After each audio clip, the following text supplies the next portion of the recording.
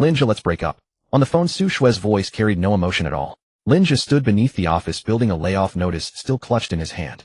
He froze for 2 seconds, his throat dry. Why, oi? A soft laugh came from the other end of the line.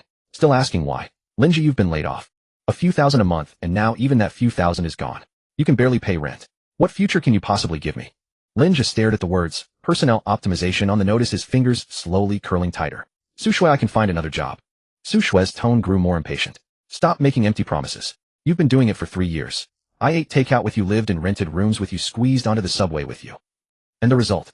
You couldn't even afford the bag I wanted for my birthday. Lin Zhe fell silent. That bag cost 38,000. He had only 4,200 in his bank account back then. Su Shue added, Lin Zhe, people have to be realistic. I don't want to keep wasting time with you. Lin Zhe's throat bobbed. So you'd already decided this long ago. The line went quiet for a moment. Then a man's voice cut in. Baby, why waste so much time talking to this loser? Lin Zhe's gaze darkened sharply. Who? Su Shue did not deny it, even showing a hint of smugness. Zhao Kai. You must know him, right? The son of Director Zhao, your company's partner. He drove his Porsche to pick me up today. The man laughed. Lin Zhe, is it? Heard you got laid off. What a coincidence. When your department was downsized, my father mentioned it in passing. For a programmer with no connections like you, getting cut was inevitable. Lin Zhe felt as if his chest had been struck by a fist. Suddenly he understood. My department's downsizing was pushed by your family. Zhao Kai sneered. Don't think too highly of yourself. You were just a pawn kicked out in passing. Su Shue whispered. Zhao Kai stopped talking. But her tone carried no real objection, only feigned gentleness. Zhao Kai kept on laughing. Buddy, let me give you some advice. Don't date such a pretty girlfriend in the future if you can't afford her. She likes bags, likes cars, likes fancy restaurants. What you can't give her, I can. A coquettish laugh came from Su Shue on the other end of the line. Lin Zhe gripped the phone tighter. Su Shue, these 3 years I never treated you poorly. Su Shue's voice instantly went cold. You didn't treat me poorly, but you never gave me a good life either. Lin Zhe, we're not from the same world. Don't come bothering me after this. The call was hung up. The beeping tone stabbed at Lin Zhe's mind until it went numb. The next second, a bank notification popped up on his phone. Savings account ending in 7421, available balance 135.20 yuan. Lin Zhe stared at those numbers and suddenly laughed. The company entrance's glass reflected his face. 25 years old, dark circles under his eyes, hair a wild mess like grass. A layoff notice in hand, 135 yuan and 20 cents in his account. His girlfriend had run off with a rich second-generation heir. His landlord had just sent a WeChat message. Shaolin, rent must be paid today, otherwise I'll change the locks tomorrow.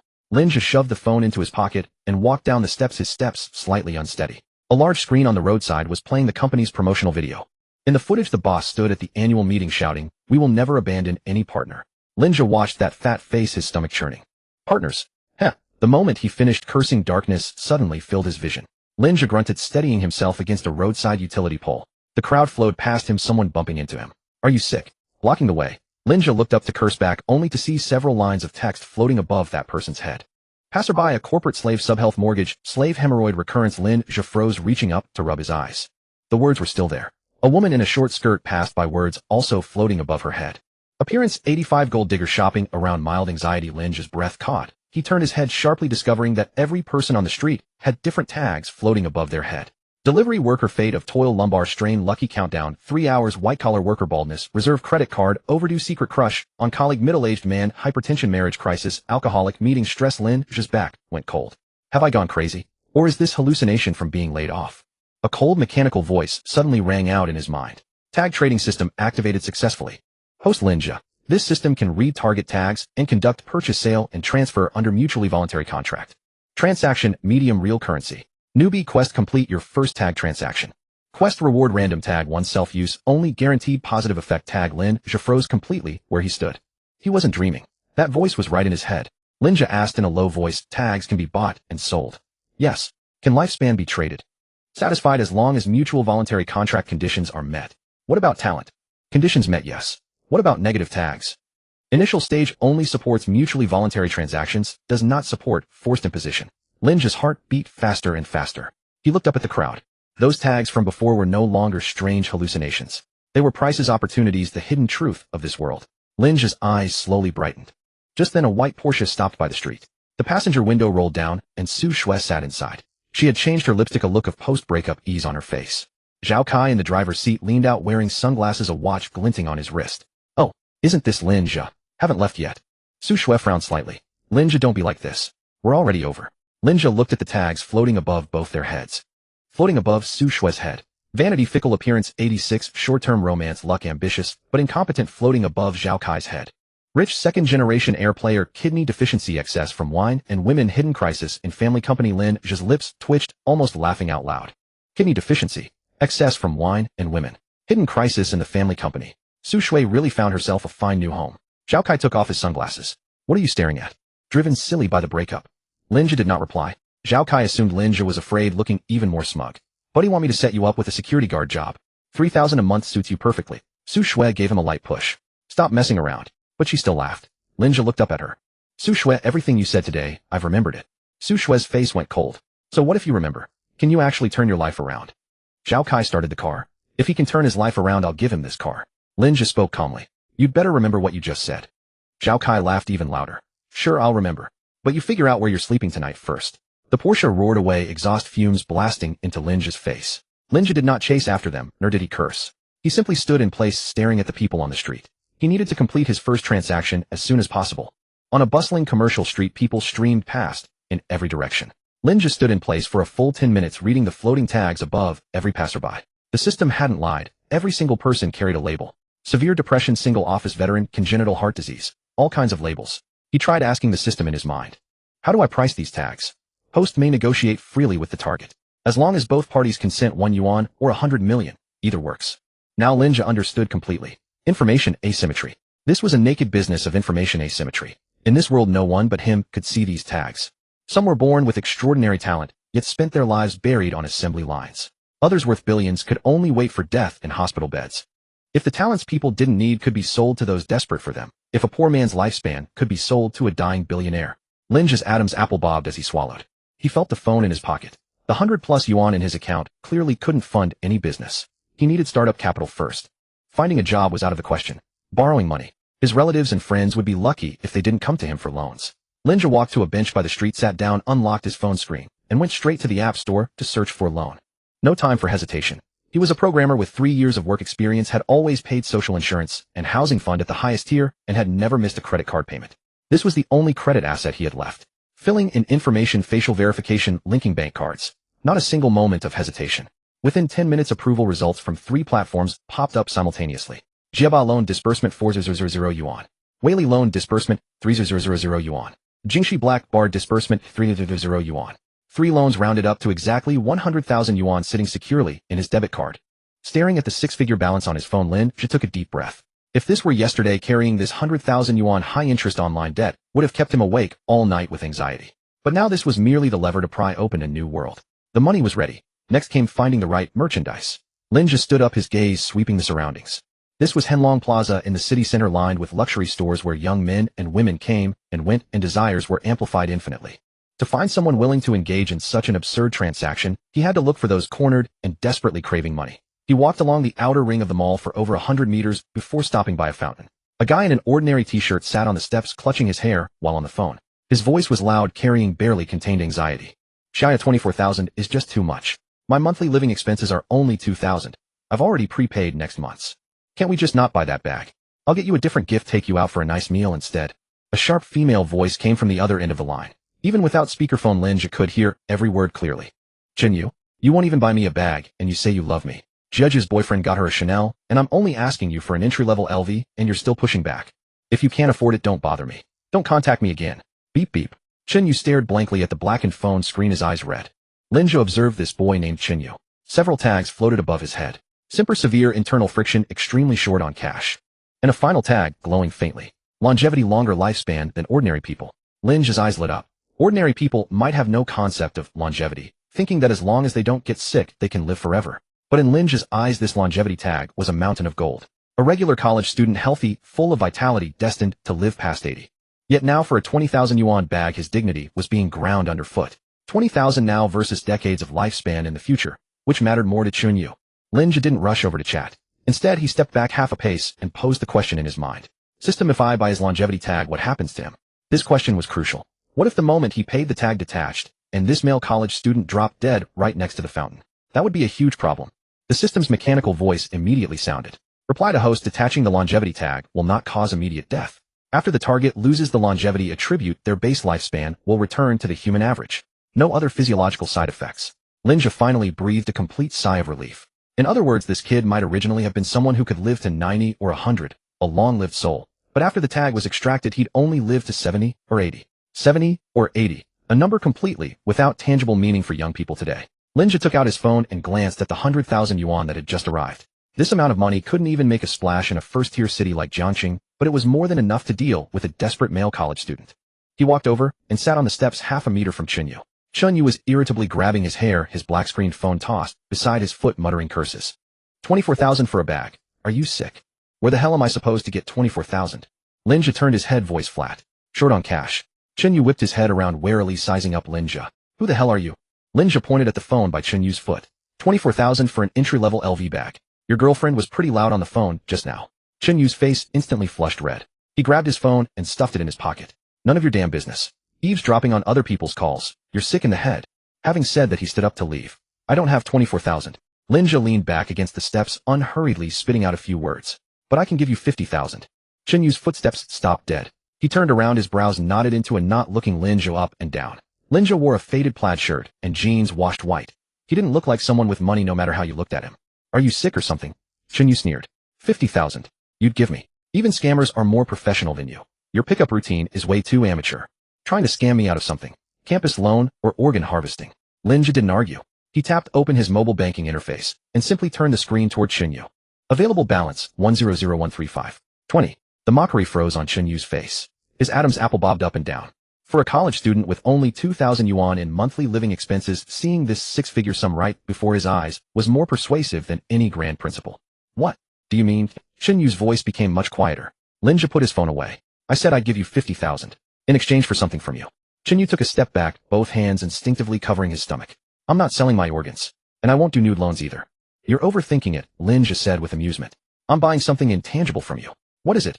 10 years of your life. Lin Zhe wiped off his smile, his tone turning utterly serious. The fountain's water splashed noisily between them. Chenyu was stunned for a second, then let out a snicker, turning his head to look around. Bro, are you shooting a skit? Where's the hidden camera? Is there someone behind that flower bed with a DSLR crouching there? Testing the limits of a college student, huh?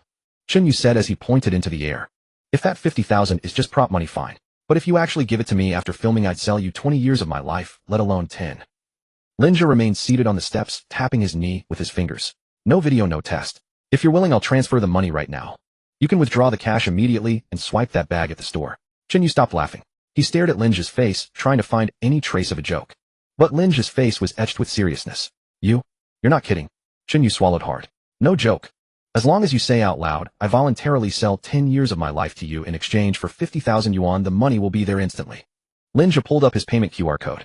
Now it was Chenyu's turn to be at a loss, two little figures fighting in his mind. One whispered this must be a new type of scam. The other countered who scams people by buying their lifespan. This guy's got a screw loose. Even if it's real, what's 10 years of life? Living that long is useless. This is a solid 50,000 bucks. The distorted face of his girlfriend Xiaoya twisted and anger flashed through his mind. Chenyu gritted his teeth and pulled out his phone. Come on, tell me how to recite it. Lin Zhe nodded. Just repeat what I said, enunciate clearly. Chenyu cleared his throat and shouted loudly at Lin Zhe. I Chenyu voluntarily sell 10 years of my life to you in exchange for 50,000 yuan. The moment the words fell, a system prompt immediately echoed in Lin Zhe's mind. Voluntary contract between both parties detected. Extracting partial attributes of the target trait, longevity. Successfully acquired 10 years of mortal life. Lin Zhe could clearly see the faintly glowing longevity tag above Chenyu's head flicker. The light dimmed, finally turning into an ordinary health average lifespan. It worked. Lin Zhe suppressed the wild pounding of his heart and quickly tapped on his screen. 50,000 yuan transfer confirmed. 2 seconds later, Chenyu's phone vibrated. He looked down at the screen. Alipay received 500,000 yuan. Chenyu gasped, his hands trembling so much he almost dropped the phone. He actually paid. This guy really spent 50,000 bucks on a meaningless sentence. He jerked his head up, looking at Lin Zhe like a god of fortune, his face plastered with a fawning grin. Bro, you're a living Buddha. Do you need more life? My roommate has plenty. I can collect them for you, and you give me a commission deal. Lin Zhe looked at his obsequious expression and found it utterly absurd. A person sold the most precious 10 years of his life for a few $1,000s to win over a woman who didn't even love him, and he could still laugh that happily. No need, go buy your bag. Lin Zhe waved his hand. Chenyu thanked him profusely, turned around, and dashed toward the luxury store in the mall, pulling out his phone to send a voice message to his girlfriend. Xiaoya, I got the money. Where are you? I'll take you to buy it now. Lin Zhe watched his figure disappear behind the glass doors of the mall, then leaned back on the steps and let out a long sigh. 50,000 was gone, leaving only a little over 50,000 in his card, but he felt no regret. Because in the system interface in his mind, a virtual warehouse had suddenly appeared. In the first slot of the warehouse sat a golden label. 10 years of mortal life available for sale sign. At the same time. Ding. Newbie task complete the first trait transaction. Achieved. Reward random trait blind box, 1 self-use only. Open now. Open, Lin Zhe murmured in his mind. Congratulations, host. You have acquired the passive trait calm in crisis forces absolute composure in any sudden situation or danger, brain processing speed increased by 200. A cool sensation instantly spread from the back of his head throughout his body. Lin Zhe's breathing, which had been rapid from the first transaction, immediately steadied. His heartbeat was stable, his mind terrifyingly clear, and even the chaotic sounds of traffic and chatter around him seemed to instantly become orderly. This feeling was too marvelous. Now with the 10 years of mortal life as his trump card, he needed to find a buyer. He absolutely couldn't sell it cheap. He had to sell it to those who were richest, most afraid of death, and on the verge of dying. Outside the mall, the sunlight was dazzling. Lin Zhe walked to the Starbucks on the corner, pushed the door open, and was greeted by a blast of air conditioning. He ordered the cheapest Americano and found a corner seat by the window. Opening his backpack, he pulled out the 4-year-old laptop. Power on. His fingers hovered over the keyboard, but he didn't press the search key immediately. In his mind, the golden 10 years of mortal life trait sat quietly in the system warehouse. If he sold it to an ordinary person, he'd at most get a few $100,000, and it would attract unnecessary trouble. To sell it, he had to target those at the top of the pyramid. They had endless money but couldn't buy time. Who needed lifespan the most? Elderly rich men on the verge of death. Which elderly rich men in Jiangxing were on the verge of death? Lin Zhe typed a few keywords into the search bar. Jiangxing business tycoon critically ill hospitalized. A flood of news links appeared on the screen. Shock. Jiangxing's richest man suffers sudden heart attack, hospitalized. Qinda Group chairman returns from overseas medical treatment, condition unknown. The information was too chaotic. Most news was mere speculation. The health status of true top-tier tycoons was the highest level of business secret. How could anyone find accurate information online so easily? Lin Zhe changed his approach. When tycoons got sick, they didn't queue up at ordinary hospitals. They had private medical teams and stayed in top-tier sanatoriums. All he had to do was pinpoint the most exclusive sanatorium in Jiangxing, stake out the entrance, and use the system to check their traits. 100 times more effective than searching online. He typed Jiangcheng, top-tier private sanatorium. Press enter. The top result was Jiangxing Awakens Private Sanatorium. The description read, covering 300 acres nestled against Wudong Mountain, staffed by an international top-tier medical team, offering around-the-clock one-on-one health management. Admission threshold asset verification of 10 million yuan plus a recommendation from an internal member. 10 million yuan asset verification. Lin Zhe took a sip of the bitter Americano. This place, ordinary people couldn't even get near the gate. That's the one. No doubt. He closed the laptop and downed the remaining coffee in one gulp. Stepping out, he hailed a ride-hailing car and headed straight for Wudong Mountain. Half an hour later, the car was stopped halfway up the mountain. The driver turned around, his expression apologetic. Buddy, up ahead is private property. Cars with our license plates aren't allowed in. You'll have to get off here. Lin Zhe pushed open the car door and stepped onto the asphalt road. Not far away was the gate of Awakens Convalescent Home. The black wrought iron gate was shut tight, flanked by walls over 3 meters high covered in electric fencing. For security guards in black suits stood at the entrance, their postures straight, wearing earpieces, looking even more professional than bank armored truck guards. Lin Zhe looked at the security guards from over 20 meters away. Over the heads of the 4 men, words floated. Retired Special Forces soldier. Monthly salary of 30,000. Mortgage slave. Martial arts expert. Lin Zhe withdrew his gaze, abandoning the idea of forcing his way in or sneaking in.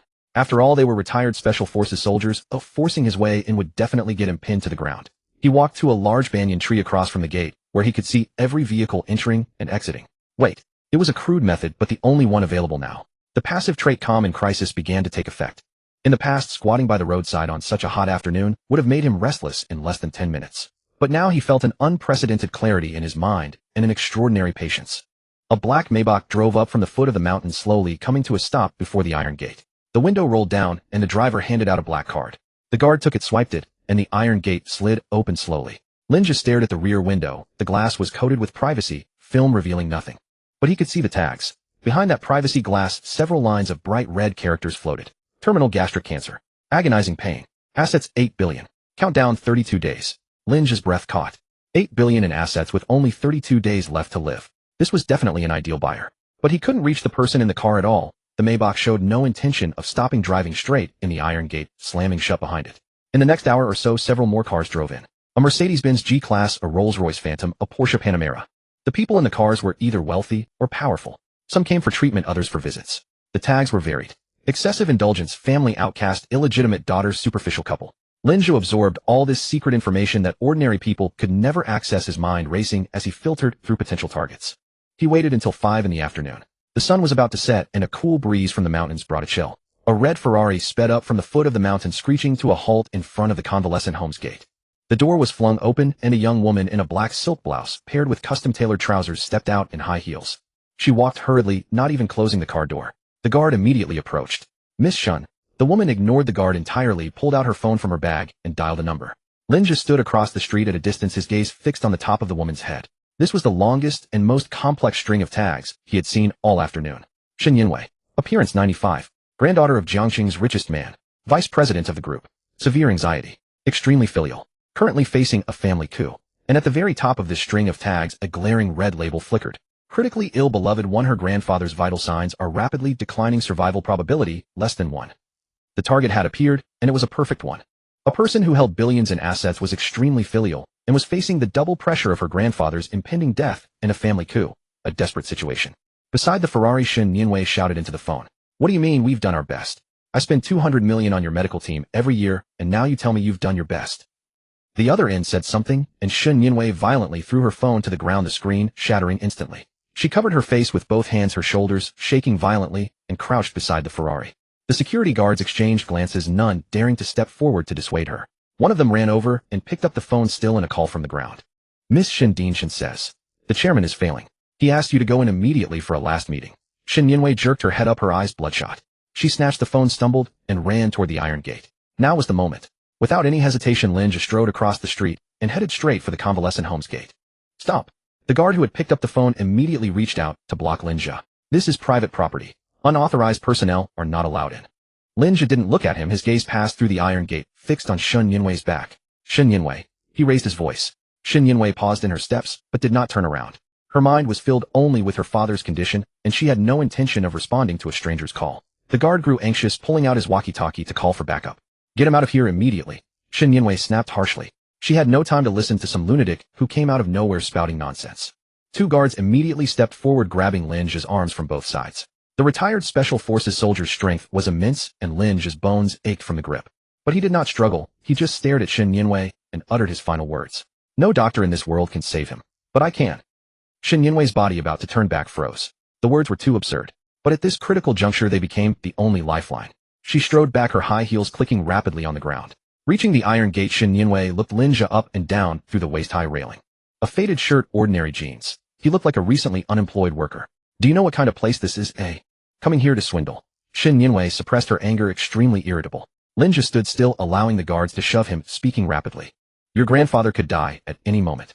And you are facing a family coup. Once your grandfather dies, his life's work will be handed over to others. Shen Yinwei whirled around. This time she was truly shocked. The news of her grandfather's critical condition was known to no more than 5 people in all of Jiangxing.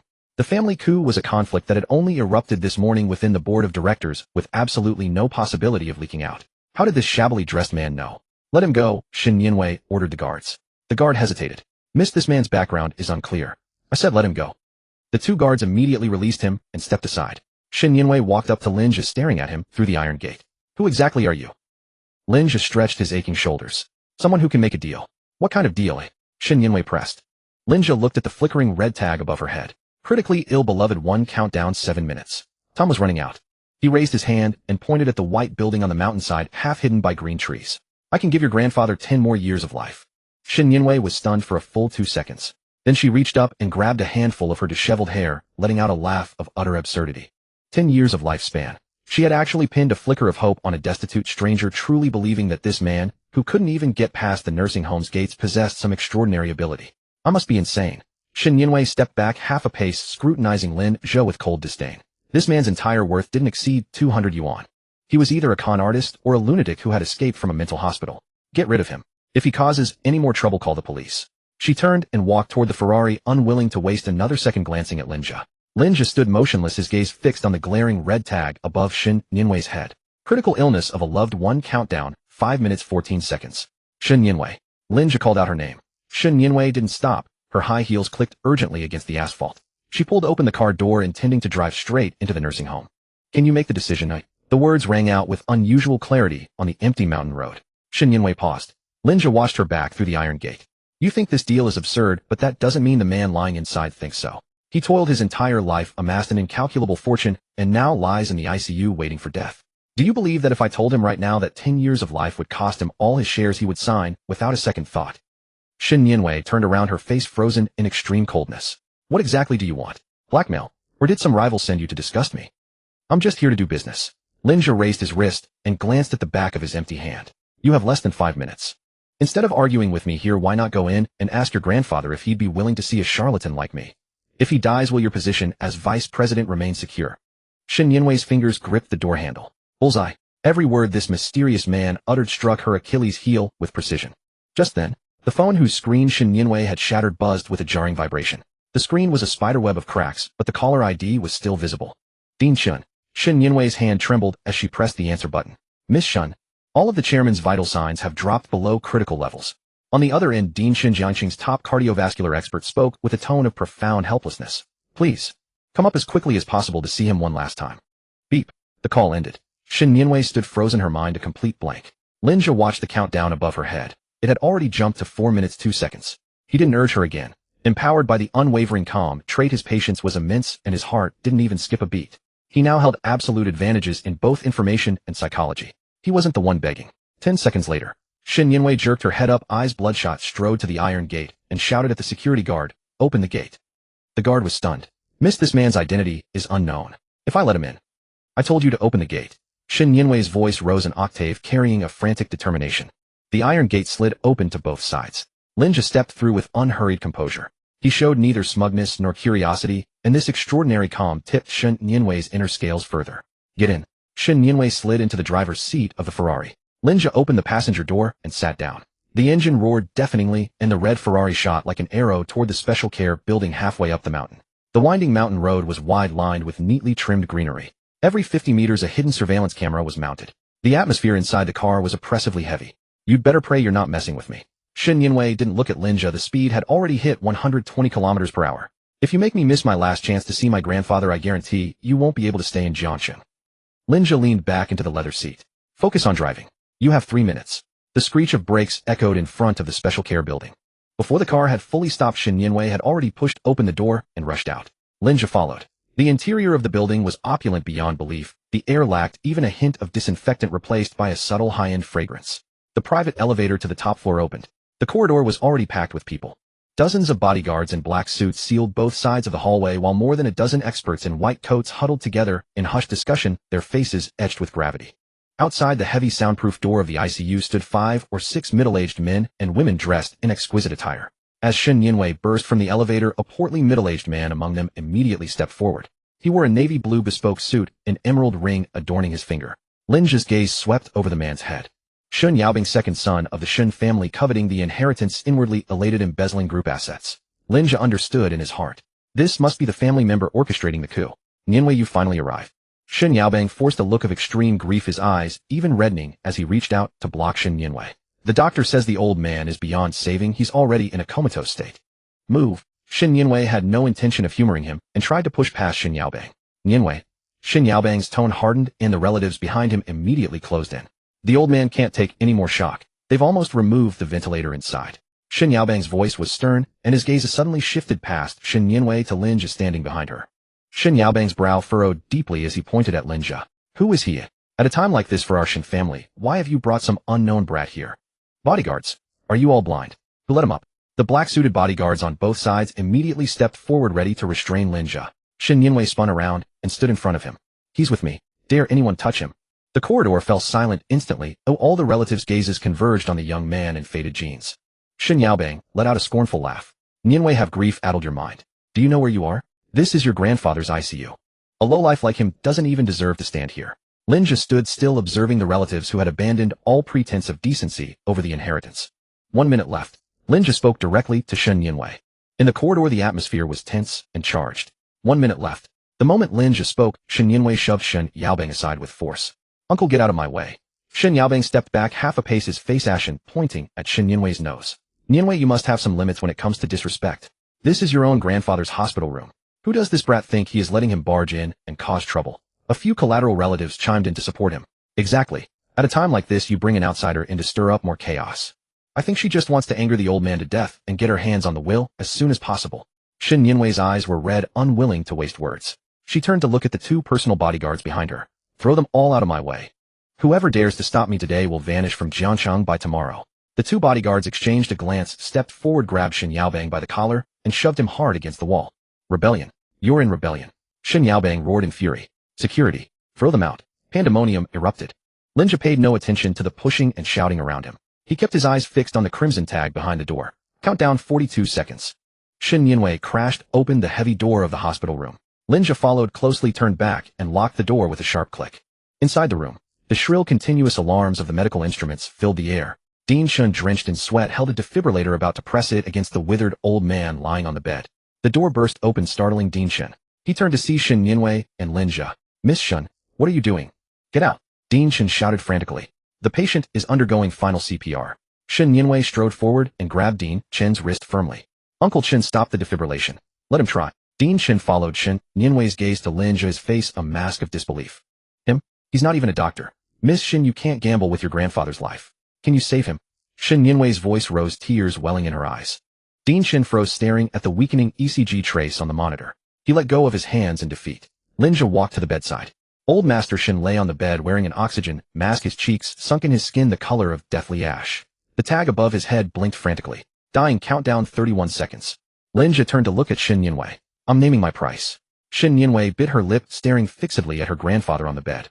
What do you want? If I can give it, I will. 1 billion. Lin Zhe uttered the two words flatly. The entire room fell silent, even the alarm seemed to pause for a second. Dean Chen's eyes bulged, his jaw nearly hitting the floor. 1 billion. Are you insane? You come here to extort money at a time like this? I'm calling the police. Shen Yinwei was also stunned, her chest heaving violently. 1 billion in cash, an astronomical sum. Across the entire Jiangxing, the number of families that could produce 1 billion in cash within an hour could be counted on one hand. Are you robbing me? Shen Yinwei blurted out. It's a fair price. Lin Zhe offered no further explanation.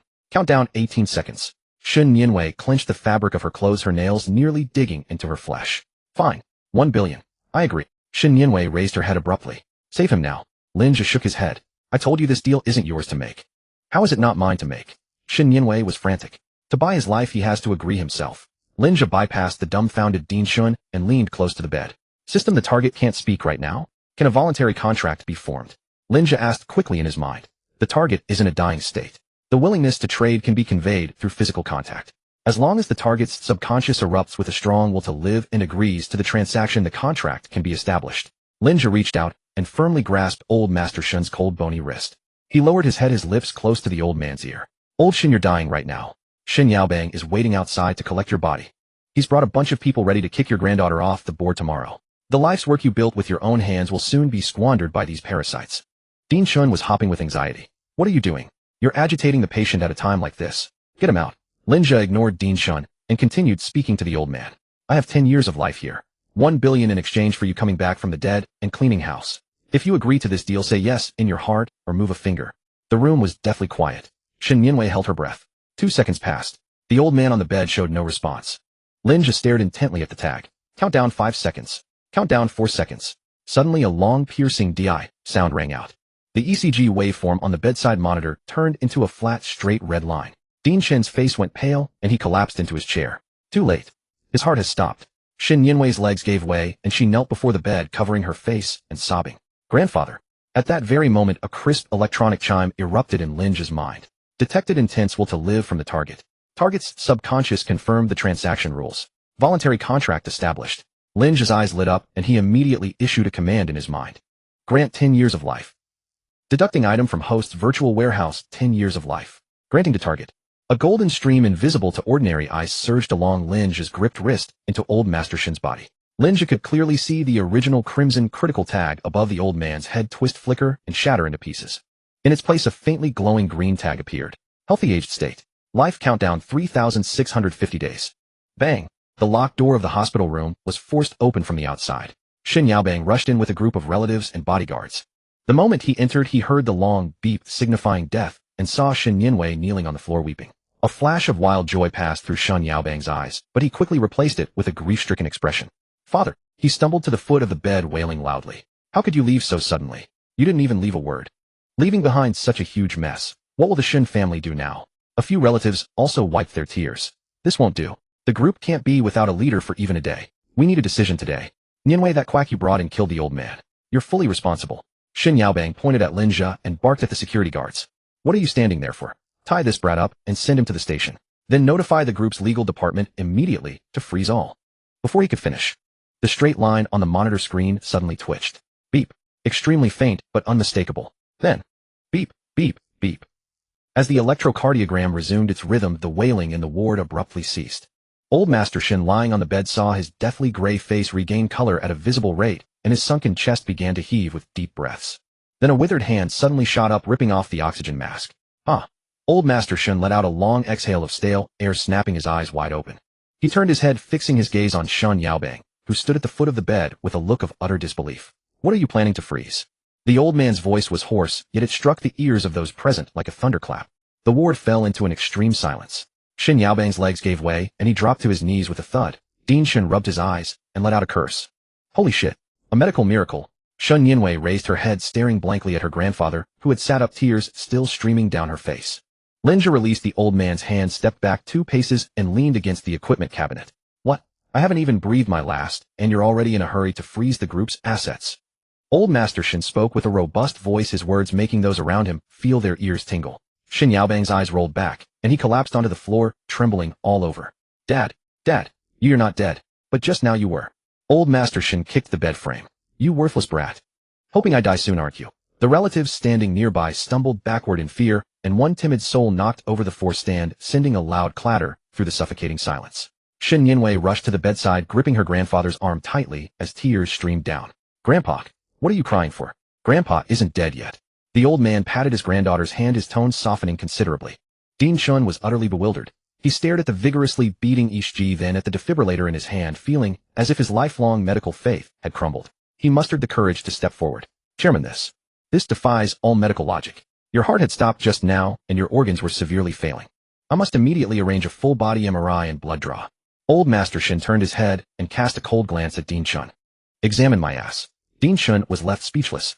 The old man ignored the doctors entirely, turning his gaze to the bodyguards still in shock at the doorway. What are you standing there for? Throw Xin Yaobang out. Send him home to reflect on his mistakes. If he dares to step out of the house without my orders, I'll break his legs. 2 black-suited bodyguards snapped out of their daze, stepped forward, and hoisted the limp Xin Yaobang, between them dragging him out. Dad, I was wrong. I was just panicking and talking nonsense. Xin Yaobang's pig-like squeals echoed down the corridor, growing fainter. The remaining relatives, faces pale as sheets, dared not make a sound. Get out, all of you. The old man pointed at the door. They scrambled out faster than rabbits. A dozen specialist doctors remained in the ward. The old man waved his hand in irritation. Old Shin, take your people out. If anyone breathes a word of what happened today to the outside, I Shun Changshan will make sure their whole family can't stay in Jiangqing. Din Shin wiped cold sweat from his forehead, nodding repeatedly. Understood, I understand completely. Old Master Shin, please rest well. He gestured for the white-coated doctors to evacuate swiftly, pulling the damaged ward door shut as he left. The footsteps in the corridor faded away, leaving the ward in absolute silence. Only Old Master Shun Xin Yinwei and Lin Zhe, still leaning against the equipment cabinet, remained. Xin Yinwei finally came to her senses and turned to look at Lin Zhe.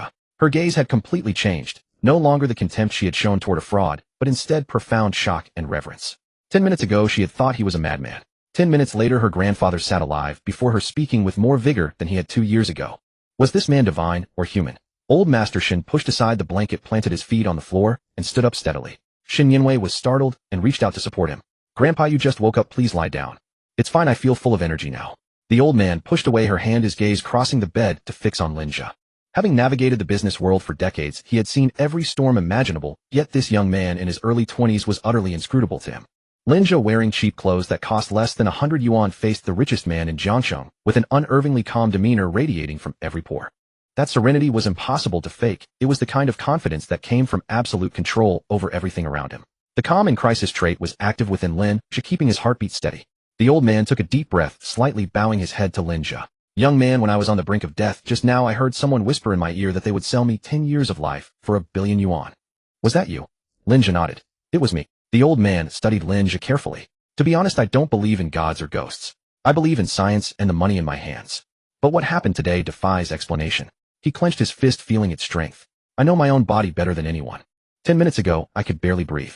Now I truly believe I can live another 10 or 20 years. The old man pointed at Lin Zhe, then glanced at Xin Yinwei. I'll pay the 1 billion.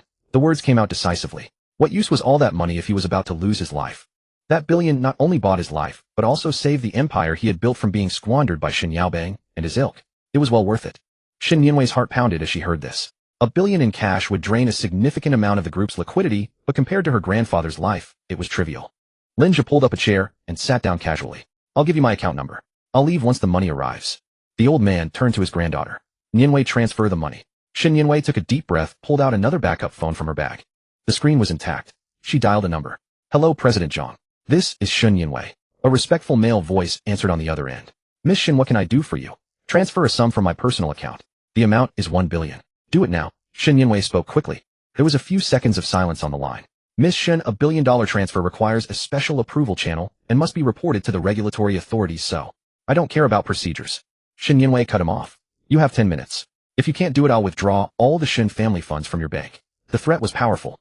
All right, I'll handle it personally. Please provide the recipient's account number and name. Xin Yinwei turned to look at Lin Zhe. Lin Zhe recited a string of numbers along with his name. Xin Yinwei repeated them to the other end of the line. The call ended. For the next 10 minutes, silence reigned in the hospital room. Xin Changshan sat on the bed, rotating his wrists and neck, savoring the sensation of strength long absent from his body. He glanced up at Lin Zhe from time to time. The young man was far too composed. A few minutes later, Lin Zhe's phone in his trouser pocket vibrated. He retrieved his phone and woke the screen. A message notification appeared. Industrial and Commercial Bank of China, your card ending in 7421 received a transfer deposit of 1,000 yuan on the 18th at 1742. Available balance 1,000,50135. 20 yuan. An endless string of zeros nearly filled half the screen. Combined with the remaining 50,000 from before, the figures were blindingly dazzling. Just hours earlier, if Lin Zhe had seen an extra billion in his account, he would have trembled with excitement, even suspecting it was a scam message. But now the passive trait, steadfast under pressure, held his emotions in an iron grip. His heartbeat did not quicken and his mind remained extraordinarily clear. He locked the phone screen and slipped it back into his trouser pocket. Receive. Lin Zhe pulled out his chair and stood up. Transaction complete. Settled. With that, without the slightest hesitation, he turned and walked toward the door. Young man, please wait. Xin Changshan spoke up, his voice full of vigor. Lin Zhe stopped in his tracks and turned to look at him. Xin Changshan threw back the blanket and placed his bare feet on the floor. Xin Yinwei instinctively moved to support him, but he raised a hand to stop her. The old man who had dominated the business world for decades walked step by step to stand before Lin Zhe. Mr. Lin, a great kindness requires no words of gratitude. Even his form of address had changed. These billion yuan purchased 10 years of life. By any calculation, this deal benefits me far more. He turned to look at his granddaughter. Yinwei, prepare a stock transfer document. Transfer 5% of the group's shares from my name to Mr. Lin's. Xin Yinwei sucked in a sharp breath. 5%. The Shun Group's total market value exceeded 200 billion. 5% meant over 10 billion in tangible assets plus extremely generous annual dividends. Her grandfather was sparing no expense. Lin Zhe regarded Xin Changshan with an expression free of any extraneous emotion. $1 billion in cash was indeed substantial, but for a sprawling corporate empire, shares were the true core. Lin Zhe understood perfectly well what Xin Changshan was after. This 5% share was merely a means to bind him permanently to the Shun family's chariot. Lin Zhe shook his head. No need. Xin Changshan hesitated briefly. Mr. Lin, is 5% insufficient? If you're not satisfied, 8% is also possible. Anything higher would cause trouble with the board of directors. I need time to handle it. Xin Yinwei listened nearby, her scalp tingling. 8%. Had her grandfather gone mad? It's not about being insufficient. Lin Zhe's tone was calm, unruffled by hundreds of billions in shares. As I said, we conducted a transaction. I sold 10 years of my life. You paid $1 billion in cash. I set the price. You agreed and made the payment. The deal is concluded. Lin Zhe met Xin Changshan's gaze. I won't take shares, won't take sides, won't serve as an advisor. Payment on one side, goods on the other. Silence descended over the hospital room once more. Xin Changshan stared at Lin Zhe. In his life, he had encountered far too many greedy people. Some who would abandon their own families for a few million, others who would take desperate risks for tens of millions. But this young man before him had directly refused the temptation of 10 billion. It was not a negotiating ploy. He genuinely did not care. This air of detachment combined with terrifying ability, this demeanor of a supreme ruler, struck even a seasoned veteran like Xin Changshan with a profound sense of wariness. I was presumptuous. Xin Changshan stepped back half a pace, his posture exceedingly humble. Since Mr. Lin has his own principles, I would never presume to insist. He turned to Xin Yinwei and issued a stern command. Yinwei, from this day forward, Mr. Lin is the most honored guest of our Xin family. Seeing him is like seeing me. Do you understand? Xin Yinwei nodded immediately. Understood. Lin Zhe could not be bothered with such ceremonial pleasantries. He pulled open the hospital room door and walked out. The corridor was deserted. Xin Yaobang and his group had long been cleared out by the bodyguards, leaving not even a ghost behind. Xin Yinwei hurried to follow. Mr. Lin, let me see you out. The two walked one behind the other to the elevator. When the doors opened, Lin just stepped inside. Shin Yinwei followed him in and pressed the button for the ground floor. She took a sleek black metal card from her bag and extended it to Lin Zhe with both hands. Mr. Lin, this is my personal card. My private number is on it. If you encounter any trouble in Jiangxing or need anything handled, please call me anytime. I'm at your service. Lin Zhe did not take it. His gaze lingered on the card for half a second before returning to the elevator display. As I said, the transaction is concluded, and we're even. Lin Zhe's voice remained steady without the slightest inflection. I won't take shares, won't take sides. Shin Yinwei's hand froze in midair, uncertain whether to withdraw it or continue holding it out. In Jiangxing, countless wealthy businessmen had schemed and pulled strings all for the sake of obtaining this black card. Now she offered it with both hands, yet the other party would not even touch it. The elevator reached the ground floor. The doors opened, and Lin Zhe walked straight out. Shin Yinwei followed quickly. Mr. Lin, there are no ride-hailing services on Wudong Mountain. I'll have my driver take you down. No need. Lin Zhe did not look back, heading directly toward the nursing home's main gate. Shin Yinwei stood rooted to the spot, watching the figure in the cheap plaid shirt. She continued watching until Lin Zhe completely vanished from her sight. Only then did she turn and head back upstairs. Tonight the Shun group was destined to experience a major earthquake, and she needed to handle the mess left by Shun Yaobang as her grandfather had instructed. Lin Zhe walked out through the nursing home's main gate. The 4 retired Special Forces security guards at the entrance stood rigid, not daring to breathe. They had personally witnessed the Shun family's young mistress escort the man in with such deference, then follow behind respectfully to see him out. How could they possibly dare to obstruct him now? Lin Zhe walked down the winding mountain road for a stretch. He took out his phone and opened the ICBC message. A long string of zeros, exactly 1 billion in cash. For anyone, such a dramatic shift in fortune would be enough to make their head spin with blood. But Lin Zhe was exceptionally composed at this moment. With this money combined with the trade exchange system, every rule in this world would be rewritten for him. A call notification popped up at the top of his phone screen with the contact name Landlord Liu. Lin Zhe pressed the answer button. Lin Zhe, when are you going to transfer the rent? The voice on the other end of the line, Old Lady Liu's, was loud enough to burst eardrums. I told you clearly on WeChat. If you don't pay today, I'm changing the locks tomorrow. Don't you dare play dead with me. Lin Zhe held the phone slightly away from his ear. I'm not renting anymore. There was a 2-second pause on the other end of the line, then the voice turned even sharper.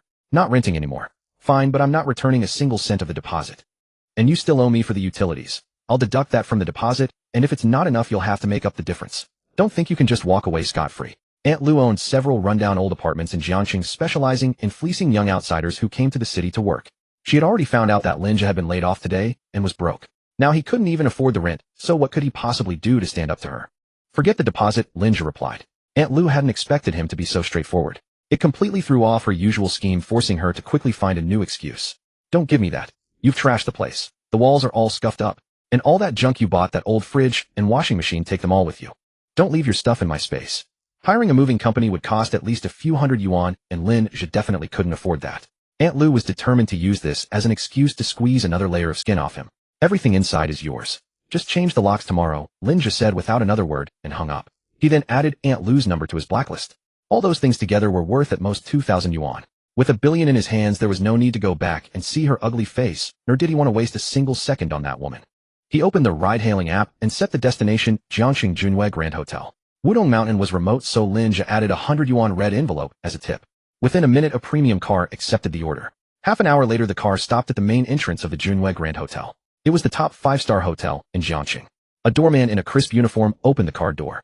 Lin Zhe stepped out carrying his 4-year-old laptop bag and walked straight into the lobby. The interior was lavishly decorated, resplendent and golden, with everyone coming and going dressed in suits or adorned with jewelry. Lin Zhe in his faded clothes drew many curious glances. He approached the front desk. I'd like to book a presidential suite, Lin Zhe said, handing over his ID. The female receptionist paused for a moment, her eyes scanning his clothes, then quickly regained her professional composure and tapped at her keyboard. Good evening, sir. We do have a presidential suite available. The nightly rate is 88,000 yuan. How many nights would you like to book? The receptionist deliberately emphasized the price. This was part of the hotel's training to gently discourage those who had wandered in by mistake or were joking. 1 month to start, Lin Zhe said without any hesitation. The receptionist's fingers stopped on the keyboard as she looked up at him, wondering if she had heard correctly. Sir, for 1 month the total would be 264 million yuan. We would need you to pay the full amount up front or provide a pre-authorization for that amount. Full payment, Lin Zhe said, pulling out his phone and showing his payment code. The receptionist took a deep breath and picked up the scanner. Beep. The sound of a successful payment was especially crisp in the quiet lobby. The POS machine immediately printed a long receipt. The receptionist's demeanor changed instantly as she stepped out from behind the counter, handed over the room key with both hands, and bowed to a 90-degree angle. Mr. Lin, here is your room key. Your personal butler will guide you shortly. If you need anything at all during your stay, please don't hesitate to let us know. Lin Zhe took the key and turned toward the elevator. Laughter came from the lounge area in the lobby. This steak tastes terrible. Let's try a different place next time. A man's voice drifted over. Lin Zhe stopped and turned to look. Zhao Kai had his arm around Su Shui just stepping out of the exclusive elevator from the revolving restaurant. The expensive watch on Zhao Kai's wrist gleamed in the light, and Su Shui carried the same entry-level LV bag that Shen Yu couldn't afford, her face brimming with the joy of drowning in money. Su Shui looked up and met Lin Zhe's gaze. Her smile vanished instantly, her brows furrowed in undisguised disgust. Lin Zhe, why do you keep haunting me? Su Shui walked over in her high heels and blocked his way. Zhao Kai followed, sizing Lin Zhe up, then burst into loud laughter. I thought it was someone important. Isn't this the loser who got fired? What following us here? Zhao Kai deliberately raised his voice, drawing the attention of several guests in the lobby. Su Shui felt utterly humiliated and deliberately stepped away from Lin Zhe. Lin Zhe, wasn't I clear enough on the phone this afternoon? We're over. You don't even have money for a budget hotel, and you come to the Junhui Grand Hotel to ambush me. If you're not embarrassed, I am for you. Lin Zhe stood still. He looked at the tags above their heads. Su Shui's were still the familiar labels. The tag above Zhao Kai's head family company hidden landmine had changed. The tag was flickering violently, the original bold characters turning an alarming red, followed by a small line of text. Countdown to explosion, 5 minutes. The Jiangxing Building Materials Market's capital chain has completely snapped, and the bank is about to freeze all of the Zhao family's assets. Lin Zhe shifted his gaze from the tag to Zhao Kai's arrogant face. 5 minutes, Lin Zhe said suddenly. Zhao Kai was taken aback. What 5 minutes? What are you mumbling about, you loser? In 5 minutes, all your bank cards will be frozen. Lin Zhe looked Zhao Kai in the eye and stated flatly. You'd better go pay your dinner bill at the front desk now. Otherwise, when you can't pay, security will throw you out. Zhao Kai doubled over, laughing, pointing at Lin Zhe's nose. Are you mentally broken from being laid off? Freeze my cards. Do you even know how big my father's company is in Jiangxing? In 5 minutes. Hell, even in 50 years I could come here every day and eat a full imperial banquet without going broke. Su Shui rolled her eyes, her face full of disgust. Lin Zhe, is this some kind of act? Zhao Kai is a respected young master in the Jiangxing building materials circle. All you can do is spit out useless threats. Why don't you just get lost and stop ruining our appetite? Mr. Lin, your private elevator is ready. The hotel's lobby manager quickly approached, standing respectfully at Lin Zhe's side. Zhao Kai glanced at the manager. Manager, this beggar is harassing guests in your lobby. Why don't you throw him out? The lobby manager's face darkened, and he stepped forward to block Lin Zhe. Sir, please show some respect. Mr. Lin is our most esteemed long-term guest in the presidential suite. If you continue to insult him, I will have no choice but to ask security to escort you out. At these words, Zhao Kai's smile froze completely, his eyes nearly popping out. Su Shui's mind went blank, and she stood there dumbfounded. Presidential suite. Long-term rental. That was the top suite at over 8,000 yuan a night. How could Lin Zhe, a penniless man who couldn't even afford a few thousand in rent, possibly afford that? Manager, are you mistaken? Su Shui's voice cracked. He was just laid off today. He doesn't even have 5,000 yuan in his account. Mr. Lin has just paid the full month's rent in advance, the lobby manager said with great seriousness. I repeat, please do not disturb our VIP. Zhao Kai's face turned ashen, feeling the stares of the other guests burning into his cheeks. At that moment, his phone suddenly buzzed violently in his pocket. The ringtone was his father's exclusive call. Lin Zhe glanced at the lobby clock. The timing was perfect, exactly 5 minutes. Zhao Kai pressed the answer button, his tone extremely casual. Hello, Dad, I'm having dinner with people at Junhui Hotel. Why are you calling at this time? Eat? Like hell. A hysterical roar came from the other end of the phone. The sound was so loud that even Su Shui, standing a few steps away, heard it clearly. The bank has frozen all our corporate accounts. Several major suppliers are now blocking the company entrance with people. The capital chain is completely broken. Zhao Kai's mind went blank with a buzzing sound, and the arrogance on his face instantly froze. Dad, you're joking, right? Yesterday, everything was fine. I'm joking with your mother's ass. Zhao's father's voice was filled with despair and exasperation. Quickly check if the cards under your name still work. If they do, transfer the money out immediately, find a place to hide for a few days, and whatever you do, don't come home. Before he finished speaking, a harsh banging sound came from the other end of the phone, followed by the call being cut off, leaving only a busy tone.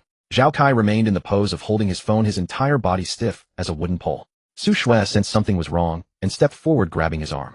Darling, what's wrong? What did your uncle say? Zhao Kai shook off Su Shui's hand and frantically opened the mobile banking app. Login. Fingerprint unlock. A red prompt box popped up in the center of the screen. The accounts under your name are in an abnormal state and have been judicially frozen, temporarily unavailable.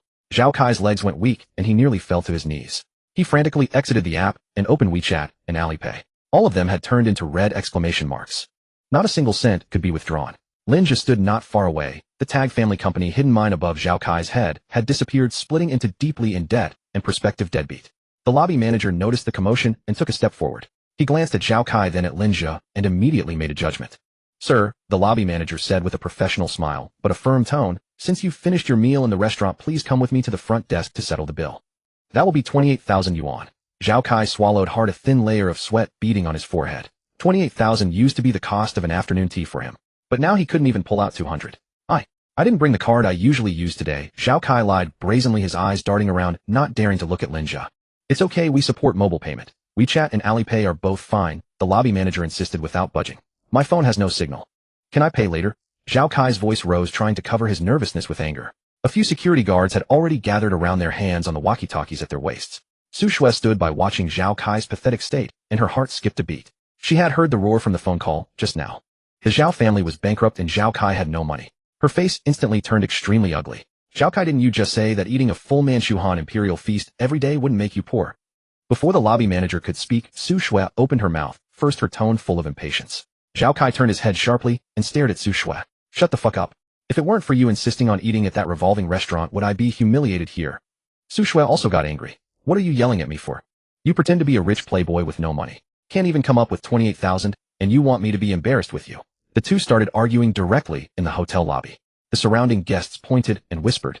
Lin Zhe watched this farce and found it utterly ridiculous. 10 minutes ago these two were condescendingly mocking him for not being able to afford rent. Now one was bankrupt and the other had turned hostile. Mr. Lin, your personal butler has arrived. This way, please. The lobby manager turned around and immediately switched to absolute deference toward Lin Zhe. A foreign butler in a tailcoat stepped forward, making a gesture with his white-gloved hand. Lin Zhe nodded, too lazy to glance at the couple again, and walked directly toward the private elevator to the presidential suite. Su Shui saw Lin Zhe about to leave, and a sudden thought flashed through her mind. The presidential suite at Junhua Hotel cost over 80,000 a day, that's over 2 million a month. Lin Zhe has struck it rich. He must have hit the jackpot. Lin Zhe. Su Shui rushed forward in her high heels, shoving Zhao Kai aside, and ran straight toward Lin Zhe, reaching out to grab his arm. Lin Zhe, wait for me. Lin Zhe paused his steps and moved half a step to the side. Su Shui lunged and missed, nearly falling to the ground. Don't touch me. Lin Zhe brushed off his sleeve. Su Shui steadied herself, her eyes instantly reddening, as she forced out a few tears, putting on an extremely aggrieved expression. Lin Zhe, let me explain. Just now it was Zhao Kai who forced me. He threatened me with his father's company's cooperation, so I deliberately spoke to you like that. Su Shui's voice was cloying and pitiful. How have I treated you these past 3 years? Don't you know? You've always been the only one in my heart. Can you take me upstairs? Let's go back to the room and talk slowly. Lin Zhe looked at the tags above Su Shui's head. Gold digger, fickle, extreme vanity. Now there was one more, extreme regret.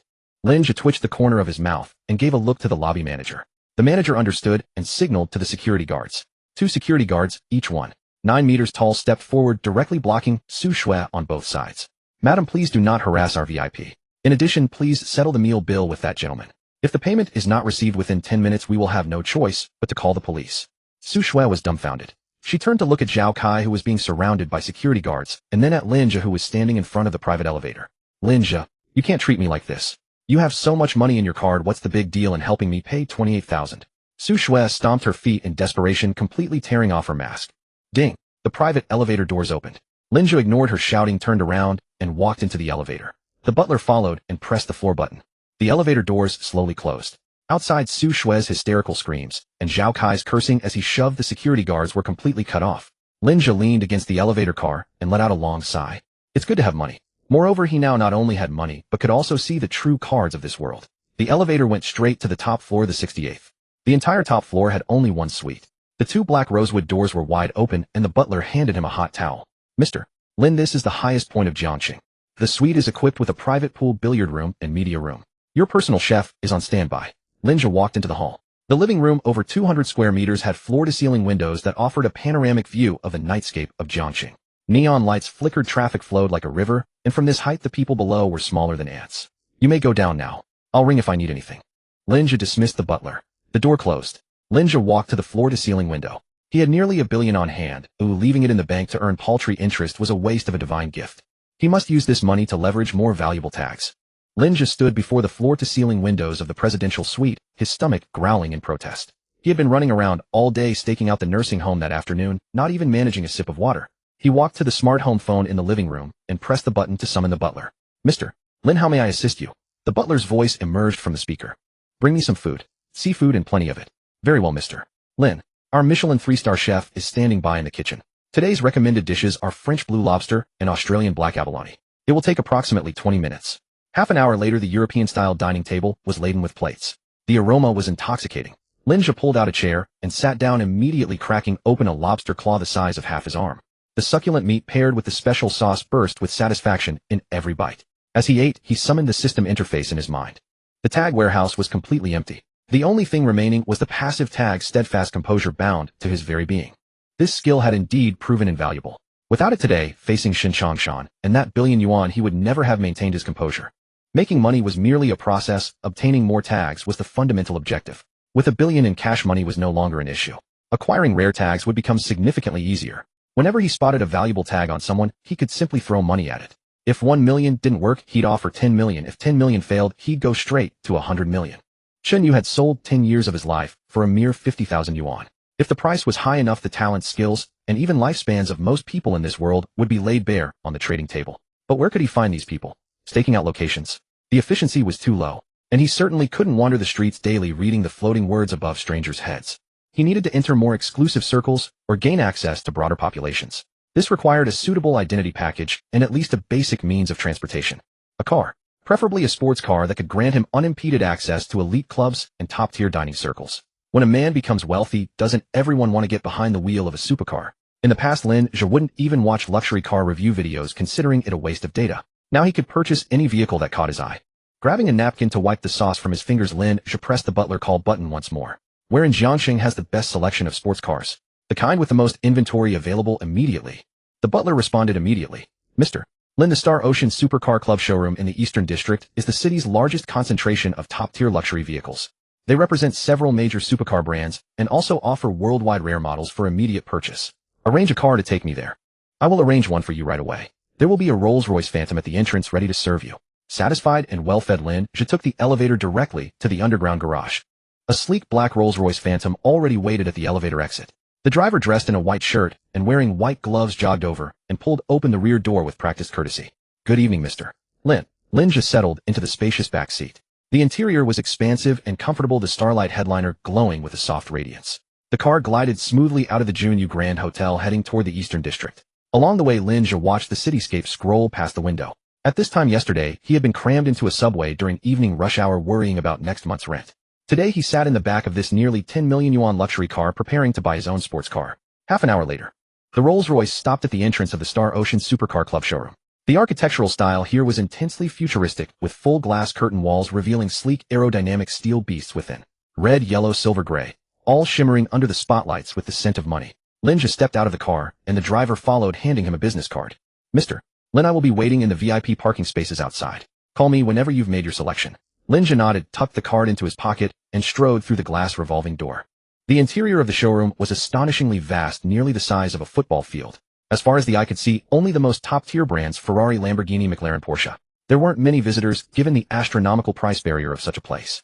A few fashionable young couples were gathered around a bright yellow Lamborghini taking photos. Lin Zhe walked near that vehicle. Immediately, several tags floated into view from the bystanders. Internet celebrity, host, group buying, socialite, severe Huawei addict. All trivial negative tags with no real value. Lin Zhe withdrew his gaze, his attention wholly captured by the car before him. A silver-gray Porsche 911 sat at the edge of the display platform, its streamlined body radiating pure aesthetic appeal. As Lin Zhe examined the vehicle, a female salesperson in a professional suit approached. Her legs, clad in black stockings, were long and straight, the tight pencil skirt accentuating a perfect S-curve. Her high heels clicked sharply against the marble floor. Lin Zhe glanced at her. Zhou Li, senior salesperson, performance anxiety countdown, 3 days snob. Zhou Li stopped 2 meters behind Lin Zhe, sizing him up and down. A checkered shirt, faded jeans washed nearly white, and a pair of no-name sports shoes. The entire outfit couldn't be worth more than 200 yuan. People who came to a showroom like this were either rich second-generations internet celebrity bosses or at the very least presentable middle-class individuals. Someone dressed like Lin Zhe was most likely some poor student who wandered into window shop, or a broke young man wanting to snap photos for social media. Sir, Zhou Li spoke, her tone carrying perfunctory official distance. This vehicle is on display. If you're only here to look, please remain behind the safety line. The paint is very expensive, and any scratches would be troublesome. Lin Zhe stopped walking and turned to look at her. I'm here to look at a car. I can't get close. Zhou Li folded her hands in front of her. Every vehicle here starts at over 3 million yuan. Regular maintenance and waxing require dedicated professionals. You're welcome to look, but please don't touch. Lin Zhe couldn't be bothered to argue with someone like this. People with the snob tag were a dime a dozen in luxury and supercar circles. Among your immediate inventory, which are the most expensive? Zhou Li's brow furrowed slightly, her conviction that this man was a complete loser solidifying. He didn't ask about performance or specifications. He went straight to asking about the most expensive ones. Clearly he just wanted to broaden his horizons so he could brag to others later. Over there in the center of the main showroom, there are two flagship treasures. Zhou Li pointed casually in one direction. A Ferrari SF90 and a Lamborghini Aventador. However, that's the VIP area. You need to verify your assets before entering for a close-up view. How much for verification? The verification standard is a liquid account balance of at least 10 million yuan. Zhou Li curled her lips, clearly not believing that someone dressed like Lin Zhe could have 10 million yuan. Lin Zhe did not lose his temper. Nothing could stir his emotions too much anymore. He simply took out his phone from his trouser pocket, opened the ICBC app, and unlocked it with his fingerprint.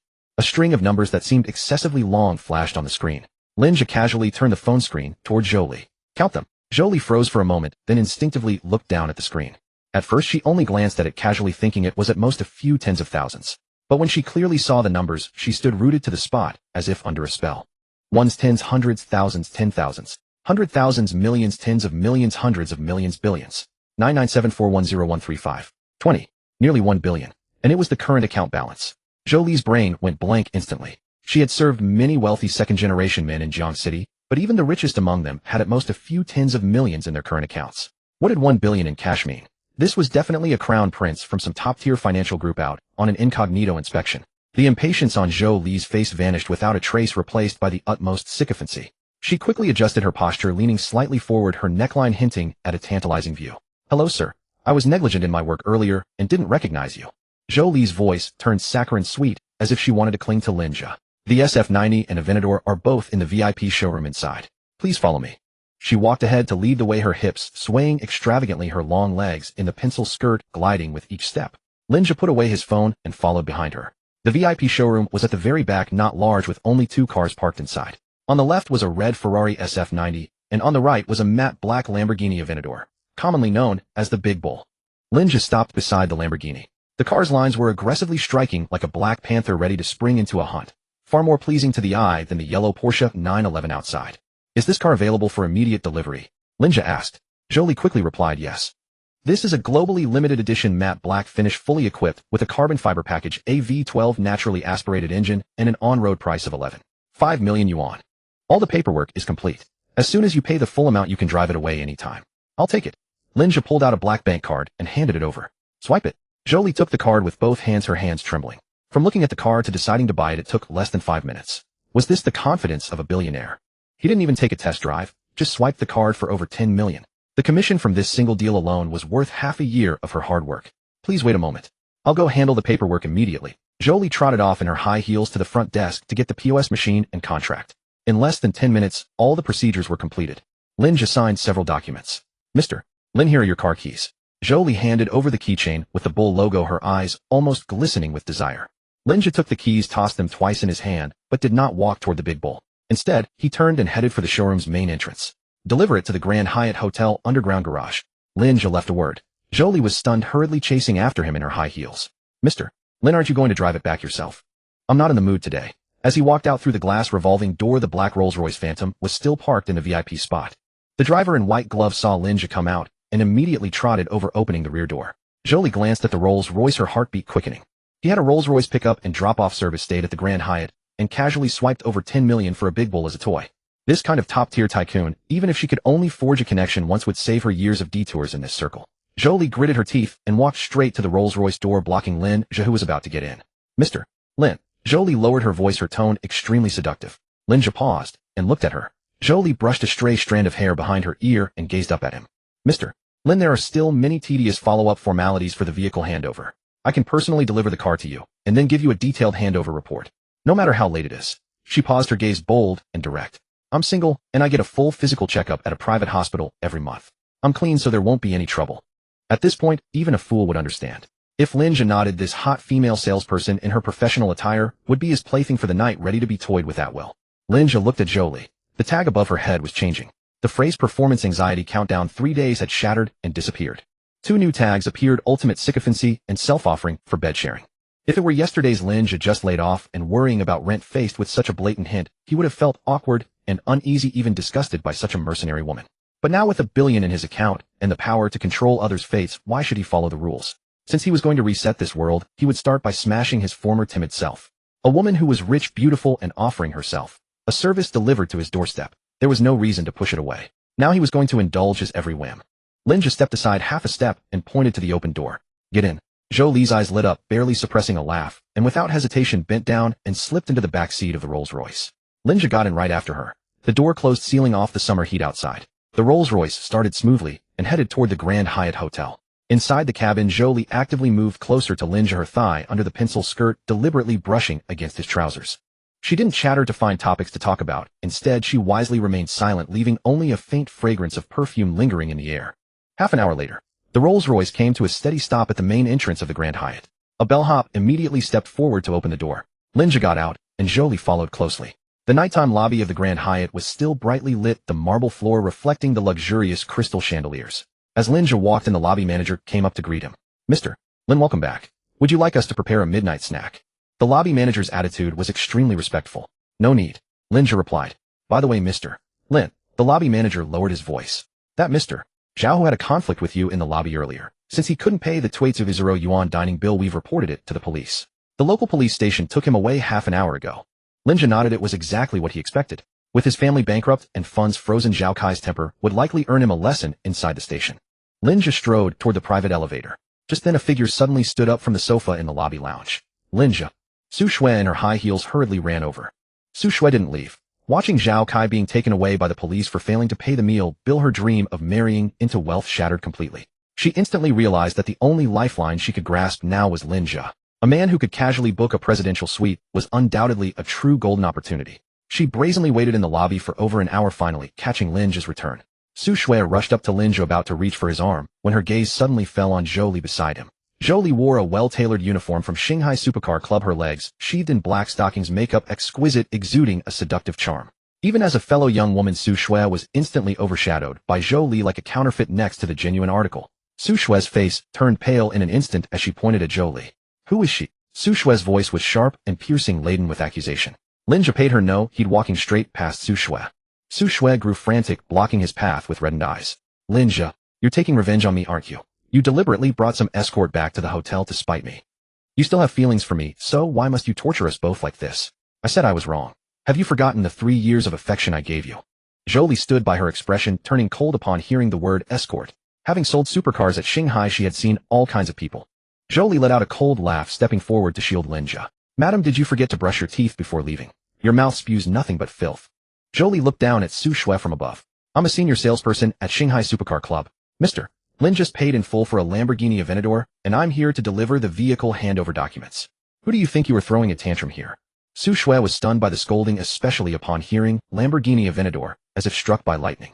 A supercar worth over 10 million paid in full. Just how rich was Lin Zhe? Her mind buzzed with panic, and she dropped to her knees right in front of him, clutching his leg. Lin Zhe, I beg you, can we get back together? I don't want that bag anymore. I don't want anything. I'll be obedient from now on. Many guests in the lobby stopped to watch the spectacle. Seeing this, the security guards rushed over to forcibly pull Su Shui away. Lin Zhe stood still, looking down at the woman, crying and sniveling while clinging to his leg, his face utterly indifferent. There was no satisfaction of revenge, nor any anger from betrayal. He now saw Su Shui as nothing more than a madwoman fighting over a few cents worth of cardboard on the street. The immense leap in social status had completely transformed Lin Zhe's mindset. Let go. Lin Zhe uttered 2 words. Su Shui, her face streaked with tears and ruined makeup, shook her head desperately. No, I was wrong. Lin Zhe, can't you forgive me just once? I was so good to you for 3 years. You can't just abandon me now that you have money. Lin Zhe couldn't be bothered to say another word, lifting his gaze to the lobby manager, standing helplessly nearby. Is this the level of Junyue's security? The lobby manager jolted, breaking out in a cold sweat. What are you too good for? Get her out of here now, the lobby manager barked at the 2 security guards. The burly guards immediately grabbed Su Shui by her arms, one on each side, forcibly prying her away from Lin Zhe's leg. Let me go. Don't touch me. Lin Zhe. Lin Zhe, save me. I have nowhere to go. Su Shui's feet dangled in the air as she struggled and screamed wildly. Zhou Li stood by, rolling her eyes in an exaggerated manner. Madam, stop your wailing, she sneered. Take a good look at yourself. You think you're good enough to cling to Mr. Lin. How pathetic. Su Shui trembled with rage, pointing at Zhou Li and cursing loudly. But the security guards didn't give her a chance to humiliate herself further, dragging her directly to the hotel's revolving door and tossing her onto the street outside. Lin Zhe smoothed the wrinkles on his trousers and stepped into the private elevator. Zhou Li quickly followed in her high heels and pressed the button for the top floor. The elevator doors closed, ascending straight to the 68th floor. The butler pulled open the 2 red wooden doors and stepped aside. Zhou Li followed Lin Zhe into the room. As soon as she entered, she was stunned by the sight before her. A double-height living room spanning over 200 square meters, a massive crystal chandelier floor-to-ceiling windows offering a panoramic view of the dazzling nightscape of Jiangxing, and the air filled with the scent of an extremely expensive woody incense. Mr. Lin, all the handover documents are in the bag. Zhou Li's voice became very soft, even trembling slightly. She took off her high heels and stepped barefoot onto the thick plush wool carpet. Lin Zhe took off his washed-out jacket and tossed it onto the sofa, then walked to the bar to pour himself a glass of ice water. Zhou Li immediately stepped forward, smoothly taking the glass from his hand and placing it on the counter. Her body pressed against his soft and full. Mr. Lin, the night is long. Shall I give you a detailed briefing on the performance of this Aventador? Zhou Li's voice was coquettish, her eyes seductive as her hands skillfully wrapped around Lin Zhe's neck. There was no reason to turn away service offered on a silver platter. Lin Zhe gripped her waist with one hand, lifting her up, and strode toward the master bedroom. The next morning, sunlight streamed through the floor-to-ceiling windows, spilling across the master bed. Lin Zhe opened his eyes. The spot beside him was empty, the sheets still holding a faint trace of perfume. On the nightstand lay a car key with a bull emblem, a neatly stacked pile of documents, and a sticky note marked with a lip print. Mr. Lin, I have an early shift at the club today, so I left first. The Aventador is parked in your reserved spot in the garage. I'm at your beck and call anytime. Lin Zhe glanced at it, then crumpled the note into a ball and tossed it into the trash bin. It was just a transaction, money for goods. Throwing off the covers, he got out of bed. The butler had already prepared over a dozen sets of seasonal haute couture casual wear in the dressing room, all delivered overnight according to his measurements. After washing up, he changed into a well-tailored black casual suit. Clothes make the man. Dressed in this outfit, combined with the composed demeanor brought by unflappable the Lin Zhe in the mirror, had shed all signs of his former poverty. Every gesture exuded an unattainable calm of one in power. Sitting at the dining table before the panoramic floor-to-ceiling windows, enjoying a breakfast of Australian lobster and white truffle prepared by the butler, Lin Zhe's mind began to race.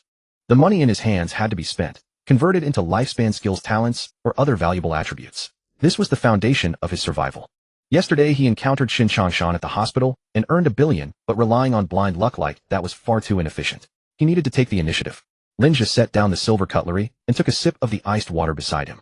The butler of the presidential suite stepped forward, swiftly clearing the empty plates from the dining table without making a single clatter. The living room was left with only Lin Zhe. He leaned back against the leather chair, summoning the system panel in his mind. Host Lin Zhe, current cash balance, 980 million, available trait inventory, none, bound trait composure under pressure, passive. The panel was empty. Nearly $1 billion in cash sat idly in his bank card, a fortune enough to drive most people insane. But Lin Zhe knew all too well that within the rules of this trait trading system, no matter how much money, it was merely a string of digits. The true hard currency was lifespan, health, and talents that ordinary people could never obtain. The 10 years of life he sold to Xin Changshan last night had been bought from that sucker Qinyu for a mere 50,000 yuan. The resale profit had been a staggering 20,000 times. But now his inventory was depleted. The incident of old Master Shun miraculously returning from the brink of death in the hospital room. Too many people had witnessed it. Dean Shun and his team of medical experts, the collateral relatives brought by Shun Yaobang, plus those bodyguards. People talk, and no matter how much hush money was paid, such a miracle defying all logic was bound to leak.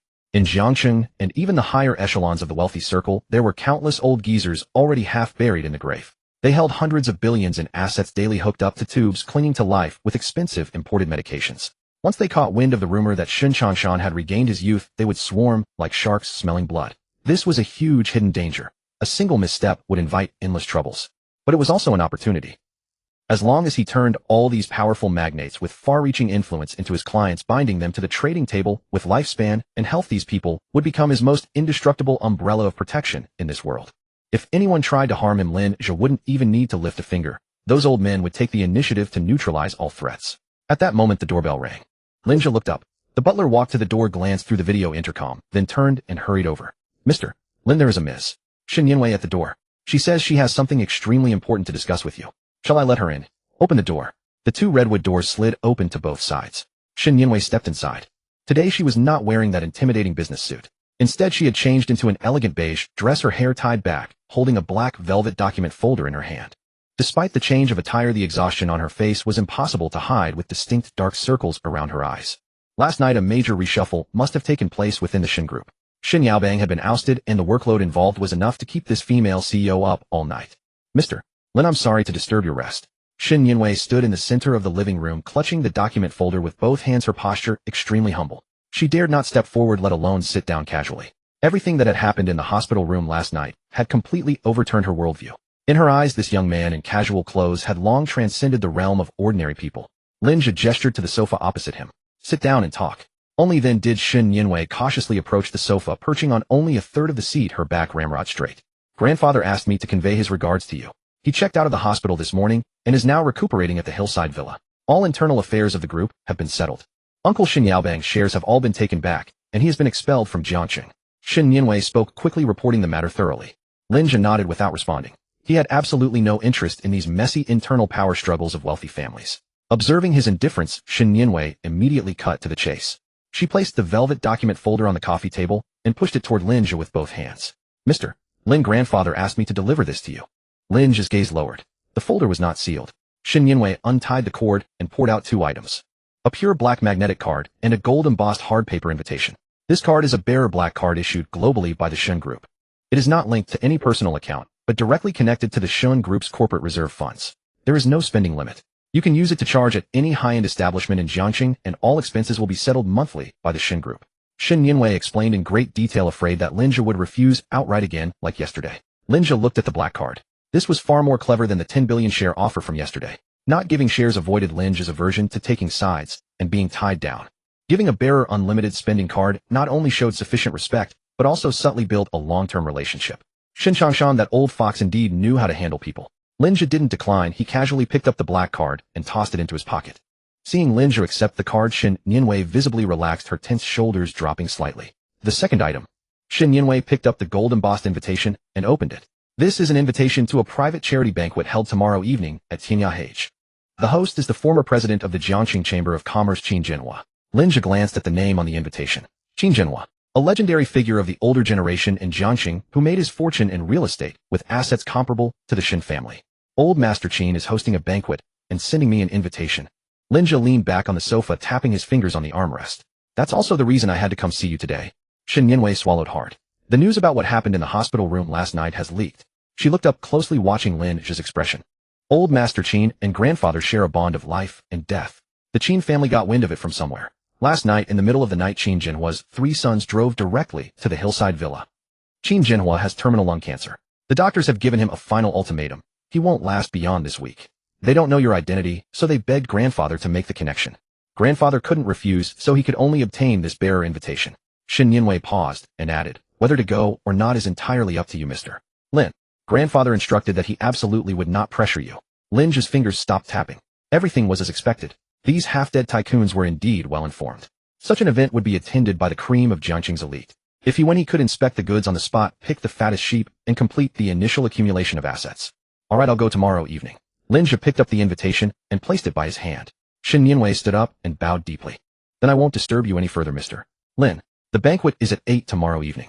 If you need a companion or guide, feel free to call me. With that, she turned and left. The door closed. Lin Zhe stood up, took a black coat from the rack, and put it on. The stage was set. But without goods in hand, going would be pointless. What Qin Jinhua needed was life, and right now, he didn't even have a single day's lifespan to offer. He had to go stock up. Descending to the underground garage of the Junyue Grand Hotel. In the most spacious reserved spot of Area A, the matte black Lamborghini Aventador sat silently. Its streamlined body, aggressively styled front end, and full carbon fiber kit exuded a premium texture under the cold white lights of the garage. Lin Zhe pulled out the key fob and pressed the unlock button. A soft click sounded. The Lamborghini's headlights instantly blazed to life like a beast awakening from slumber. The scissor doors swung upward. Lin Zhe settled into the driver's seat and pressed the start button. A thunderous roar erupted from the V12 naturally aspirated engine, making the entire underground garage tremble. Gripping the steering wheel, Lin Zhe shifted gears and floored the accelerator. The matte black steel beast shot out of the garage and merged into the bustling traffic of Jiangqing. Work had won by life. The lives of the wealthy were precious, while those of the poor were worthless. To purchase a large amount of lifespan at a low price, one had to go to a place where money was valued more than life itself. Lin Zhe opened the navigation system and entered the destination. Qingnan Shantytown, Changle Street. The largest urban village in Jiangqing. A chaotic mix of all kinds, teeming with shady internet cafes, poker rooms, underground gambling dens, and debt collection offices for loan sharks. Desperate gamblers and jobless debtors lingered here, barely surviving. 40 minutes later, the Lamborghini stopped in front of a rundown 6-story self-built house. The street was narrow, lined with roadside stalls. A supercar worth over 10 million parked here instantly caused a stir along the entire street. People eating fried noodles by the roadside, and those smoking outside the internet cafe, all paused, staring at the car. Lin Zhe pushed open the scissor door and stepped out. He completely ignored the pointing and whispering around him, locked the car, and walked straight toward the first floor of the building. Above the door hung a flickering neon sign, Starry Sky Internet Cafe. Pushing open the greasy glass door, a wave of heat mixed with cheap tobacco, instant noodle broth, and sweat odors rushed at him. The internet cafe was dimly lit with hundreds of computers occupied by patrons. The clatter of mechanical keyboards and shouts of curses filled the air. Lin Zhe stood in the aisle and activated his system vision, instantly inundated by a dense array of tags. 3 days all-nighter, severe kidney deficiency, rent overdue, ran away from the electronics factory. A bunch of worthless labels. Lin Zhe did not linger. He followed the aisle toward the deepest corner of the internet cafe. That area was the most chaotic, usually gathering gamblers who dared not leave their homes due to loan sharks. He walked and observed. Lifespan tags were hidden attributes. They only appeared when the target was in extreme financial need or had suffered a major upheaval, lowering their subconscious transaction threshold to the minimum. After passing 3 rows of computers, Lin Zhe stopped. In a corner of the second-to-last row sat a young man with greasy hair and bloodshot eyes. The computer screen displayed a roulette page of an underground gambling website, account balance 000. The young man slammed his keyboard and let out a stream of curses. Lin Zhe stared at the tags above his head. Sun Chong, 26 years old. Tag information popped up one after another. Gambling addict, online loans out of control, owed $2 million to loan sharks, desperate, selling blood to pay debts, no hope of turning things around. At the top of these tags, a label emitting a faint blue light flickered violently. That was the tradable lifespan tag. Lifespan countdown, 17520 days, approximately 48 years. Lin Zhe pulled out the empty gaming chair next to Sun Chong and sat down. Sun Chong turned his head irritably and glared at Lin Zhe. Get lost. Can't you see I'm in a bad mood? Sun Chong's mind was filled with images of loan shark collectors threatening to cut off his hands. He didn't care who sat next to him. Lin Zhe did not lose his temper. You owe $2 million, Lin Zhe said, directly hitting the exact number. Sun Chong froze, his muscles instantly tensing, and he instinctively recoiled, pressing his back against the chair. Are you sent by Brother Lei? I said I'd pay next week. Sun Chong's voice trembled, clearly traumatized by previous beatings from debt collectors. Lin Zhe tossed the black card into the gap between the keyboard and the screen. I'm not a collector, Lin Zhe said, leaning back in the gaming chair and looking into Sun Chong's bloodshot eyes. I'm here to give you money. Sun Chong stared at the high-quality black card, his atoms, apple bobbing violently. Give me money. What do you mean? 50,000. Lin Zhe's voice was extremely steady, throwing out a highly tempting number. 50,000. Not enough to clear the $2 million loan shark debt, but enough for a desperate gambler to secure the means to flee, or even to sit back at the betting table and try to win back losses. To Sun Chong at this moment, that 50,000 was the only hope to survive. Sun Chong's breathing grew heavy, and he suddenly leaned forward. What do you want me to do? Kill someone or start a fire? Name it, I'll do it for the money. It's not that complicated. Lin Zhe tapped the desk. 50,000 for 1 year of your life. Sun Chong paused for half a second, then his face twisted. Are you out of your mind? Coming here to play the immortal? He slammed his hand on the keyboard, sending ash flying. Get lost. I don't have time for your stupid games. Lin Zhe didn't reply. He pulled out his phone and lit up the screen. Account number. Sun Chong glanced at the phone in Lin Zhe's hand, and his gambler's instinct made him blurt out a string of numbers. Who cared if the guy was crazy? Maybe a fool was actually giving money away. Lin Zhe's fingers flew across the screen. 3 seconds later, the battered Android phone on Sun Chong's table vibrated. The screen lit up, showing a bank SMS. Your savings account ending in 0932 has received a deposit of RMB 500000. Sun Chong grabbed the phone and read the message several times, his hands shaking like a sieve. He turned abruptly to stare at Lin Zhe, his eyes bloodshot. What did you say earlier? Buying life. Sun Chong swallowed hard. So this money is for buying my life. A verbal agreement counts. Yes, Lin Zhe nodded. Detected strong willingness to trade from the target. Voluntary contract established. Lin Zhe issued the command in his mind, extracting 1 year of the target's lifespan. A faint green light drifted from the top of Sun Chong's head and seeped into Lin Zhe's body. Sun Chong felt a sudden chill, as if he had been dipped in ice water, but it passed immediately. He touched his face, but nothing had changed. That's it. Sun Chong let out a scornful laugh, waving the phone. Boss, I've read some posts online saying that buying life is very complicated. You think just saying a few words works? If it doesn't work, I'm not refunding the money. Lin Zhe smiled, said nothing, turned around and left. Watching Lin Zhe's retreating figure, Sun Chong muttered something, then turned and yelled at the internet cafe attendant to top up his account. He eagerly opened the betting website, his eyes red and ready to recoup his losses. The streets hummed with a cacophony of voices as Lin Zhe settled into the driver's seat of the Lamborghini. Flooring the accelerator, the matte black machine surged out of the dilapidated urban village, merging into the stream of traffic on the main thoroughfare. Lin Zhe summoned his system panel. Available tags, inventory, lifespan, 365 days. This was the true hard currency. With this year of life, tomorrow evening at the end of the Earth Pavilion, he would pry open the gates of Jiangxing's upper crust. Half an hour later, the car pulled into the underground private garage of the Grand Hyatt Hotel. As Lin Zhe approached the elevator, the lobby manager was already waiting. Bent at the waist, the manager held a tray with several urgent briefings from that day and an unsigned letter. Welcome back, Mr. Lin. The lobby manager's tone was deferential. Is there something you need? Lin Zhe asked casually. The manager immediately lowered his voice and drew closer. During the hours you were away, the hotel reception and security received over a dozen inquiries about you. Several Mercedes with special plates have been circling the hotel perimeter. Someone even offered 200,000 at the front desk for your registration information. Our security turned them all away. Lin Zhe nodded and stepped into the elevator. It seemed that old Master Shun's miraculous revival had spread throughout all of Jiangxing's high society. Those tycoons with one foot in the grave were going mad trying to find him. At a time like this, running around would only diminish his value. His trump cards must be guarded tightly. The less he showed himself, the more anxious those outsiders would become, the more enigmatic they would perceive him. Adapt to the changing tides through stillness. Returning to the penthouse presidential suite, Lin Zhe instructed the butler directly. From this moment on, I will see no one regardless of who it is. The butler immediately bowed in compliance and withdrew. For the entire day that followed, Lin Zhe never once stepped outside his door. He changed into a comfortable robe, dined on a specially prepared French feast by a Michelin 3-star chef, swam a few laps in the indoor heated pool, and spent the rest of his time gazing out the floor-to-ceiling windows at Jiangxing. With money in place, the entire lifestyle underwent a transformation. No more squeezing into morning subway cars reeking of sweat, no more enduring the contemptuous glances of greasy supervisors. This was true relaxation.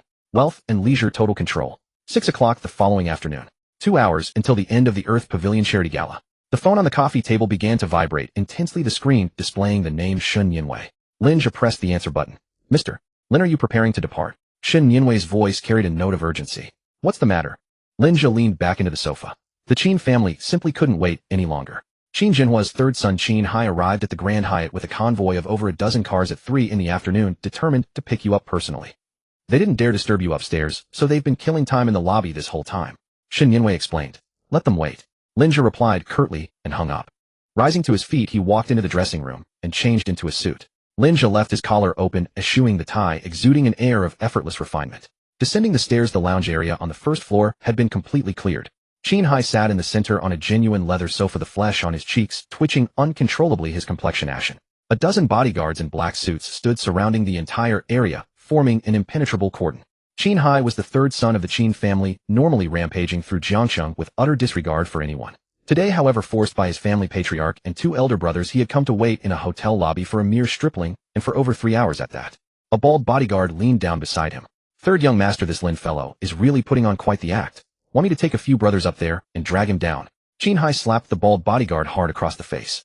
Have you lost your mind? Old Master Shun issued a statement yesterday. Anyone who so much as touches a hair on Lin Zhe's head in Jiangxing is declaring war on the entire Shin group. Qin Hai suppressed his rage, gritting his teeth. The old man is barely clinging to life on life support. If I fail to bring this person today, my eldest and second brothers will break my legs on the spot. The words had barely fallen when the doors of the private elevator slid open. Lin Zhe strode out, and the lobby manager immediately rushed forward to greet him. Swallowing the fire burning in his gut, Qin Hai forced a rigid smile onto his face and strode quickly to Lin Zhe. Mr.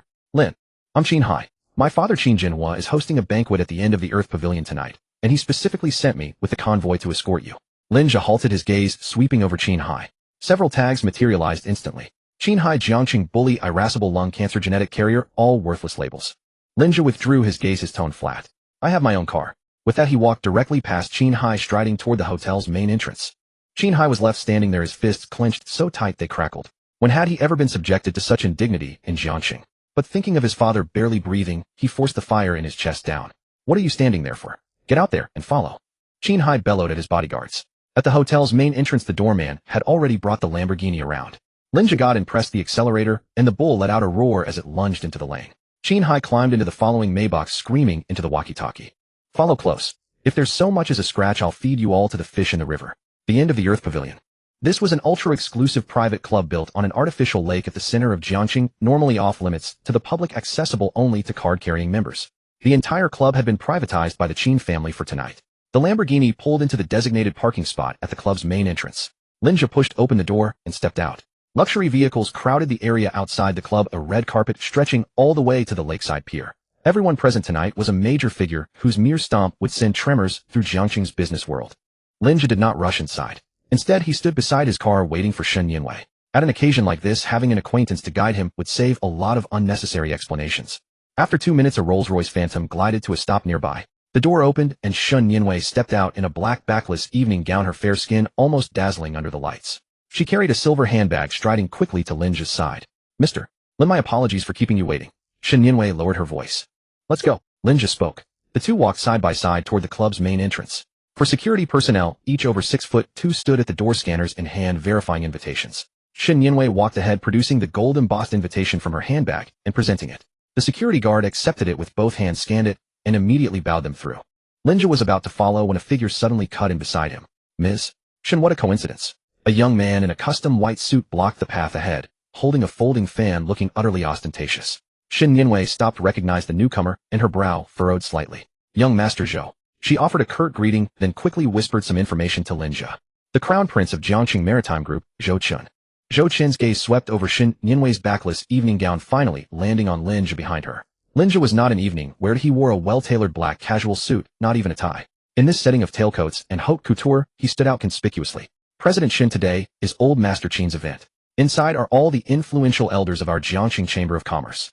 Zhou Chun pointed his fan at Lin Zhe and chuckled lightly. Bringing in an unknown young brother like that. Doesn't that break the rules, wouldn't you say?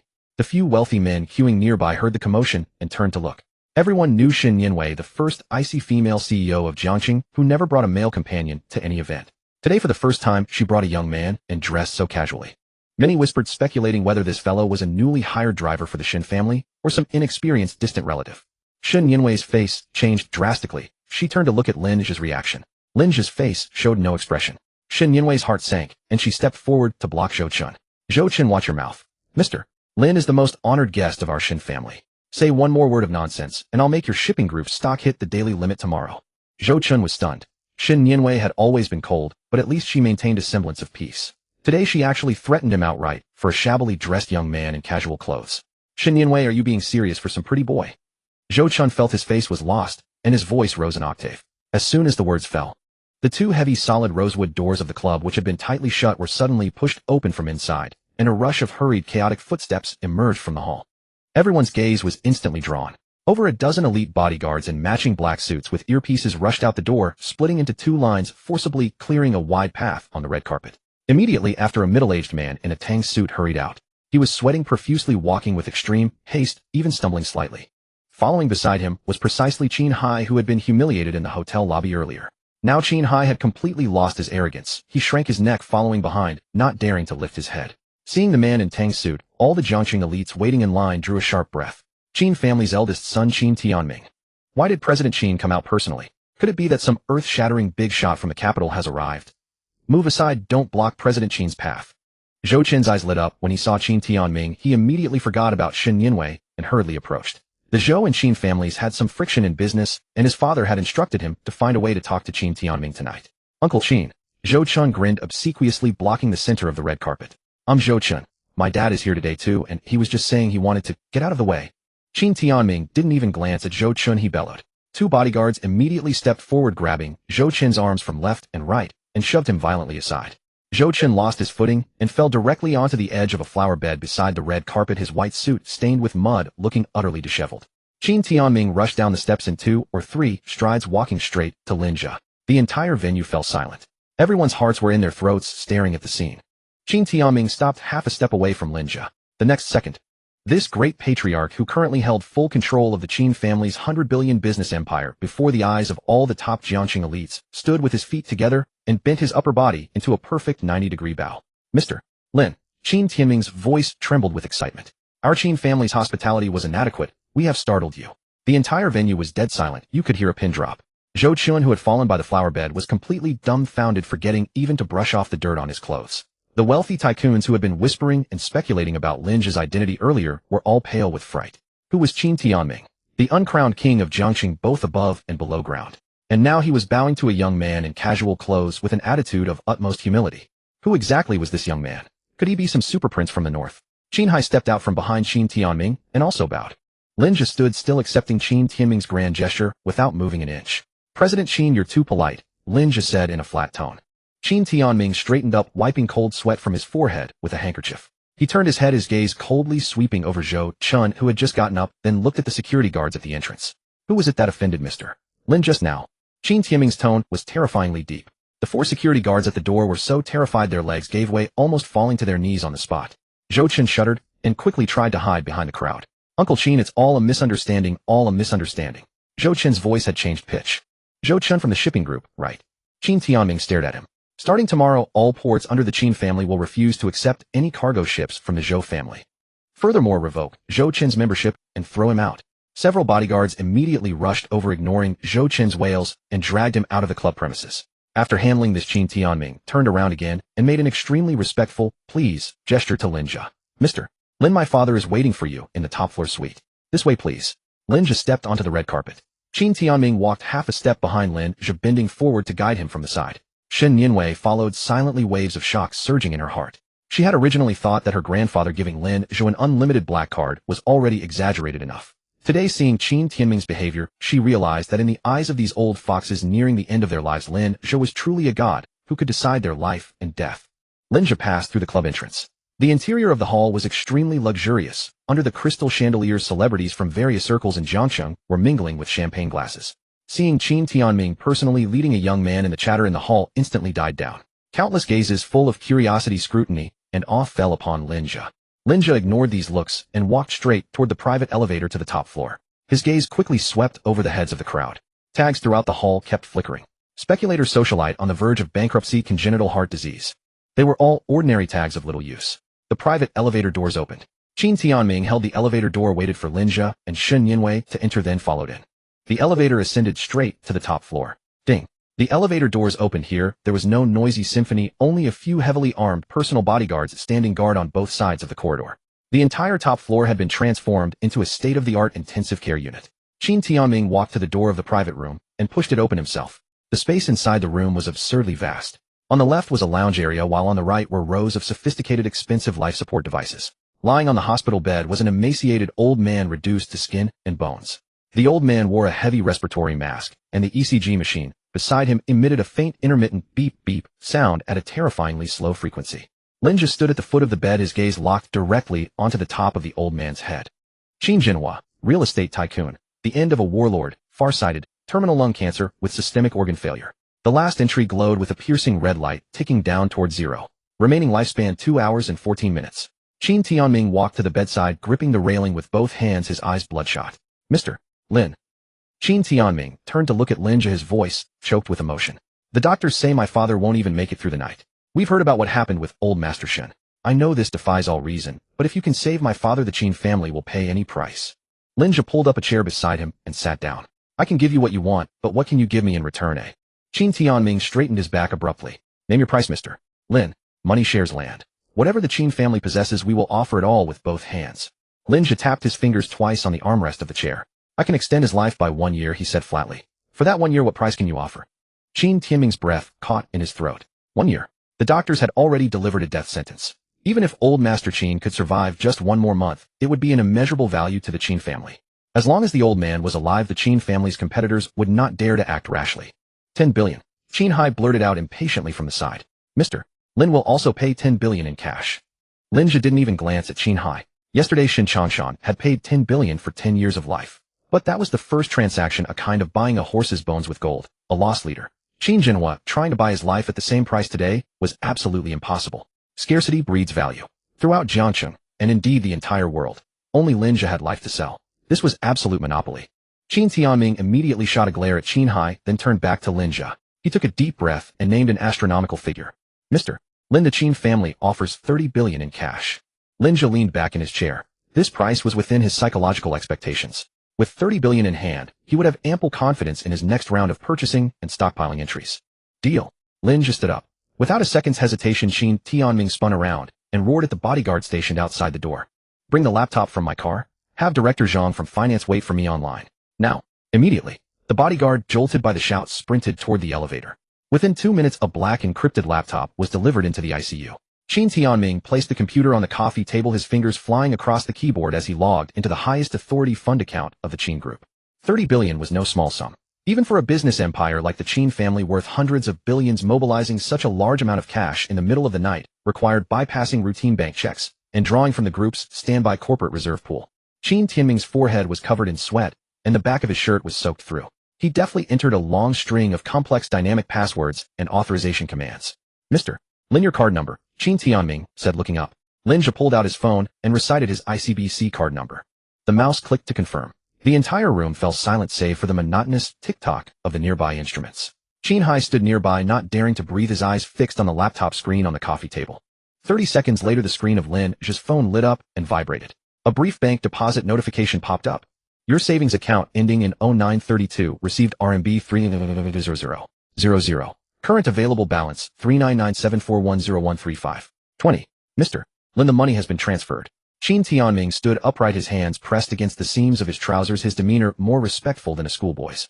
Lin Zhe glanced at the number on the screen and pocketed his phone. Goods and payment settled. He summoned the system panel in his mind, his gaze falling on the entry available entry stock lifespan, 365 days. Transaction conditions met. Do you wish to assign this entry to target Qin Jinhua? Lin Zhe silently confirmed in his mind. A faint greenish glow invisible to ordinary eyes separated from Lin Zhe's fingertips drifted toward the hospital bed and merged into Qin Jinhua's brow. The entry transfer was complete. Qin Tianming and Qin Hai could not see the green light. They only saw Lin Zhe sitting in the chair, not even lifting a hand. Suddenly, the medical monitor beside the bed emitted a series of piercing alarms. The electrocardiogram, which had been a flat, gentle wave almost turning into a straight line, underwent a dramatic change. Beep, beep, beep. The frequency of the sound grew faster and stronger. On the machine's screen, the heart rate, which had been a weak 30-something, surged to 70 and finally stabilized at 80. The blood oxygen saturation level shot up from the dangerous red zone to 98%. Qin Hai stumbled back in shock. Brother, the machine is broken. Ignoring the machine, Qin Tianming threw himself onto the side of the bed, gripping the metal railing with both hands. On the bed, the once emaciated and barely breathing Qin Jinhua now showed a deep rhythmic rise and fall of his chest. The ashen, deathly pallor on his face was visibly receding, replaced by the rosy color of the living. The terrifying patches caused by organ failure on his sunken cheeks were also fading rapidly. The next second, Qin Jinhua's finger twitched. Then he opened his eyes. There was no trace of the murkiness of a dying man in his gaze. Instead, it was filled with a piercing, sharp light. Qin Jinhua yanked off the heavy respiratory mask and tossed it aside with disdain. Pressing his hands on the mattress, he sat up without any assistance, as if it were effortless. Dad! Qin Tianming's legs gave way, and he fell to his knees beside the bed. Qin Hai, seeing the old man not only open his eyes, but also sit up on his own, stood dumbfounded, his legs trembling, as he knelt beside Qin Tianming. Qin Jinhua did not look at his two sons. He raised his hands, turning them over to examine his palms, then clenched his fists tightly. Strength had returned. The despairing sensation of his internal organs rotting, and every breath feeling like a knife cut, had completely vanished. Qin Jinhua turned his head, his gaze landing directly on Lin Zhe, who was sitting in the chair. You gave me life, Qin Jinhua said, throwing off the blanket and stepping barefoot onto the expensive carpet. He had spent decades navigating the treacherous seas of business, rising from nothing to his current position. He had seen every storm. But in the face of death, 100 billion in assets could not buy a single day of life. He knew exactly what had just happened, and he understood all too well the terrifying power of the young man sitting in that chair. Qin Jinhua walked up to Lin Zhe, then directly bent his knees, preparing to kowtow to him. Lin Zhe raised his hand and used a single finger to press against Qin Jinhua's shoulder. It was merely a casual gesture, yet Qin Jinhua felt as if a 1,000-pound burden were pressing down on his shoulder, preventing him from kneeling. No need for such a grand gesture. Lin Zhe's voice was calm. A fair trade. You pay the price, I deliver the goods. 3 billion for 1 year of your life, neither more nor less. Qin Jinhua steadied himself, his back already drenched in cold sweat. Mr. Lin is right, a fair trade. Qin Jinhua said, his mind racing. But the Qin family has received such a great favor from you. From now on in Jiangqing, if Mr.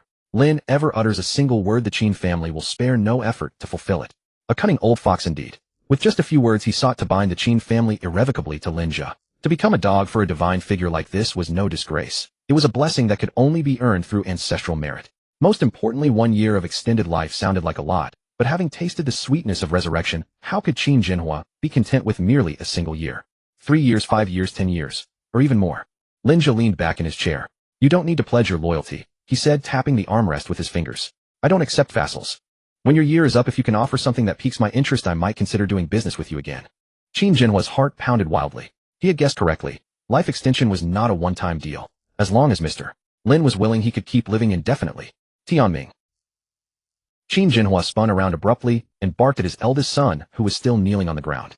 Starting tomorrow, itemize all the Qin family's prime assets, land stakes and pre-IPO unicorns, and compile the most detailed list to deliver to Mr. Lin's hotel. Remember, whatever Mr.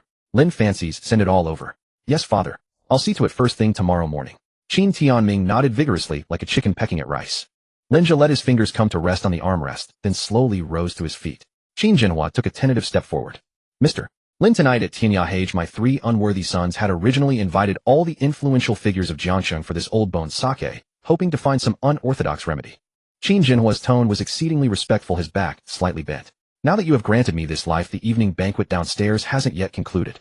He turned sideways and made a gesture of invitation. Within the Jiangxing Chamber of Commerce, there are several power players who control scarce resources and are rarely all gathered together. If you would do me the honor, I could introduce you to them. That would make things more convenient for you in Jiangxing, whatever you might do. Qin Tianming chimed in from the side. Yes, Mr. Lin with my father personally escorting you downstairs. Who in Jiangxing would dare to refuse you? From now on Mr. Lin can walk sideways in Jiangxing. Lin Zhe finished listening, but did not reply. He turned his head and fixed his gaze on Qin Jinhua. Qin Jinhua felt a chill run down his spine and instinctively held his breath. Do you think I need to cultivate their acquaintance? Lin Zhe asked back. Qin Jinhua was stunned. Lin Zhe reached out and tugged at the smooth cuff of his suit. What resources do they possess that are worth a second glance from me? These words were arrogantly beyond measure. Even the crown prince from the imperial capital would not dare to utter such contemptuous words against the entire Jiangxing Chamber of Commerce. Yet coming from Lin Zhe's mouth, Qin Jinhua found it not the least bit jarring. The old fox who had navigated the treacherous seas of commerce for decades instantly caught on. Before him stood a true god who could conjure life out of thin air. What were billionaires compared to that? When a rich man fell terminally ill, he still kicked up his legs and ended up in the crematorium. As long as Lin Zhe held the power over life, those big shots of Jiangxing would eventually crawl over to beg him, taking the initiative to socialize with them. That would be lowering his own status. Qin Jinhua immediately raised his hand and slapped himself hard across the face. A crisp sound echoed. Qin Tianming and Qin Hai trembled in fright, not daring to utter a word of objection. Mr. Lin's reprimand is justified. I am an old fool. Qin Jinhua ignored the red mark on his face, beaming with a fawning smile. Those mortals are indeed unworthy of meeting you. You prefer peace and quiet, so I won't intrude. Lin Zhe turned and walked toward the elevator. Shen Yinwei stood by the entire time, barely daring to breathe. She glanced at the groveling Qin father and son, then at Lin Zhe's retreating figure, and quickly clicked her high heels to follow. The door to the intensive care unit closed again. Qin Hai wiped the sweat from his forehead, his legs giving way as he collapsed onto the sofa. Dad, that was way too arrogant. Qin Jinhua walked over to the hospital bed and tore off the various ECG patches. Arrogant. He has the capital to be arrogant. From now on, keep your eyes wide open. When you see Mr. Lin, you must show him 10 times more respect than you show your own father. If you offend him, our entire family will die. The elevator descended smoothly. Inside the cabin, Shen Yinwei stole a glance at Lin Zhe. Her mind was still a blank. A single sentence, 3 billion. Qin Jinhua, the real estate tycoon of Jiangxing, had been restored to his prime and was even willing to become a dog. She had thought her grandfather's black card with no spending limit was already a hefty investment, but now it seemed he had vastly underestimated Mr. Lin's worth. Ding. The elevator stopped smoothly on the first floor, and the metal door slid open. The lobby was still a scene of opulent revelry with a symphony echoing through the air. Those Jiangxing elites holding champagne flutes had no idea that a life-defying transaction had just been completed in the intensive care unit above their heads. When they saw Lin Zhe step out of the private elevator, a few wealthy businessmen who had witnessed Qin Tianming's bow outside the door paused their conversations, their wine glasses frozen midair. They exchanged glances, but none dared to approach and strike up a conversation. A man who commanded the head of the Qin family to bow 90 degrees. No one would be reckless enough to try to cozy up to him. Lin Zhe ignored those probing gazes, hands in his pockets, and strode straight toward the club entrance. Shen Yinwei in her high heels followed closely, half a step behind. Outside, the night breeze carried the moisture from the artificial lake. Zhou Chun, who had been tossed out by the Qin family's bodyguards, was nowhere to be seen. The valet, spotting Lin Zhe, immediately trotted over to fetch the matte black Lamborghini. Shen Yinwei stood on the steps, her fingers tightly gripping the edge of her handbag. The 10 minutes she had spent in the ICU upstairs had left an overwhelming impact on her. The Qin family had unhesitatingly thrown down 3 billion in cash. That old fox Qin Jinhua had not only abandoned his dignity to kneel, but was also preparing to hand over all the Qin family's prime assets for Lin Zhe's choosing. This filled Shen Yinwei with unprecedented panic. The Shen family had only offered a black card with no limit, which compared to the Qin family's gesture seemed miserably inadequate. In the face of a miracle like life extension, something beyond monetary measure, the wealth of any family paled into insignificance. Lin Zhe was now the most powerful patron in Jiangxing, even in the entire nation's wealthy circle. Whoever clung to him tightly would survive. If the Shen family failed to keep pace with Lin Zhe, they would sooner or later be devoured by families like the Qins, who had been granted the boon of extended life until not even a bone remained. They had to raise the stakes. At all costs, they had to raise the stakes. Mr. Lin. Shen Yinwei quickened her pace to draw near Lin Zhe before the Aventador could pull up. Lin Zhe turned his head to look at her. That Zhou Chen earlier had no eyes and offended you. The Shen family failed to handle things properly. Shen Yinwei spoke rapidly, adopting the humblest demeanor. You're staying at the Junhua Hotel. Though the conditions are decent, it's still a place that does business. People come and go every day, far too chaotic. She paused, gritted her teeth, and played her trump card. The news of old Master Qin being brought back from the brink of death tonight will spread like wildfire through the top circles of Jiangxing by tomorrow morning. By then, who knows how many ill-mannered nouveau riches will block the entrance of Junhua to disturb your cultivation. The Shen family has just completed a Yunding mansion on the eastern bank of the river. It's a private manor built to the highest specifications covering 60 mu equipped with a helicopter pad and a private dock. The security team consists entirely of retired overseas personnel. Not even a fly can get in. If you don't mind, the Shin family would like to transfer this mansion to your name as a place for you to rest and settle. A single offer, a private riverfront mansion, prime real estate. An asset of this caliber would cost at least 10 billion. That was the power of holding someone's life in your hands. When you possess what they desire most, those usually lofty tycoons will go out of their way to stuff countless riches into your pockets, afraid you might refuse. Mansion. Lin Zhe repeated the word. Yes. It comes with a team of 120 people, including private butlers, chefs, and security, on standby, 247 all year round. You don't need to bring anything. Just move in. Shun Yinwei quickly added a thin layer of sweat on her forehead, terrified that Lin Zhe would refuse. Lin Zhe didn't stand on ceremony. The Junwei Hotel was indeed too chaotic. In the future, he would need to bring in large quantities of goods trade entries, and even conduct shady operations in the underground circles. The hotel environment was extremely passive. Send someone to help me move out of Junwei tomorrow. Lin Zhe spoke. At these words, Shin Yinwei felt an immense relief, the tension in her entire body instantly dissipating. As long as he accepted the Shun family's gift, it meant Lin Zhe hadn't completely sided with the Qin family. That was the best reassurance. I understand. I'll have the mansion ready tonight, and tomorrow morning I'll personally lead a convoy to pick you up. Shin Yinwei nodded repeatedly. The Lamborghini Aventador let out a low roar, stopping steadily at the foot of the steps, and the scissor doors swung upward. Lin Zhe stepped into the driver's seat, said no more, and pressed the accelerator, merging onto the expressway back to the city. The cabin was silent. Lin Zhe held the steering wheel with one hand, rapidly reviewing the past few days' transactions in his mind. Selling lifespan to top tycoons for cash, then using that money to buy the remaining years of those who were desperate. It was a perfect and lucrative closed loop. 2 transactions had brought in 4 billion. The speed of earning money was beyond imagination. Business magnates of Qin Jinhua's caliber could command wind and rain in Jiangxing. To stay alive, they would unhesitatingly throw out billions in cash, even willing to kneel and act like dogs. But life itself couldn't cure all ills, nor could it act as a bodyguard. As the trading circle expanded, the people he encountered grew more ruthless. Qin Jinhua knelt and called him sir, today only because he was on the verge of death. If one day he traced Lin Zhe's background and discovered he was just a nouveau riche without any backing, he might very well harbor malicious thoughts. Capital always devours people without spitting out bones. Having chips alone wasn't enough. He also needed the power to overturn the table. Right now, he only had the passive attribute calm in crisis, utterly powerless to fight back in an emergency. If he could collect top-tier talents like combat mastery, iron bones, and steel body neural reflexes, and fuse them all into himself, he would definitely become a humanoid monster capable of taking on 100 foes single-handedly. That was the capital no one could take away. Where in Jiangxing could he find such fierce individuals? Regular boxing gyms were all about routines. The real killing moves were in the underground black markets, places unseen by daylight. Lin Zhe jerked the steering wheel. The Aventador let out a roar, made a U-turn at the traffic light intersection, and plunged directly onto the expressway heading south. Chengle Street, the largest shantytown in the southern part of the city. 10 minutes later, in front of a dilapidated hardware factory. From the outside it looked shabby, but beneath the rolling shutter door a glaring red light seeped through the gap. Even through several walls one could hear the howling curses and the roar of heavy metal music. Lin Zhe pushed open the car door and walked straight over. 2 burly men at the entrance were about to block him, but Lin Zhe casually tossed out 2 stacks of unopened red banknotes.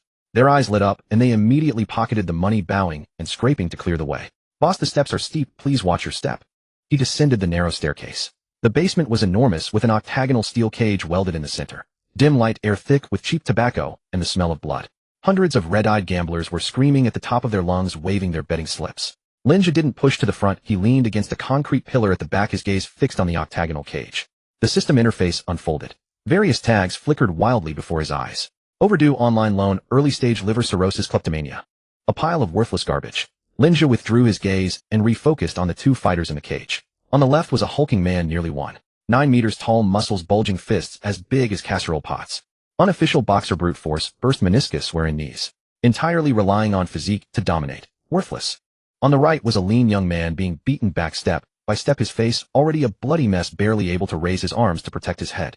Wu Feng, 24 years old. Several glaring labels flickered above his head. Desperate for money, urgently, needs 5,000 yuan for a kidney transplant surgery, obsession, to save his sister, the only family he has left. Baji, Quan mastery, supernormal reflexes. Lin Zhe's eyes lit up. A top-tier entry had appeared. This kid had managed to hold out under such one-sided beating thanks to supernormal reflexes, dodging fatal blows at critical moments, plus the defensive instincts from Baji Quan mastery. As he pondered, the situation in the cage suddenly changed. The burly man swung a fist as big as a casserole toward the back of Wu Feng's head. Given the absolute disparity in size, if that punch landed squarely, it could snap Wu Feng's cervical spine. Just as the wind of the fist was about to graze his scalp, Wu Feng suddenly ducked, lunging forward at an angle that defied physiological inertia, perfectly evading the fatal blow. Then with his right elbow he viciously thrust backward.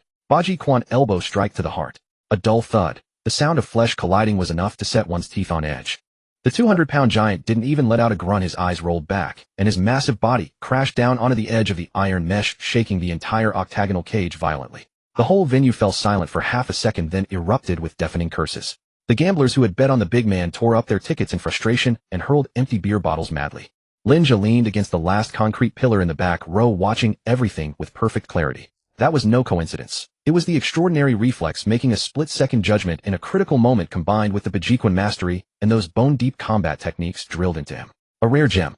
Such talent in an ordinary person could only mean a life of bloody fights in these damp, foul-smelling basements, scrapping for mere tens of thousands of yuan. But if he possessed it himself, coupled with the billions of cash in his account, he would have enough self-preservation power in every future exchange of interests. The iron cage door opened. The underground casino's dealer walked over with a dark face and threw 3 bundles of cash bound with rubber bands onto Wu Feng's bloody chest. Consider yourself lucky this time, kid. You ruined Brother Lei's betting pool. Take the 30,000 and get out. Wu Feng gritted his teeth and sat up, too busy wiping the blood constantly dripping into his eyes to bother wiping the money clutched in his hand.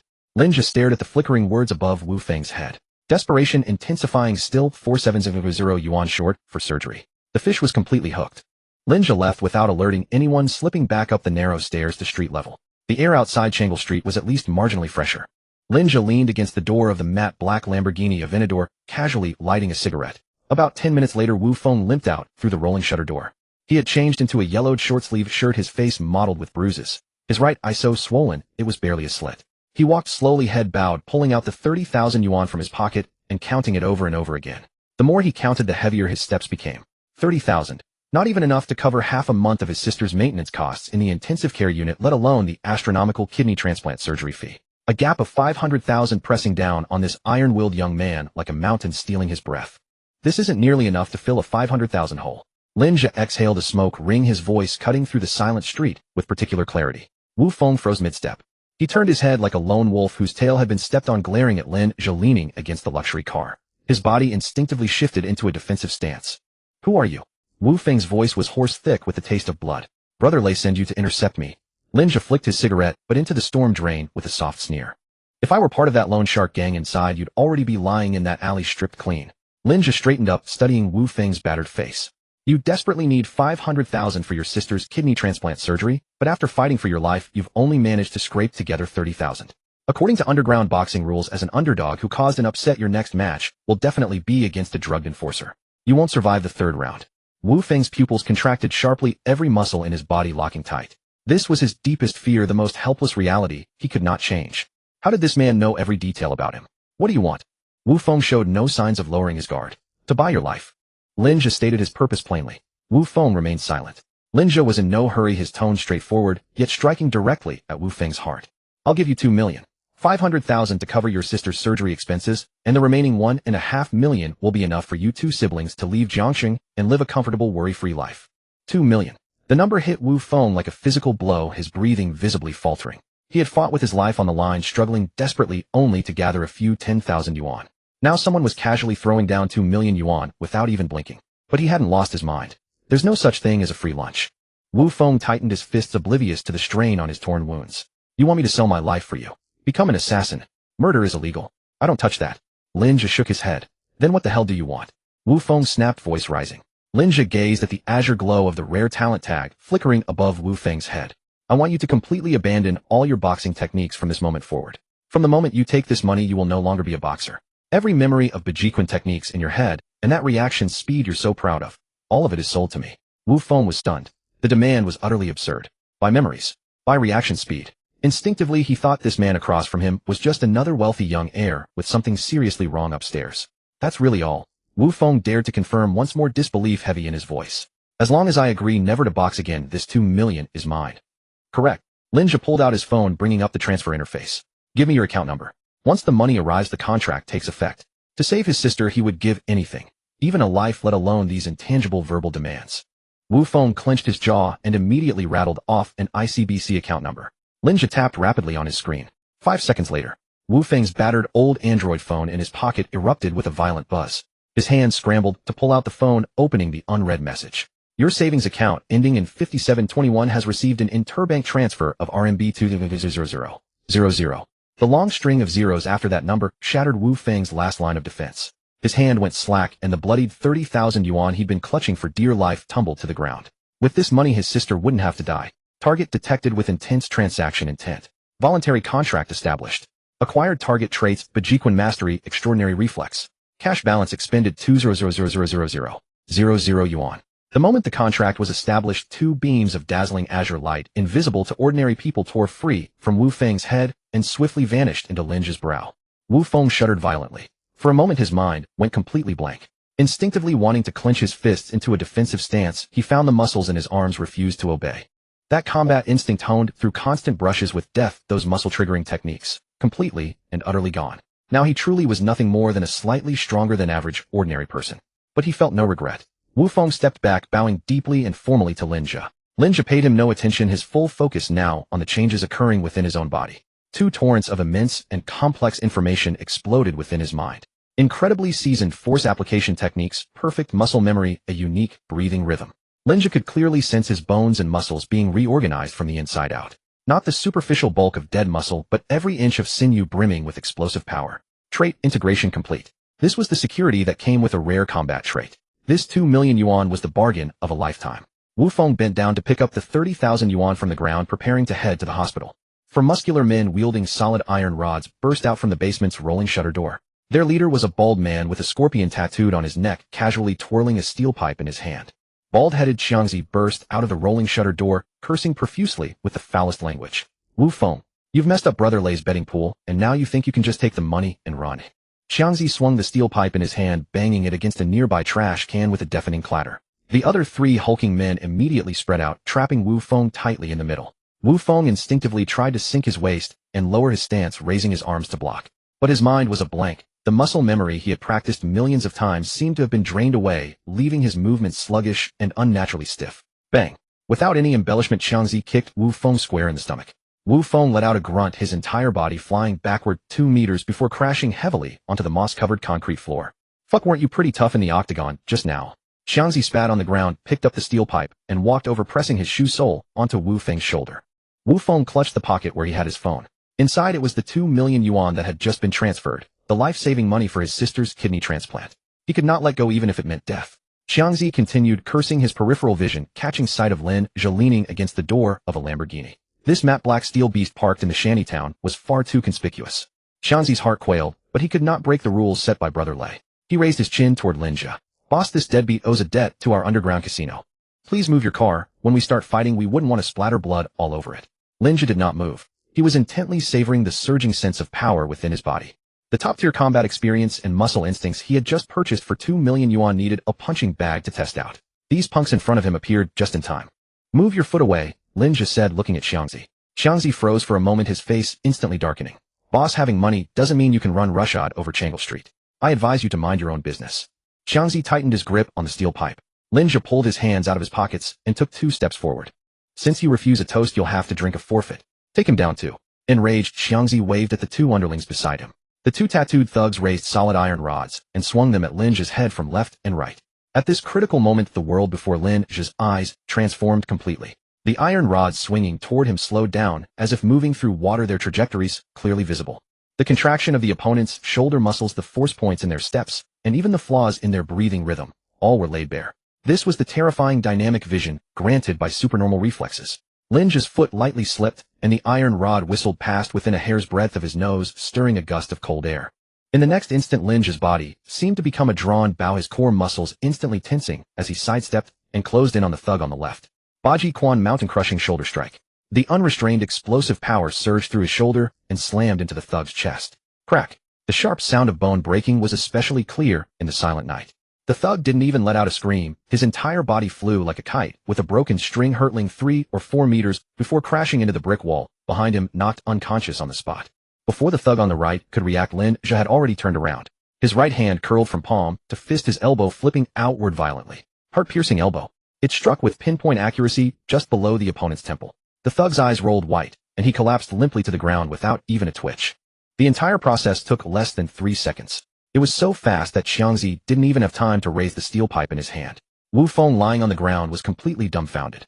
Ignoring the searing pain in his stomach, he stared at Lin Zhe's finishing stance. Others might not understand, but having fought in underground matches for over a decade, how could he not?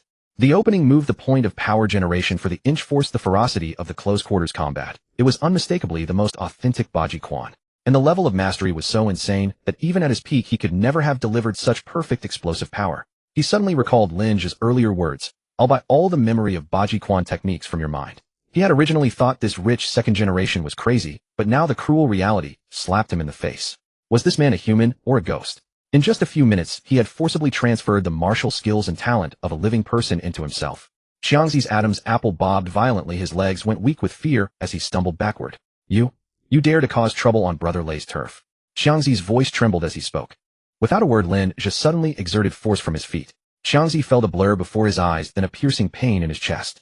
Before he could even see how Lin Zhe had struck, he was already on his knees, the steel pipe in his hand clattering away.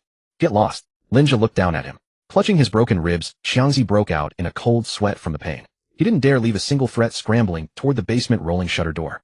The three thugs on the ground also struggled to their feet, supporting each other as they fled in disgrace.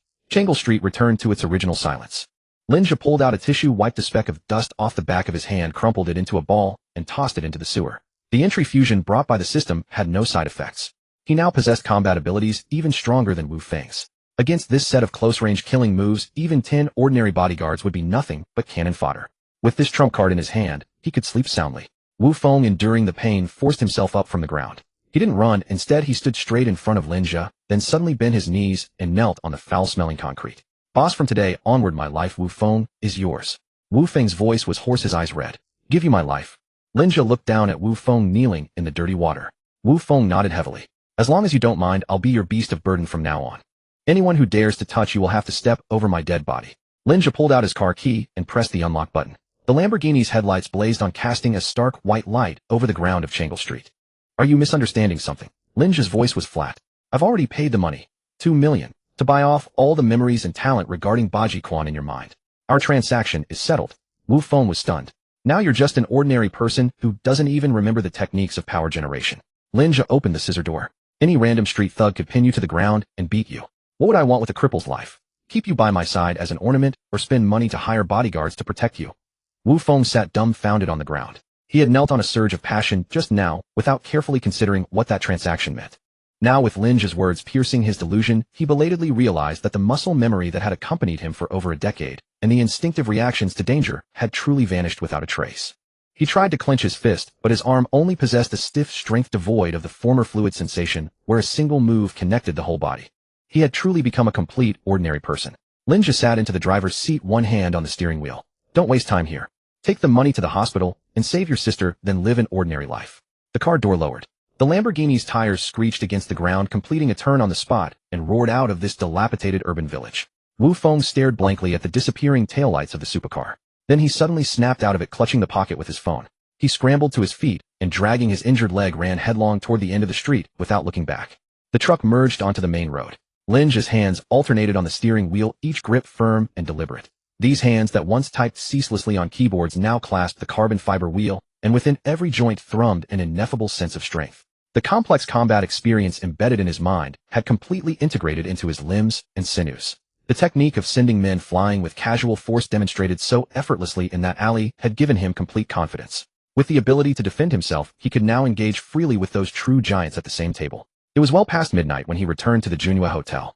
The lobby manager remained dutifully at his post by the elevator, and upon seeing Lin Zhe return, rushed forward immediately to press the button. The night passed in silence. 8 o'clock the following morning. Beneath the Junhua Hotel, a long row of Rolls-Royce Phantoms bearing consecutive license plates stood motionless on the plaza. 8 black top-of-the-line luxury vehicles stretched nose to tail, completely blocking the hotel's main entrance driveway. Security barriers had been set up around the perimeter. More than 20 bodyguards in black suits and sunglasses stood in formation on both sides, keeping all the curious onlookers at bay. The wealthy tycoons of Jiangqing, who had caught wind of the news overnight and rushed over hoping for a glimpse of Lin Zhe, were now crammed into the lobby's lounge area. Their eyes read in business cards and gifts clutched tightly in their hands, yet not a single person dared cross the line. Because standing at the elevator awaiting arrival was Shun Yinwei, president of the Shin Group. Shun Yinwei wore an impeccably tailored white women's suit today, her makeup exquisite, a black briefcase in her delicate hands. Ding. The private elevator doors slid open. Lin Zhe emerged in a black casual ensemble. Every multi-millionaire and billionaire in the lobby craned their necks, trying to catch a glimpse of what this legendary figure rumored to resurrect the dying actually looked like. Yet the intimidating presence of the surrounding guards kept them silent. "Good morning, Mr. Lin." Shen Yinwei stepped forward, her posture slightly inclining in deference. "Let's go." Lin Zhe cast a glance at the elaborate display outside, without comment striding directly toward the entrance. Shen Yinwei followed 2 steps behind, maintaining proper distance. Only when both had settled into the center-extended phantom and the motorcade slowly departed the hotel plaza did those merchants finally breathe collective sighs of relief, then erupted into frantic discussion. "Did you see that? President Shun herself was waiting in the lobby. Who exactly is that young man? Did he really resurrect old Master Qin yesterday? Stop digging around. Yesterday Zhou Chun from the shipping group offended him at Tainyaihai Pavilion, and this morning all the Zhou family's cargo ships were seized at port. Zhou Qin's legs were broken by his own grandfather, and he's been sent abroad."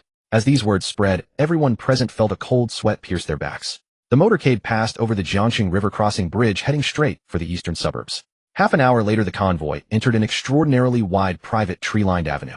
At the avenue's end stood an immense wrought iron gate of pure copper, its surface intricately carved. The gates parted slowly to either side. The full grandeur of Cloud Peak Mansion revealed itself before Lin Zhe. The entire estate sprawled across the landscape, nestled between mountain and water, its scale nothing short of breathtaking. The main residence was a 3-story French-style villa fronted by a massive fountain plaza with a standard helipad and golf course visible to the side. The motorcade halted at the villa's main entrance. Over 100 uniformed butlers, servants, and security personnel lined both sides, bowing in perfect unison. A white-haired elderly Englishman in a tailcoat stepped forward, opening the car door for Lin Zhe. "Mr. Lin, welcome home. I am your personal butler, Richard." Lin Zhe stepped out, his gaze sweeping across the security personnel. Every single one bore the unmistakable bearing of overseas mercenaries, their postures rigid and military straight. The bulges at their waists testified that these were certainly no ordinary security guards. Shen Yinwei approached from behind, withdrawing a thick stack of documents from her briefcase. "Mr. Lin, these are the mansion's property certificate, land use certificate, and all transfer documents. Everything is now under your name." Shen Yinwei presented the papers. Lin Zhe took the documents casually and tossed them onto the living room coffee table, settling into the genuine leather sofa. "The security system here operates independently. Within a 5-kilometer radius, surveillance cameras and infrared networks are deployed. There are 24-hour patrols. Without your permission, not even a bird could fly in." Shen Yinwei continued her introduction, hoping to convey the Shun family's sincerity. Lin Zhe sat upon the Italian handcrafted genuine leather sofa, legs crossed. Richard approached, bearing a pure silver tray, gently placing a freshly brewed cup of Darjeeling black tea upon the coffee table. Throughout, not a single sound of collision disturbed the silence. "Richard, take everyone out." Lin Zhe lifted his teacup. "Yes, sir." Richard bowed and retreated, leading the servants from the main hall with quiet efficiency. In the luxurious double-height parlor, only Lin Zhe and Shen Yinwei remained. "Sit." Lin Zhe sipped his tea. Only then did Shen Yinwei dare approach the side armchair, perching on merely 1/3 of its seat. "I'll take the mansion." Lin Zhe set down his teacup. "This place is quite nice. Old Master Shun went to considerable trouble. Tell me, what does the Shun family want?" Shen Yinwei's heart nearly stopped a beat. She hastily rose to her feet. "Mr. Lin, grandfather absolutely did not intend to claim credit or make demands. Everything the Shen family has today is entirely due to your gracious favor. This mansion is merely a place for you to stay in Jiangxing. We would never dare ask for anything in return."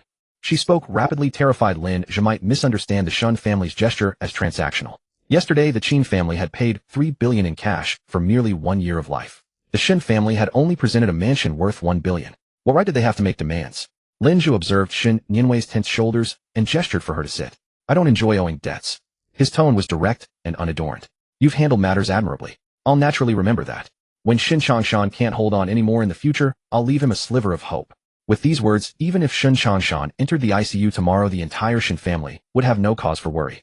This was a get-out-of-jail-free card. At that moment, the intercom at the main gate chimed. Richard's voice transmitted through the smart speaker into the parlor. "Sir, several vehicles are requesting entry at the main gate. The leader has identified himself as young Master Qin Tianming of the Qin family. He says he's brought something for you." Shen Yinwei immediately tensed. The Qin family had caught the scent and followed. Old Master Qin had gained new life last night, and today young Master Qin Tianming personally led the delegation here. Whatever was in those trunks was certainly no mere $1 million trinket.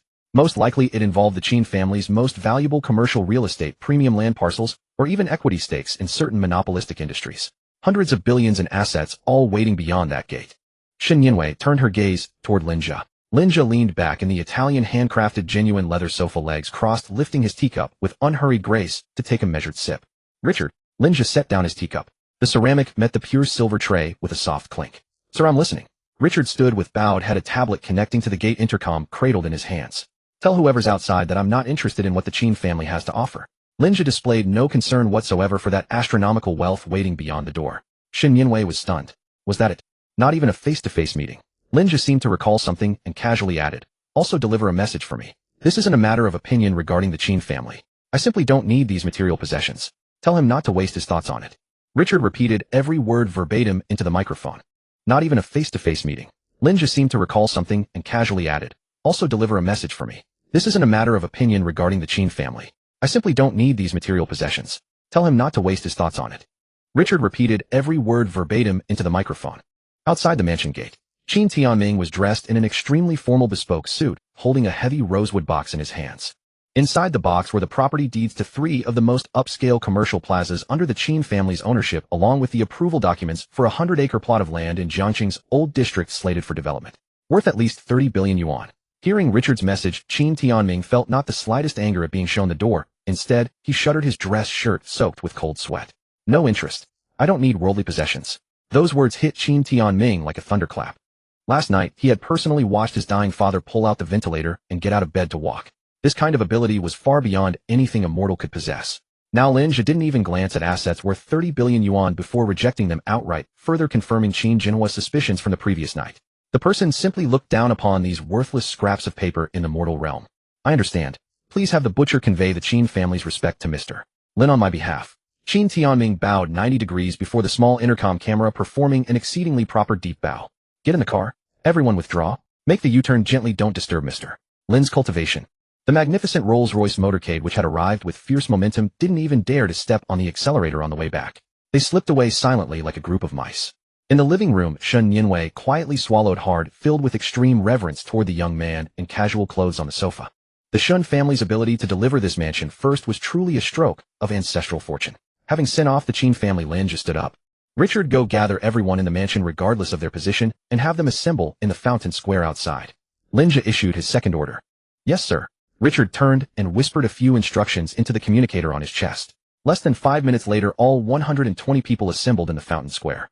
The crowd divided into 3 formations. On the left were the security personnel in black suits wearing tactical earpieces. In the middle were the male and female servants in black and white tailcoats. On the right were the culinary team in white chef uniforms. Everyone stood perfectly straight. Lin Zhe stepped over the threshold and walked out of the villa. Shen Yinwei lagged half a step behind, following closely. Morning sunlight fell upon Lin Zhe as he walked with his hands in his pockets to the front of the 3 formations. The system panel spread out before his eyes. Colorful labels instantly appeared above the heads of the 120-plus individuals. Overseas mercenaries, diligent and responsible, Michelin 3-star head chef, taciturn. The vast majority of the tags were white and blue, perfectly matching their professional identities. The Shen family had indeed spared no expense when selecting personnel, with virtually no major issues. But Lin Zhe's gaze was quickly drawn to several glaring red negative tags. He walked straight to the central domestic staff formation and stopped in front of a short-haired female servant in uniform. The servant looked to be in her early 30s with an honest and straightforward face. But above her head hung 3 flashing red tags. Stealing on the side, compulsive luxury, watch collector, greedy for money. Lin Zhe glanced at her and spoke directly. What is your name? Reporting to you, sir. My name is Susan, and I am responsible for daily cleaning of the master bedroom and the second-floor study. Susan immediately bowed, her voice gentle. The second drawer of the bedside table in the master bedroom originally held a Patek Philippe that President Shun brought over yesterday. You hid it underneath the mattress in your staff dormitory. Lin Zhe directly revealed the specific information derived from the system. Susan's face instantly drained of all color. That watch was an accessory Shen Yinwei had casually placed there the previous evening, worth several million. During her morning cleaning, Susan had noticed that the new master hadn't paid any attention to such details, so she had casually pocketed it, planning to smuggle it out of the mansion in a couple of days to sell. She had executed the theft extremely covertly, even accounting for blind spots in the surveillance cameras. This young man had never even entered the master bedroom. How could he possibly know so much? Sir, you misunderstand. I definitely didn't take it. Susan's legs went weak, yet she still tried to deny it. Richard's face turned ashen. Under his management, an insider had turned traitor. This was simply an insult to the butler's honor. Lin Zhe didn't need to waste any more words. Richard immediately glanced toward the security deputy captain beside him. 2 mercenaries strode forward and gripped Susan's arms, dragging her away. Another domestic supervisor immediately ran to the staff dormitory for a search. There was no need to wait for results. With this kind of petty theft, a search would yield immediate results. Lin Zhe didn't linger. He turned and walked toward the security formation on the left. All those standing there were burly men over 1.85 meters tall. Lin Zhe's footsteps stopped in front of a tall white man with blonde hair and blue eyes. This man was the largest in build, his chest muscles bulging against his suit, with a real firearm holstered at his waist. Deputy captain of the security squad. Beneath that title hung two shocking red tags. Bought insider compulsive gambler. Lin Zhe looked at the tall white man named Andre. You owe over 30 million yuan in bad debts at casinos on the outskirts of Jiangqing. Lin Zhe met Andre's gaze steadily. Andre's pupils contracted sharply. He was a hardened veteran who had served overseas with extremely strong psychological resilience. Hearing Lin Zhe expose this matter, he didn't bungle or beg for mercy like that female servant. Instead, his wrist flipped instinctively as he reached for the pistol at his waist. His life had been seized by the throat. If he didn't complete the mission, not only would he die, but his family abroad would perish as well. Since he was already exposed, he might as well go all out. Unfortunately, his movements were far too slow in Lin Zhe's eyes. Lin Zhe didn't even draw his hand from his pocket. He simply kicked his right leg forward sharply. Infused with supernatural reflexes and mastery of Bejiquan, the power behind this kick was absolutely flawless. The toe of his shoe struck Andre's wrist joint with extreme precision as he reached for his gun. Snap! A crisp bone-breaking sound rang out. Andre let out a blood-curdling scream, his right hand twisting outward at an unnatural angle, and the pistol dropped to the ground. Several nearby security personnel reacted with incredible speed. 4 or 5 guns were drawn, instantly pressed directly against Andre's head. 2 burly men kicked him in the back of the knees, pinning him face down on the tiled floor. An eerie silence fell over the entire square. The remaining 100-plus employees didn't even dare to breathe loudly. No one asked how Lin Zhe knew such classified information. All that remained in everyone's minds was profound fear. Before this new master, they were like transparent people. Any dirty, unspeakable thought would be seen through in an instant. Combined with that lightning-fast kick just moments ago, so fast that even the nearby special forces couldn't track it clearly. Mysterious and formidable. With a boss like this, who would dare to fool around? Get rid of these rotten apples and handle it according to your industry's rules. Lin Zhe glanced at Richard. Understood, sir. They'll never work in this industry again. Richard bent down, his demeanor even more servile than yesterday. Lin Zhe turned around, his gaze sweeping over the remaining 100-odd people. For those who stay, your base salary will be doubled from what the Shun family offered. Lin Zhe threw out the carrot directly. All I ask for is loyalty. Work hard for me, and you'll have more money than you can spend. But if I catch anyone with dirty hands again. Lin Zhe didn't finish his sentence, but the pool of blood from Andre's wrist on the floor tiles was warning enough. The combination of carrot and stick yielded immediate results. A unified response erupted from the entire formation. Yes, sir. Standing to the side, Shen Nianwei watched the entire process, her palms drenched in sweat. She had originally worried that Lin Zhe, being so young, wouldn't be able to control the arrogant veterans in the mansion. Now it seemed she had been overly concerned. With just 2 people he casually picked, Lin Zhe had not only cleanly rooted out the traitors, but also thoroughly subdued the entire security team. This kind of tactics was even more ruthless than Shun Changshan in his prime. After dealing with these trivial matters, Lin Zhe waved his hand to dismiss the crowd and turned to walk back into the villa's main hall. Seeing that the situation was settled, Shen Nianwei tactfully took her leave. Mr. Lin, the mansion has been arranged properly. There's a mountain of affairs at the group, so I won't disturb your rest. Shen Nianwei lowered her voice. Keep that black card with you at all times. If you need anything, just let me know. Go ahead, Lin Zhe nodded. Watching Shen Nianwei's car leave the mansion gates, Lin Zhe sat alone in the excessively spacious master bedroom, summoning the system panel in his mind. Host Lin Zhe, current cash balance 3.99 billion, available trait inventory, none, bound traits, calm, under pressure, passive, Baji, Quan mastery, superhuman reflexes. Staring at the glaring none, Lin Zhe tapped the armrest of the sofa. Having 4 billion in cash sitting in the bank might sound terrifying, but in the most elite circles of Jiang City, money couldn't solve everything. The reason Xin Changshan and Qin Jinhua were willing to submit so humbly, even groveling, to offer astronomical assets wasn't because Lin Zhe was rich, but because he held the power to defy fate and extend life. This was an absolute monopoly. If the supply dried up, he would lose his core deterrence in the eyes of those billionaires. He had to restock as soon as possible. Just as Lin Zhe was about to close the panel, a crisp electronic sound rang in his mind. Detected host's cumulative transaction volume exceeding the 3 billion mark. Trait trading system is upgrading. Lin Zhe sat up straight. The halo on the interface rapidly shifted, and the originally simple translucent panel began to expand outward, adding several new functional modules. System upgrade complete. Unlocked new function, trait imposition, forced version. Description: the host can forcibly implant any trait in the inventory, including negative curses, into a hostile target. Cost is determined by the target's willpower and the trait's level, with a minimum of 1.0 yuan per use. Lin Zhe stared at these lines, tapping the armrest. This thing was a deadly weapon that killed without drawing blood. Buy a few trash negative traits like late-stage lung cancer, paralysis, or cursed by misfortune, store them in the inventory, and slap them on anyone who displeased him. For a mere 1.0 yuan, he could send someone straight to hell with no way to trace the cause. This was the ultimate deterrent in the underworld. Unlocked new function, trait detection radar. Description: the host can set search criteria for wide area scanning. Current range radius 10 kilometers. Caution during activation 100 yuan of real currency is deducted per second. Seeing the second explanation, Lin Zhe raised an eyebrow. 10,000 per second, 600,000 per minute. For an ordinary person, running this radar for a few seconds would bankrupt them. But against a deposit of 3.9 billion, this consumption was barely a drop in the bucket. Most importantly, this radar completely solved his biggest pain point, finding supply sources. Previously, sourcing from Wufeng was pure luck. With the radar, whatever lifespan or talent he wanted, he could directly target and acquire, saving a massive amount of time on reconnaissance. But Lin Zhe didn't rush to hit the radar's activation button. He had to first clarify what he needed to stock. The first priority was still lifespan. The reason Shen Changshan and Qin Jinhua, the 2,000 billion level local tycoons of Jiang City, willingly played the fool and delivered the Cloud Summit mansion worth $1 billion overnight was all because of lifespan. If some old plutocrat already half buried in the crematorium came kneeling to beg for more life, and he couldn't produce even a single day of it, the divine persona he had just established would collapse instantly. The people in the capital circle were all shrewd operators who would devour others without mercy. Once they found out your supply was cut, and you had no value, they would turn on you and tear you apart. Therefore, lifespan, this hard currency, could not be cut off for even a second. With stock, he could keep the top bigwigs of Jiang City and even the entire nation leashed in his hands like dogs. The second priority was rare talents. Last night, the superhuman reflexes and Baji Quan mastery he stripped from Wufeng allowed him to solo 4 thugs who had been living on the edge in the alley of Changle Street. Having tasted the sweetness of such explosive power growth, how could Lin Zhe be satisfied with just a few close combat traits? The business world was a bottomless pool. Brute force with money was too crude.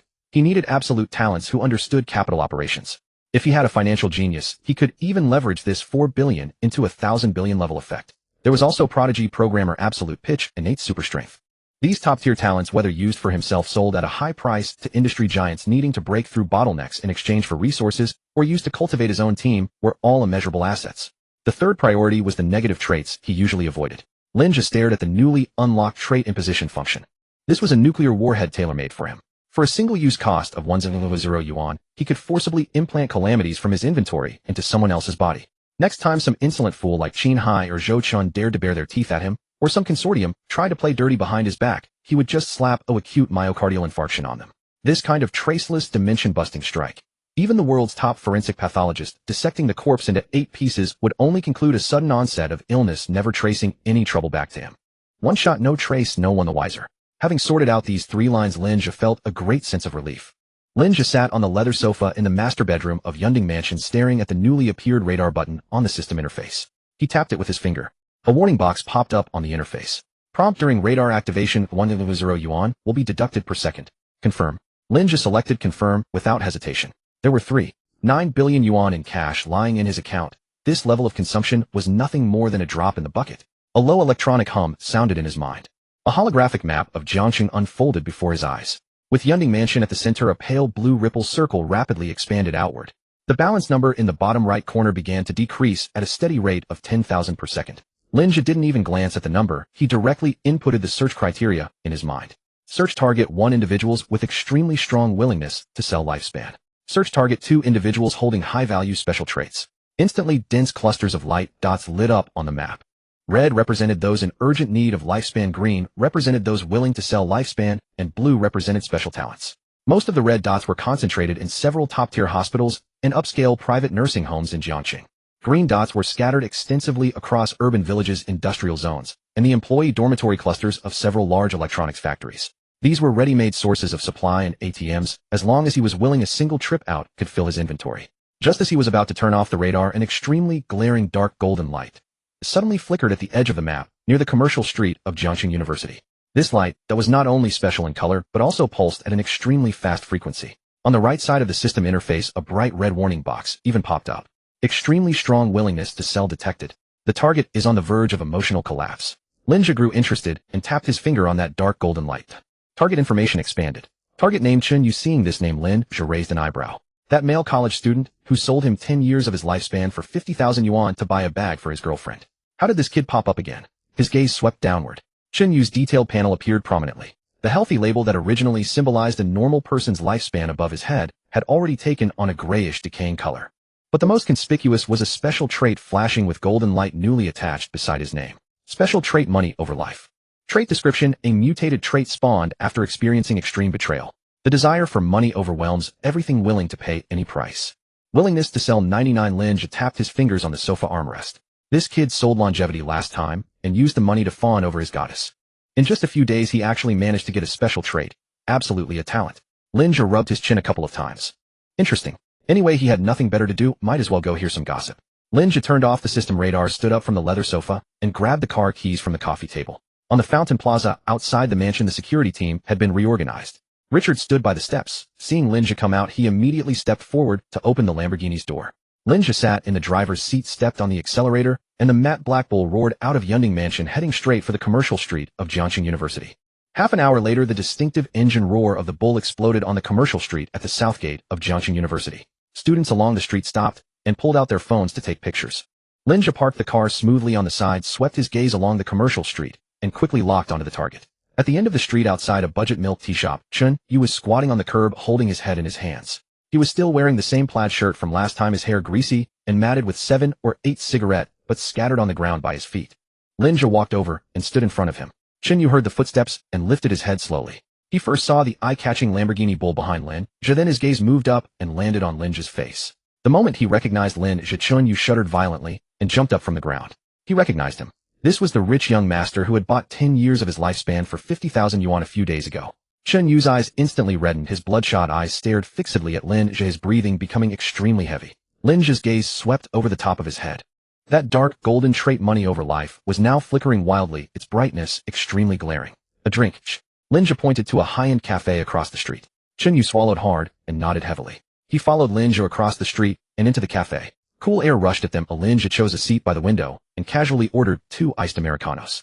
Chen Yu sat opposite Lin Zhe, picking at his knees, fidgeting, his gaze occasionally darting to the Lamborghini outside. That 50,000 yuan, all spent.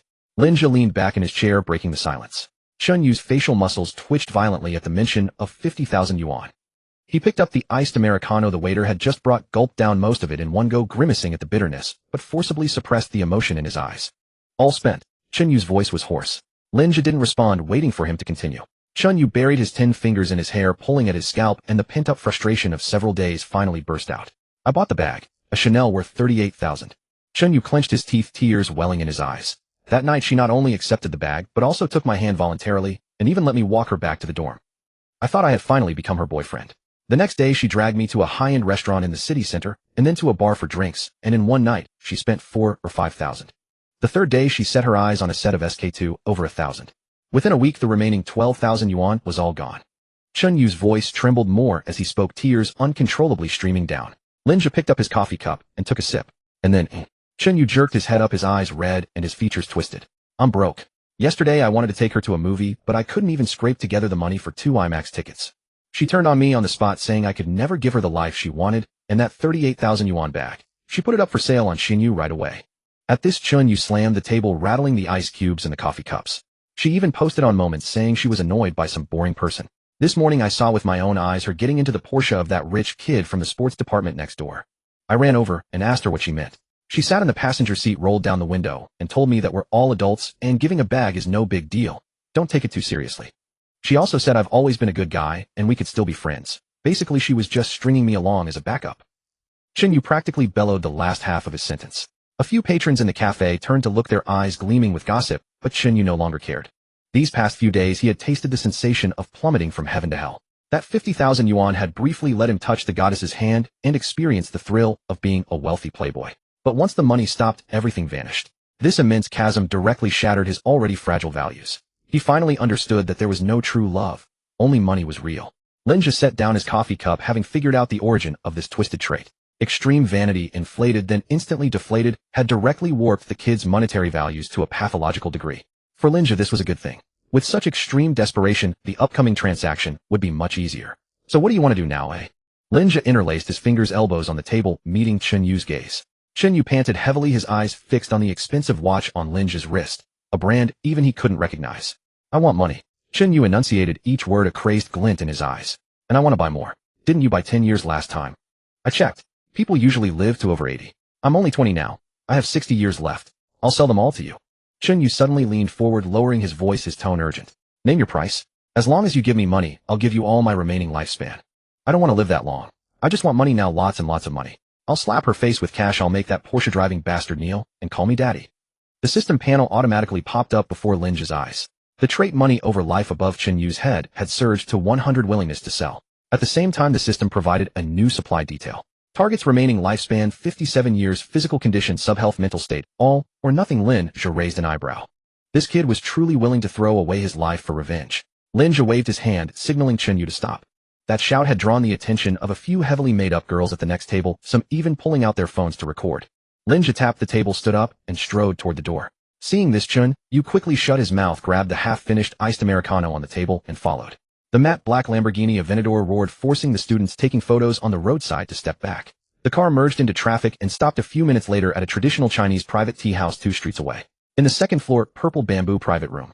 The environment was exquisite, but once the door closed, even the footsteps in the corridor couldn't penetrate. The tea master had just brewed a pot of Mingqian Longjing and set it on the table before Lin Zhe dismissed her.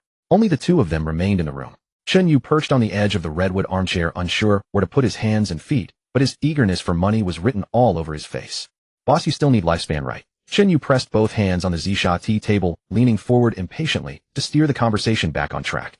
He had pondered this matter many times in the dorm over the past few days. Several days had passed since he signed that bizarre, life-selling contract.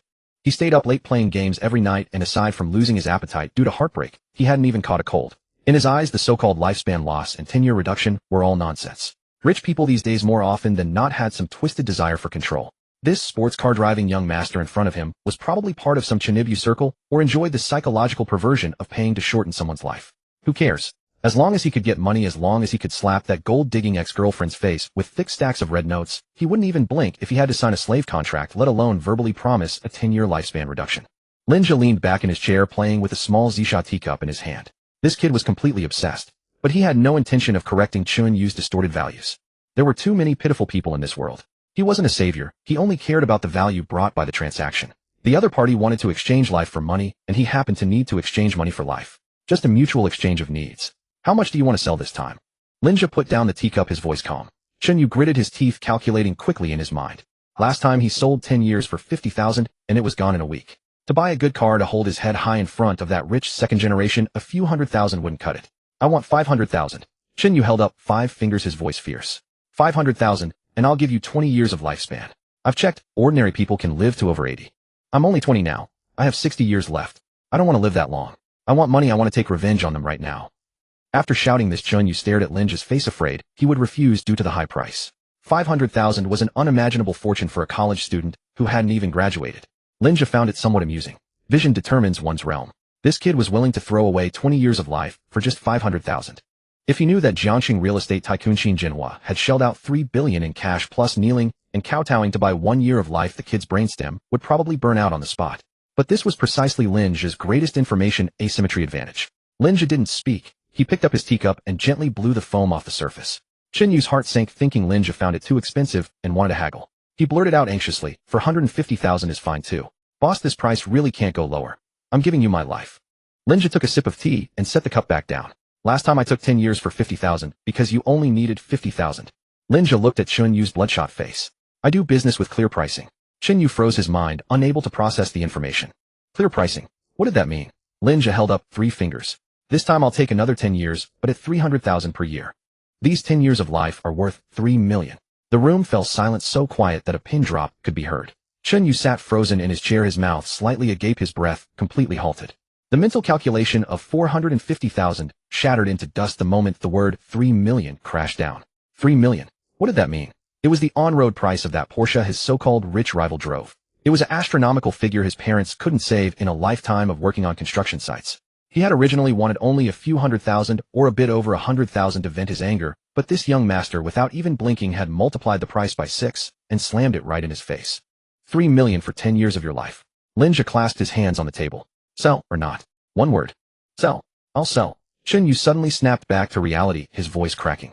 He practically lunged onto the table, fumbling frantically to pull out his phone from his pocket. His hands trembled like a sieve, mistyping the unlock password several times before finally opening the banking app and pulling up the card number. He raised both hands, presenting it to Lin Zhe. Lin Zhe glanced at the numbers on the screen, took out his own phone, and logged into the highest authority account of Industrial and Commercial Bank. His fingers tapped lightly. Transfer. A few seconds later, Chen Yu's old Android phone emitted an extremely loud vibration alert. A brand new text message popped up.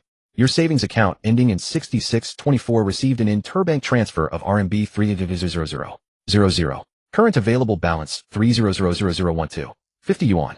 Chen Yu stared fixedly at the long string of zeros on the screen, his eyes nearly popping out. It's really here. No contract, no procedures, not even a single word of nonsense. 3 million in cash had genuinely landed in his account. Detected that the target has erupted with an extremely strong willingness to trade. Voluntary contract established. Acquired target trait lifespan 3,650 days.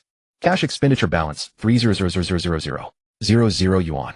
As the system prompt sounded in his mind, an extremely massive mass of dark green light directly peeled off from the top of Chen Yu's head and swiftly plunged into Lin Zhe's brow. At that moment, Chen Yu's body suddenly sank downward. Adding the 10 years he sold last time, his 20-year-old frame had been brutally drained of 20 years of life essence. The organ decline and cellular aging that should have only appeared at age 40 were forcibly imposed on him in less than 5 seconds. Chen Yu's face instantly turned deathly pale, and a violent wave of dizziness hit him. He propped himself up on the table edge with both hands, panting heavily, a layer of fine cold sweat forming on his forehead, while his heart felt a stabbing pain like needles. But he didn't care at all. Boss. Thank you, boss. Chen Yu clutched his phone in his palm, forcibly suppressing the hollow emptiness in his body. He never once thought about the reduction in lifespan, simply attributing it to malnutrition from staying up late and insomnia these past few days. With this 3 million, what nutritional deficiency couldn't be remedied? Goods paid, goods delivered. Lin Zhe leaned back into the armchair. Please make yourself at ease. Chen Yu nodded repeatedly, unwilling to stay a second longer, grabbed his phone from the table, and stumbled out of the private room. There was only one thought in his mind now: go to the biggest shopping mall in the city center, buy all the most expensive clothes and watches, then rent buy a luxury car, and go slap that bitch's face hard. The private room door closed again, and Lin Zhe summoned the system panel. Available trait inventory lifespan, 3,650 days. A full 10 years. Lin Zhe closed the panel with satisfaction. Using a mere 3 million to exchange for strategic level chips that could stir up storms in the world of 100 billionaires. This deal was simply outrageously profitable. People like Chen Yu are the perfect leaks. As long as his desires remain, he can be harvested again and again until he sells, even his last day of life. Withdrawing his thoughts, Lin Zhe's finger tapped on the flashing radar icon. Deduct 10,000 yuan. Deduct 10,000 yuan. Deduct 10,000 yuan. The balance number began to drop at a steady rate. Lin Zhe completely ignored it, inputting conditions into the search box with his mind. Search top tier financial trading talent. Range entire city. Hundreds of thousands of light dots popped up on the system interface, mostly faint white and blue. Lin Zhe glanced at the attached trait names. Beginner accounting proficiency, bank teller hand speed, financial management expert. All were a bunch of mediocre traits, not even qualified to serve tea and water at Yunding Mansion. Lin Zhe was getting a bit impatient and was about to increase the search chips when a highly peculiar light suddenly flickered at the edge of the map. Half was a glaring dark gold and half was a blood-dripping crimson. The two extreme colors intertwined, flickering constantly on the screen. Lin Zhe opened the coordinate details. Target name Sun Lisan, financial genius, possesses extremely terrifying capital intuition and market sense, capable of accurately capturing trends in massive amounts of data. A good find. A talent rated as dark gold level. There's absolutely no second one in the entire Jiangxing business world. Lin Zhe's gaze moved downward, landing on the crimson-black trait. Black Swan. Whenever a large position is opened, an unavoidable force majeure Black Swan event will occur, ultimately leading to a margin call. Lin Zhe was stunned, then almost burst out laughing. These two traits on the same person. It's like the heavens are playing a cosmic joke. Possessing the world's most brilliant trading skills and intuition, yet every time he buys, an accident happens. Going long triggers a production area explosion. Going short triggers an emergency Fed rate cut. This is no longer a technical issue. It's pure bad luck. Who would dare entrust their money to someone like this? Lin Zhe turned off the radar function, having spent only 100,000 or so. He took his car keys, went downstairs, and got into that matte black Lamborghini Aventador. This person to others is a calamity to be avoided at all costs, but to him it's a prime opportunity to pick up a bargain. Black Swan. Others can't deal with it, but he, Lin Zhe, can simply buy it with money and store it in his warehouse. Then what's left will be only the financial genius. The Aventador roared out of the street, heading straight for the Jiangxing Cross River Bridge, according to the last coordinates given by the radar. 10 minutes later, the river wind howled. Lin Zhe parked his car on the auxiliary road of the Cross River Bridge. Walking down the concrete steps, the underside of the bridge was dark and damp. A man was slumped beside a concrete pillar with 7 or 8 green beer bottles scattered at his feet, clutching a crumpled half of a settlement sheet in his hand. The system radar indicated that this man was Sun Lisan. Lin Zhe walked over and looked down at him. The man's hair was long enough to cover his ears, greasily plastered to his scalp, and his chin was covered in stubble. His eyes were sunken, his skin sallow. According to the profile, this guy was only 26 years old, having just returned from Ivy League Business School less than 2 years ago. Yet with his current appearance, if thrown into a labor market, people would believe he was 45. Sun Lisan, Lin Zhe called out. The man on the ground shuddered, stuffed the settlement sheet into his pocket, and looked up warily. Who are you? A debt collector? Sun Lisan's voice was hoarse, carrying the dry heave of a hangover. He supported himself against the bridge pillar, struggling to stand up, and took 2 steps back to create a safe distance. Didn't I say I'd pay back next month? I haven't run away. Do you have to chase me under a bridge? Lin Zhe ignored his shouting. Shorting the Nasdaq, you ran into the Fed's overnight rate cut and lost $3 million on a margin call. Then you went long on international crude oil, and the next day major oil-producing countries suddenly announced a 2 million barrel production increase, triggering another margin call, losing 2,500,000. Last month, not giving up, you borrowed $3 million from loan sharks and went all in shorting a pharmaceutical stock that had a fraud scandal. Then that same afternoon, that pharmaceutical company accidentally developed a targeted drug formula, and the stock price soared 300% in one day. You lost your shirt. Lin Zhe stood with his hands buried in his pockets, his tone flat and matter-of-fact as he read aloud the information provided by the system. Sun Lisan stood there, mouth gaping, completely frozen in place. All of this was private data from his core trading accounts. No one else could possibly know such intimate details. Even debt collectors only knew he owed money. They certainly couldn't recite with such precision every black swan event from his trading history. Who exactly are you? Sun Lisan backed away until he could retreat no further, his back pressed against the rough concrete of the bridge pier. If you can find all this out, you're definitely not an ordinary loan shark gang. What do you want? His fear grew with every passing moment. Lin Zhe kicked aside an empty wine bottle at his feet. Your entry, timing, position management, and risk hedging are all textbook perfect operations. If we go by normal market logic, the $3 million you borrowed should have multiplied at least tenfold by now. These words struck directly at the most vulnerable point in Sun Lisan's heart. Sun Lisan crouched on the ground in agony, clutching his hair as his emotions completely collapsed. Don't talk to me about logic. There's no logic in this market. He screamed at the top of his lungs, voice cracking with sobs. I calculated everything to 3 decimal places. I stayed up 3 consecutive nights rechecking all the macroeconomic data and financial reports. A deal that should have been a guaranteed moneymaker. Just as soon as I open a position, something always goes wrong. Earthquakes, locust plagues, undersea cables bitten through by sharks. Even the exchange's servers can crash because rats chewed through the cables. Sun Lisan hammered his fists against the cement floor. I'm a jinx. I don't deserve to touch finance. I surrender, I truly surrender. Watching the collapsing Sun Lisan burst into tears, Lin Zhe clicked his tongue internally. The power of this black swan keyword was indeed formidable. No matter how skilled a person was, they couldn't withstand heaven finding new ways to torment them. Lin Zhe stepped forward, finished crying. Sun Lisan lifted his head, his face smeared with a mixture of snot, tears, and grime. What are you even here for? Come to watch me make a fool of myself. If you want money, I've got nothing but my worthless life. Go ahead and drown me in the river. Drowning you serves no purpose to me. Lin Zhe remained motionless. I'm not a loan shark. I'm here to make a deal with you. Sun Lisan wiped the mud and water from his face. A deal? I've lost everything down to my underwear. I've only got 2 kidneys left. Which one do you want? Lin Zhe raised his hand and gestured a number. I want 10 years of your life. Sun Lisan froze for half a second, then burst into a raucous, hollow laugh. Boss, you're joking. Hire me. Want me to manage your trades? Sun Lisan braced himself against the base of the wall. You just dug up my entire background. Every single trade I made crashed. Every position I opened blew up. Aren't you worried I'll lose every last cent you have? Lin Zhe tapped his finger against the bridge pier. That's not your concern.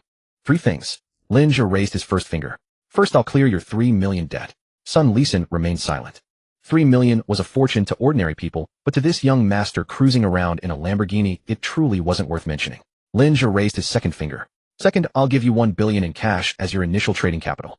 Upon hearing these words, Sun Lisan's breath caught, even forgetting his dry heaving. But he immediately shook his head violently. No, even $100 billion won't help. The moment I touch anything, disaster strikes. Blackout in America today, oil fields exploding in the Middle East tomorrow. This money won't survive 3 days in my hands. Sun Lisan knew better than anyone how impossibly unlucky he was. It was an abyss that swallowed anyone who dared to fill it. Third, Lin Zhe ignored Sun Lisan's panic and continued with the final condition. I will completely eradicate the curse of bad luck that plagues you. Even if you bet everything with your eyes closed and lose every single cent of that billion, I won't make you pay back a single penny. The river water lapped against the bridge pier. Silence hung in the air for a full 30 seconds.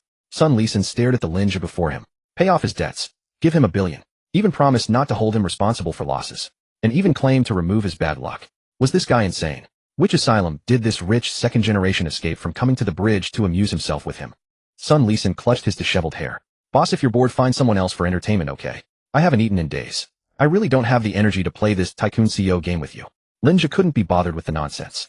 He pulled out his phone from his pocket and brought up the Industrial and Commercial Bank's Super VIP account interface with a balance of over $3 billion. The bright screen illuminated the dim bridge tunnel. Sun Lisan's gaze swept across it. Ones, tens, hundreds, thousands, 10,000s. Those zeros densely packed the screen, with the leading digit being 3. Sun Lisan drew a sharp breath, his heart racing. This wasn't a fake photo. That was the real-time interface of a bank system savings account. This young man had over $3 billion in liquid cash sitting in his account. This person was definitely not here for entertainment. I have a bad temperament and no patience to repeat myself. Lin Zhe put away his phone. Serve me for 10 years, spend money as you please, trade as you see fit. Do we have a deal? Sun Lisan's Adam's apple bobbed violently. The terms were impossibly generous, literally a pie falling from the sky. For a trader driven to the brink by bad luck, yet still passionate about finance, what could be more tempting than unlimited funds and absolute trust? This was all too strange, too unbelievable. But Sun Lisan's cracked lips moved involuntarily. Deal. Target detected with intense transaction intent. Voluntary contract established. Since this transaction involves bad luck, extraction and contract binding, a special settlement mechanism has been triggered. Successfully extracted targets red negative keyword black swan. This keyword has been stored in the host's available keyword inventory and can be used through the keyword grant function. Host has obtained target's absolute service contract for 10 years. The electronic voice exploded in his mind. A clump of thick, nauseating crimson mist was forcibly extracted from the top of Sun Lisan's head. The mist churned and struggled in midair, then dove into Lin Zhe's brow and entered the depths of the system warehouse, never to cause trouble again. Lin Zhe called up the panel. The black swan keyword lay quietly in the inventory. Spend just 100,000 yuan, and any trillion-dollar multinational corporation could be made to suffer a devastating blow overnight, experiencing an epic-level disaster. This was truly a nuclear-level strategic reserve. Looking at Sun Lisan across from him. After that crimson mist was extracted, only one radiantly glowing dark golden keyword remained above Sun Lisan's head. Financial genius. Sun Lisan shivered, feeling an extremely wondrous change come over his body. The suffocating pressure that had weighed on his head for so long, that premonition of impending doom, that sixth sense, had all vanished without a trace. His mind was clearer than it had ever been. The over 10,000 trading records he had reviewed before automatically organized themselves in his mind, and his sensitivity to numbers had instantly increased by several levels.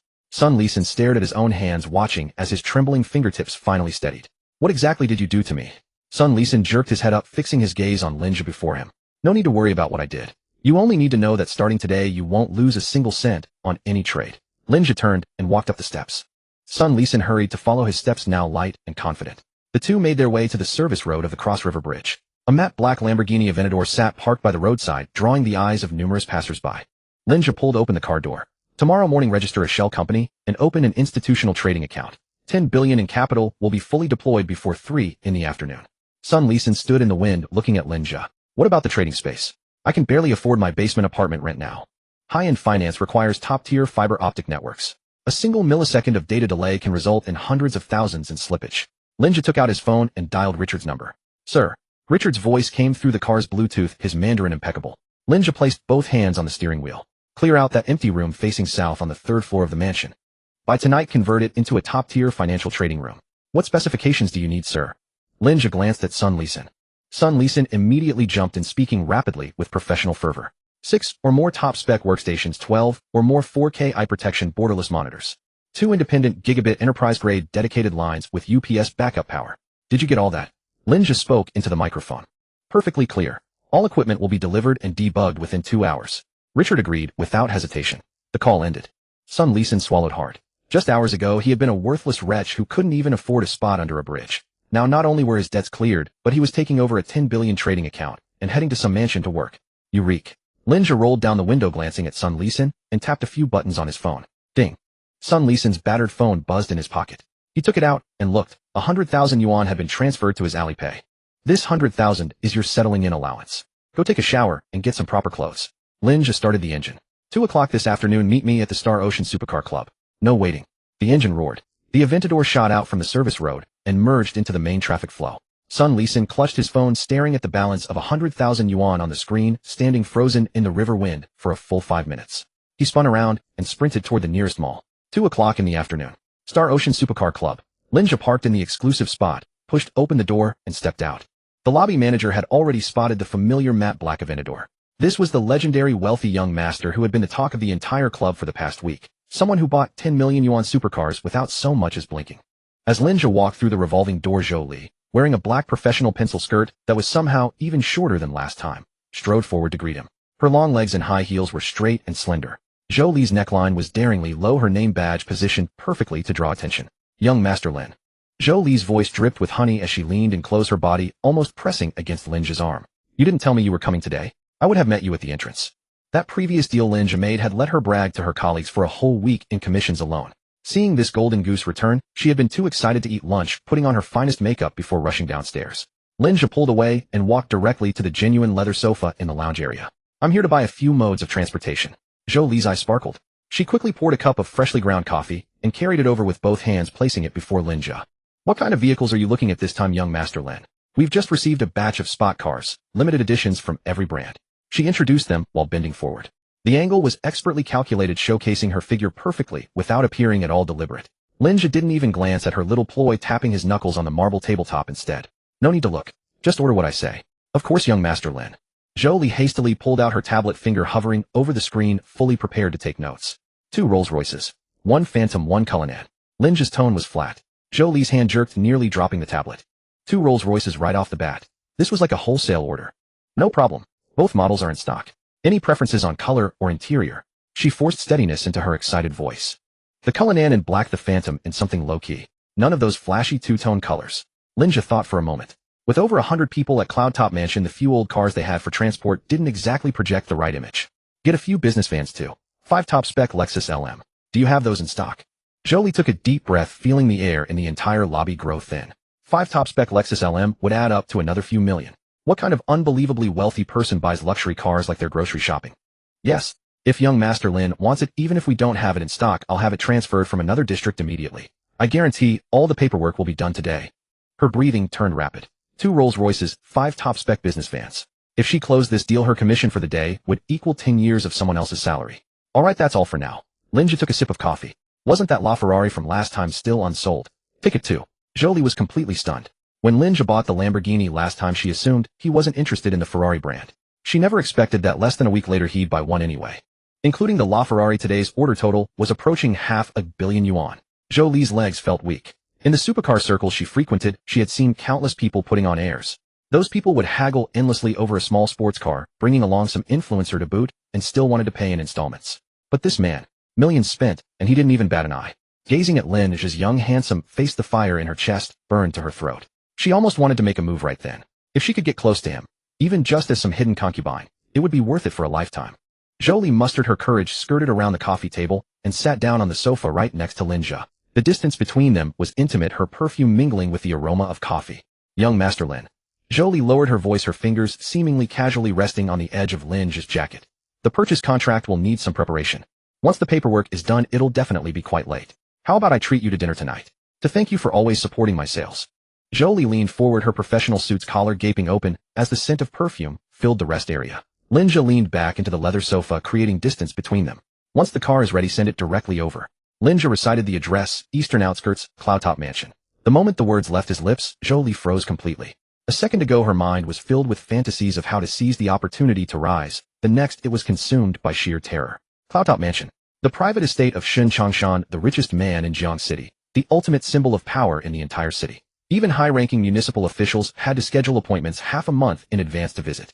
Now the young man before her, who had casually spent tens of millions on a car at the start, nonchalantly gave that address as the delivery point. Zhou Li instantly shed all her coquettish demeanor, stood upright with hands folded neatly in front of her abdomen. Understood. Rest assured, young Master Lin.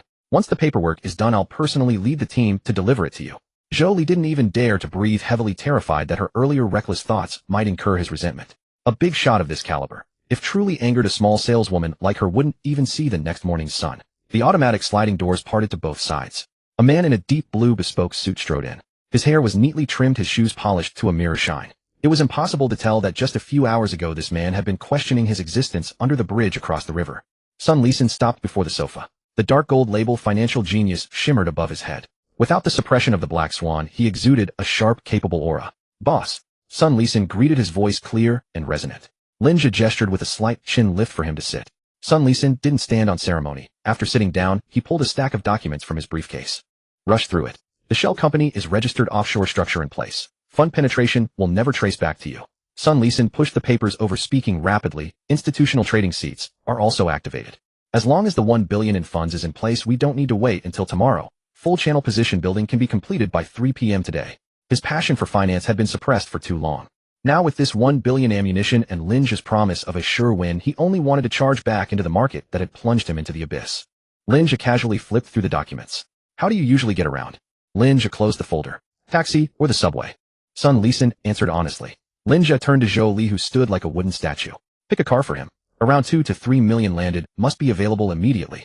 Lin Zhe tapped the tablet screen. Zhou Li's heart pounded as her fingers swiped swiftly across the screen. Young Master Lin, this Aston Martin DB11, or this top-spec Porsche Panamera, both available now. They suit this gentleman's business image perfectly. Zhou Li pulled up the images. Pick one. Lin Zhe looked at Sun Lisan. Sun Lisan stared at the multi-million-dollar luxury cars on the screen. Just a few hours ago, he had to count every penny even for a steamed bun. Now his boss had not only given him $1 billion to play with, but also casually gifted a multi-million-dollar daily driver.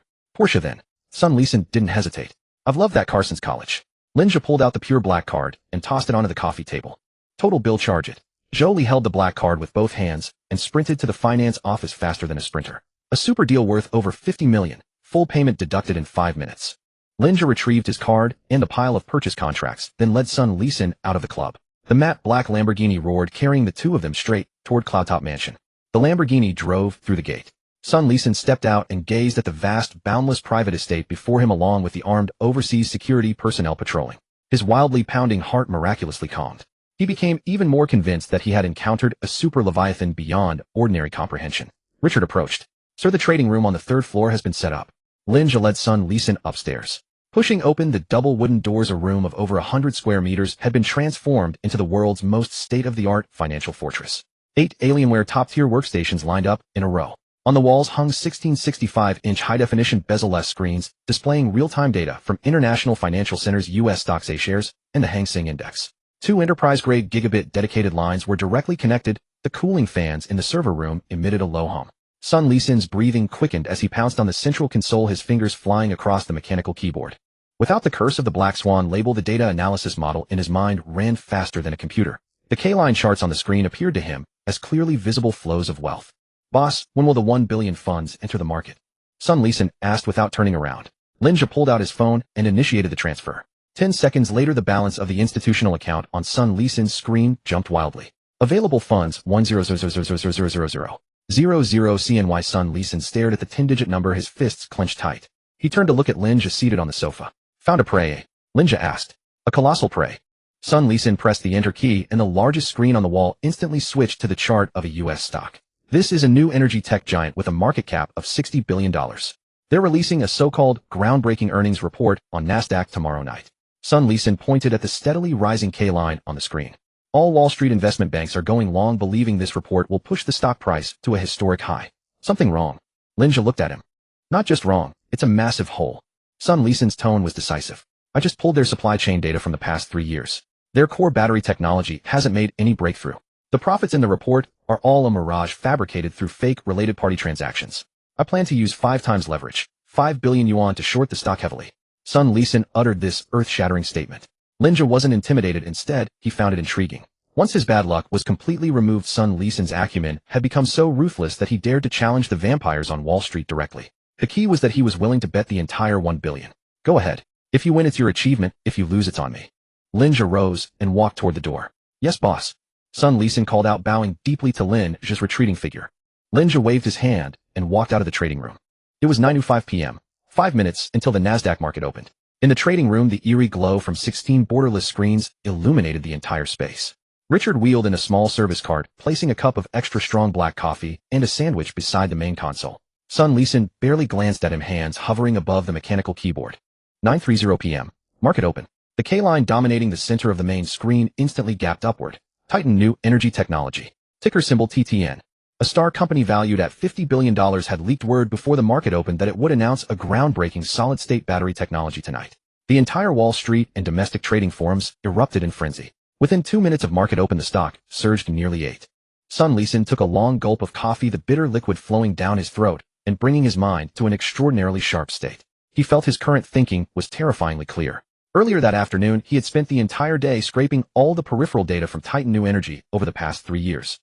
These scoundrels had even been progressively reducing their spending on high-purity lithium materials for experiments, while the electricity consumption at several Southeast Asian contract manufacturers remained as stable as an ECG reading. This meant there was absolutely no large-scale production underway. The financial reports were definitely fabricated. This was an outright Ponzi scheme. Sun Lisan's fingers slammed against the keyboard. 100 million in principal plus 5 times leverage from the broker. A total of 5 billion yuan, approximately $700 million US. The capital was split by Sun Lisan's hand-coded automated trading program into hundreds of independent sub-accounts disguising itself as retail investors and mid-sized institutions silently placing put options. The market sentiment was too manic. When these 5 billion in short orders were thrown into the capital pool, they didn't even make a bubble before being instantly devoured by the frenzied buying bulls. 1:00 a.m. The K-line chart climbed steadily with gains reaching 12. Sun Lisan's account showed unrealized losses exceeding 200 million.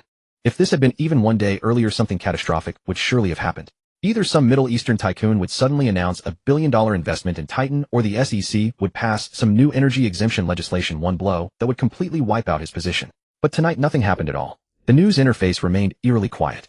Sun Lisan stared at the trading screen, his breathing growing increasingly heavy. 2:55 a.m. Before the financial report released, the bulls launched their final sprint. The stock price hit historic highs with unrealized losses approaching 400 million. Sun Lisan's palms were drenched with sweat, his hands vigorously rubbing against his trousers. 3:00 a.m. Titan New Energy released its quarterly financial report on schedule. Net profits surged 400 year-over-year. When these blatantly fabricated figures were published, the stock price surged another 2 points, pushing gains to a terrifying 15. But the revelry lasted only 3 minutes. 3:03 a.m. Muddy Waters, the internationally renowned short-selling institution, without any warning whatsoever, posted an 80-page investigation report on their official website. They directly accused Titan of fabricating related party transactions, having photographed the weed-overgrown factory gates of several Southeast Asian contract manufacturers. The most lethal hammer followed immediately after. The official social media account of the U.S. Securities and Exchange Commission simultaneously posted announcing the immediate launch of a fraud investigation into Titan's executives and freezing some of their assets. The forums overflowing with bullish posts vanished in an instant. On Titan's trading chart, a full 10-second standstill appeared as retail investors and institutions struggled to digest this explosive news. Afterward, a brutal stampede began. No one was buying. Sell orders piled up like mountains. That bright red upward candle line plunged off a cliff. Gains at 15. Gains at 5. Losses at 10. Nasdaq's trading system automatically triggered a first-tier circuit breaker, and the stock was forced into a 15-minute trading halt. Sun Lisan collapsed into his executive chair like a deflated balloon. They had succeeded. This thrill of precisely harvesting profits was more intoxicating than oxygen. 15 minutes later, trading resumed. Panic sentiment erupted completely. Institutions began selling at any cost, and margin call liquidation orders from bulls hitting their limits formed an avalanche effect. The stock price plummeted to the bottom. Losses at 30. Losses at 50. Losses at 70. What was once a high-priced stock worth dozens of dollars was ruthlessly smashed into single digits. Sun Lisan abruptly sat upright, his 10 fingers leaving phantom shadows across the keyboard. He withdrew his put options in batches, frantically buying to close positions in the bottom consolidation zone, locking in all the profits. The final order was closed. Sun Lisan slammed the enter key with all his might. The enormous trading room was left with only the hum of chassis fans spinning. He covered his face with both hands, and a suppressed laugh erupted from deep within his chest. 7:00 a.m. The first floor restaurant. Morning sunlight poured through the massive floor-to-ceiling windows onto the floor. Lin Zhe sat at the head of the long dining table, unhurriedly eating shrimp dumplings freshly served by the white-aproned chef. Richard stood 2 steps away, a pristine hot towel in his hand. Sudden hurried footsteps echoed from the corridor, and the double doors of the restaurant were burst open. Sun Lisan rushed in. His suit jacket was already off, 3 buttons of his shirt undone, his tie askew, his eye sockets bloodshot. He looked like a gambler who had just stormed out of a casino. Richard immediately stepped forward, positioning himself between Lin Zhe and Sun Lisan, his brow furrowed. Lin Zhe raised his hand, gesturing for Richard to step aside. Sun Lisan strode quickly to the dining table, clutching a tablet computer, thrusting it directly before Lin Zhe. Boss, closed out all positions. Sun Lisan's voice was hoarse, several words cracking mid-sentence. Titan New Energy's financial reports were fabricated. They've been shorted by Muddy Waters. 3 circuit breakers last night, with losses reaching as high as 75. Sun Lisan's chest heaved violently, his fingertip pressed against the account balance on the tablet screen. We built positions and bought back during the bottom consolidation. All contracts are settled. After deducting various fees, leverage, interest, and channel charges. Net profit of $280 million US. Converted to RMB 197 billion. After Sun Lisan finished uttering these figures, his throat burned. 100 million in principal multiplied more than twofold overnight. He had handled dozens of deals in his lifetime, but only this one had won, and won spectacularly. His worship of Lin Zhe had reached an incomparable level. That ability to casually ward off bad luck was nothing short of a divine miracle. Lin Zhe swallowed the shrimp dumpling in his mouth and pulled out a tissue to wipe his hands. His gaze swept across the screen. 3 billion in available funds lay quietly in the offshore account, plus the remaining 3 billion in his own card. The total liquid capital now approached 6 billion, but not a single tremor showed on his face. 197 billion. Placed against any second-tier family in Jiangxing, this amount would catapult them into the top-tier circles. But for Lin Zhe, it was merely numbers increasing. Lin Zhe leaned back in his chair watching son Lin, who was so excited he was trembling all over. Excellent. Once this profit is credited, take 20 million as your dividend, Lin Zhe said. The moment these words landed, son Lin was completely stunned. What? 20 million? Son Lin's voice cracked sharply as he stared at Lin Zhe, who was seated at the head of the table, his eyes bloodshot. In this industry, it was an unspoken rule that fund managers took a cut of the profits. But for a short-term margin call level short sell, the boss, giving 100 or 200,000 in hardship compensation, was already considered a living Buddha. Too little. Lin Zhe swallowed the last bite of shrimp dumpling and pulled a tissue to wipe his hands. No, boss, it's too much. Son Lin waved his hands anxiously. You helped me clear 3 million in debt and even lifted that cursed bad luck I had. How could I have the face to take so much bonus? Just letting me trade every day, I'd work for 10,000 a month. These were words from the bottom of his heart. Without Lin Zhe, he would now be sleeping under a bridge or chopped into pieces and dumped in the river by debt collectors. Rules are rules. Lin Zhe tossed the tissue on the table and stood up. I don't make empty promises. If you earn, you get rewarded. You've lost repeatedly in investments over the years, borrowed heavily from relatives and friends, and faced a lot of gossip. Take this money back and let your parents hold their heads high. Son Lin's eyes suddenly burned with emotion. A 30-year-old man who had endured countless beatings in the professional world without shedding a tear now found his eyes brimming with tears he couldn't hold back. These 3 years he had lived worse than a stray dog on the street. Relatives avoided him, his ex-girlfriend called him a hopeless failure, and even eating instant noodles required careful budgeting. Thank you, boss. Son Lin stepped back, abruptly bowed 90 degrees to Lin Zhe, his voice hoarse. For the rest of my life is yours. Lin Zhe didn't even shift his posture in the chair. Enough, go to finance and get the money. I'm giving you half a day off to clean up your outside affairs. Lin Zhe wiped his hands with a tissue. Tomorrow at 8 in the morning, I want to see a trader with no lingering worries in the trading room. Understood. Son Lin wiped his face hard. He turned and strode out. His steps were unsteady when he came, but now he walked with his back straight, and each step planted firmly. Richard stepped forward to refill Lin Zhe's cup with extra strong coffee. Sir, he stayed up all night. His body might not handle it. Richard offered a reminder. Staying up won't kill anyone. Lin Zhe picked up the coffee cup. Making money is better than any tonic. At that moment, Richard pressed the communicator in his left ear and listened for a few seconds. Sir. Richard bowed, slightly interrupting Lin Zhe's movement to drink his coffee. The front gate guard reports a heavy transport convoy outside. The leader is a female salesperson from the Shanghai Supercar Club named Zhou. She says they're here to deliver the vehicles you ordered. Lin Zhe set the coffee cup back on its saucer.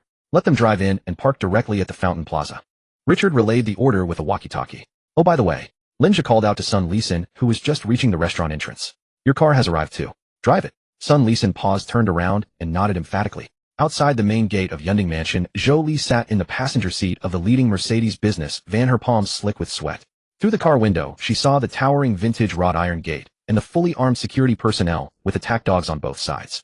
This was the legendary Yunding Mansion, a place where even a fly couldn't normally get in. Last night, she had coordinated with dealers from several nearby cities, sparing no effort to gather 2 Rolls-Royces, 5 top-tier Lexus LMs, a LaFerrari, and a Porsche Panamera. 9 transport trucks in total, forming a long line that occupied half the mountain road. The gates slowly slid open on both sides. Several security guards in black suits stepped forward to set up a cordon.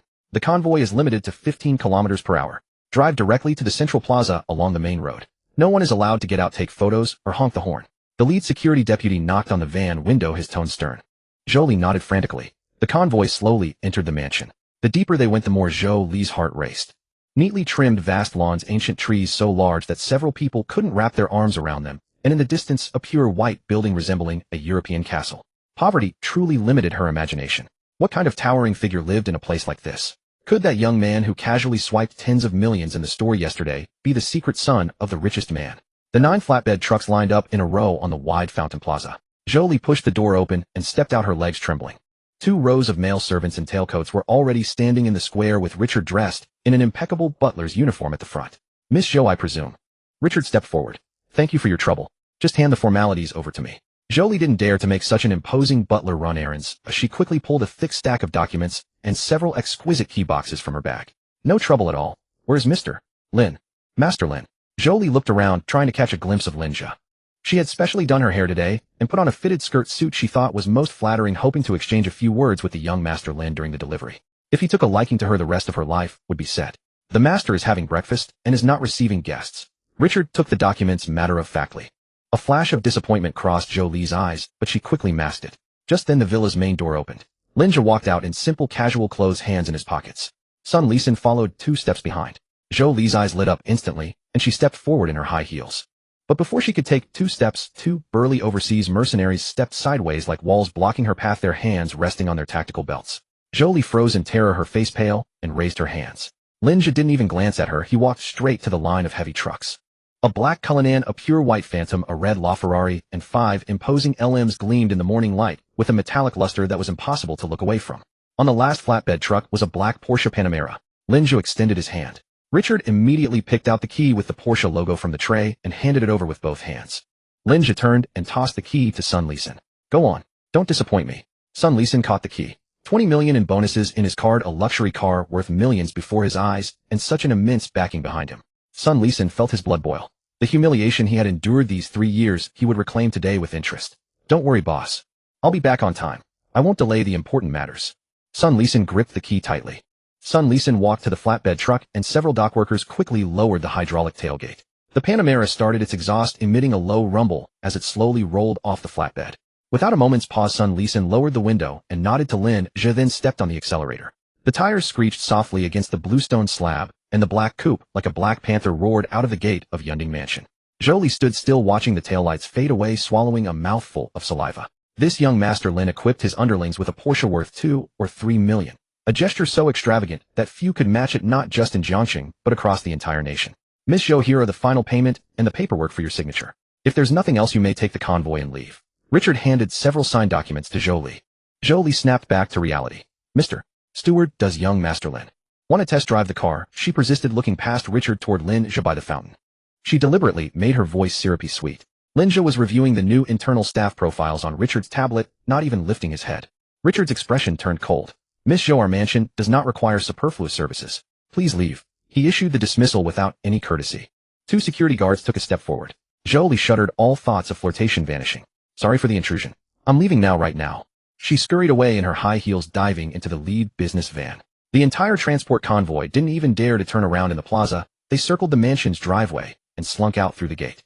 The plaza cleared. Richard waved his hand, and several professional drivers ran out from the side. Park the Phantom and the Cullinan in climate-controlled garage No. 1. Send the LaFerrari to maintenance bay No. 2. Leave the remaining business vans for the security and internal affairs departments as daily commuters. Richard allocated resources methodically. Cars worth tens of millions were distributed as casually as rags in this mansion. Lin Zhe paid no attention to these trivialities, turning and heading back to the villa. He now had enough chips in hand. He had to accelerate the harvesting of high-level word entries. Those word entries that could command the wind and rain in their respective industries were the cornerstone of establishing absolute rules. On the other side, in the old district of Jiangxing, at the entrance of a shabby alley in an urban village, the black Porsche Panamera came to a steady stop in front of a row of street breakfast stalls. Such a luxury car, usually seen only in short videos, suddenly appearing in this grimy, chaotic place instantly drew a flurry of sidelong glances from the surroundings. Sun Lisan pushed open the car door, stepping onto a puddle of unwashed vegetable water. He looked up at the dilapidated tenement buildings deep in the alley, their walls peeling.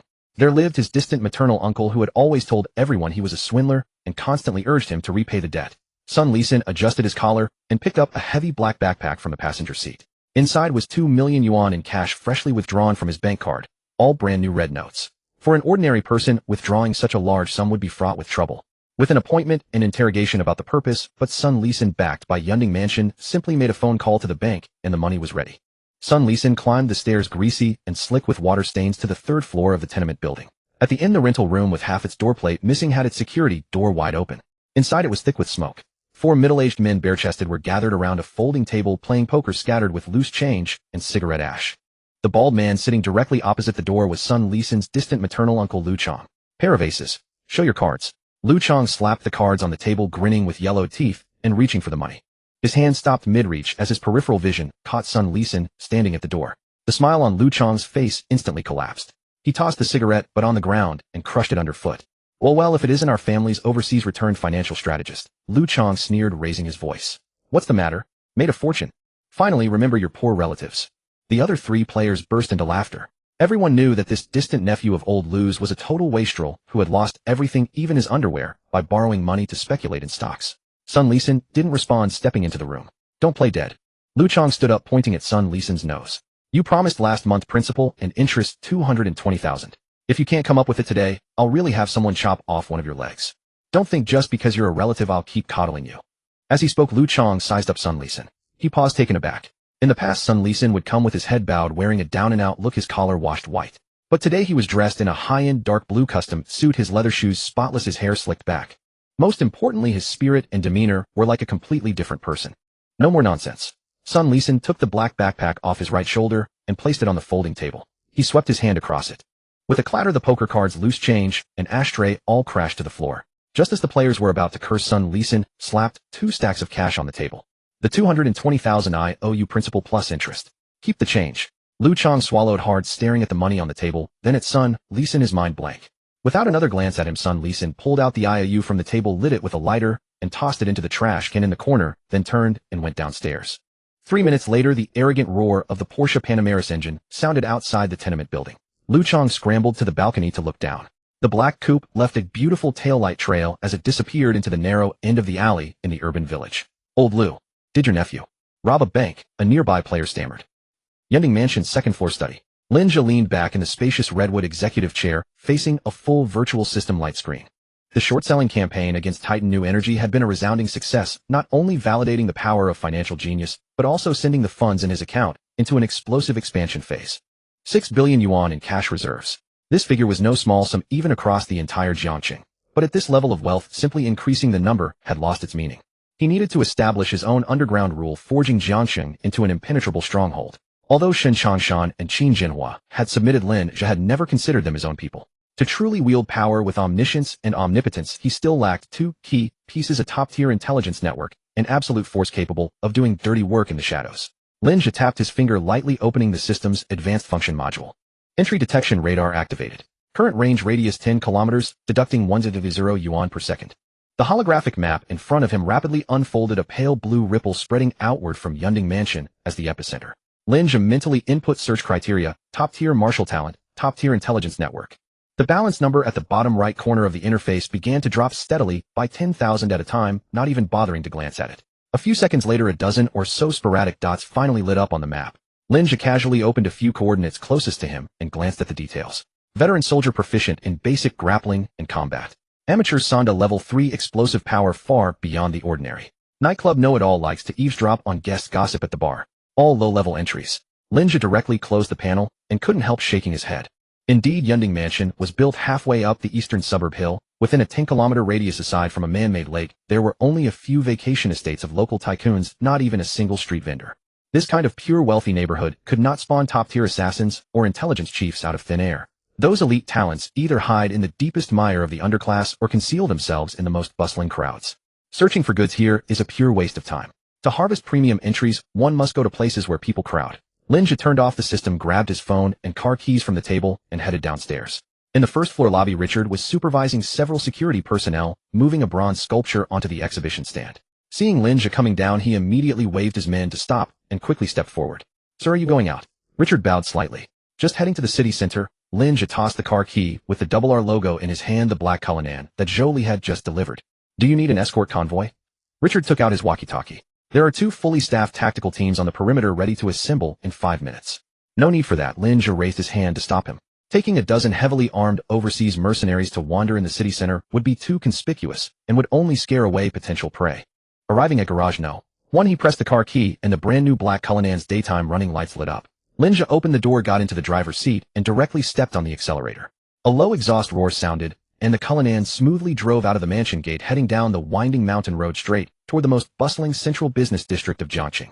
At 5 o'clock in the afternoon, Jiangxing's central CBD. The main road was clogged with traffic, and on both sides white-collar workers poured out of office buildings to buy coffee or wait for ride-hailing cars, creating a cacophony of voices. This was the real, densely populated area. Lin Zhe drove into the underground parking garage of a large high-end complex and found 2 adjacent spacious spots to squeeze this behemoth in. Shifted into park, turned off the engine. Lin Zhe didn't get out. He tapped his fingers on the steering wheel twice and summoned the system panel again. Entry detection radar activated. With this underground garage as the center, the holographic radar ripple violently expanded outward, instantly encompassing the most prosperous districts of Jiangxing. The dots on the radar screen surged madly like boiling water, densely packed together, and the spawn rate was incomparable to that of the hillside. There were too many common entries. The screen was a blur of light spots, completely unreadable. Lin Zhe immediately adjusted the search settings. Hide all white common and blue rare level entries. Display only dark gold level and above. The screen instantly cleared a large area. The colorful noise disappeared, and the holographic map became clean. A A few seconds later, 4 dark gold dots sporadically appeared on the map. Lin Zhe opened a coordinate 3 kilometers away from him. Location: Asanda Club. Black Fist Overlord strength and endurance reached the human limit, proficient in Muay Thai and Brazilian Jiu-Jitsu. Attached with a red negative entry, irreversible meniscus damage. Lin Zhe swiped his finger past it. This kind of brute who only fights to death in the ring could barely serve as a gatekeeper, but was far from the top-tier talent capable of stealth and assassination that he wanted. Continue to the next one. Coordinates in the direction of the Municipal Bureau's family compound. Criminal profiler reconstructs crime scenes from extremely minute clues, meticulous thinking. Attached with 1 severe depression. A person within the system had too sensitive an identity, too much trouble later, so skipped directly. Lin Zhe's gaze swept quickly across the map. Just then, at the edge of the radar in an old street alley, an extremely dazzling suddenly popped up. This that was not only dark gold, but also wrapped in a thick aura of death, flickering extremely irregularly, on the verge of extinguishing at any moment. At the same time, a bright red warning box popped up on the right side of the system interface. Warning: extremely rare mutated entry detected. Target vital signs are rapidly deteriorating. Lin Zhe quickly sat up straight and zoomed in on that coordinate. Location: Chongfeng Street, back alley, abandoned hardware factory. Target name: Ague, real name unknown. Dark gold mutated entry shadow. Possesses absolute stealth and counter-surveillance abilities, a natural night walker. Lethal negative entry, penetrating wound. Multiple organ damage accompanied by severe hemorrhagic shock. Willingness to sell. Target's consciousness is blurred, unable to accurately assess transaction willingness. Lin Zhe stared at the 2-word shadow. Wasn't this the night assassin tailor-made for him? Absolute stealth and counter-surveillance. This was 100 times more useful than those retired mercenaries who only stood in the open to block bullets. Whether dealing with competitors or gathering intelligence, a person empowered by this entry was simply a blade that kills without drawing blood. But the problem was, this person was about to die. That scarlet penetrating wound entry was frantically devouring the target's vitality. The dot was dimming at an alarming rate. At this rate of blood loss, he wouldn't last more than 20 minutes. Once the target breathed his last, the dark gold mutated entry would directly dissipate. Lin Zhe pushed open the car door. It was now rush hour, and although Chongfeng Street was only a little over 3 kilometers away, the ground traffic was so congested that even electric scooters couldn't get through. Driving the Cullinan there would be useless. Lin Zhe quickly dashed out of the underground garage, scanned a shared bike on the roadside, and violently pressed down on the pedal with his right foot. This body, reinforced by the Bajiquan proficiency and superhuman reaction entries, burst forth with endurance and speed completely beyond ordinary human comprehension.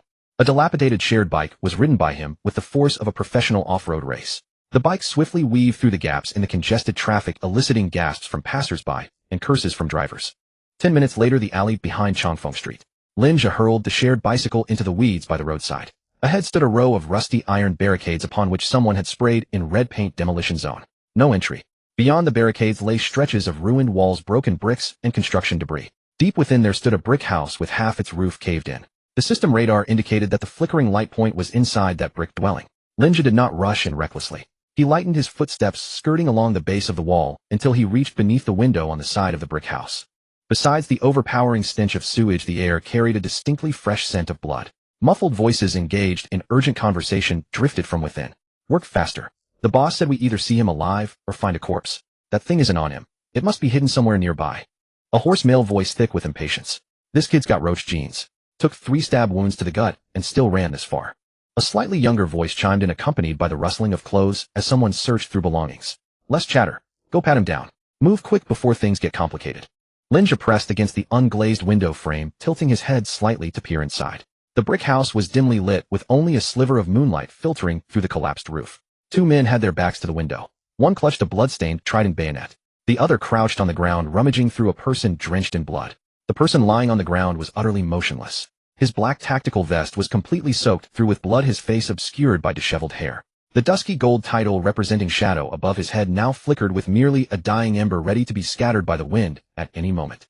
They had come to destroy the evidence and eliminate witnesses. Lin Zhe could not have cared less about whatever trash these men were searching for. What mattered to him was that rare title on the dying man before him. Once this man died, he would have to start his search anew for another 1 in 10,000 specimen. The crouching young man suddenly cursed. Damn it, nothing here. Bro, let's just slit his throat and be done with it. No need for complications. Do it. The bayonet-wielding man spoke coldly. The young man drew a dagger from his tactical boot, reversing his grip. He aimed the blade at the throat of the man on the ground. At the instant the dagger came within 10 centimeters of that neck, a half-brick caked in mud came hurtling through the window, striking the young man's wrist with pinpoint accuracy. Crack. Accompanied by the sound of bones splintering, the young man let out a wretched shriek. The dagger flew from his grasp, clattering against a nearby abandoned iron drum. Who's there? The bayonet-wielding man reacted with lightning speed, spinning to face the window. He leveled his bayonet across his chest, every muscle coiled tight. Lin Zhe stepped over shattered glass, sauntering through the doorway-less entrance. He glanced at Ague lying half dead on the ground, then turned his gaze to these two broad-faced killers. The system panel automatically unfurled above the two men. Professional thug, cold-blooded dagger proficiency. Low-level skill titles, not even qualified to be cataloged in his warehouse.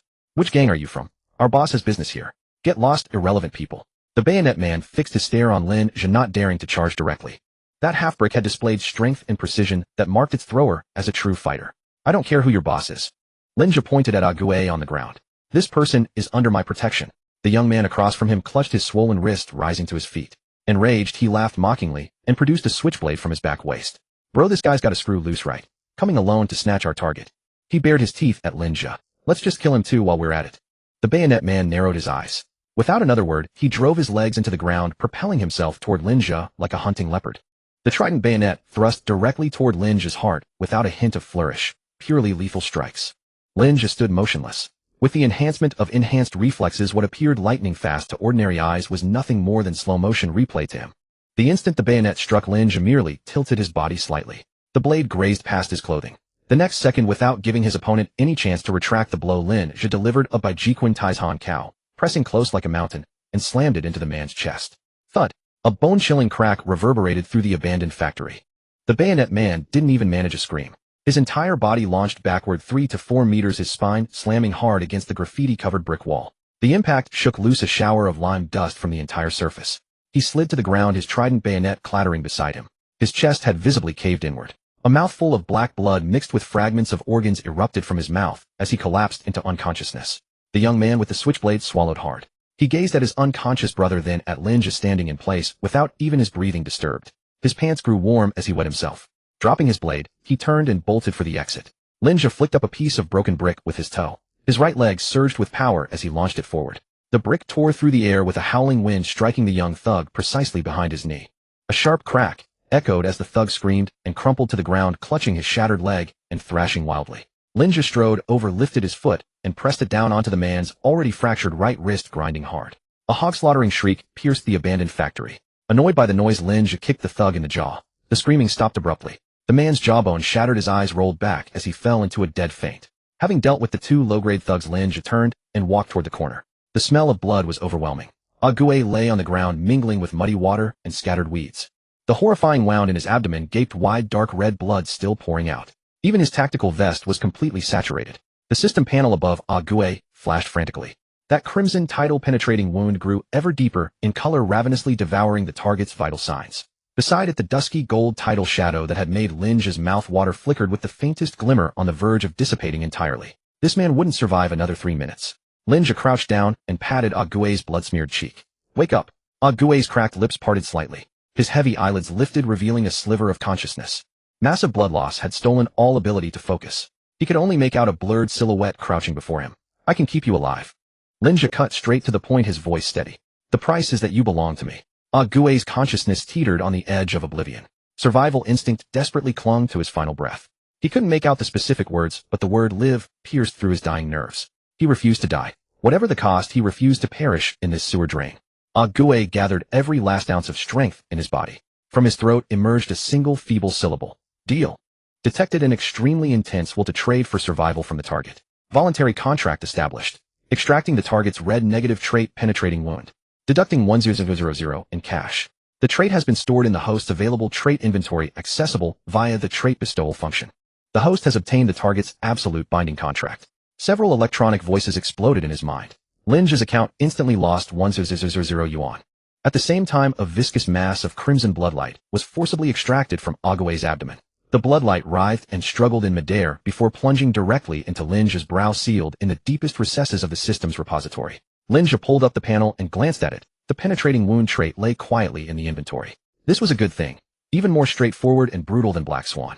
It would open a bloody hole in the opponent's stomach out of nowhere, impossible to guard against. Withdrawing his gaze, Lin Zhe looked at Ague on the ground. Without the continuous destruction of penetrating wound, the terrifying blood hole in Ague's abdomen visibly stopped bleeding. Although the ruptured internal organs and muscle fibers did not fully heal in an instant, the deadly sense of decline had completely vanished. Ague gasped in large gulps of air and suddenly opened his eyes.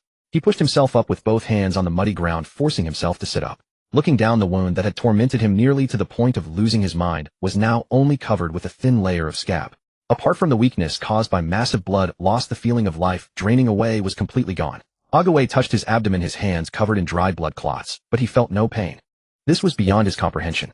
A second ago, even breathing felt like leaking air. The next second, a fatal wound vanished without a trace.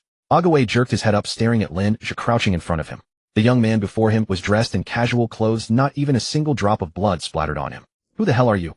Agaway's voice was hoarse, filled with extreme caution and lingering shock. "Your boss." Lin Zhe stood up, looking down at him. Above Agaway's head, the dark gold trait representing shadow regained its dazzling luster. This kid had cheated death, and the foundation of a top-tier stalker was still intact. Agaway was silent for a few seconds.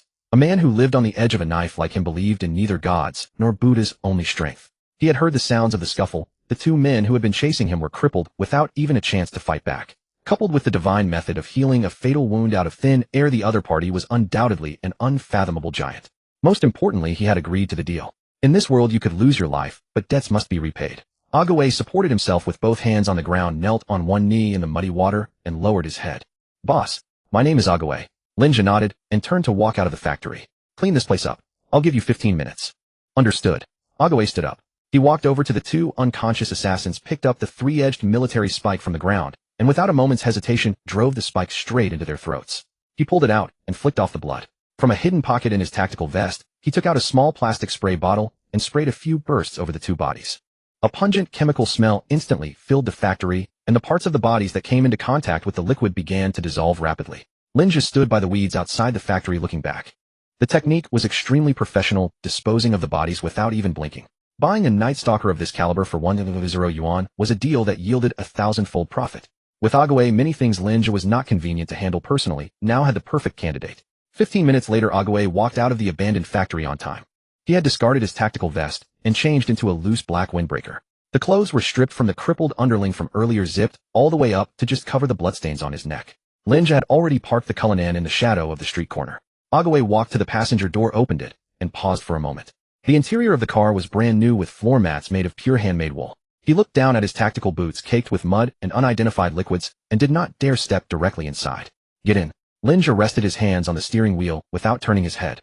Agaway hesitated no longer, gritted his teeth, and slid into the passenger seat, pressing his body as far to one side as possible, afraid to dirty the leather seats. The door closed. Lin Zhe stepped on the accelerator, and the massive Cullinan merged into the night. Half an hour later, the Cullinan drove out of Jiangxing City and into a stretch of abandoned real estate projects in the southern suburbs.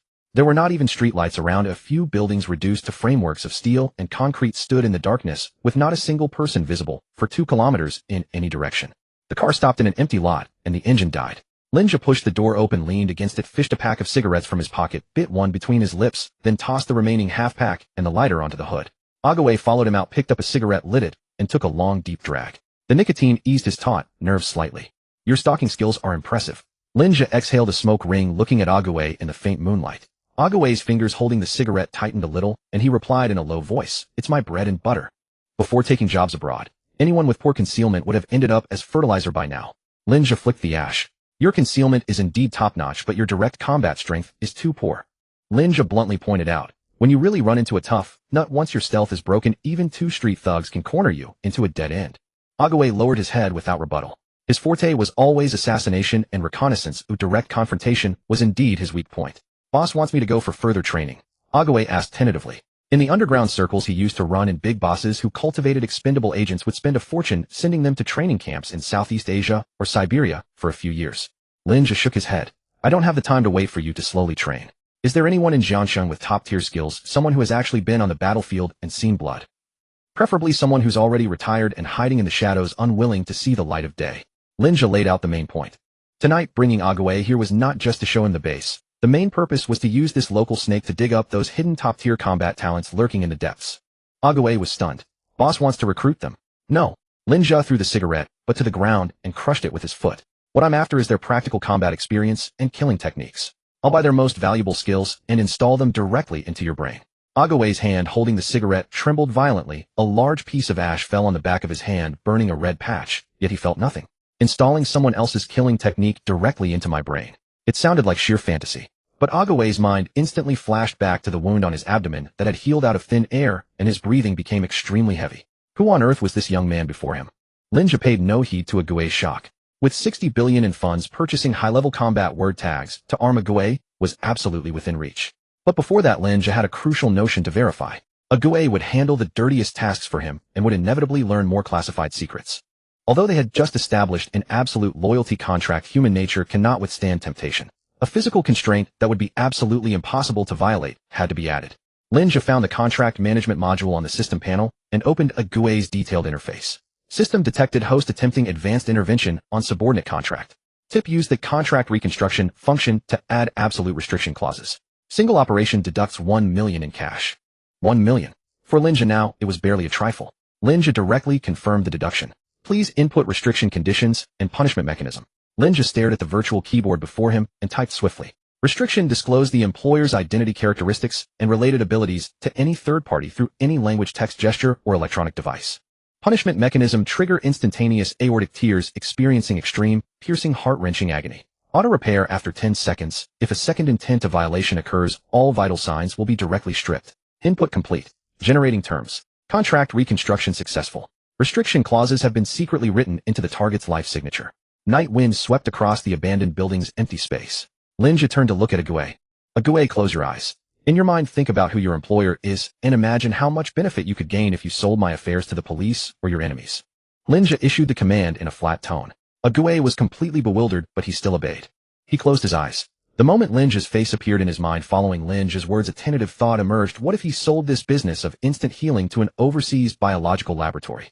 The moment this thought took shape, Ague's eyes snapped open, his eyeballs instantly covered in red blood vessels. His whole body crashed to the ground with a thud, both hands desperately clawing at his chest through the windbreaker.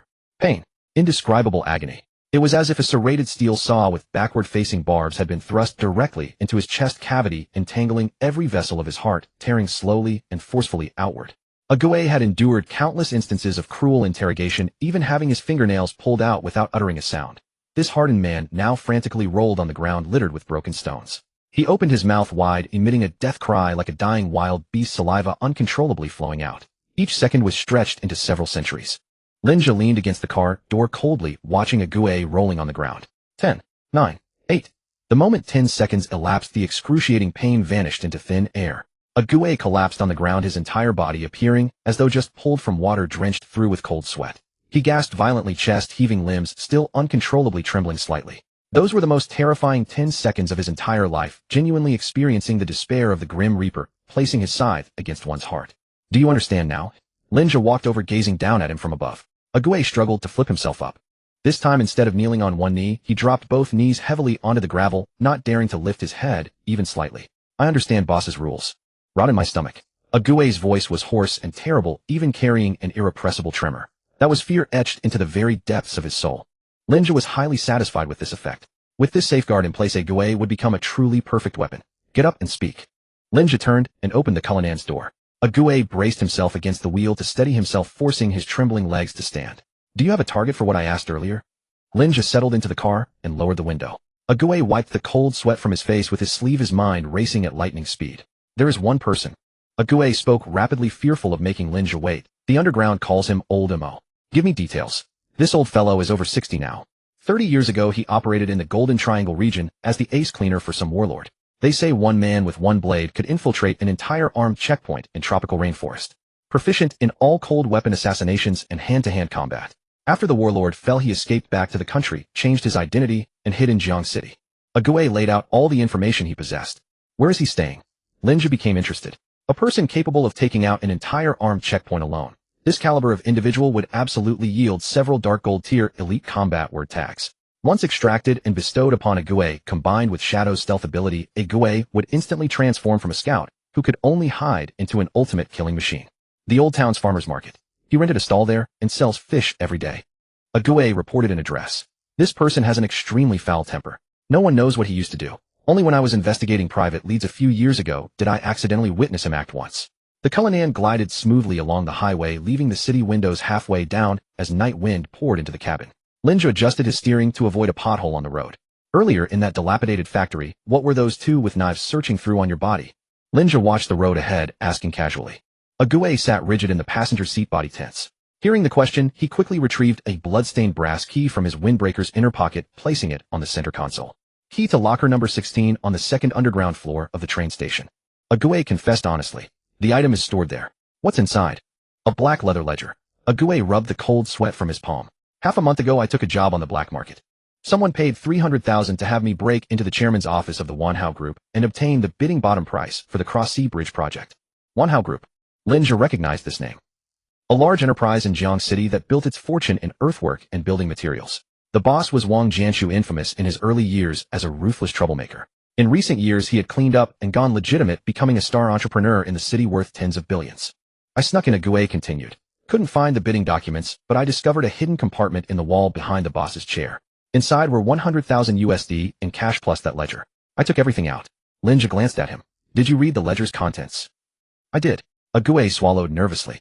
It was all the Wanhao Group's dirty books from the past 6 years, including how they used overseas shell companies for money laundering and how they provided benefits to people above. Most critically, it also recorded payment details for 3 murder cases, all committed by Wang Jianshu when he was grabbing land, hiring cleaners from the underworld to do the deed. Lin Zhe knocked on the steering wheel. With this ledger in hand, he could leak just 1 page, and Wang Jianshu, that fat cat of a boss, would be facing a bullet. So you went to blackmail him with this? Lin Zhe's tone was flat. Ague forced a laugh, looking deeply embarrassed. I was thinking I'd retire after this job, wash my hands of everything, and leave the country. The asking price was 10 million. Wang Jianshu agreed, quite readily over the phone, saying he would prepare the cash. But the moment I showed my face, all that was waiting for me was a bunch of guns. For the past half-month his men have been chasing me like dogs. Today I simply couldn't hold on anymore, so I was cornered into that abandoned factory. Ague paused. Boss, that ledger is a hot potato. Wang Jianshu is acting like a mad dog right now. He's put out word that whoever brings him that ledger, dead or alive, gets a 20 million reward. Lin Zhe smiled. A 20 million reward. This only proved Wang Jianshu was scared out of his mind. This kind of cornered prey, if handled properly, could be squeezed for far more than 20 million. Moreover, a corporate boss who had been playing both sides of the law for years would definitely have excellent trait lines. Tomorrow you go to the train station, retrieve the ledger, and bring it to Yunding Mansion. Lin Zhe stepped on the gas. As for Wang Jianshu, let him jump around for a few more days. I have other plans. Ague dared not ask further, and simply nodded in agreement. 10:30 at night. The Cullinan drove into the fringe of the old district in Jiangqing. The streets here were narrow, flanked by chaotically built shanties and all-night food stalls.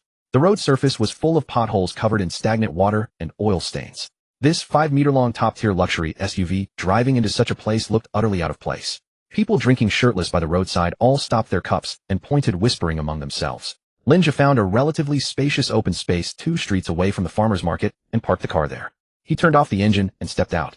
The air was thick with a pungent, salty fish smell mixed with the sour stench of fermenting sewage. Let's go. Time to meet this ace cleaner you mentioned. Lin Zhe strode toward the farmer's market.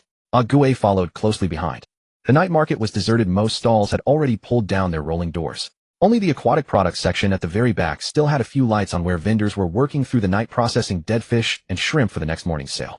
Ague led Lin Zhe through the aisle carpeted with fish scales and stopped at the most secluded stall. The stall had no sign at all, just a dusty incandescent bulb hanging above. The dim yellow light from the bulb illuminated several large plastic basins filled with murky water. An old man squatted beside the basins. He wore a faded army green vest and black high-top rubber boots. He was lean and wiry, his back slightly hunched. A head of grizzled white hair unkempt as he lowered his head to fillet fish on a wooden cutting board covered in knife marks. He held an ordinary fish filleting knife in his hand. His left hand scooped a still flopping black fish from the basin. Slap. The moment the black fish hit the cutting board, the knife in his right hand transformed into a blade of cold light.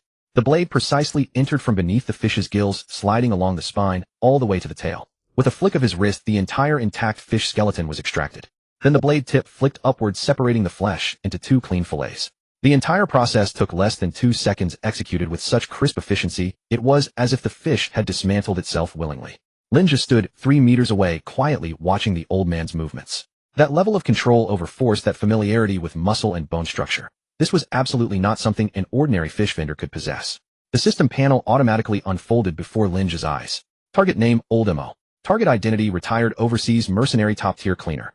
Along with the personal information appeared the trait tags hovering above Old Mo's head. Master Assassin Dark Gold, mastered every fatal weakness of the human body, proficient with all manner of cold and hot weapons. Beast's Intuition Dark Gold, Sixth Sense, honed through countless life and death battles, capable of predicting danger half a second in advance. Lin Zhe's heart rate quickened slightly. 2 Dark Gold traits. This old man was practically a walking arsenal. If he could extract these 2 traits and embed them into Ague, who in all of Jiangchong could stand in his way. Just then the system interface suddenly popped up a red warning box. Beyond those two dark gold traits, hovering above Old Mo's head, a dense mass of black energy swirled around him. This black energy was rapidly spreading from his neck toward his brain. Fatal status: late-stage neurotoxin. Trait explanation: irreversible neural deterioration caused by prolonged exposure to certain specialized chemical toxins. Estimated survival time: 72 hours. Only 3 days left to live. Lin Zhe raised an eyebrow. No wonder a warrior who could single-handedly take down an entire company was hiding in this foul-smelling market waiting for death. The toxin had already completely destroyed his nervous system. The only reason he could still fillet fish steadily was that terrifying willpower keeping him going. Old Mo finished the last fish and casually tossed the knife onto the cutting board. He lifted an enamel mug beside him and took a sip of water, not even raising his head. His voice was hoarse. Fresh seafood comes at 6 tomorrow morning. No stock today. Ague stepped forward. Old Mo, do you still remember me? Old Mo stopped drinking and slowly raised his head. It was a face carved by wind and hardship, covered in scars. His left eye had a long diagonal knife scar that split his eyebrow clean in two. His eyeballs were yellowish, yet they radiated a chilling ferocity. His gaze swept over Ague, finally landing on Lin Zhe behind him. I remember. 3 years ago, the kid who went to collect bad debts for that Zhang guy from the South District nearly got hacked to death by rivals. Old Mo set down the enamel mug and wiped his hands on the dirty towel around his neck. Bringing a soft-skinned young master today. What do you want? Lin Zhe strode directly to the cutting board. He did not beat around the bush, speaking directly. I want to buy your killing techniques. Name your price. Old Mo froze mid-motion. His eyes narrowed sharply, and an extremely violent killing intent erupted from that wiry body in an instant, causing the temperature in the entire aquatic section to drop several degrees. Ague beside him couldn't help but retreat half a step, his hand instinctively reaching toward the small of his back. Old Mo stared at Lin Zhe for a full 10 seconds, then suddenly bared his withered lips and let out a harsh, shrill laugh. Buy my killing techniques. Old Mo grabbed the fish filleting knife from the cutting board. Pipsqueak, who hasn't even grown chest hair, do you even know how to write the character for death? The moment his words fell, he thrust his right hand outward with explosive force. Whoosh. The knife, still stained with fish blood, transformed into an afterimage and streaked past Lin Zhe's ear, deeply embedding itself into the red brick wall behind him. The knife handle quivered violently, emitting a buzzing sound. Lin Zhe didn't even blink, his body standing firm as a rock. With the abnormal reflexes ability active, he could naturally tell that the knife's trajectory had never been aimed at him. Save your pretentious bluffs. Lin Zhe looked at Lao Mo. The poison has already reached your heart. In 3 days you'll die in agony. Lin Zhe leaned down, placing both hands on the water-stained stall, staring directly into Lao Mo's eyes. Are you willing to rot in this pile of fish guts like a coward? The smile vanished from Lao Mo's face instantly. His pupils contracted violently, his right hand clenched into a fist, and the veins on the back of his hand bulged one by one. His true condition couldn't be detected even by the best hospital in Jiangqing. How could this young man whom he had never seen before see through it with just a glance? Lin Zhe didn't give Lao Mo a chance to catch his breath. He threw out his final bargaining chip. Sell me your skills. In exchange, I can extract all the toxins from your body and let you live another 30 years. Lao Mo abruptly stood up. He accidentally kicked over the water basin, black sewage splashing everywhere. Who the hell are you? Lin Zhe straightened up, his tone calm. Your buyer. Just then a screech of brakes came from outside the market. Then the doors of 4 or 5 vans were yanked open. More than 20 thugs carrying steel pipes and machetes stormed in, aggressively blocking the aisle completely. A bald-headed man in the lead pointed a cleaver at Ague and roared. That's the guy. Boss Wang said 5 million for the live one. 2 million for the corpse. Ague's face changed color. Lin Zhe glanced back at the rabble, not panicked at all. Instead, he turned to Lao Mo. I'll give you 10 minutes. Clean up this trash. Lao Mo looked at the charging crowd, a layer of blood-red light slowly igniting in his yellowed eyes. 10 minutes. You underestimate me too much. Lao Mo tore off his apron. 3 minutes is enough. As soon as Lao Mo finished speaking, the bald man twisted his meaty face and raised his machete to charge forward. Old bastard, you're asking for it. I'll cut you too. Lao Mo didn't pick up the fish knife. He let his hands hang, and his back suddenly straightened. The stooped fish seller vanished, instantly replaced by a precision killing machine. The first slash aimed at Lao Mo's face. Lao Mo didn't even dodge. He leaned slightly forward, ramming his shoulder into the bald man's chest. His right hand formed a claw, precisely grabbing the opponent's wrist that held the knife and twisted it sharply in the opposite direction. Crack! The machete hit the ground. Before the bald man could even cry out, Lao Mo's left elbow smashed heavily into his chin. The sound of the fractured jawbone was especially harsh in the empty aisle. The bald man flew backward like a torn sack, crashing into 3 thugs rushing up behind him. This was just the beginning. Lao Mo plunged into the crowd, his movements devoid of any unnecessary flair. Every punch, every kick aimed directly at the most vulnerable parts of the human body. Throat joints, ribs. The few thugs in front didn't even touch Lao Mo's clothes. They either had their kneecaps crushed or their shoulder joints dislocated. In less than a minute, 7 or 8 people were writhing on the ground. Ague stood behind Lin Zhe, holding his breath. He considered himself a skilled fighter, but facing this pure killing art forged in heaps of corpses, he realized that if he ever went up against Lao Mo, he wouldn't survive 3 exchanges. Those moves were pure muscle memory, no time for thought, all instinct. The remaining dozen thugs were cowed by Lao Mo's ruthlessness, their hands trembling on the steel pipes, none daring to take a step forward. Lao Mo didn't intend to stop. He flicked his toe, picking up a solid steel pipe from the ground, grasped it in the middle, and charged forward. The clanging sounds mixed with the dull thuds of broken bones echoed one after another. 2.5 minutes. The seafood section of the market was left only with the moans of the fallen. None of the more than 20 thugs remained standing. Lao Mo threw the deformed steel pipe onto the ground and turned to Lin Zhe. Let's go. He ignored the carnage on the floor, turned, and walked toward the back door of the market. Lin Zhe followed with his hands in his pockets, a guay close behind. Behind the back door was a dead-end alley with no streetlights. Lao Mo walked to the end of the alley and pushed open a broken wooden door covered with iron sheets. Inside was a narrow staircase leading downward. As they descended the stairs, the air became unusually damp and cold. Pushing open the basement door, the space was small. Apart from a camp bed, the corner was piled with cartons of medical analgesics and various bottles. Against the wall stood a safe. Lao Mo walked to the camp bed and sat down. He pulled out a disposable syringe from under the bed, expertly drew a tube of clear liquid, rolled up his sleeve, and injected it directly into his arm riddled with needle marks. As the clear liquid entered his vein, Lao Mo let out a heavy breath. The grayish pallor on his face, caused by the intense exertion, eased slightly. Those punks were after the kid behind you. Lao Mo tossed the syringe into the trash. I took the heat for you. This place is blown. You said you'd buy my skills and could extract the poison from my body. He lifted his eyelids to look at Lin Zhe. Go ahead. What's your real trump card? Lin Zhe pulled over a plastic chair, missing a leg, and sat down. You've already heard the trump card. Lin Zhe spoke. Extract the advanced neurotoxins from your body and give you 10 million in cash as a pension. In exchange, hand over all your killing skills. Lao Mo rubbed his brow. The migraine caused by the neurotoxins made him irritable. Why should I trust you? This toxin has already invaded my spinal nerves. The best surgeon in Jiangxing wouldn't even dare to look at it. You say you can extract it. Do you take me for a child? Lin Zhe didn't rush to argue. He turned his head and glanced at a guay. A guay understood. He stepped forward 2 paces, unzipped his black tactical jacket, and lifted his undershirt. On his lower abdomen, the freshly healed, penetrating wound with scabs still not completely fallen off appeared vividly before Lao Mo's eyes. Half an hour ago, my intestines were hanging out. A guay's voice was devoid of emotion. The boss took me in. Within 10 minutes, I'm standing here alive and kicking. Lao Mo stared at the wound. With his vast experience in killing, he could tell at a glance that it was definitely a penetrating wound caused by some large-caliber cold weapon. Such a wound without immediate surgery wouldn't last more than 30 minutes. But now the wound had miraculously scabbed over. Lao Mo's fingers tapped unconsciously on the iron frame of the camp bed. My killing skills are ingrained in my bones. How do you buy that? Lao Mo asked the most critical question. That's my business. Lin Zhe looked at him. You just need to decide, do you want this deal or not? Hand over your skills, take the money, and leave. If not, you can wait here to die.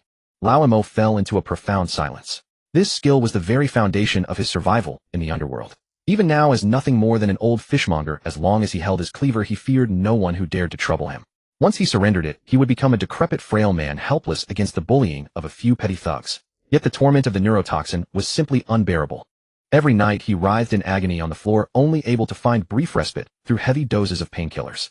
He was truly exhausted and terrified. A lifetime of ill-gotten gains and no chance to enjoy them. 10 million isn't enough. Lao Mo suddenly looked up. Without the ability to protect myself, I need to go abroad and assume a new identity. I must ensure that no one can find me for the rest of my life. We will never reveal a single detail about you, Lin Zhe smoothly agreed. That is a condition of our transaction. Likewise, you must never speak a word of tonight's events to anyone. If you break this vow, I will make your death 100 times more agonizing than the neurotoxin's effects. Lao Mo let out a hoarse laugh. I've spent most of my life in this world, though I know best how to keep my mouth shut. Lao Mo stood up, walked to the safe against the wall, and entered the combination. From within, he retrieved a waterproof pouch containing forged passports and several anonymous offshore bank cards. Transfer the money. Lao Mo slapped a Swiss bank anonymous account card onto the plastic chair in front of Lin Zhe. He had made his decision. Live. Go to a place with no enemies to spend his remaining years. Lin Zhe pulled out his phone and operated his offshore account. A soft chime, and Lao Mo's special phone received a notification of funds received. Lao Mo stared at the numbers on the message, exhaling a long breath.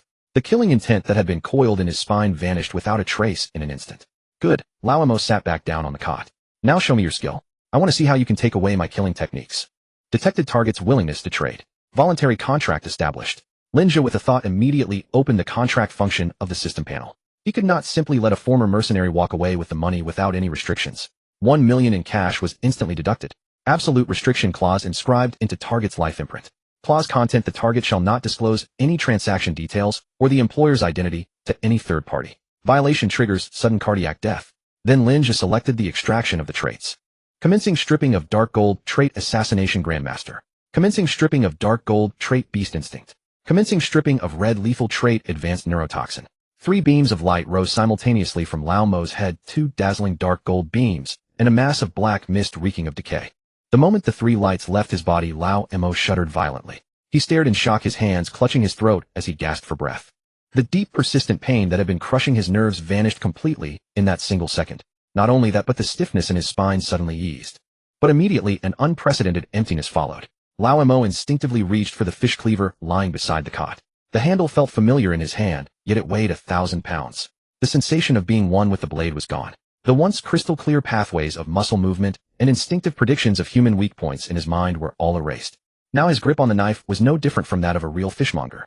Clatter! The cleaver fell to the floor. Lao Mo stared blankly at his own hands, then let out a self-deprecating laugh. So this is what you meant by buying. He shook his head.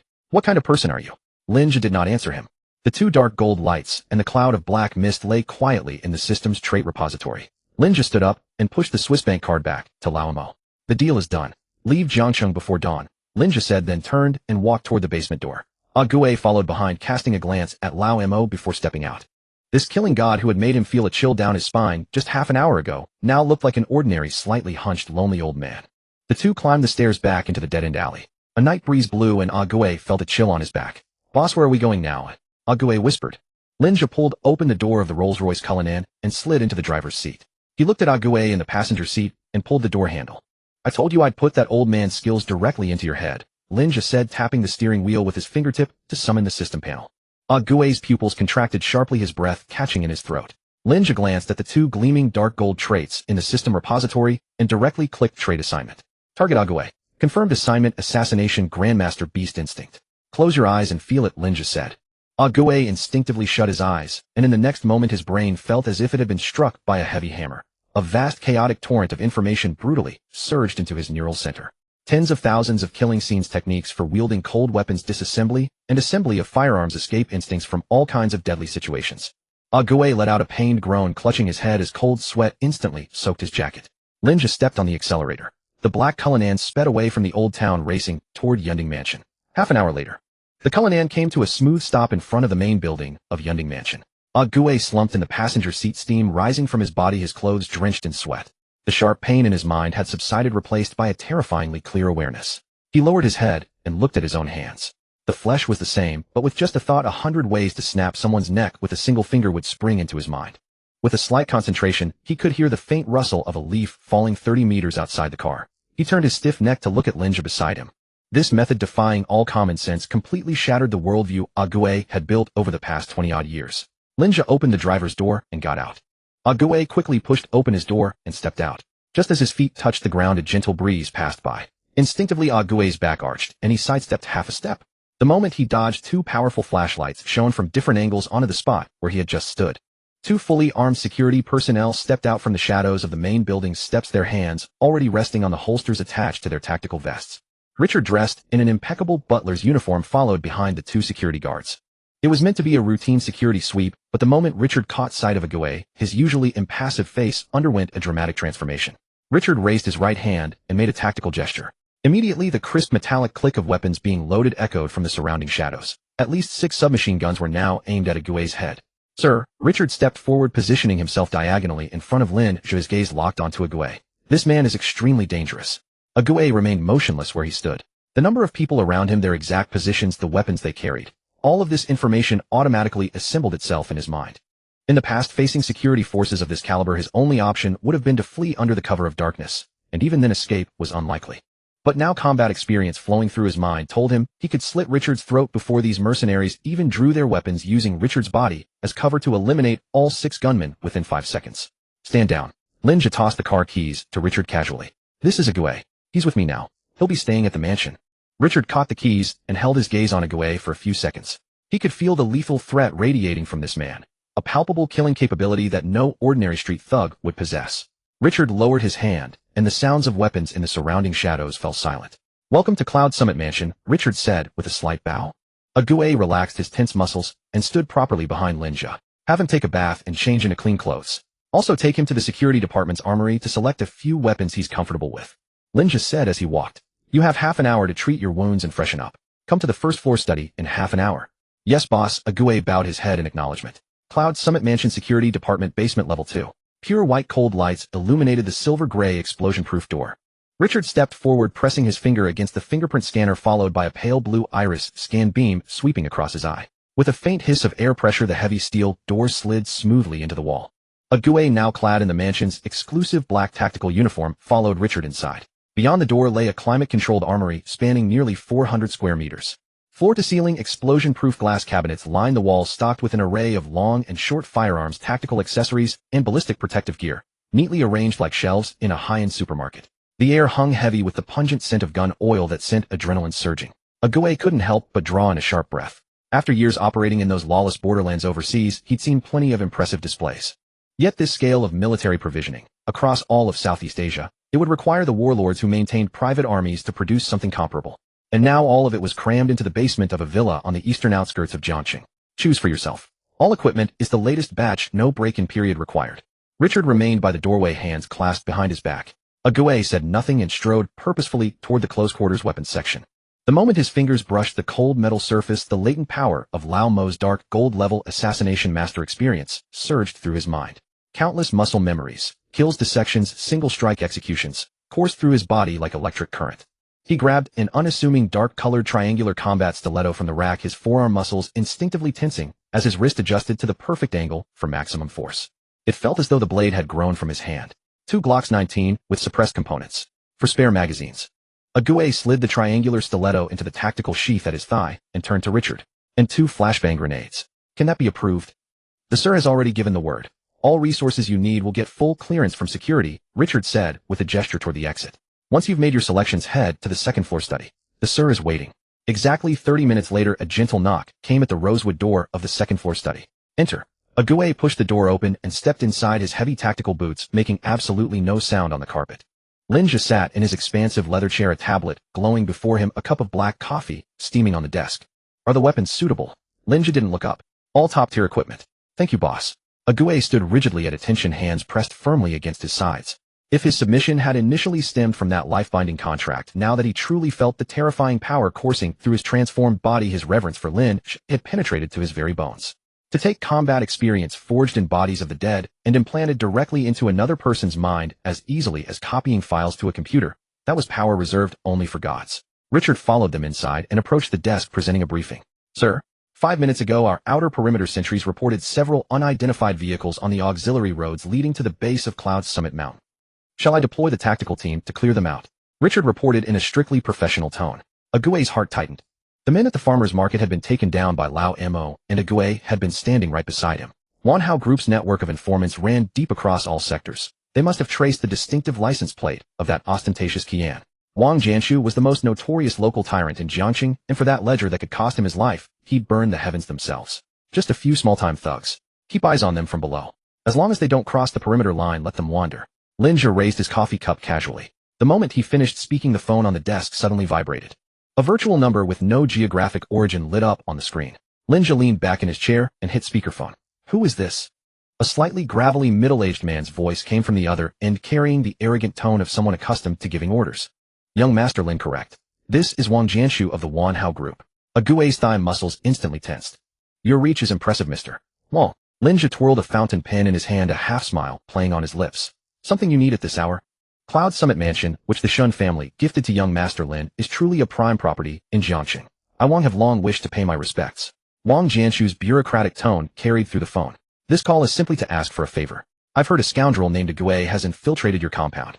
Wang Jianshu paused, his tone turning cold. This kid has dirty hands. He stole what he shouldn't have. If you just hand him over, the 20 million bounty we've put out will be deposited straight into your account. Consider it a modest gift from an old friend. Lin Zhe stared at the black coffee on the table. Over the phone, Wang Jianshu's voice carried an unmistakable tone of condescension. Young Master Lin, I'm a man of courtesy before force. Ague stole something of mine. Hand him over, and 20 million will be in your account within 10 minutes. We'll be friends.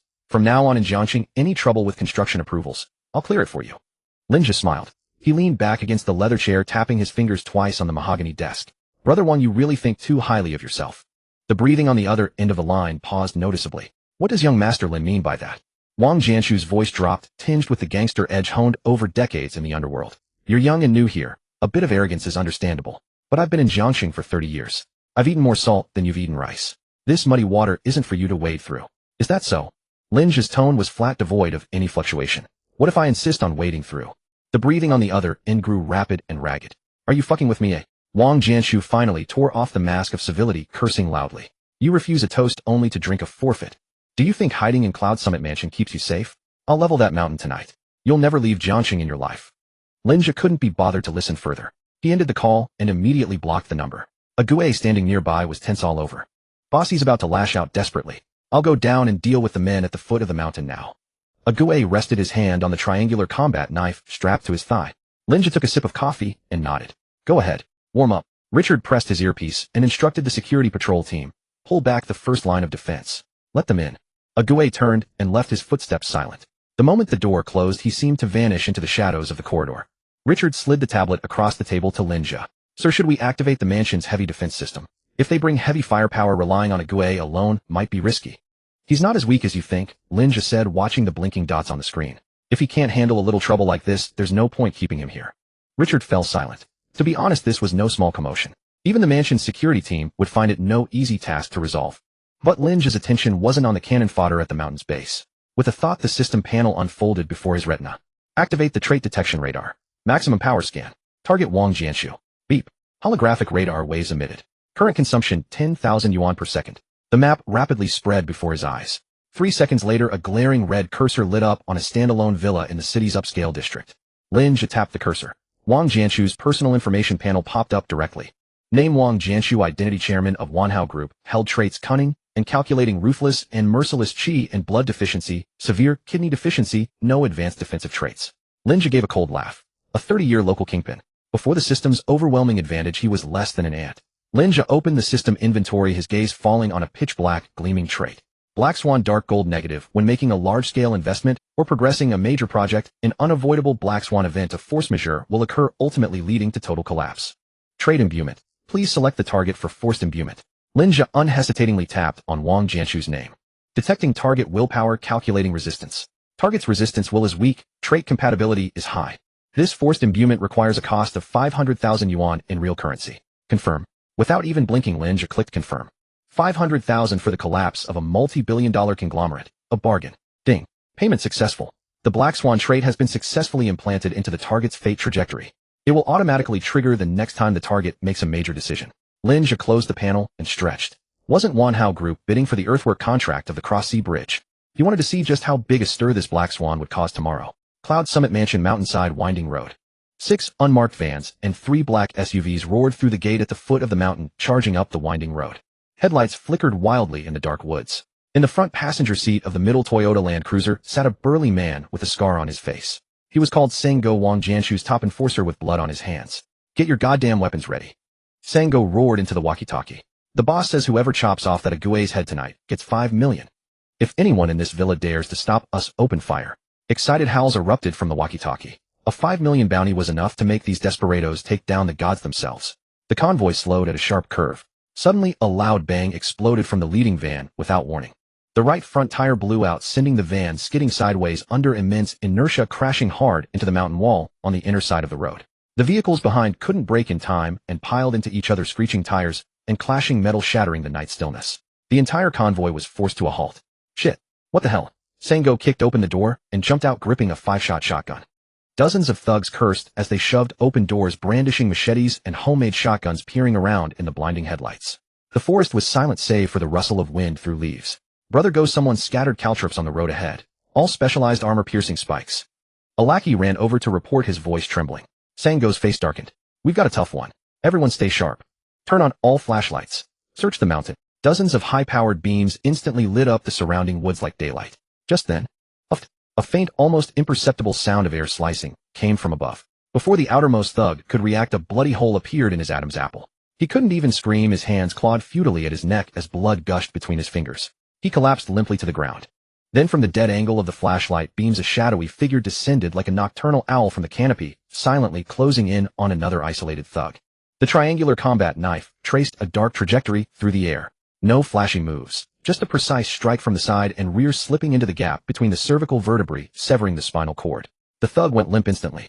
Ague even caught the falling body and lowered it gently to the ground, the entire process taking less than 2 seconds. Such was the terror of Assassination Grandmaster combined with Shadow Veil. In the darkness of night, every move Ague made was perfectly absorbed into the shadows. He was no longer the petty thief chased through the streets. He was a top-tier hunter who held the power of life and death.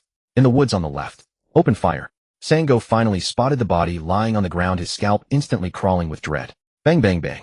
A dozen muzzle-loading guns and handguns fired furiously at the thicket on the left, bark splinters and leaves scattering everywhere in the air. After the wave of bullets finished, the forest fell into a silence so eerie it made one's flesh crawl.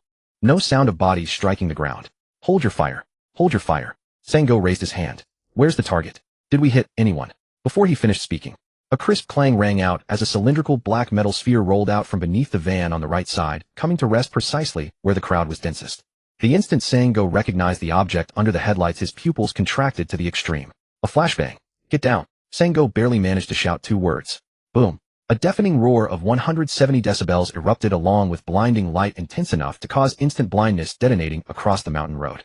Dozens of henchmen had their sight and hearing stripped away in an instant, clutching their eyes and writhing in agony on the ground, their ears filled with piercing tinnitus.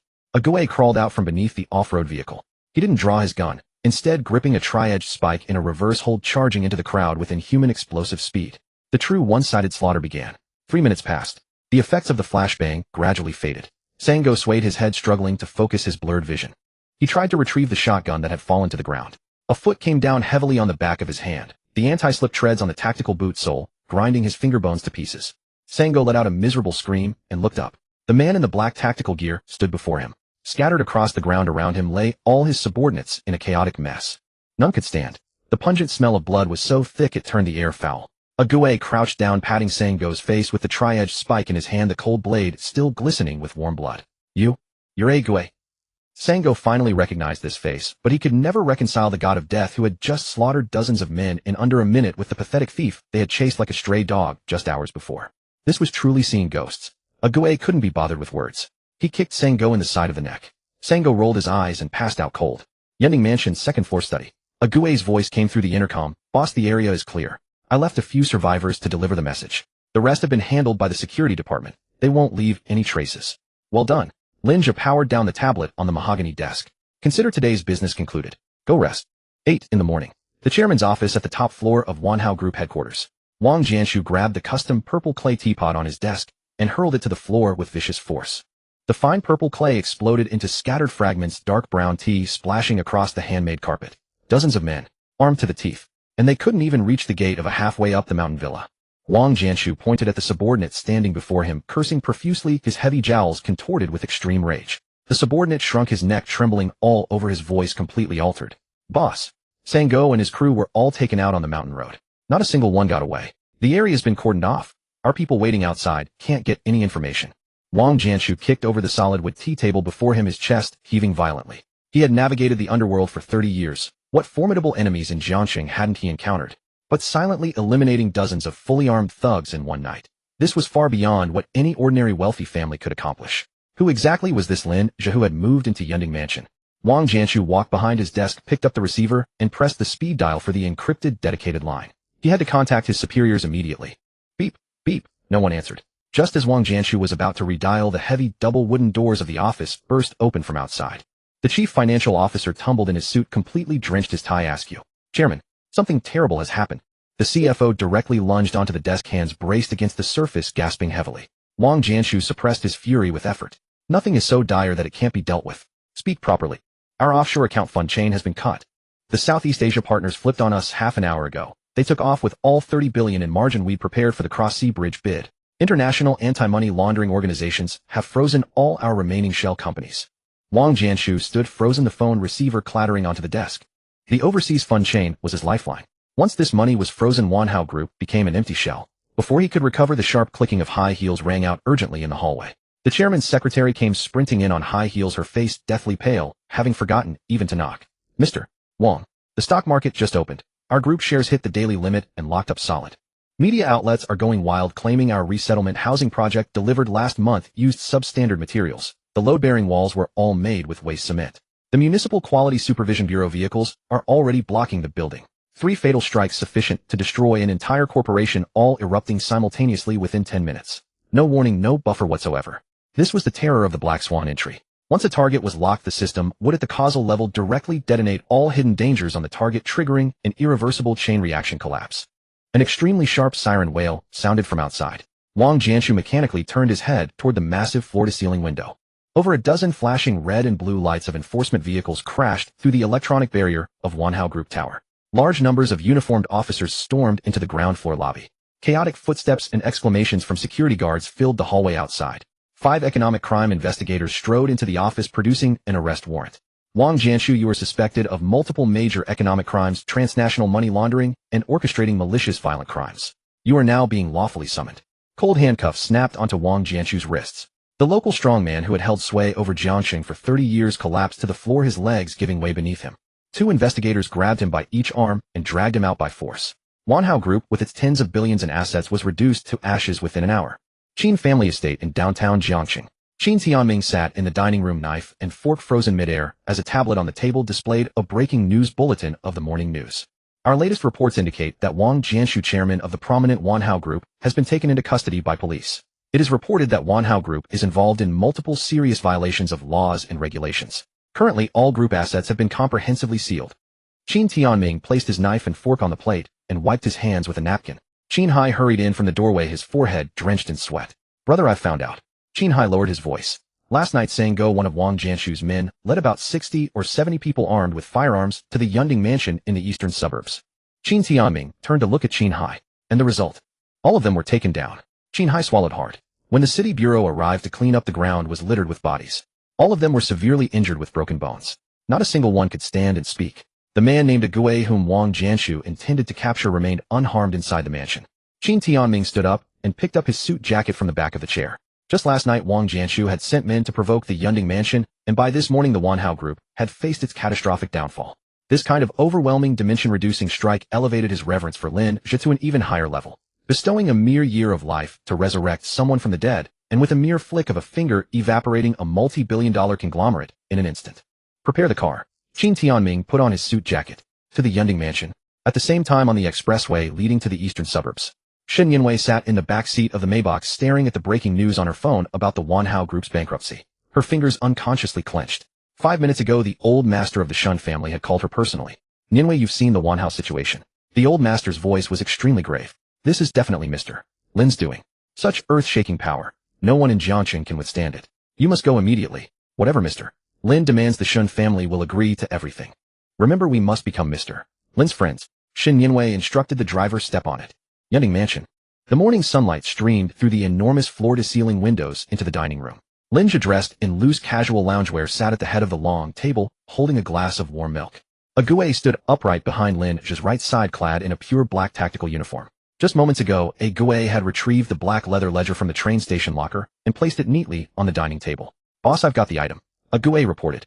The storm raging within him was no less intense than Qin Tianming's.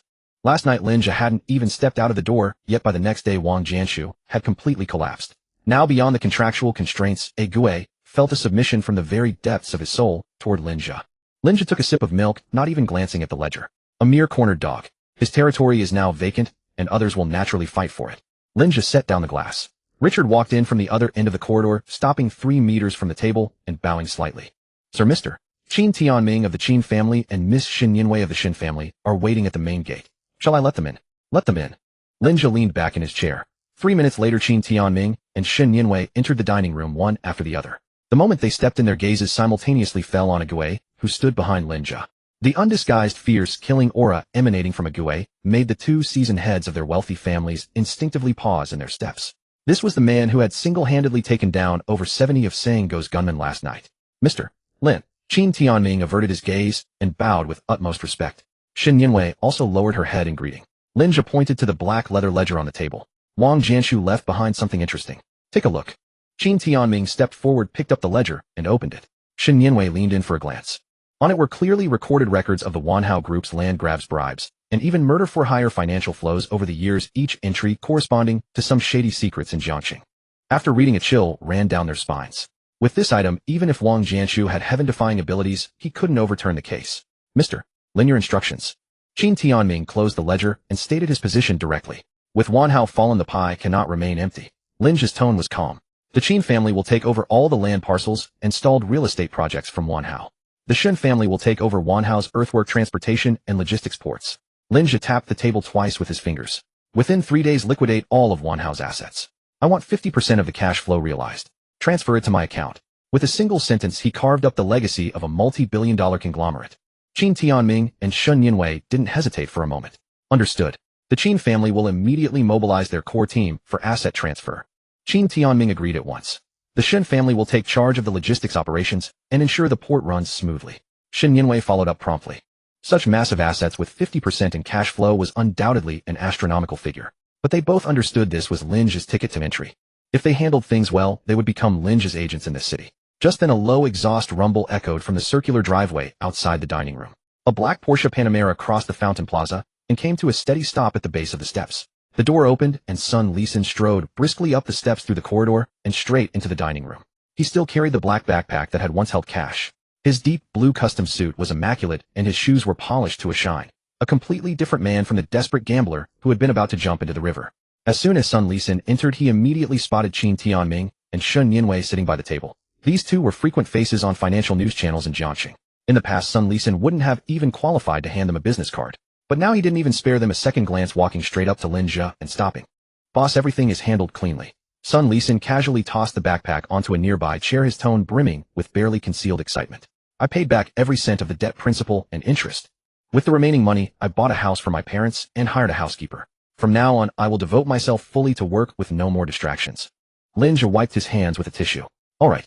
The computers in the trading room upstairs are still on. Go monitor the markets. Lin Zhe didn't waste words. Sun Lin nodded firmly and turned to leave. Wait. Shen Yinwei suddenly called out to stop him. Shen Yinwei stared at Sun Lin's face for a few seconds, her delicate brows furrowing slightly as she tentatively asked, Are you Sun Lin, the former trader at Yuanfeng Capital? Sun Lin stopped and turned to look at Shen Yinwei, admitting openly, Yes, it's me. The moment Shen Yinwei spoke those words, the air in the restaurant grew still for a few seconds. She was responsible for a portion of the Shen family's financial operations and possessed a very detailed roster of traders, both large and small, across the country. One page in particular was dedicated to the industry blacklist, individuals absolutely forbidden to be touched. Sun Lin's name sat at the very top of that list. Am I mistaken? Shen Yinwei took a small step forward on her high heels, her gaze sweeping over Sun Lin. 3 years ago you were in charge of Yuanfeng Capital. Within a single year you blew up 7 major positions, costing investors everything they had. Then you went to a private equity fund, went long on a stock that had hit 10 consecutive daily limit ups, only to have the company's chairman exposed for scandal the next day and jump to his death. The stock was suspended and all the longs were wiped out. The more Shen Yinwei spoke, the more incredulous her tone became. She turned her head to look at Lin Zhe seated at the head of the table, utterly baffled. Why would this Mr. Lin, who could summon clouds and rain with a mere flip of his hand, bring a man widely recognized in the industry as a financial jinx into his fold? After hearing his own glorious past recounted, Sun Lin showed no sign of embarrassment. Instead, he laughed heartily. Miss Shen has a good memory. You've even dug up details from over 3 years ago. Sun Lin zipped his backpack shut. But that's all ancient history now. Shen Yinwei frowned. Qin Tianming, who had been listening closely, also caught on. In the business world where feng shui and luck were paramount, someone like Sun Lin, who lost money on every venture, was seen as a black cat of misfortune. Whoever touched him was doomed. Since we're in this line of work, let's not talk about the past. Let's talk about recent results. Sun Lin locked eyes with Shen Yinwei. The day before yesterday, when Nasdaq opened, the boss gave me a principal of 10 billion. Qin Tianming's heart skipped a beat. 10 billion in cash. Handed over to a jinx to trade U.S. stocks. What kind of audacity did it take to do something like that? I chose Titan New Energy. Sun Lin's tone was calm, but he dropped a bombshell. The moment Shen Yinwei heard that name, her expression changed drastically. As a noble heiress who had to review global financial news every day, she naturally couldn't have missed the scandal surrounding Titan New Energy. The company's performance was severely falsified, triggering 3 circuit breakers during the trading session. The stock plummeted by over 75%, and tens of billions of dollars in market cap evaporated overnight. 5 times leverage, 50 billion in short positions fully loaded. Sun Lin continued. We timed it perfectly with the moment the short seller firm struck. Sun Lin paused, watching the expressions of Shen Yinwei and Qin Tianming gradually freeze before uttering his final words. After deducting fees, net profit 2 billion. The restaurant fell into a silence so profound you could hear a pin drop. Only Agaway stood behind Lin Zhe, maintaining an immovable military posture. Qin Tianming felt a shiver run down his spine. Earning 2 billion in a single night. What did that mean? Many large industrial companies toiled for an entire year, and their net profit was barely that much. Shen Yinwei was completely speechless. She stared at Sun Lisen, a torrent of thoughts racing through her mind. How could a jinx blacklisted by the entire industry suddenly possess such terrifying market intuition and luck? Not only did he have the audacity to go all in short, but he also locked in profits perfectly. Given the surging trend of Titan New Energy at the time, breaching 5 times leverage could have happened in a quarter of an hour. The only explanation was the young man seated at the head of the table. Almost simultaneously, Shen Yinwei and Qin Tianming turned to look at Lin Zhe. Extending the lives of Old Master Shun and Old Master Qin was a miracle of resurrection. Uprooting Wang Jianshu's billion-dollar Wanhao group overnight was a display of godlike ruthlessness. And now could he forcibly alter a person's fortune and destiny? This was beyond the comprehension of ordinary people. Alright, stop showing off. Lin Zhe set down his glass, breaking the silence in the restaurant. Go upstairs and get some rest. Consolidate the remaining funds. Earning 2 billion is just the beginning, not the end. Yes, boss. Sun Lisen said no more. He picked up his backpack, straightened his back, and walked out of the restaurant. The sound of footsteps gradually faded. Qin Tianming and Shen Yinwei remained standing there, their breathing becoming cautious. Facing someone who could casually manipulate life, death, and fortune, any ulterior motive was a path to self-destruction. They had no desire to become the next Wanhao group. Mr. Lin. Qin Tianming broke the silence, first bowing even lower. The 50% cash flow of Wanhao Group, due to its massive size, will take at least 10 days to liquidate and transfer through overseas safe channels. During these 10 days, the Qin family will devote all its efforts to this matter. Lin Zhe nodded noncommittally. He didn't care about a few days. The tens of billions in his hands were already enough to keep him busy. Mr. Lin will take our leave now to handle the asset transfer of Wanhao. The first tranche of liquidated funds will definitely be credited to your account within 3 days. Qin Tianming bowed deeply. Shen Yinwei followed suit. The logistics port side, the Shen family, will take full control this afternoon. We won't delay your business, sir. Lin Zhe waved his hand. Go. Be efficient. The two exited the restaurant. It wasn't until they were out of the main gate of Yunding Mansion and seated in the Maybach waiting outside that their taut nerves finally relaxed. At the Shen family estate, in the traditional courtyard hall, the doors and windows were tightly shut. Old Master Shen, dressed in a tang suit, sat in a rosewood armchair, idly rotating a pair of priceless walnuts in his hands. After hearing his granddaughter's report, the walnuts slipped from his hand and fell onto the blue brick floor. With a crisp crack, they split in two. Old Master Shen, too startled to care about the loss, immediately stood up. Grandfather. Shen Yinwei rushed to support him. Are you sure that traitor is the same Sun Lisen who blew up 7 major positions? Old Master Shen's voice trembled. Absolutely certain. Shen Yinwei helped him sit back down, and he went all in short on Titan New Energy. Not only did he avoid being trapped, but he cashed out 2 billion in one night. Old Master Shen drew a sharp breath, his chest heaving violently. At his age and station, what he revered most was the concept of fate and fortune. No matter how deep a wealthy family's foundation, no matter how they struggled, they could never escape the decline of their qi. Lin Zhe could easily strip Wang Jianshu of his fortune, leaving him destitute within half a day, and he could push a desperate outcast onto the throne of wealth. Unprovocable, absolutely unprovocable. Old Master Shen slammed his hand on the rosewood tea table, rattling the teacups. Shall we remember this? From today onward, the Shen family must never under any circumstances become an enemy of Mr. Lin. At the same moment, at the Qin family manor in the second-floor study, Qin Tianming pushed open the heavy solid wood door and locked it behind him with a decisive click. He strode quickly to the tea counter, pouring and draining 3 glasses of cool boiled water in rapid succession, yet still could not suppress the violent pounding of his heart within his chest. Qin Jinhua sat behind the wide rosewood desk, clutching a quarterly financial report. Seeing his eldest son's distraught appearance, the old man set down the documents in his hands. Did you leave your soul at Cloud Peak Mansion? Qin Jinhua's voice was grave. Qin Tianming braced both hands on the desk's surface, breathing in ragged gasps. Dad, something terrible has happened. Gritting his teeth, Qin Tianming recounted everything he had overheard in the restaurant at Cloud Peak Mansion, not omitting a single detail. From the casual discussion of dividing the Wanhao Group's vast assets to Sun Lisen's $100 billion short position that had stunned everyone present, Qin Jinhua remained perfectly still for a full 30 seconds. Then his spotted hands suddenly clenched the desk's edge with such force that the blue veins on the backs of his hands throbbed visibly. That's Sun Lisen, who blew up 7 major trading positions within 3 years. The entire financial circle in Jiangxing treats him like a plague god. And Mr. Lin gave him 10 billion in cash to go all in shorting U.S. stocks. Qin Jinhua's voice had completely changed in tone. Yes. Qin Tianming nodded vigorously. The elder drew a deep breath and leaned back against his chair. Having lived more than half his life and witnessed countless storms, this matter still completely defied all reason and logic. The Wanhao Group has 30 years of deep roots with connections woven intricately through the upper echelons.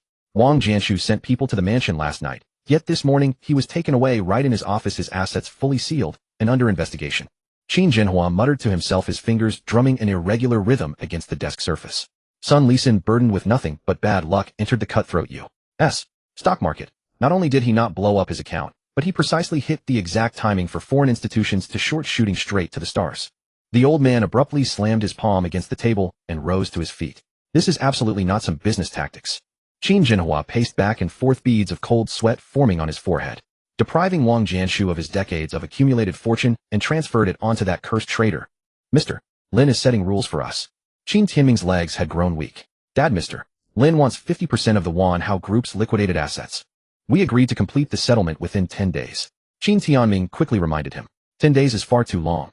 Qin Jinhua spun around, glaring at his eldest son. Go to the group's finance department right now. Withdraw all the liquid funds from the Qin family's accounts. Gather 500 million in cash. No, not cash, gold. Before the sun sets today, it must be loaded and delivered to Cloud Peak Mansion. Qin Tianming hesitated briefly. Dad, that gold is our family's emergency reserve. Short-sighted fool. Qin Jinhua jabbed his finger toward his son's nose. Can't you still see the situation clearly? If we anger Mr. Lin, what's the point of having any backup plans? On the contrary, as long as Mr. Lin is willing to favor the Qin family, that is the greatest safeguard of all. The realization struck Qin Tianming like a bolt of lightning. He turned to leave. Knock, knock. A knock came at the study door. The old butler Li stood outside, his voice muffled through the door. Master, young master. The heads of the Chu, Zhao, and Song families have all arrived. Their cars have already pulled into the courtyard. Father and son froze simultaneously. What brings these three old foxes to my door together? Qin Jinhua inquired. Li the butler lowered his voice. They brought quite a few valuable medicinal herbs, claiming they heard your grace's health has greatly improved and came specifically to pay their respects. However, they've brought many unfamiliar bodyguards. This doesn't seem like a simple social visit for tea. A cold laugh escaped Qin Jinhua's lips. Just days ago, he had been handed 3 critical illness notices in the intensive care unit, yet not a single one of these old men had sent even a flower basket. Now he had discharged from the hospital healthy and full of vitality, and the Wanhao Group had collapsed at this precise moment. These people were like dogs. With their keen noses, they had scented the blood in the air and all come scurrying. Hurry and do what I told you. Don't delay. Qin Jinhua instructed Qin Tianming. I'll go meet these old foxes. Remember, anything concerning Mr. Lin and Cloud Peak Mansion, you must keep it buried in your heart. If you dare leak even a single word, even though you're my own son, don't blame me for being merciless. Qin Tianming nodded repeatedly and hurried down the small staircase beside the study, making directly for the underground garage. The first-floor reception hall. 3 middle-aged men in tang suit jackets sat upon the rosewood sofa. In the region of Jiangqing, these 3 could shake the very ground beneath their feet with a single stomp. Chu Chongfeng, seated in the center, held a lidded tea bowl in his hands, leisurely skimming the tea leaves. Upon hearing footsteps on the stairs, all 3 men looked up simultaneously. Qin Jinhua descended the stairs with his spine straight as an arrow. No one needed to support him, not even his usual sandalwood walking cane that never left his side.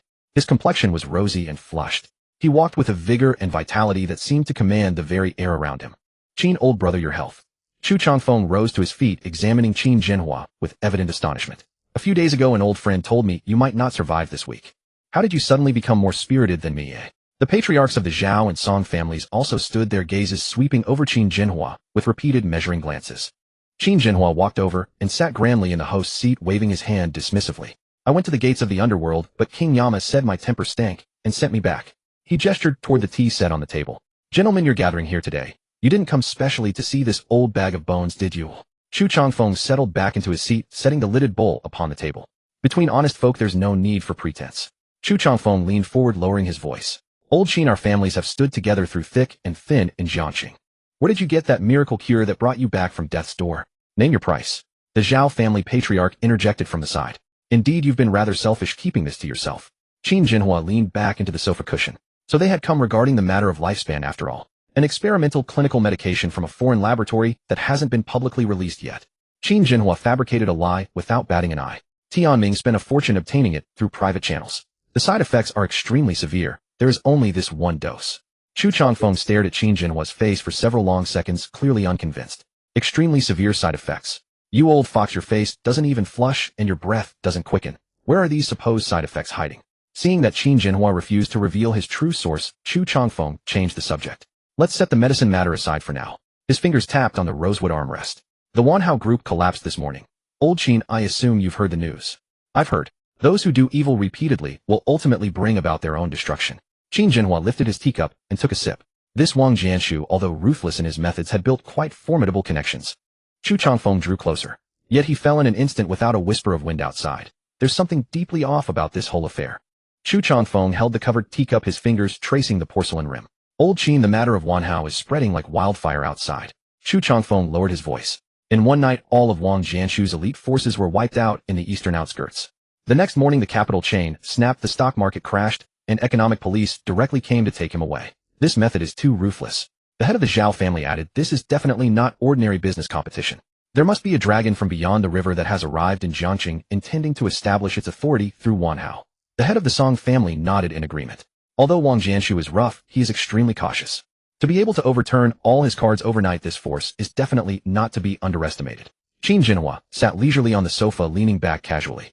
Listening to the analyses of these three old men, he found it amusing. A dragon from beyond the river. That was a god living in the clouds. What exactly do you three want to say today? Qin Jinhua picked up the teacup in front of him and blew on the steam. Chu Changfeng put down his covered teacup and leaned forward. Jiangcheng is our territory. Chu Changfeng's voice carried a hint of menace. No matter how capable this dragon from beyond the river is, if he eats meat, we should at least get a sip of the soup.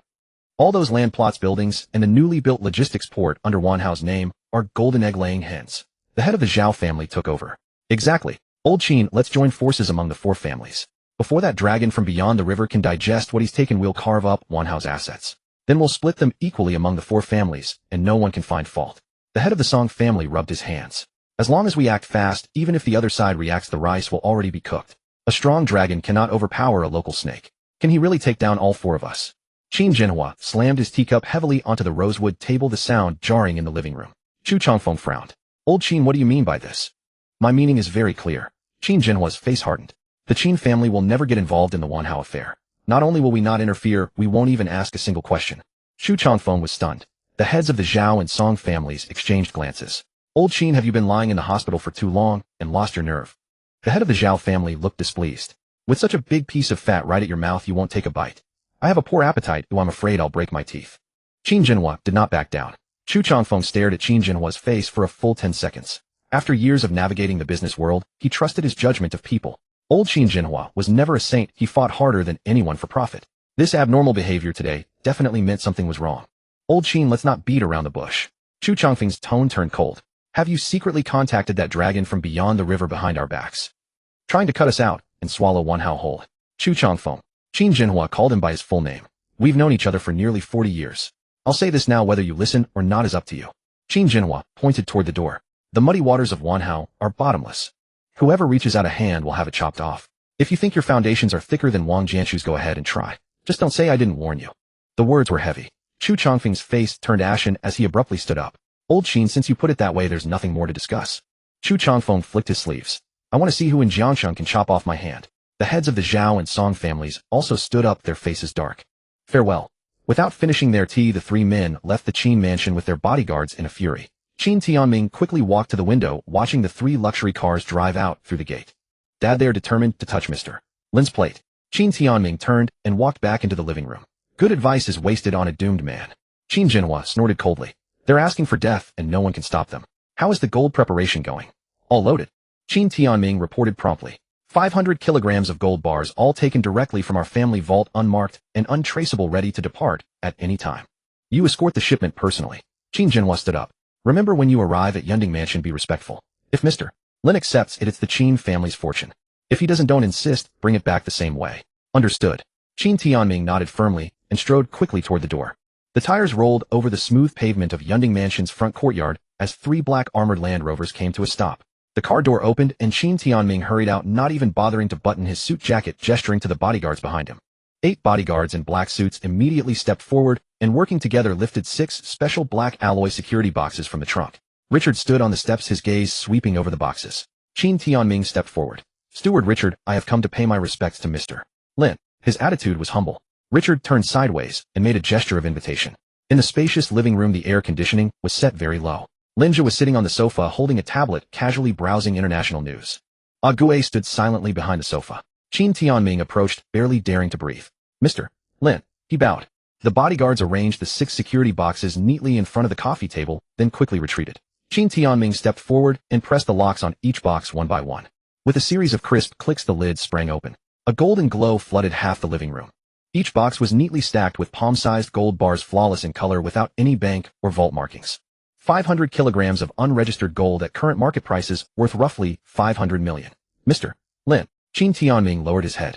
This is the first batch of converted assets. I took the liberty to convert them into gold. Please forgive me. Lin Zhe lifted his gaze from the tablet and paused for 2 seconds on the gold bars. To an ordinary person, these boxes of gold would be utterly captivating. But to Lin Zhe, they were just a pile of metal lumps. Sun Leeson upstairs could earn 10 times more with a few taps on the keyboard trading U.S. stocks. Nevertheless, the Qin family's attitude was sufficiently deferential. Have a seat. Lin Zhe nodded toward the single sofa beside him. Qin Tianming, as if granted a pardon, perched on the edge of the sofa, his back ramrod straight. Ague walked over, closed the gold bar boxes, and carried them one in each hand, effortlessly taking them to the back storage room. Qin Tianming's eyelids twitched. This man's skill was clearly that of a trained martial artist. You didn't rush over here just to deliver something, did you? Lin Zhe picked up his teacup. Qin Tianming promptly spilled out everything that had happened at the Qin estate in detail. The Chu family, Zhao family, and Song family. These three are also long-established magnates in Jiangxing. Qin Tianming rubbed the seam of his trousers over his knee. They think the collapse of the Wanhao group presents a perfect opportunity, and they want to swallow up all the core land parcels and logistics ports that Wanhao held. Qin Tianming paused for a moment, observing Lin Zhe's reaction. Lin Zhe didn't even change his action of drinking tea, he just listened quietly. Qin Tianming swallowed hard and continued. My father has sternly refused them. But those three old foxes are blinded by greed. They will certainly not let it go easily. During the process of the Qin and Shun families taking over Wanhao's assets, they will definitely create obstacles in secret or even seize them by force. Lin Zhe set down his teacup and the porcelain made a soft clink against the glass coffee table. Qin Tianming. Lin Zhe called out his full name. Qin Tianming reflexively stood up. I only want 50% of the cash after Wanhao is liquidated. Lin Zhe leaned back against the sofa. As for how this money comes, and whatever troubles your two families encounter in the process, that's your concern. Do I need to teach you how to handle such trivial matters? Sweat immediately broke out on Qin Tianming's forehead. He had originally harbored some ulterior motives, hoping to use Lin Zhe's hand to crush the Chu, Zhao, and Song families directly. But Lin Zhe's words had directly cut off his retreat. This was Mr. Lin setting the rules. To become Mr. Lin's agent in Jiangxing, it was not enough to just obey, one also needed the ability to settle matters for him. If even a few local magnates could not be dealt with, the Qin family would lose its value. I understand. Qin Tianming nodded heavily, bending at a 90-degree angle. Mr. Lin, rest assured Wanhao's affairs will be handled cleanly. Whoever dares to reach out the Qin family will show no mercy. Lin Zhe waved his hand, too lazy to say more. Qin Tianming tiptoed out, holding his breath until he stepped out of the main gate before daring to exhale deeply. The outdoor heat wave hit him full in the face. Qin Tianming reached back and touched his back. His shirt was already soaked through and clinging to his skin. He quickly walked down the steps and slipped into the back seat of the Range Rover. Drive back to the group. Qin Tianming ordered the driver. As the car exited the winding mountain road, Qin Tianming took out his phone and directly dialed Shen Yinwei's private number. The phone rang 3 times before being answered. President Qin. On Shen Yinwei's end, the background noise was chaotic with people arguing. Miss Shen, how is the situation over there? Qin Tianming pinched the bridge of his nose. Shen Yinwei let out a cold laugh that came through the receiver. Chu Chongfeng's reach is long enough. Today I just brought people to the port for the handover, and the Chu family was already at the dock inciting the workers to strike. The Zhao family somehow got hold of a bunch of Wanhao's old bad debts, and are blocking the office building demanding payment. Qin Tianming snorted coldly. Those 3 old relics really think Jiangxing is still theirs to dominate. I just want to see Mr. Lin. The noise on the other end of the line was immediately cut off. Shen Yinwei had obviously moved to a quieter place. What did Mr. Lin say? His attitude is very clear. Qin Tianming lowered his voice. He doesn't care about the process, only the results. As for those who stand in the way, that's a trouble for us to solve. Shen Yinwei was silent on the phone for 2 seconds, her breathing rhythm noticeably quickening. This was a test, and also a delegation of power. As long as they could handle things beautifully, the standing of the Qin and Shun families before Lin Zhe would be vastly different. President Qin. Shen Yinwei's voice returned to a steady calm, laced with undisguised calculation. Since Mr. Lin only wants results, will strike quickly and decisively. Qin Tianming sat in the back of the Range Rover, gripping his phone. Do you have a plan? I just went through Wanhao's asset details. Shen Yinwei spoke rapidly. That commercial center project Wang Jianshu started in the West District. On paper, it's definitely a golden goose. But underneath, it's entangled with money laundering channels from 2 overseas underground banks. The Economic Investigation Department is already overwhelmed just checking Wanhao's surface accounts. They haven't dug down to that level yet. Qin Tianming immediately caught on, his eyes lighting up. You mean let Chu Chongfeng take this platter? Not just the West District Commercial Center. Shen Yinwei slammed the documents in her hand heavily onto the table. There's also the Environmental Technology Park in the east suburb that's been shut down for half a year. Thousands of tons of toxic industrial waste are buried there, and Wang Jianshu has been suppressing it, not daring to touch it. As long as we do a little manipulation, package these 2 assets as high-quality stocks, and leak some news. Qin Tianming took over. Those 3 old foxes, Chu Chongfeng and the others, are very cautious. If we give it away for free, they definitely won't dare to take it. We have to pretend to defend it fiercely, making them come and snatch it themselves. Exactly, Shin Yinwei laughed. After they spend a fortune to grab the platter and sign the documents. We'll then turn around and submit the money laundering evidence and the toxic waste report. Those 3 old bastards will either die or be skinned alive. Qin Tianming hung up and ordered the driver in the front back to the group. Call the heads of the legal department and investment department to my office immediately. The 2 powerful families had joined forces to set a trap, and the net targeting the Chu Zhao and Song families had been silently cast. At the same time at Yunding Mansion. For Lin Zhe, the matter of the Wanhao group ended here. Wang Jianshu was inside, and the remaining scraps were left for the Qin and Shin families to harvest. Whether it was 5 billion or 10 billion, they were just numbers. The 500 million in gold that the Qin family had sent was merely a pledge of allegiance. Lin Zhe was now considering something else. The number of people he could command was still too few. A Gui was the sharpest blade in his hand, and Sun Lisan was frantically reaping profits in the U.S. stock market. This was far from enough. As a former programmer, Lin Zhe deeply understood the importance of information security. He immediately summoned the system panel. Activate trait detection radar. Please set detection conditions. Lin Zhe entered keywords on the virtual screen. Computer technology hacker information network independent action. Detection conditions locked. Holographic radar scan initiated. Current consumption 1000 yuan per second. The moment the system prompt sounded, the balance in Lin Zhe's personal account began to rapidly fluctuate. A bird's-eye view map of Jiangqing unfolded on the virtual screen. A green ring of light centered on Yunding Mansion rapidly expanded outward, and faint white and blue lights began to appear one after another on the map. Namely how. Traits held advanced programming, severe hair loss, lumbar muscle strain. Name Zhang Chong. Traits held network engineering expert, midlife crisis impact. A stream of ordinary information flooded the screen. The holographic map was filled with blue and white traits like advanced programming and code proficiency.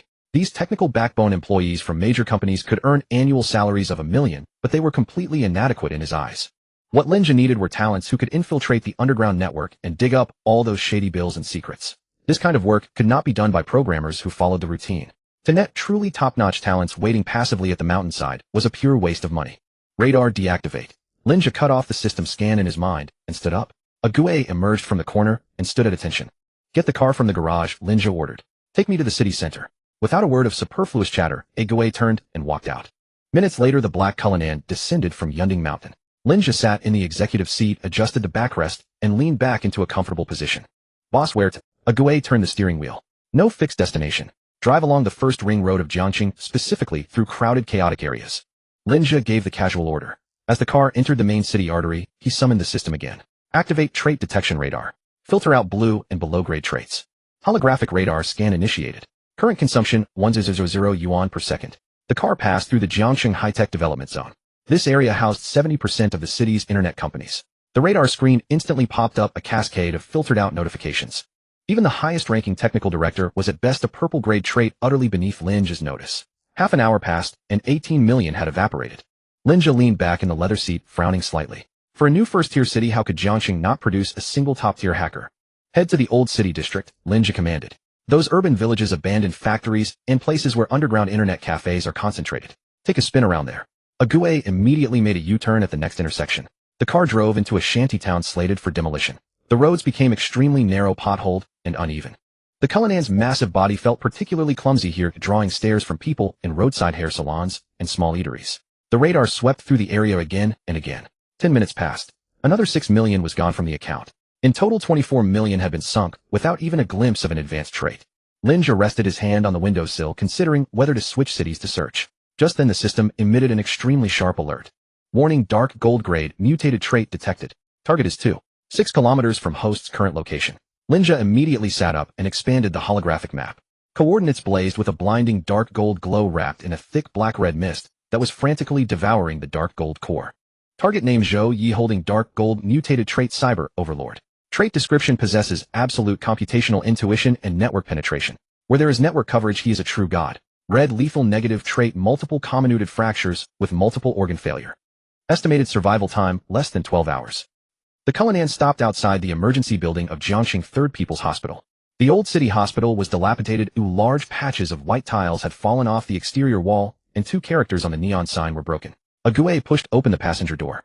Boss, I'll go in and scope things out. Lin Zhe leaned back in the leather seat, chin slightly raised, signaling him to go. Lin Zhe stared at the flickering dark gold light on his retina. A mutated trait. Those 4 words represented a value that far exceeded the 24 million radar consumption. In the age of the internet, a hacker with absolute computational intuition could do far too many things.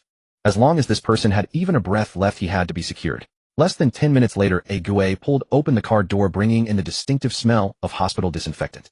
Got it all, a Gue said, sitting in the passenger seat, his voice low. He's in the ICU on the 3rd floor of the inpatient building. The doctor has issued 3 critical condition notices saying he won't make it through the night. Lin Zhe tapped his fingers on the steering wheel. What caused this? Forced demolition, a Gue turned his head. The old city renovation project in the south. The developer, to meet the deadline, sent in bulldozers in the middle of the night and flattened Zhou Ye's old bungalow. A Gue paused. His parents were crushed to death instantly under the rubble. When Zhou Ye was dug out, 70% of his bones were broken, and he had massive internal bleeding. Now he's barely hanging on by a ventilator. A Gue finished reporting every detail without omission. Lin Zhe leaned back in the leather seat, tapping his fingers on his knee. Forced demolition. To meet the deadline, they crushed people under the rubble in the middle of the night. Such methods in Jiangxing were nothing short of lawless. Boss, a Gue turned his head. Should I go find the developer in charge? Not yet. Lin Zhe looked at the broken neon sign outside the window. First, find out whose project this is. Call Xin Yanwei. A Gue immediately pulled out his phone and dialed. After 2 rings, the call connected. A Gue handed the phone to Lin Zhe. Sir. Xin Yanwei's voice came through the earpiece, brimming with utmost respect. Who is in charge of the South City Old City renovation project? Lin Zhe asked directly. A few crisp keyboard clicks came from the other end of the line. Found it. Xin Yanwei spoke quickly. It's Chongqing Real Estate under the Chu family. The specific person in charge is Chu Xiaojie, Chu Chongfeng's youngest son. Xin Yanwei paused, then added, that kid has a notorious reputation in Jiangxing circles. He has no bottom line when it comes to making money. Any dirty trick is fair game. The South City project had been stalled for half a year. He took over less than a month ago and already caused a death. Lin just stopped his tapping. Sir, Xin Yanwei continued, I was about to report to you. Chu Chongfeng and the old men from the Zhao and Song families went to the Qin manor, trying to drag Old Qin into splitting the assets of Wanhao Group. Old Qin told them off. They're now scrambling everywhere to find connections, trying to force their way in. I've already coordinated with President Qin Tianming, and we're setting a trap for them. Xin Yanwei gave a full account of the money laundering case at the West District Commercial Center and the toxic waste incident at the eastern suburb Ecotech Park. As long as those 3 old fools take the bait, sign the papers, and seal the deal, we'll hand over the evidence as soon as they do. Xin Yanwei let out a light laugh. Those 3 families will be in for a world of trouble. After listening, Lin Zhe's gaze fell on the flickering dark gold mutated trait on the system panel. The Zhao and Song families, you can mess with them however you like. Lin Zhe spoke. But the Chu family, don't crush them completely. Xin Yanwei on the other end was clearly taken aback. From her understanding of Lin Zhe, this man always acted to eradicate any threat entirely, leaving no future trouble. Wanhao Group was the perfect example. What does her mean? Xin Yanwei probed cautiously. Take as much of the Chu family's assets as you can. Lin Zhe's tone was calm. But keep that old dog Chu Chongfeng and his son Chu Xiaojie alive. I have a use for them. Understood, sir. Xin Yanwei agreed, without any further questions. Lin Zhe tossed the phone back to a Gue and pushed open the car door. The night breeze carried the distinctive smell of the old city's sewers. Let's go meet our new employee. Lin Zhe strode toward the emergency building's entrance with a Gue following closely behind. 3rd floor outside the intensive care unit. The fluorescent lights in the corridor flickered, emitting a faint buzzing sound from the electrical current. 3 hoodlums with bleached hair sat on a long bench, huddled together and smoking. The acrid cigarette smoke lingered in the enclosed corridor, making everyone cough. This kid's got some guts, crushed to that state, and still not dead. One of the bleached-haired thugs blew a smoke ring, his face full of impatience. The doctor said he won't survive until morning. Another fat thug flicked his cigarette, but onto the ground and ground it under his foot. Young Master Chu gave the order. If he doesn't flatline by tonight, we go in and pull his tube. We absolutely can't let him survive until tomorrow, otherwise once the media catches wind of it, the Chongqing Real Estate side won't be able to suppress it. I'll handle the tube pulling. The 3rd scrawny thug rubbed his hands together. After finishing this job, young Master Chu promised us 100,000 each. A Gue stopped in his tracks and turned to look at Lin Zhe. Lin Zhe slightly lifted his chin. A Gue's form flashed, instantly closing in on them. The 3 hoodlums didn't even have time to react. They only saw a blur before their eyes. A Gue seized the scrawny thug by the neck with one hand and slammed him against the wall with a dull thud that echoed clearly through the corridor. The scrawny man went limp to the floor. The fat thug was about to shout when a Gue chopped the side of his neck with a hand blade. The fat man rolled his eyes back and collapsed unconscious. The remaining bleached-haired thug's legs turned to jelly. He turned to run. A Gue raised his tactical boot and kicked the back of his knee. The thug dropped to his knees with a thud, and a Gue grabbed his hair, driving his knee violently into the man's face.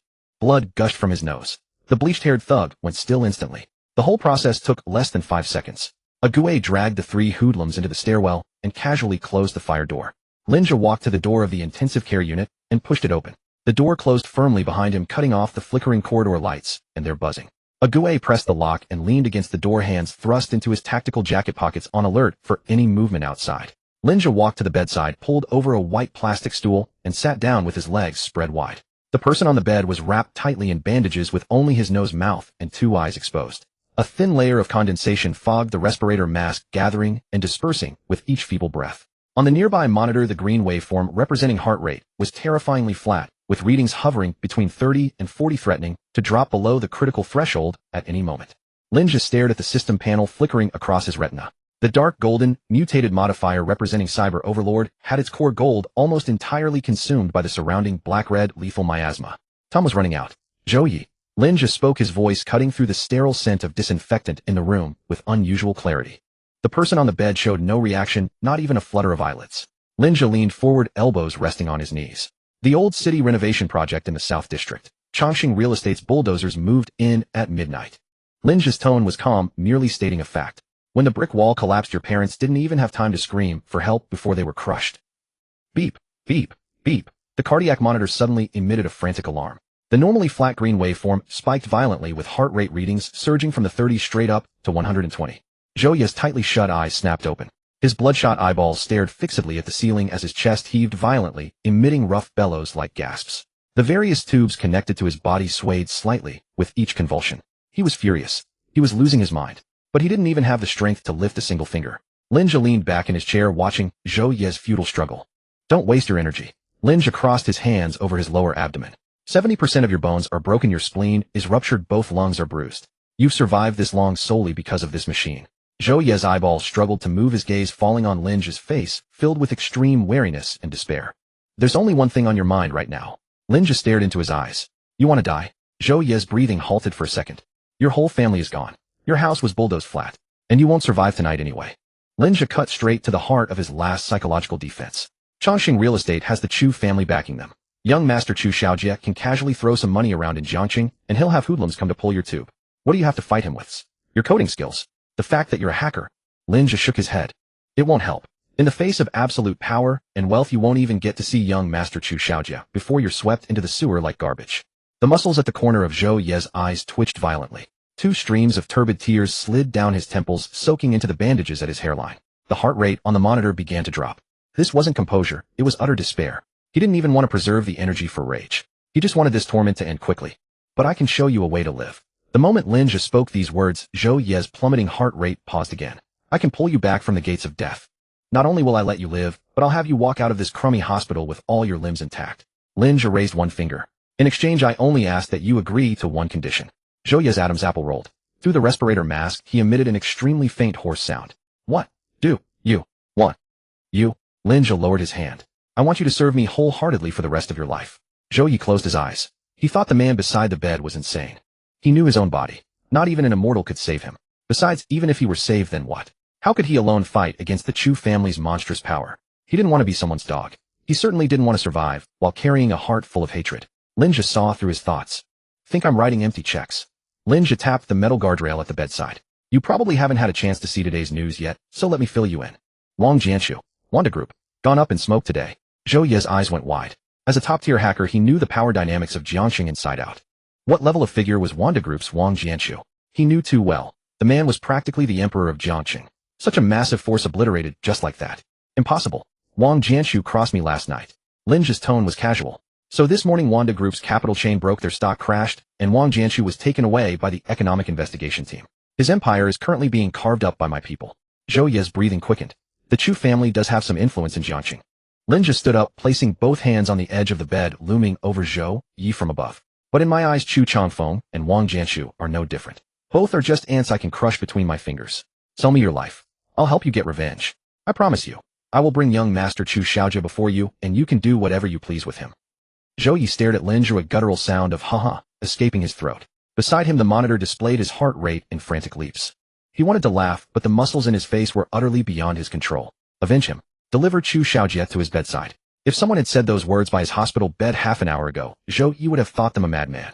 But now he didn't even have the strength to curse. I don't have time to waste with you, Lin Zhe said, glancing at his watch. If you agree, blink twice. If not, I'm leaving now. Zhou Yi locked his eyes on Lin Zhe.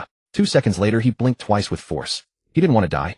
Even less did he want to die a coward's death in this wretched, disinfectant-soaked hospital room, crushed by the hatred of his entire family being destroyed. Even if the man before him was a demon demanding his soul, he would give it. Detected strong trading intention from target. Voluntary contract established. The system's prompt echoed in Lin Zhe's mind. Without hesitation, Lin Zhe opened the contract management panel and performed a contract reconstruction on Zhou Yi. Deducted 1 million yuan in cash. Absolute restriction clause inscribed into target's life imprint: must not reveal employer's identity or related abilities to any third party, must not harbor intentions of betrayal. Violation triggers instantaneous rupture of brainstem blood vessels. The insurance was added. Lin Zhe stood up and opened the system's entry operation interface. Beginning extraction of red fatal negative entry: multiple comminuted fractures accompanied by multiple organ failure. A thick nauseating black-red mist was forcibly drawn from Zhou Yi's chest, writhing and twisting in midair before being sucked directly into Lin Zhe's system warehouse. The moment the mist left his body, Zhou Yi's frame convulsed violently. The excruciating pain, as if thousands of steel needles were churning through his organs, vanished without a trace. Yet he still couldn't move. The shattered bones were being reshaped, but full recovery would take time. With his organs depleted, Zhou Yi was now like a tattered, wind-leaking sack. Lin Zhe opened the warehouse again, his gaze falling on the golden entry, radiating dense light. 10 years of lifespan. System split the lifespan entry. Command confirmed. 10 years of lifespan has been split into 2 5-year lifespans. Target Zhou Yi. Confirmed. Grant 5 years of lifespan. A dazzling golden light burst from Lin Zhe's fingertip and plunged directly into Zhou Yi's brow. A miracle occurred. Zhou Yi's ashen complexion took on a visible rosy hue. An extremely dense grinding sound of bones filled the room like dry branches being forcibly reconnected. Beep, beep, beep. The monitor beside him went haywire, the heart rate value surging from 30 to 110, while blood pressure and oxygen saturation all returned to the peak levels of a healthy young adult. Zhou Yi raised his right hand and yanked off the ventilator mask. Then came the gastric tube, urinary catheter, and 4-needle. He scrambled off the bed, his bare feet landing on the hospital's cold tiles. No pain, no weakness. His entire body brimmed with inexhaustible strength. Zhou Yi stared blankly at his own hands, then touched his chest, which should have been completely collapsed. It was whole and intact, not even a scar left. He whirled around to face Lin Zhe, who stood by the bed. Are you a man or a ghost? Zhou Yi's voice trembled as he staggered back 2 steps, his back hitting the wall. I am your boss, Lin Zhe said, hands in his pockets. From now on, your life belongs to me. Zhou Yi's knees buckled, and he thudded to the floor. If before agreeing to the deal had been out of desperation, now facing Lin Zhe, he felt only a primal fear and reverence from the depths of his soul. To pull a man crushed by a bulldozer and declared a lost cause by doctors back to perfect health in minutes. This was not medicine. This was a miracle. Boss, Zhou Yi said, knocking his head heavily against the tiles. Zhou Yi's life is yours to command from now on. As long as I can destroy Chu Xiaojia, I'll do anything. Lin Zhe was pleased with the result. Get up, he said, turning toward the door. Put on some clothes and follow me. A Gue opened the door. Outside in the corridor, the thugs were still locked in the stairwell, unconscious. 10 minutes later, the black Rolls-Royce Cullinan left the Third People's Hospital. Zhou Yi sat in the back wearing a clean set of casual clothes that a Gue had swiped from the doctor's on-call room. He stared at the nightscape receding past the window, his mind still in a state of extreme exhilaration. Boss, where are we going now? Zhou Yi couldn't help asking. When will we take revenge on the Chu family? Back to Yunding Mansion. Lin Zhe said, watching the road ahead. I will help you take revenge, but not now. First, you need to complete the tasks I assign you. The Cullinan glided smoothly along the winding mountain road, finally coming to a stop before the main steps of Yunding Mansion. The door swung open. Zhou Yi's feet touched the smooth stone pavement, and the night breeze rustled through the trees on the mountainside, bringing a wave of coolness. He looked up at the sprawling top-tier mansion before him. Fully armed security personnel patrolled every checkpoint, high-definition cameras covered every blind spot, and the lights of the main building blazed blindingly in the darkness. Just half an hour ago, he had been lying in the decrepit Third People's Hospital waiting to die. Now he stood before the most powerful mansion in Jiangxing, every cell in his body brimming with vitality. A Gue led the way. Zhou Yi hurried to follow, passing through the soaring 10-meter-high lobby, treading on thick carpets, and arriving at the spacious study on the second floor. Lin Zhe had already changed into a loose set of loungewear, reclining on a leather sofa with a glass of water in his hand. Butler Richard stood by, tablet in hand, ready for orders. Sit, Lin Zhe said, pointing to the single sofa opposite. Zhou Yi dared not settle fully. He perched on the edge of the sofa, back straight, hands on his knees, his posture extremely restrained. Facing this man who could grant life at a whim, he scarcely dared to breathe. You don't have to be so nervous around me. Lin Zhe set down his glass and cut straight to the point. Now for the business. I want you to build a global top-tier network fortress here. Zhou Yi froze for a moment, then his professional instincts took over. With the cyber overlord entry, his understanding of networks and computing power had reached the limits of human capability. Boss, what concept of top-tier are we talking about? Zhou Yi probed. One that lets you hack into any country's financial system anytime, intercept encrypted communications at any level, and remain absolutely invisible in the digital world. Lin Zhe leaned back into the sofa. I want you to have no obstacles in this domain.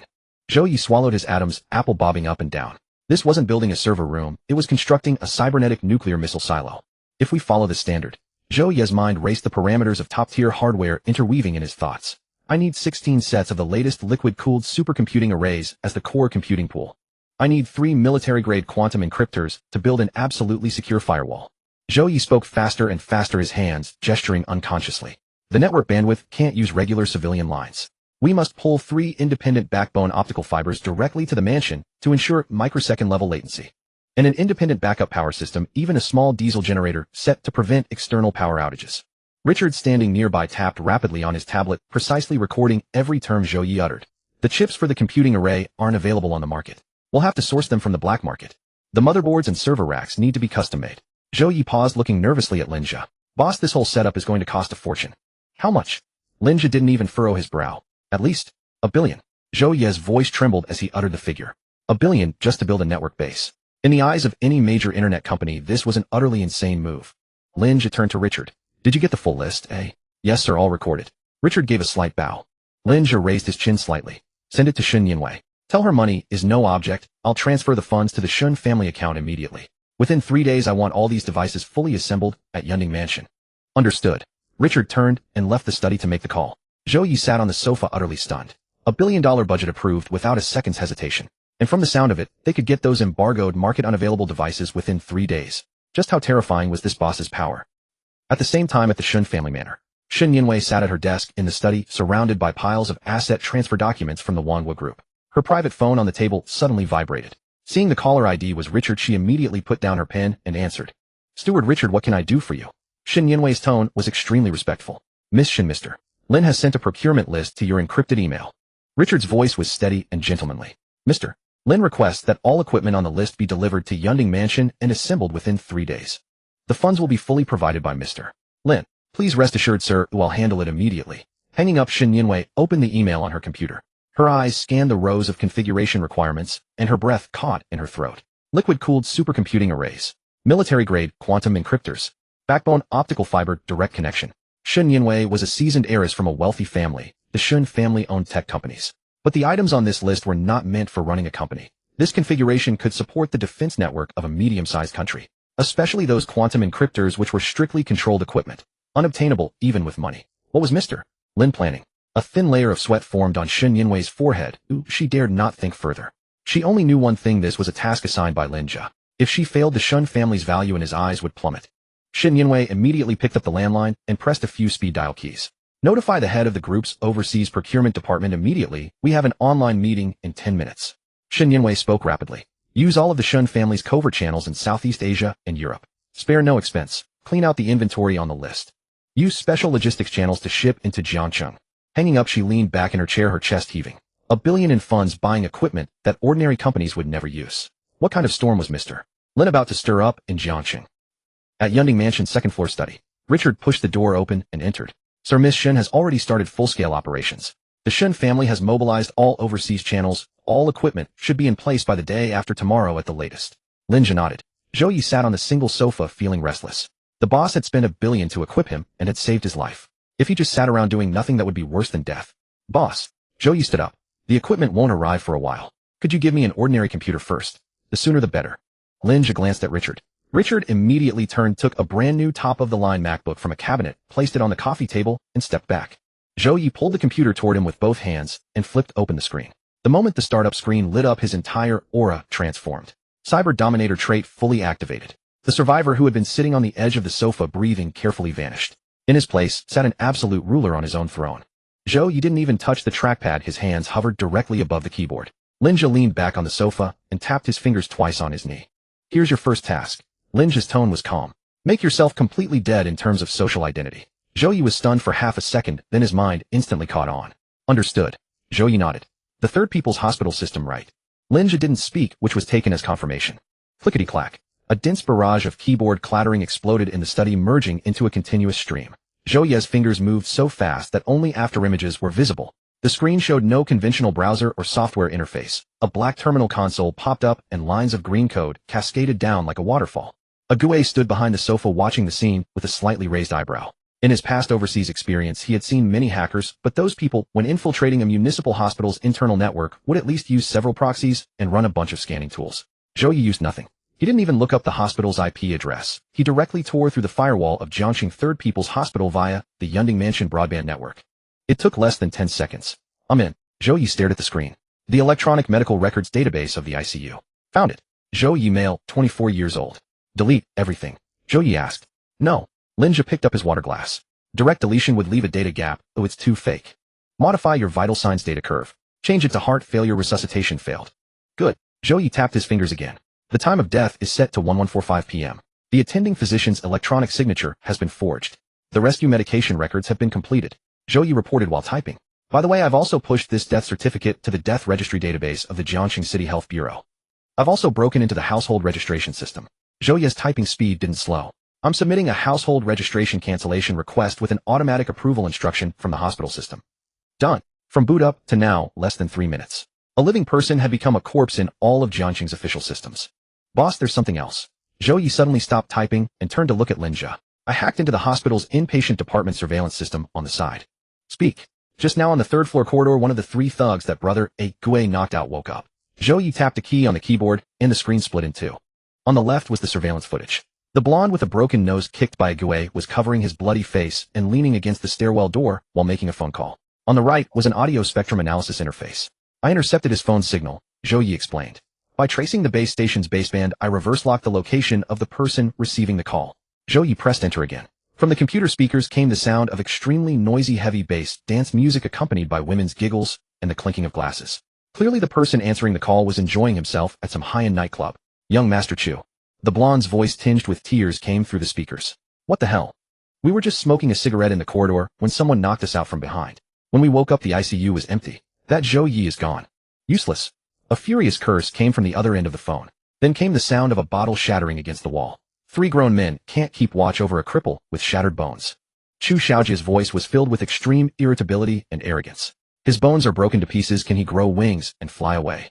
Go check the morgue. Search the mortuary. I want to see him alive or dead. The study was very quiet. Lin Zhe listened to Chu Xiaojia's roar, his expression unchanged.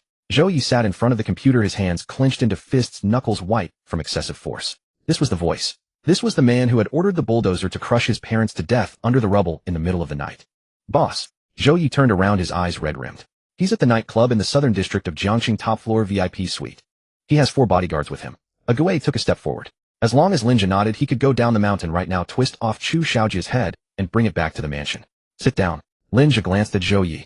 Zhou Yi gritted his teeth, forcibly suppressing the anger in his heart, and sat back down at the computer. Killing him now would be too easy for him. Lin Zhe put down his water glass. The Chu family has deep roots in Jiangxing. If Chu Xiaojia dies, Chu Changfeng will only retaliate like a madman. What I want is the complete destruction of the Chu family. Lin Zhe pointed at the computer screen. Since he wants a corpse, give him a corpse. Zhou Yi immediately understood. He placed his hands back on the keyboard. I've hacked into the landline system of the Third People's Hospital More Duty Room and spoofed a mobile phone number. Zhou Yi operated quickly. Send the screenshot of the forged death certificate directly to Chu Xiaojia's phone. Sent successfully. From the speakers, Chu Xiaojia's phone emitted a text message alert. A few seconds later, Chu Xiaojia's voice sounded again. All right, stop searching the morgue. Chu Xiaojia's tone was clearly relaxed, even with a hint of disdain. The hospital sent a message. The guy died half an hour ago. What a damn nuisance. Even dead, he wastes my time.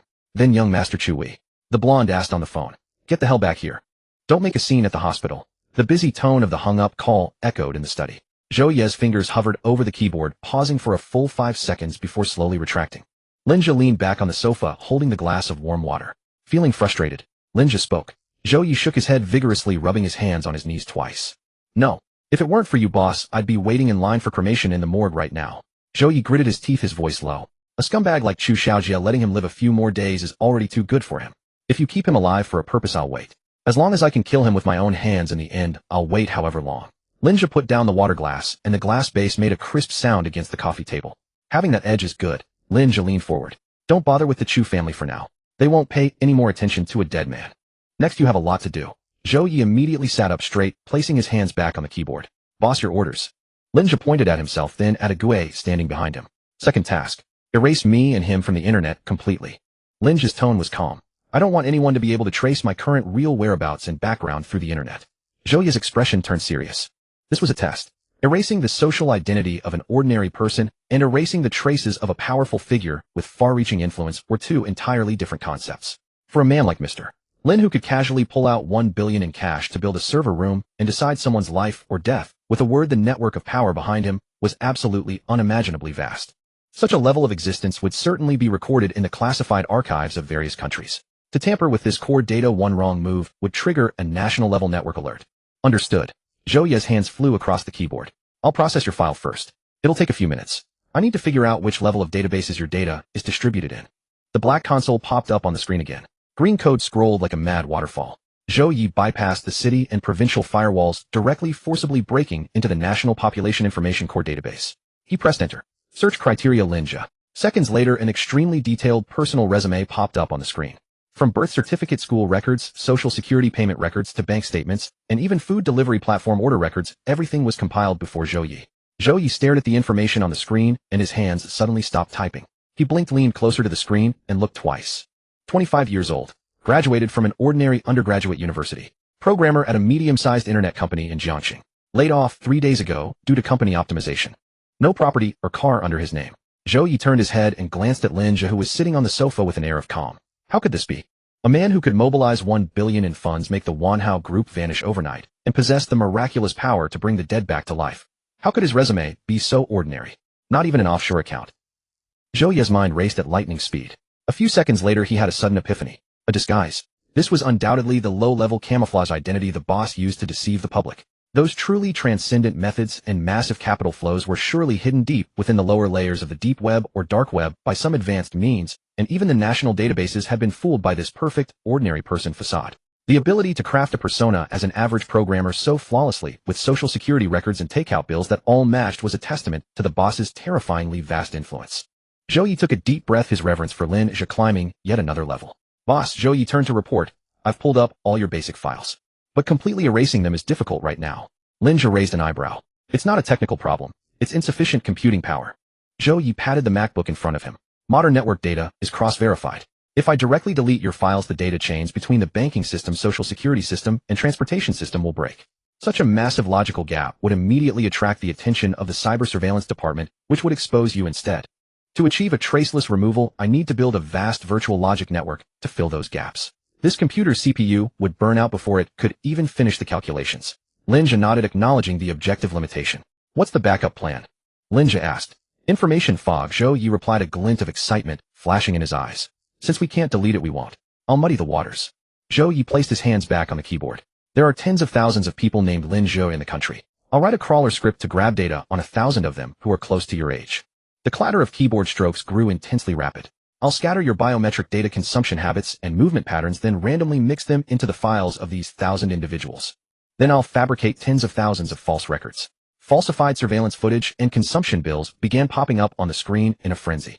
From now on, in the network monitoring system, you could simultaneously appear playing games at an internet cafe in Jiang City, buying instant noodles at a supermarket in Yinjing, or swiping your card at a subway station in Shin City.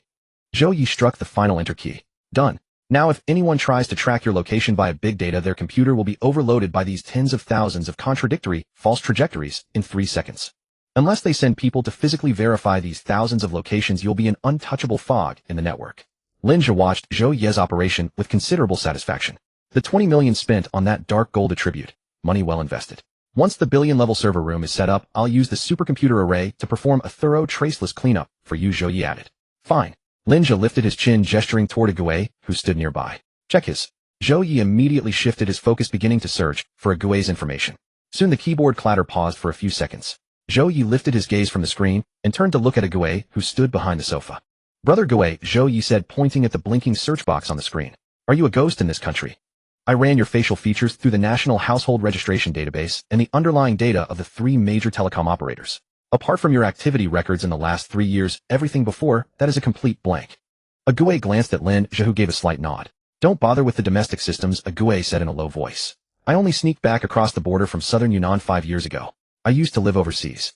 Zhou Ye's eyes lit up and his fingers returned to the keyboard. Why didn't you say so earlier? The overseas networks are my backyard. The interface on the screen instantly switched. The original green code waterfall transformed into a pure black console interspersed with large amounts of unreadable gibberish. Zhou Ye's hands hovered over the keyboard, his cyber sovereign attribute in full operation. Found it, he said, pressing the enter key. A fragmented file appeared on the screen, written in a mix of English and a Southeast Asian language. Brother Gui, you kept a low profile out there, Zhou Ye remarked as he rapidly scanned and translated. Codename Night Crow. Main area of operation, the Thailand-Myanmar border and the Golden Triangle region. 80% of the contracts you took were intelligence-gathering targeted eliminations and poison assassinations. Zhou Yi turned his head to glance at Ague. But there's a very interesting piece of data here, Zhou Yi said, pointing to a damage assessment report on the screen. In the years you were overseas, you participated in a total of 47 missions, but only 3 of them involved direct firefights. And in those 3 you escaped using terrain and concealment techniques. Never a head-on confrontation where you wiped out the enemy. Ague stood still, his expression largely unchanged. I'm a scout, Ague explained. My rule is strike once then retreat immediately. Lin Zhe sat on the sofa taking a sip of water. This matched the system's given attributes perfectly. Extreme stealth capabilities came at the cost of insufficient close combat strength. When faced with a true expert once dragged into hand-to-hand combat, Ague's survival rate would plummet. Of course that was all in the past. Now after fusing Lao Mo's assassination grandmaster and beast instinct, Ague's close combat abilities have been significantly enhanced. It really fits your style. Zhou Yi continued scrolling through the data. Your resume may not be dazzling, but you did manage to make a formidable enemy. Zhou Yi swiped his finger on the trackpad, and a striking red pop-up suddenly appeared in the center of the screen. It bore a skull emblem followed by a long paragraph of Thai text accompanied by an extremely blurry profile photo. The person in the photo wore a black tactical suit, half his face hidden in shadow, but the resemblance to Ague was unmistakable. 7 or 8 out of 10. What is this? Lin Zhe set down his water glass. A Class A kill order on the dark web, Zhou Yi quickly deciphered. The issuer is a major warlord in northern Myanmar named Somphit. The bounty is $5 million. Zhou Yi turned to Ague. Brother Ague, what did you do? This old bastard doesn't even know your real name, but he's been hunting you for 5 years based on just a blurry profile shot. Seeing the skull emblem, Ague's breathing became noticeably heavier. It was 5 years ago, he said, his voice rough. I infiltrated Somphit's camp for half a month, originally sent to acquire a shipment of arms. But as I was retreating, I stumbled upon Somphit's youngest son torturing a group of kidnapped Chinese tourists. Ague paused, his fists clenching slightly. I couldn't hold back. I snapped the bastard's neck and then freed those people. After Ague finished recounting how he broke the neck of Song Pa's son 5 years ago, the study fell silent for a few seconds. Zhou Yi, seated before the computer, lifted his hands from the keyboard and gave Ague a thumbs up. Brother Ague, you're a ruthless one, Zhou Yi remarked with genuine admiration. Ague did not respond, maintaining his stance with legs apart, standing slightly behind Lin Zhe. Lin Zhe leaned back on the sofa, tapping his fingers twice on the edge of the coffee table. A bounty of $5 million has been posted on the dark web. Even though you're in China now, it's still a problem. Lin Zhe turned to Zhou Yi. Can you handle it? A piece of cake. Zhou Yi immediately straightened up, placing his hands back on the keyboard. The dark web is a place that recognizes money, not people. Just make them believe the target is dead and the bounty will naturally be withdrawn. You're going to forge Ague's death certificate? Lin Zhe asked. Not just a certificate. Zhou Yi's fingers flew across the keyboard, and the black console on the screen scrolled with dense lines of code again. For a paranoid warlord like Song Pa, a piece of paper won't cut it. We need to show him something tangible. Zhou Yi tapped a few keys and pulled up several news images of recent armed clashes in northern Myanmar. Muddy ground, a destroyed pickup truck, and the bodies of armed fighters scattered everywhere. Brother Ague, lend me some facial data, Zhou Yi said while launching a small image processing script. He extracted the bone structure of Ague's blurred side profile, combined it with the system's 3D modeling algorithm, and began deepfaking the news images. In less than 2 minutes, 3 high-resolution photos popped up on the screen. The background was a firefight scene in a tropical rainforest. A body clad in black tactical gear lay face down in the mud, half its face torn off by shrapnel, a bloody mess. But the remaining half, the brow bone's contour and the jawline's curve, was identical to Ague's. Even the faint scar on the side of Ague's neck had been perfectly replicated. Ague stepped forward, staring at the photo on the screen. This death is a bit too gruesome, Ague said, his voice muffled and unreadable. Gotta make the act complete. Zhou Yi chuckled. I've rewritten all the underlying EXIF data of this photo. The capture time is set to yesterday afternoon, coordinates placed in the Karen State conflict zone on the Thai-Myanmar border. Even top-tier image forensic experts won't find any trace of compositing. Lin Zhe looked at the photo on the screen and gained a more intuitive understanding of Zhou Yi's abilities. The mutated trait bot with 20 million was indeed a dimension-reducing strike. In the digital world, Zhou Yi could decide who lives and who dies. Now that we have the photo, what's next? Lin Zhe picked up his water glass and took a sip. Sending it directly to Song Pa would be too suspicious. Zhou Yi opened a dark web login interface. I'm going to muddy the waters. Zhou Yi brought up several pre-prepared zombie proxy IPs connecting to servers in Europe, South America, and Southeast Asia. I just registered 3 different assassin accounts on the dark web, Zhou Yi explained while working. The registration locations and activity patterns of these accounts are completely distinct. Now I'll use these 3 accounts to send mission completion reports to Song Pa's bounty email address. The clatter of the keyboard echoed in the study. The first email was sent successfully. The IP address showed Colombia. The content was simple. The target had been eliminated by our team during a border conflict, with a distant photo of the body attached, demanding the $5 million be transferred to a specified anonymous encrypted wallet. Then the second email. The IP address was in Ukraine. The tone was extremely arrogant. Night Crow's head belongs to me. The remaining photos will be sent after receiving half the deposit. The third email was sent from Bangkok. It attached the clearest facial close-up photo and claimed the target died in a betrayal, demanding Song Pa immediately honor the bounty. After sending all 3 emails, Zhou Yi leaned back in his chair and let out a long sigh. Done. Zhou Yi rubbed his hands. By now Song Pa's intelligence officer must be completely baffled. 3 different groups from 3 different locations sending photos of the same corpse, each claiming to have done the job and demanding payment. Ague watched Zhou Yi's operation and for the first time asked, won't they go to the scene to verify? They can't. Zhou Yi turned around. The background coordinates I chose were hit by Myanmar government artillery fire yesterday afternoon. Not even a single intact tree trunk can be found there, let alone a body. It's a case of dead men tell no tales. Lin Zhe put down his water glass. Can you get your hands on that $5 million, he asked. Zhou Yi was stunned for a moment, then his eyes lit up. Boss, your thinking is brilliant. Zhou Yi immediately turned back to the screen. I was only planning to mess up the bounty. Since you've said so, I'd be a fool not to take the money. Zhou Yi re-entered the dark web and directly hacked into the third-party escrow platform where Song Pa had posted the bounty. Song Pa's $5 million was pre-deposited on the dark web platform. The platform has an automatic arbitration mechanism. Zhou Yi's fingers flew across the keys. I'll directly modify the platform's underlying logic code, boosting the judgment level of all 3 kill reports to the highest. A green progress bar appeared on the screen. The system detects a logic conflict. Zhou Yi stared at the monitor. Now the platform believes the target is indeed dead, but cannot determine which party completed the kill. According to dark web rules, this money will enter a dispute-free state. And then, Lin Zhe asked. Then I use back-end privileges to redirect the payment addresses of all 3 assassin accounts to the same overseas money laundering relay station. Zhou Yi hit the enter key. The progress bar instantly filled up.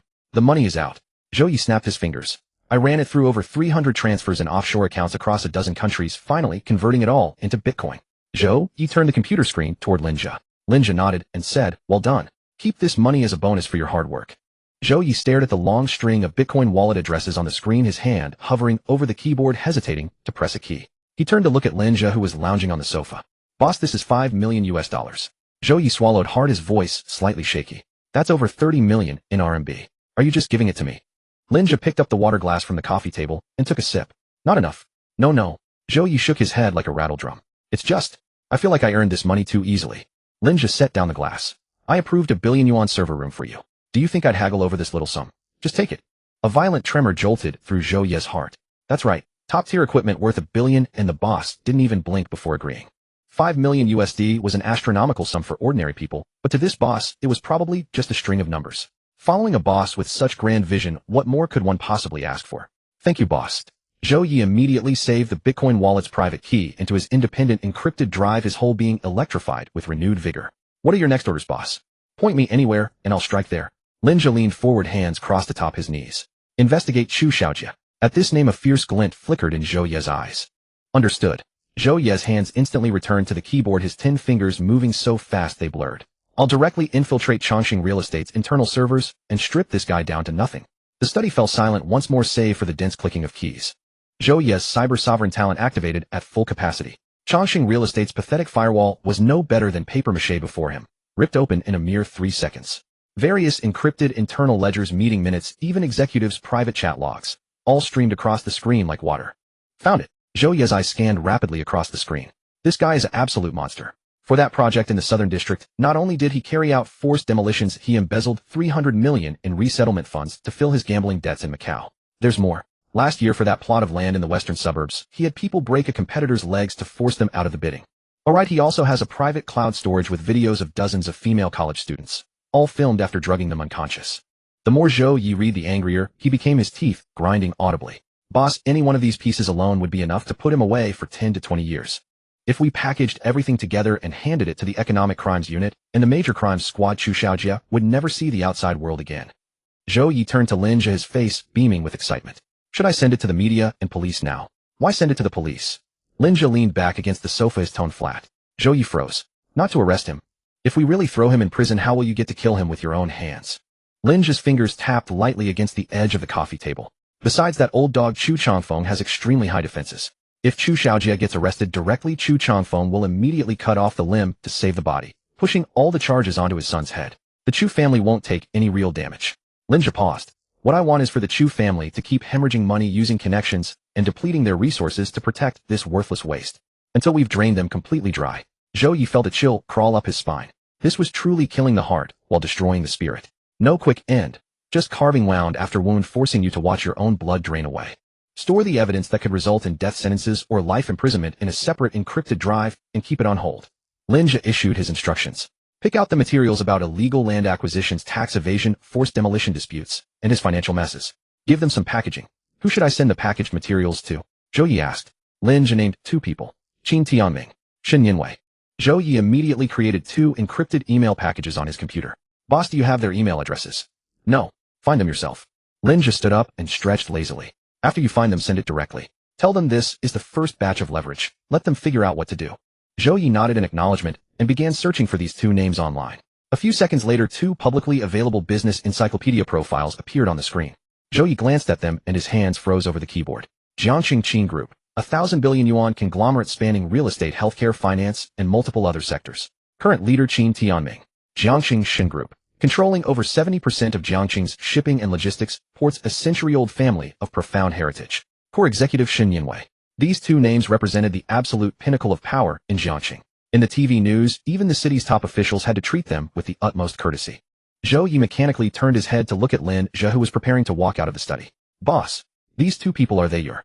Zhou Yi swallowed hard, not daring to finish. They help me handle some minor matters. Lin Zhe didn't even turn around.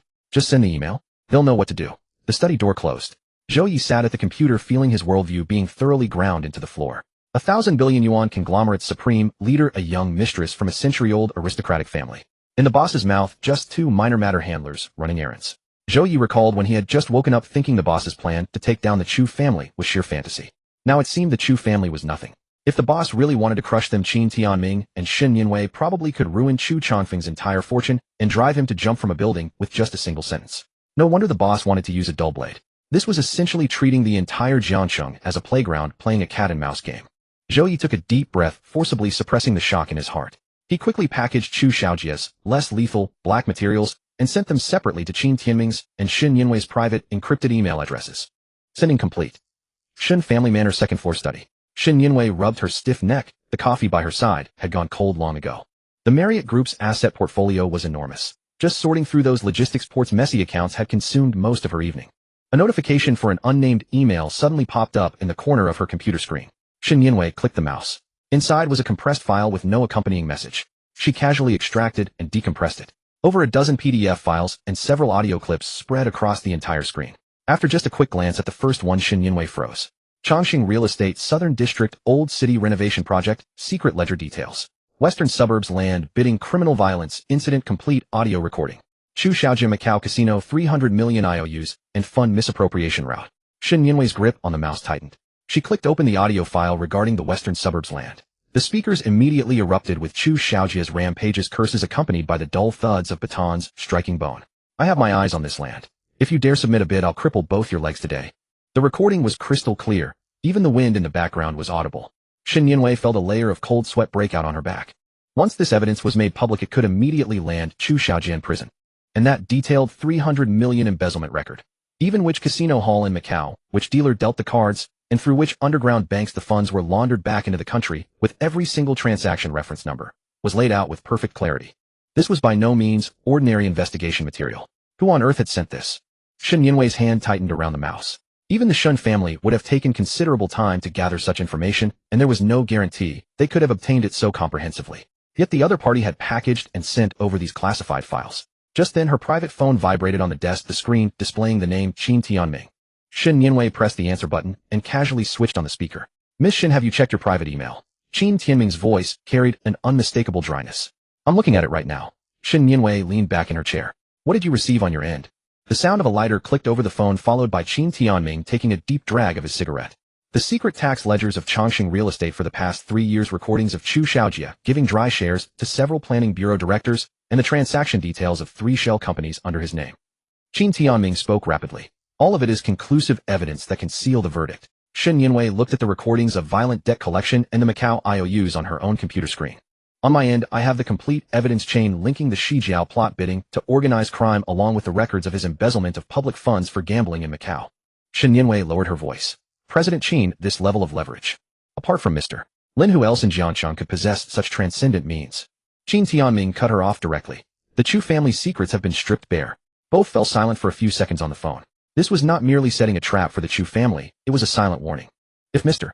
Lin could investigate the Chu family to the very core, he could uproot both the Qin and Shun families in the same amount of time. Before such an unimaginably vast intelligence network, their proud family legacies were utterly insignificant. Ding. A notification box popped up again at the bottom right of Shun Yinwei's computer screen. The same prompt sounded from Qin Tianming's end. Another email. Shun Yinwei grabbed the mouse immediately and opened the newly arrived encrypted message. The sender was still the untraceable virtual address. The body of the email contained only a single line. First batch of chips. Release them in batches. Don't let him die all at once. Take it slow. Shun Yinwei stared at the line for a full 10 seconds, then let out a long breath. President Qin, do you understand? Shun Yinwei asked. I understand. Qin Tianming stubbed out his cigarette. Mr. Lin doesn't want Chu Xiaojia's life, he wants Chu Chongfeng's. If we dump all this dirt at once, Chu Xiaojia will be taken in, and Chu Chongfeng will just disown him in the papers. The core of the Chu family's business won't be touched. Exactly. Shun Yinwei tapped her fingers lightly on the desk. A dull knife cuts the deepest. Let Chu Xiaojia keep making trouble outside, forcing Chu Chongfeng to constantly clean up after him. Funds, connections, official relations will bleed the Chu family dry drop by drop. The two quickly reached a consensus and began dividing the leverage in their hands.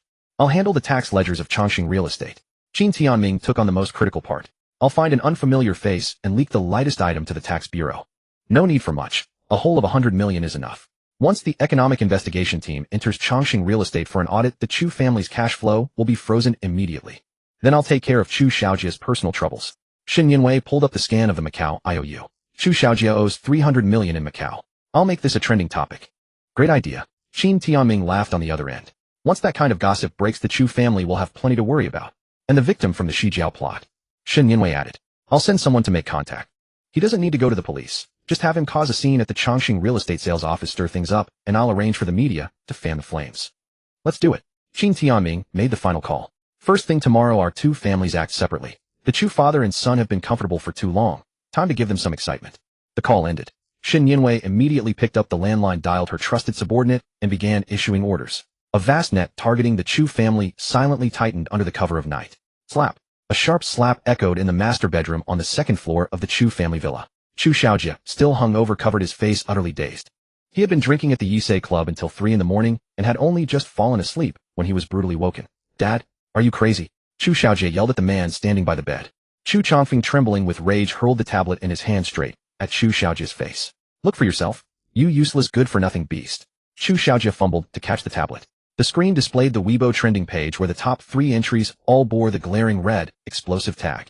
Chongqing real estate. Chu Xiaojia owes 300 million gambling debt in Macau. Chu Xiaojia's violent debt collection recording exposed Shijiao plot scandal. Chu Xiaojia's trembling fingers tapped on the recording, and his own voice rang out clearly. I've set my sights on this plot. If you dare submit a bid, I'll break both your legs today.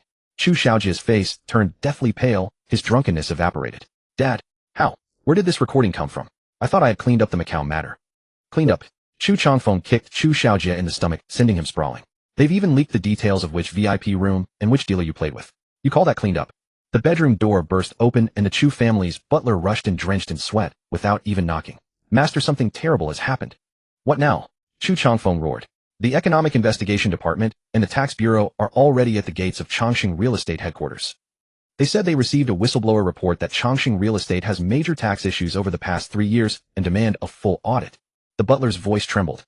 The finance director has been detained, and all the group's accounts are temporarily frozen. Chu Chongfeng's vision darkened. He staggered back a few steps, steadying himself against the wall. What about the PR department? Are they just dead weight? Spend money to remove the trending topics. Chu Xiaojia scrambled up from the floor and shouted at the butler. The PR manager just called. They can't get through to Weibo at all. The Water Army company we hired. Their accounts get permanently banned the second they go online. That trending list. It's like it's been locked down by technical means. No amount of money can take it down. Chu Chongfeng leaned against the wall, breathing heavily. After decades in the business world, his instincts were razor sharp. This was no coincidence. It was a carefully orchestrated purge. The opponent possessed not only the Chu family's most fatal secrets, but also unimaginable cyber-technical capabilities. Prepare the car. I'm going to the company. Chu Chongfeng forced himself to calm down. Lock this beast in the house. Without my orders, he's not to go anywhere. Yanning Mansion. Morning sunlight streamed through the floor-to-ceiling windows of the study on the second floor. Zhou Yi sat before his computer, fingers dancing across the keyboard as he chewed on a piece of toast. Despite having stayed up all night, Zhou Yi remained energized. The thought of Chu Xiaojia's miserable state filled him with boundless vigor. Boss, the internet trolls from the Chu family have switched IP addresses again. I blocked them all. Zhou Yi reported excitedly. Lin Zhe sat on the sofa. Is the exposure sufficient? Absolutely. Zhou Yi pressed the enter key. I've pushed the audio recordings and transfer records directly to the front page recommendations of all major portals. Now netizens across the country are feasting on Chu Xiaojie's downfall. Chongqing real estate stock opened at limit down with over 2 million lots of sell orders piled up. Even immortals couldn't save it now. At this moment, Agawei entered from outside. Boss Qin Tianming and Shen Yinwei have made their moves, Agawei reported. The Qin family has submitted Chongqing real estate's tax records to the authorities. Shen Yinwei arranged for the victim who had his legs broken in the western suburbs. He's now outside the Chongqing real estate headquarters with banners crying and lamenting. The media is swarming everywhere. Lin Zhe nodded. Qin Tianming and Shen Yinwei indeed worked efficiently, requiring no extra instructions to hit the right spots. Where is Chu Chongfeng now? Lin Zhe asked. Zhou Yi immediately pulled up a surveillance feed. He just left the Chu family villa heading to Chongqing real estate headquarters. But his Maybach is stuck in traffic. On the screen, Chu Chongfeng's car was surrounded by reporters with cameras unable to move an inch. The Maybach soundproofing was excellent, yet the commotion outside still penetrated the glass into the cabin. Long-range microphones and cameras were practically pressed against the windows, flash guns firing incessantly, blindingly bright. Chu Chongfeng sat in the back seat, his face ashen. He took out his phone and dialed a number. The line rang for a long time before connecting. Oldly, what's happening with the tax situation? Chu Chongfeng asked through gritted teeth. Didn't we sort this out beforehand? A sigh came from the other end of the line. Old Chu, don't blame me for being ruthless. This is a joint investigation by economic crime and tax authorities. Who would dare interfere? Chu Chongfeng gripped his phone tightly. Who's behind this? Give me something concrete. I don't know. Oldly lowered his voice. But I'll give you some advice. If you've offended someone, swallow your pride and apologize. I have a meeting, gotta go. The dial tone rang as Chu Chongfeng hurled his phone against the leather seat. The driver in front was frantically honking, drenched in sweat.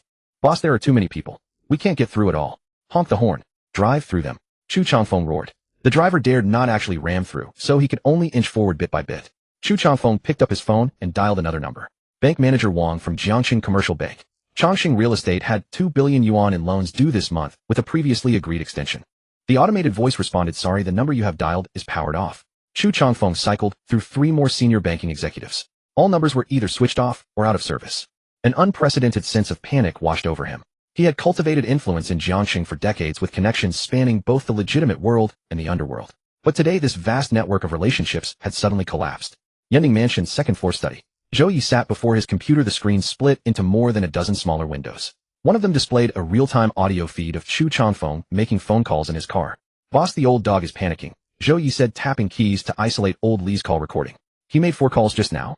3 didn't go through, and the one that did completely shut him down. Lin Zhe leaned back on the sofa, idly toying with a metal lighter. Cut off his communications, Lin Zhe ordered. Zhou Yi immediately complied. Intercept all outgoing calls. Anyone else trying to reach him will be blocked except for debt collection notices. Zhou Yi's fingers flew across the keyboard. Done. Now this old dog's phone is nothing but a one-way receiver for collection notices. Lin Zhe tossed the lighter onto the coffee table. How far along is the bank credit withdrawal that Qin Tianming arranged? Zhou Yi switched to another surveillance feed. The credit department director from Jiangqing Commercial Bank has arrived with a legal team. They're already in the main lobby of Chongqing Real Estate headquarters. Lin Zhe stood up and walked to the floor-to-ceiling window. Let Chu Chongfeng get to the company faster. Don't keep the guests waiting in the lobby. Understood. Zhou Yi tapped a few keys. Ahead of the Maybach, the crowd of reporters suddenly received an anonymous push notification. Chongqing Real Estate's finance director taken away for investigation. Economic Crime Unit is sealing the account books. The reporters erupted at the news. Quick, get inside the building. The crowd surrounding the car scattered like water, all rushing toward the Chongqing Real Estate entrance. The road cleared instantly. The driver floored the accelerator, and the Maybach finally made it to the headquarters underground parking. Chu Chongfeng pushed open the door and strode toward his private elevator. Ding! The elevator doors opened on the top floor outside the chairman's office. The moment Chu Chongfeng stepped out, he came face to face with a group of people in uniform. Chongqing Real Estate's vice president followed, nervously drenched in sweat. Chairman Chu, thank heavens you're here. The vice president rushed over, voice trembling. The tax authorities are here. They say they're freezing all our offshore accounts and transaction records. Chu Chongfeng drew a deep breath and forced a smile. Ladies and gentlemen, there must be some misunderstanding. Our Chongqing Real Estate has always been one of Jiangqing's largest taxpayers. The leading tax officer ignored his plea entirely, simply extending a document. Comrade Chu Chongfeng, this is a cooperation notice. Please cooperate with us. Chu Chongfeng's hands trembled slightly. Before he could take the document, figures approached from the other end of the corridor. Impeccably dressed in suits, briefcases in hand. Chairman Chu. The man at the front pushed up his glasses. I'm Wang Chong from the credit department of Jiangqing Commercial Bank. Your company's 2 billion yuan loan with our bank, given the significant operational risks your company currently faces, our institution has decided to terminate the loan agreement early. Chu Chongfeng's head swam. Director Wang, didn't we agree on an extension before? Where is Manager Wang? Let me speak to him personally.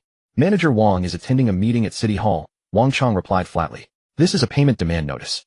Please settle the principal and interest within 48 hours. Otherwise we will apply to the court for asset preservation, freezing all land parcels and ongoing projects under Chongqing Real Estate's name. 2 documents were extended toward Chu Changfeng from both sides. A suffocating pressure seized his chest, and his vision swam with darkness. 2 billion in cash flow. With all Chongqing Real Estate's accounts frozen by the economic crime investigation, where could he possibly find 2 billion in cash? Once cash flow was severed, all the Chu family's projects would collapse. They were trying to drive the Chu family to destruction. The headquarters building of Chongqing Real Estate, the chairman's office on the top floor. Chu Changfeng stared at the 2 documents before him, his chest heaving violently. He swept the teacup off the desk with a fierce motion, glass shards scattering everywhere. The vice president and the accountant cowered against the wall, not daring to breathe. Get out. All of you get out. Chu Changfeng roared, pointing toward the door.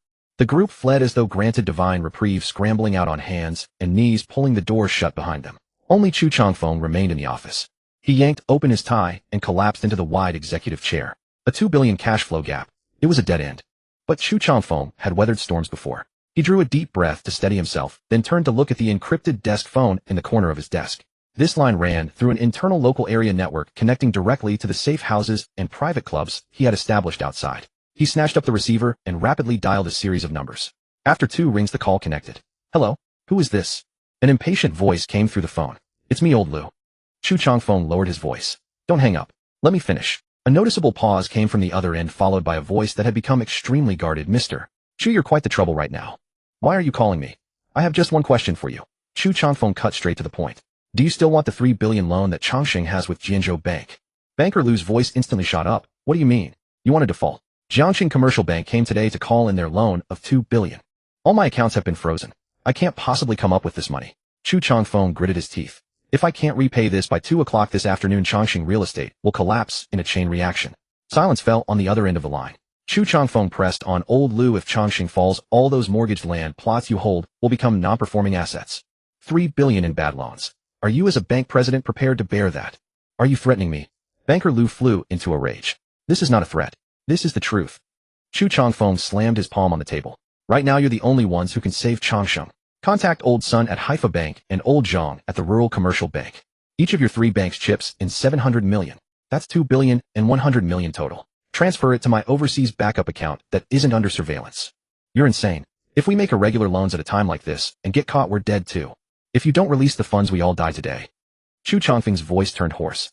Get this 2 billion covered. Send Jiangxing Bank packing and Chongqing's position can be stabilized. I'll spend money to smooth things over with the Economic Investigation Department.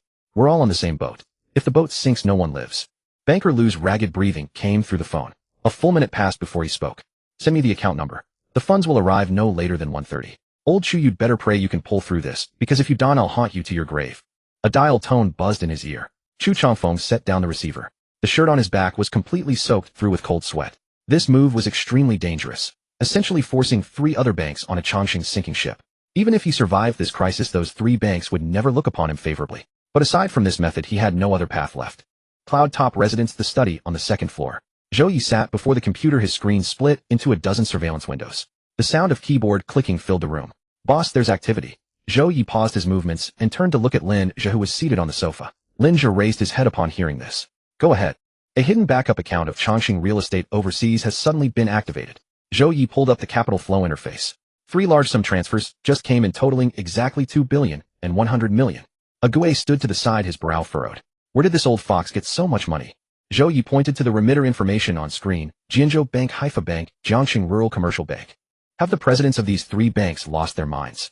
Daring to transfuse blood to Chu Changfeng at a time like this, don't they fear their money going down the drain? Lin Zhe leaned back against the sofa. Not losing their minds, being forced up a mountain of flames. Lin Zhe's tone was flat. Chongqing's loan exposure with these 3 banks must be astronomically large. Chu Changfeng is using Chongqing's survival to blackmail them. No money, everyone goes down together. Zhou Yi scratched his head. So our 2 billion loan recall was neutralized by him. Neutralized? Lin Zhe let out a light laugh. Patching 2 billion in will only make Chongqing's hole grow larger. Chu Changfeng has exhausted his last connections and trump cards, and those 3 banks have become ants on a hot griddle. Lin Zhe stood and walked to the floor-to-ceiling window, gazing at the cityscape of Jiangxing in the distance. But the game has only just begun. It would be too dull if he couldn't even survive the first round. Zhou Yi rubbed his hands together, placing them back on the keyboard. Boss, what's our next move? Directly hand over evidence of these 3 banks' irregular lending to the Banking and Insurance Regulatory Commission. No need to rush and alert the authorities. Lin Zhe turned around. Where is Chu Xiaojie right now? Zhou Yi immediately switched to a surveillance feed. Locked up in a villa by Chu Changfeng. His phone and computer have been confiscated, and there are 4 bodyguards watching him around the clock. The kid is smashing things and throwing a tantrum right now. Lin Zhe drummed his fingers lightly on the windowsill. Chu Xiaojie, this useless wastrel, was the Chu family's greatest weakness. As long as he caused trouble outside, Chu Changfeng would have to constantly divert his attention to clean up the mess. Who is the creditor for the 300 million that Chu Xiaojie owes? Lin Zhe asked. Zhou Yi swiftly tapped a few keys on the keyboard and pulled up a file, a street racer and loan shark named Sang Ju from that side. He keeps a gang of enforcers and his methods are brutal. Where are Sang Ju's people now? A few of his henchmen are right here in Jiangqing, probably specifically watching Chu Xiaojie. Lin Zhe gave a slight nod. Use a virtual number and send Sang Ju a message. Lin Zhe issued the order. Tell him Chongqing Real Estate is about to go bankrupt and liquidate. If he doesn't come collect his debt now, there won't be a single hair left on the Chu family. Zhou Yi's fingers flew across the keyboard, agreeing excitedly. Got it. Killing with a borrowed knife. This move is brilliant. A forged text message traveled through network nodes and was precisely delivered to Sang Ju's phone. Lin Zhe turned to a Gue. Notify Qin Tianming. Lin Zhe instructed. Ask him to find a few new faces. Since Sang Ju's people are in Jiangqing, they'll need guides. Give them a helping hand. A Gue nodded in acknowledgement and immediately turned to leave to make the call. After sending the text, Zhou Yi leaned back in his chair.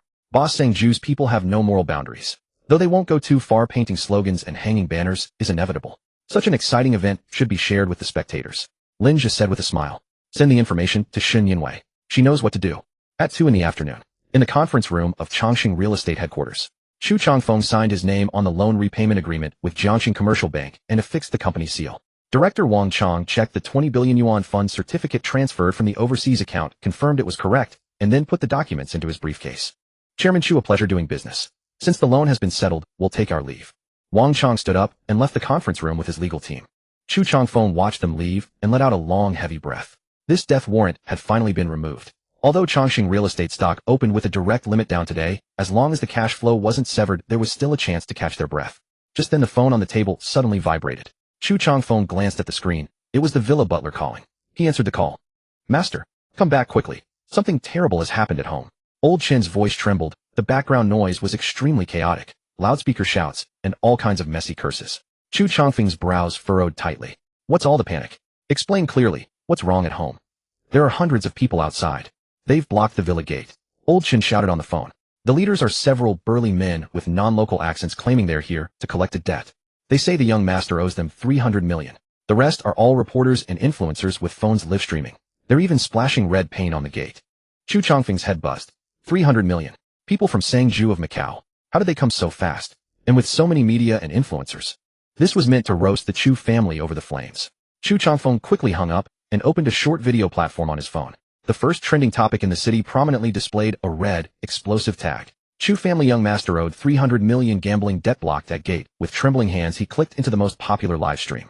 In the frame, the Chu family's ornate iron gate worth millions had been splattered with glaring red paint. Several shirtless men with tattooed arms were holding loudspeakers, shouting wildly toward the villa. Chu Xiaojie, you coward. When are you going to pay back the 300 million you owe, brother Jew? If you have the guts to borrow money, don't hide inside and stay silent. I know you're home. If you don't pay up, we'll tear down this villa today. Surrounding the gate, there were densely packed streamers holding selfie sticks. Folks, take a good look. This is the home of Jiangqing's richest man, Chu Changfeng. Now he's being blocked at his gate for debt collection. Send rockets. I'll climb the wall and stream it for you all. The barrage comments scrolled frantically, all netizens mocking the Chu family. Chu Changfeng trembled with rage, nearly crushing his phone. He had just risked defending 3 banks to scrape together 2 billion to stabilize the company's situation, and now his home was under siege. These debt collectors chose this moment to strike, drawing nationwide attention, intending to completely ruin the Chu family's reputation. If he let them continue making a scene, Chongqing Real Estate's name would be utterly destroyed. The stock would continue to hit the limit down when the market opened tomorrow, and the suppliers and partners who had just been calmed would definitely turn against him again. He had to resolve the 300 million immediately. But all the cash on hand had been poured into the company's 2 billion deficit. Where could he get 300 million in cash? Commercial notes were available in abundance, but the problem was that Sangju wouldn't accept them. Chu Changfeng dialed Chu Xiaojie's number. As soon as the call connected, Chu Xiaojie's tearful voice came through. Dad, help. Sangju's men are breaking down the door. They say if they catch me, they'll chop me up and feed me to the dogs. Send bodyguards to save me. Chu Changfeng cursed him out. You beast. You dare make demands. Stay inside and don't go anywhere. After hanging up, he immediately called the municipal bureau to request personnel to maintain order at the villa. The operator's response chilled him to the bone. Police had already been dispatched, but too many people were gathered on site, mainly influencers and the public. They could only mediate as much as possible, not take forced dispersal measures. Chu Changfeng collapsed into his chair, feeling as if his breath was failing. Yunding Mansion's second-floor study. Zhou Yi projected the live streams from the best camera angles onto the wall. In the frame, Sang-Ju's henchmen were swinging a sledgehammer, pounding the keypad lock on the Chu family's gate, sparks flying. Boss, these guys know what they're doing. They're making quite a professional scene. Zhou Yi watched with keen interest. The influencers Shun Yinwei found are ruthless too. They even used drones for an all-around no blind spot live stream of the Chu family's misery. Lin Zhe leaned back on the sofa watching the farce on the screen, then quickly withdrew his gaze. He pressed the remote, cutting off the projection on the wall. The clamor outside the Chu family gate abruptly ceased. Boss, are we ignoring the Chu family? Zhou Yi asked. They're too busy with their own troubles now. Let them stew for a few days. Lin Zhe tossed the remote onto the coffee table. I have a new task for you. Zhou Yi perked up. Your command. Lin Zhe leaned back against the sofa. I want you to create a mobile app. Lin Zhe's tone was calm. Zhou Yi was taken aback. Just an app. He scratched his head. A college student could do this job. A Gue kicked Zhou Yi's swivel chair from the side. The boss asked you to do it, so there must be special requirements. Don't interrupt. A Gue reminded him. Zhou Yi quickly shut up. Lin Zhe raised a finger. First, this software needs no fancy features whatsoever. One identity authentication interface, one internal communication channel, and one mission posting hall. The cleaner the interface, the better. Zhou Yi's hands hovered over the keyboard, nodding as he listened.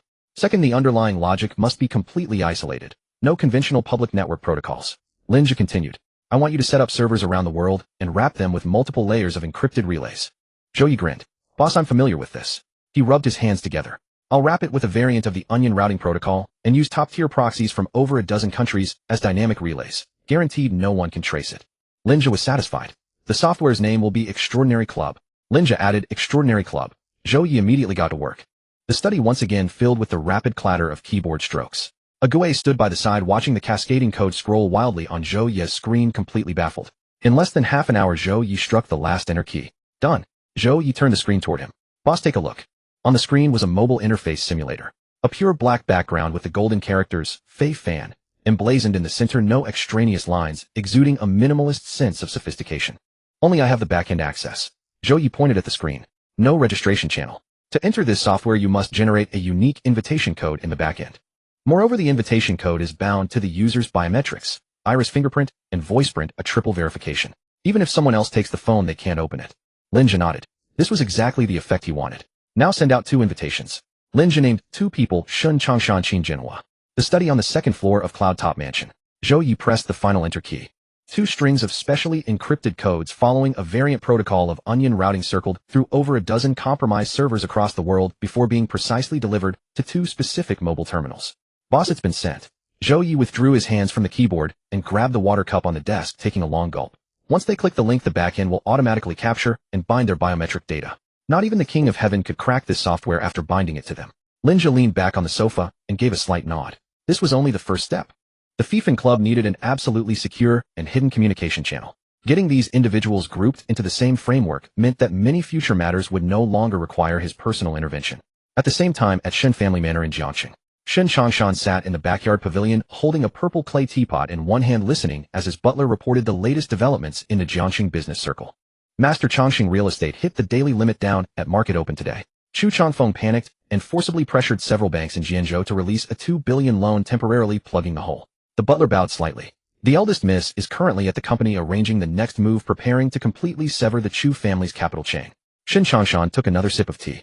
Nianwei is still a bit hasty in her approach. Chu Changfeng has held dominion over Jiangxing for so many years. Will he die so easily? Tell her to know when to stop. No sooner had the words left his mouth than his private phone on the stone table began to vibrate violently. This was Shen Changshan's dedicated line. Fewer than 5 people in all of Jiangxing knew the number, and it rarely rang at all. Shen Changshan set down his purple clay teapot and picked up the phone. The screen displayed no caller ID, only a text message notification. Opening the message revealed a long string of random characters with a crude download link attached at the very end. Shen Changshan's brows furrowed. With the Shen family security level, such unsolicited junk messages should never have breached the firewall to reach his private phone.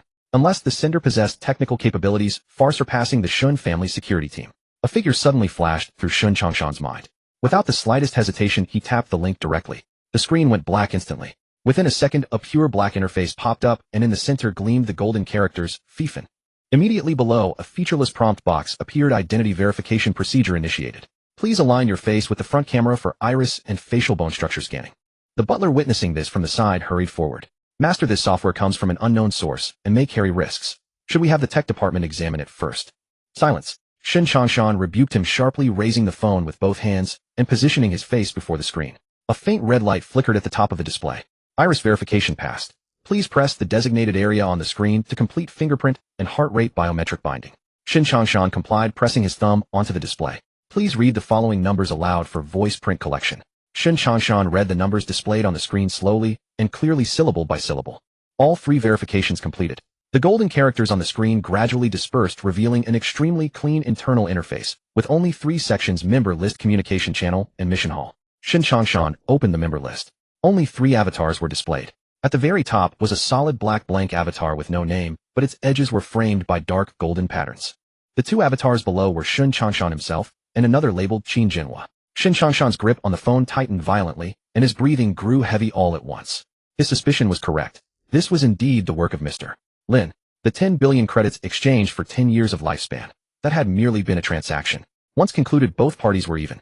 But this software was different. This was Mr.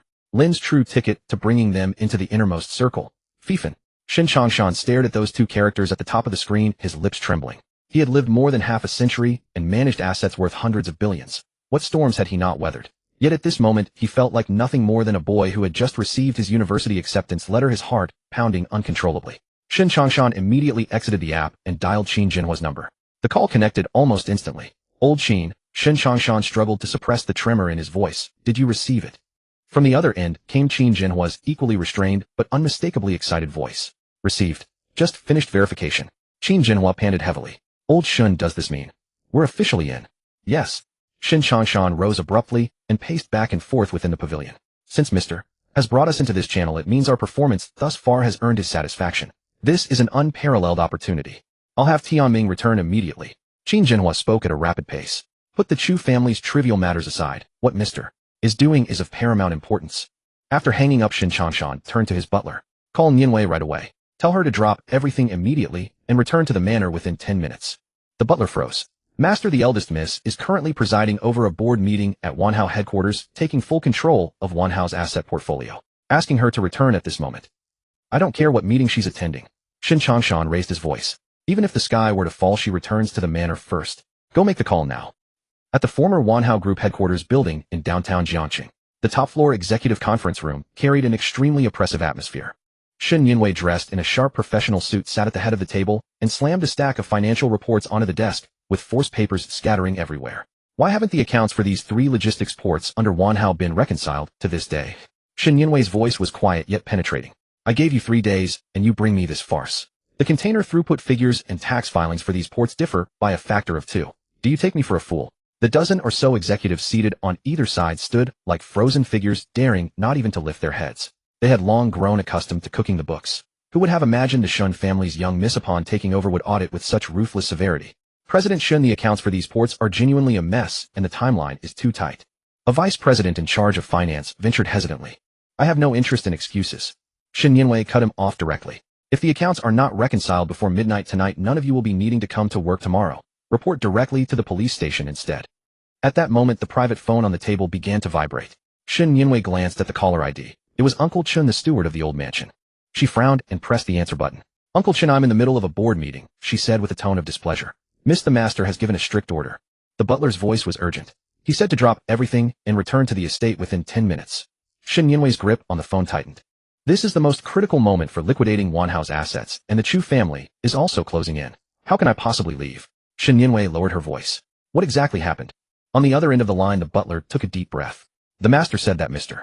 Lin has made a new move. At the mention of Mr. Lin, Shin Yinwei's movements abruptly froze. Without any hesitation, she stood up directly. Meeting adjourned, Shin Yinwei said, grabbing the car keys from the table. I want the final report on my desk by tomorrow morning. Those who can't deliver, submit your resignation. With that, she strode out of the conference room, leaving a group of executives exchanging bewildered glances. At the same time, at the headquarters of the Qin Group. Inside the CEO's office, Qin Tianming stood by the floor-to-ceiling window listening to his assistant's progress report on Chongqing real estate. Mr. Qin, the Economic Investigation Department, has already frozen 3 of Changxing's main accounts. The assistant flipped through the documents in hand.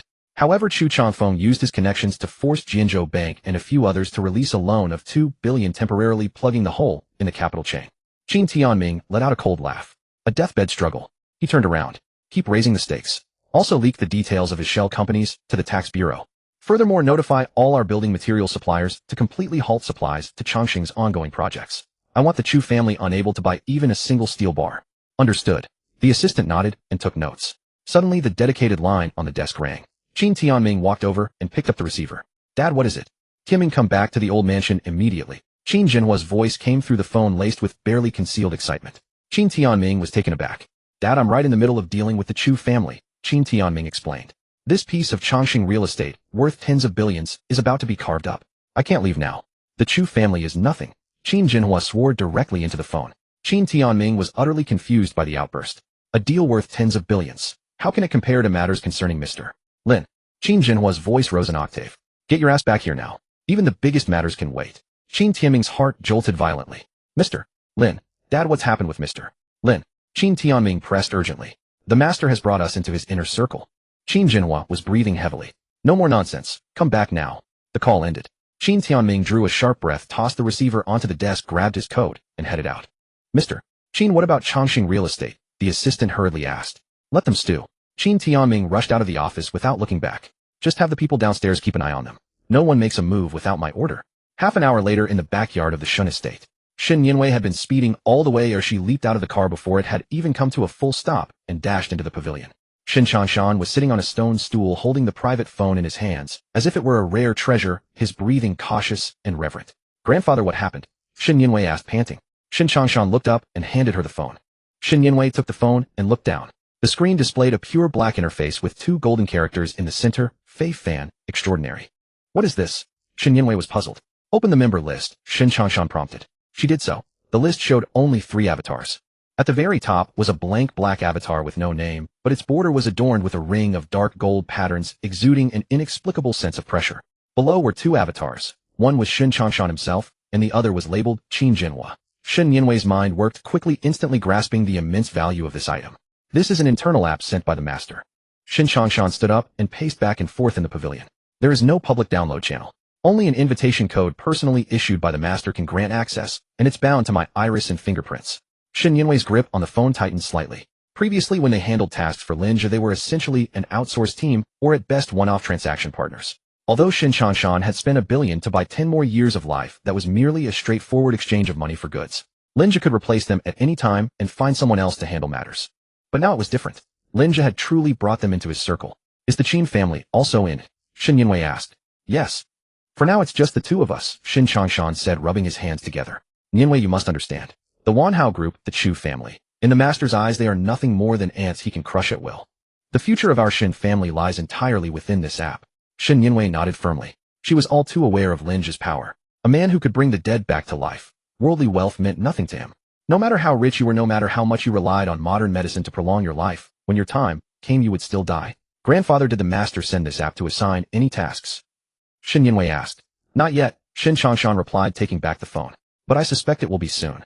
Meanwhile, at the Qin family's old mansion, Qin Tianming stared at the interface on Qin Jinhua's phone and swallowed hard. Dad, is this app just for us and the Shun family? He asked, pointing at the member list on the screen.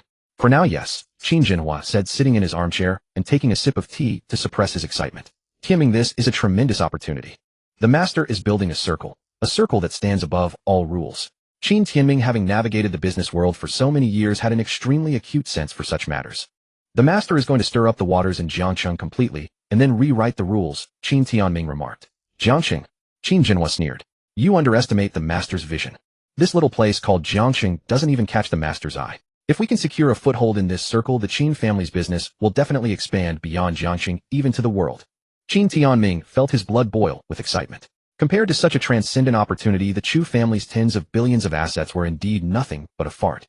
So what do we do now? Qin Tianming asked. Wait, Qin Jinhua said, placing the phone on the table. Since the master has brought us in, there must be a major move coming. Study on the 2nd floor of Yunding Mansion.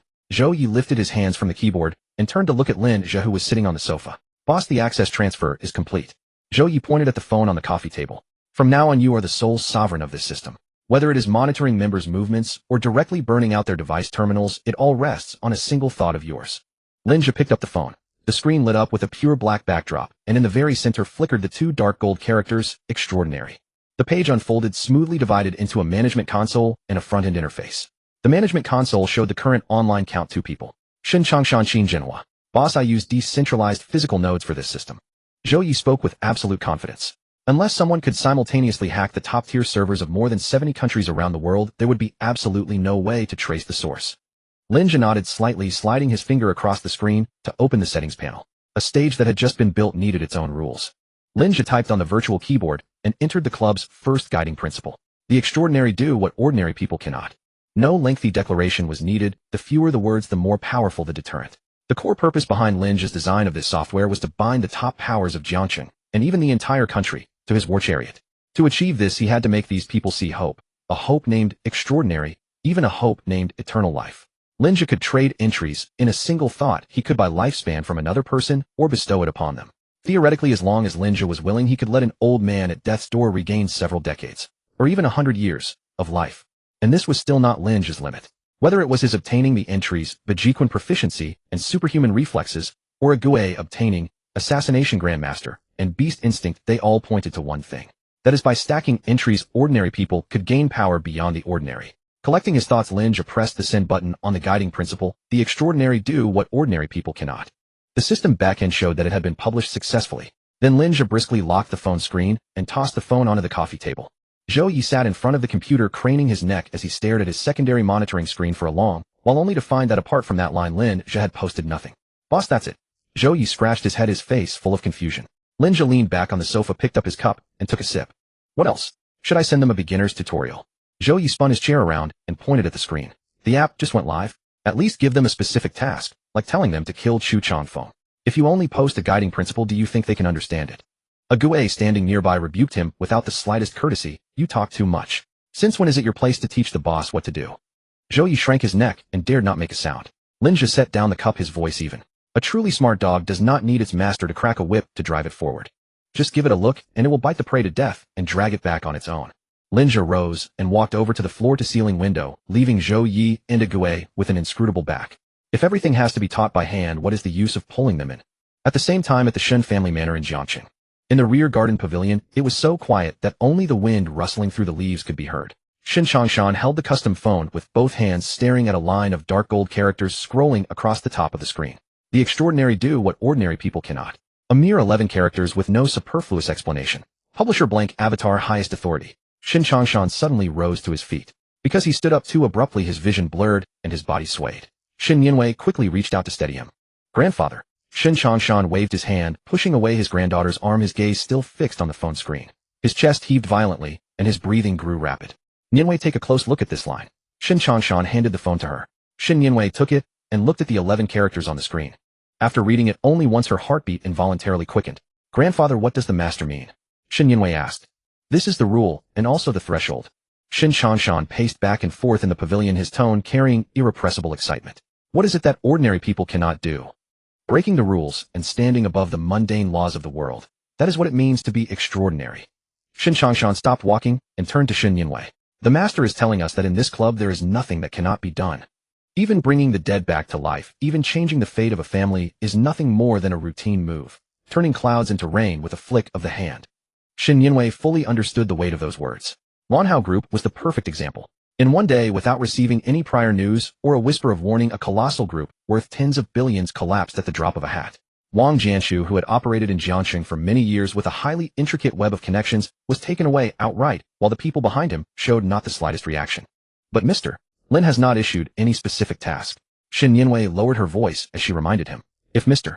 Lin wants us to do something, even if he does not spell it out, he should at least give us a target. Xin Changshan did not respond at once to his granddaughter's words. He locked the phone screen, placed it flat on the stone table, leaned back in a chair, and slowly closed his eyes. The pavilion fell silent, so quiet that only the rustle of wind through the leaves could be heard. Xin Yinwei did not urge him. She knew this habit of the old man very well.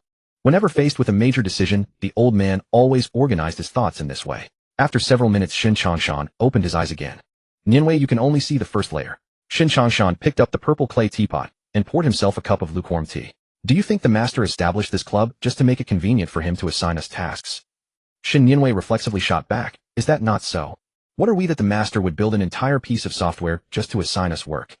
Shin Changshan's tone was plain, yet it carried a clear-headed awareness. Wan Hao collapsed as soon as it was said. Did you receive any wind of it? No. Not the slightest hint. Yet Wan Hao still collapsed. Yinwei, answer me one question. Shin Changshan suddenly changed the subject. In the mundane business world, what is a club? What is the meaning behind those top-tier tycoons straining every nerve to build clubs and join clubs?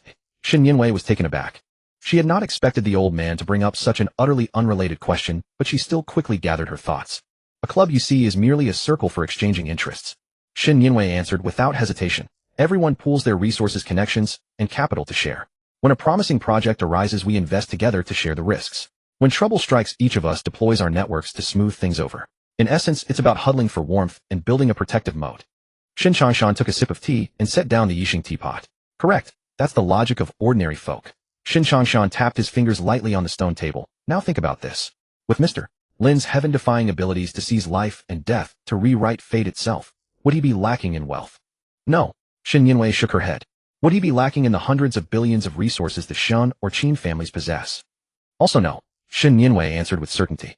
10 billion yuan for 10 years of life. She had witnessed it firsthand. Compared to such means, worldly wealth truly held no significance whatsoever. Since he neither lacks money nor resources. Shin Changshan leaned forward, fixing his gaze on his granddaughter. Then why would he go to such elaborate lengths to establish this extraordinary club? What could he possibly be after? Shin Yinwei was stumped. Her mind raced through countless business models only to find none fit Lin Zhe. Is he looking for people to handle mundane affairs he can't attend to personally? Shin Yinwei ventured.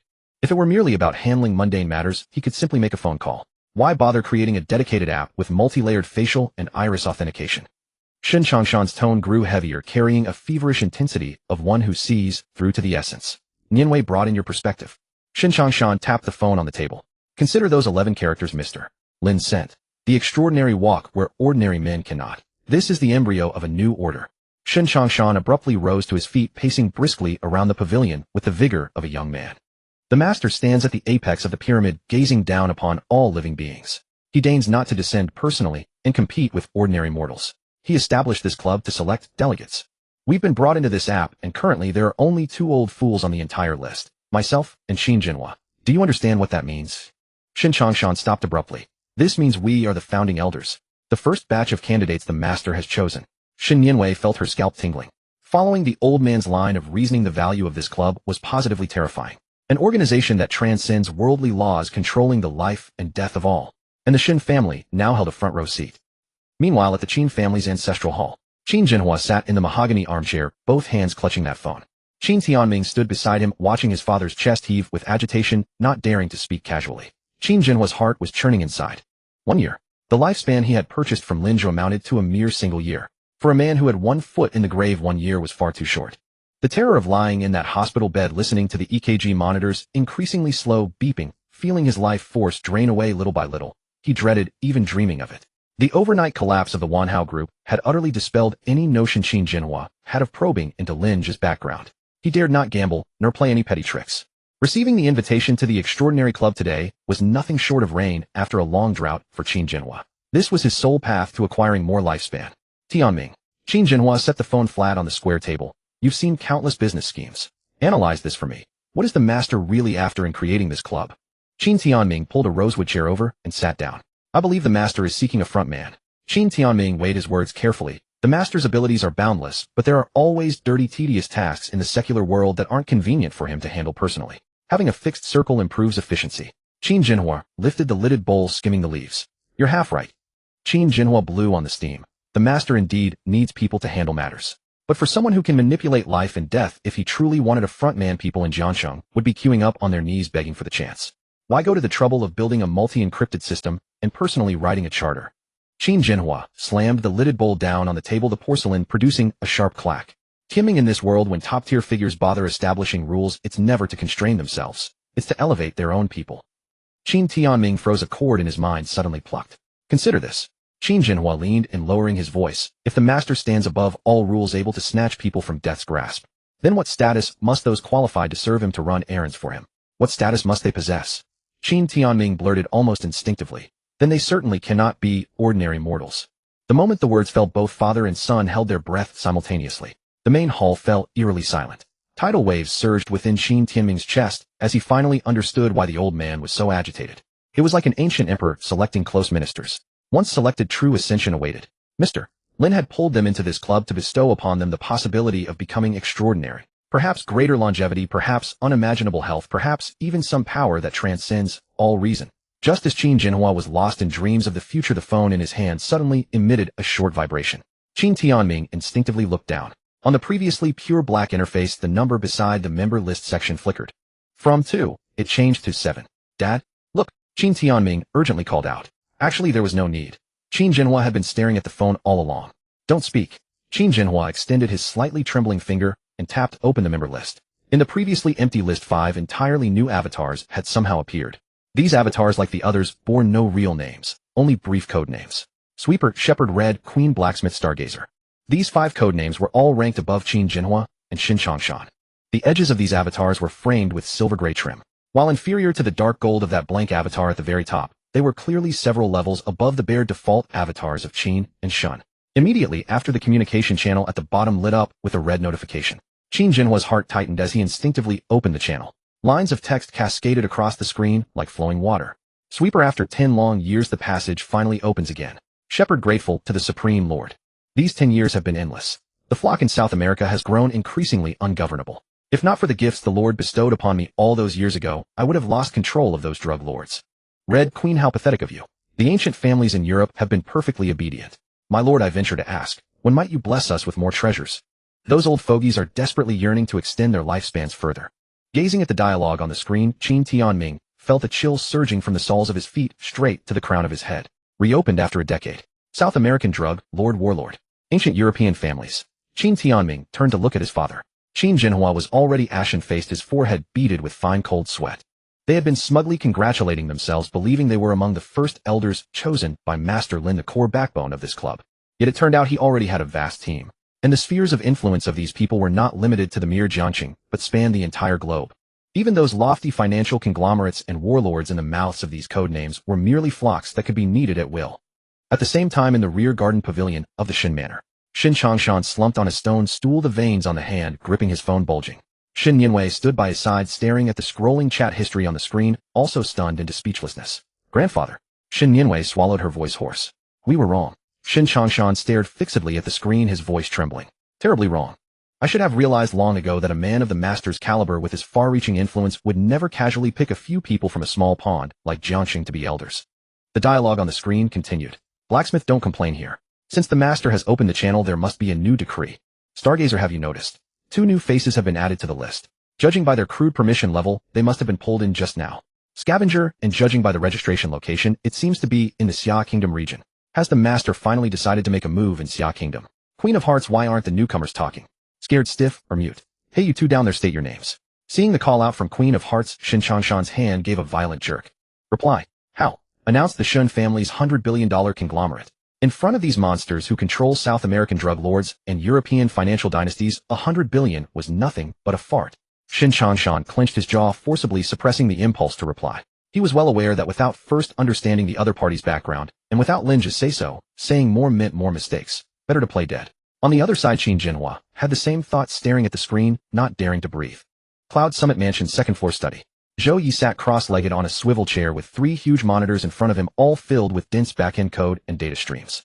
Boss, those 2 old fogies, Qin Jinhua and Xin Changshan, have both gone mute.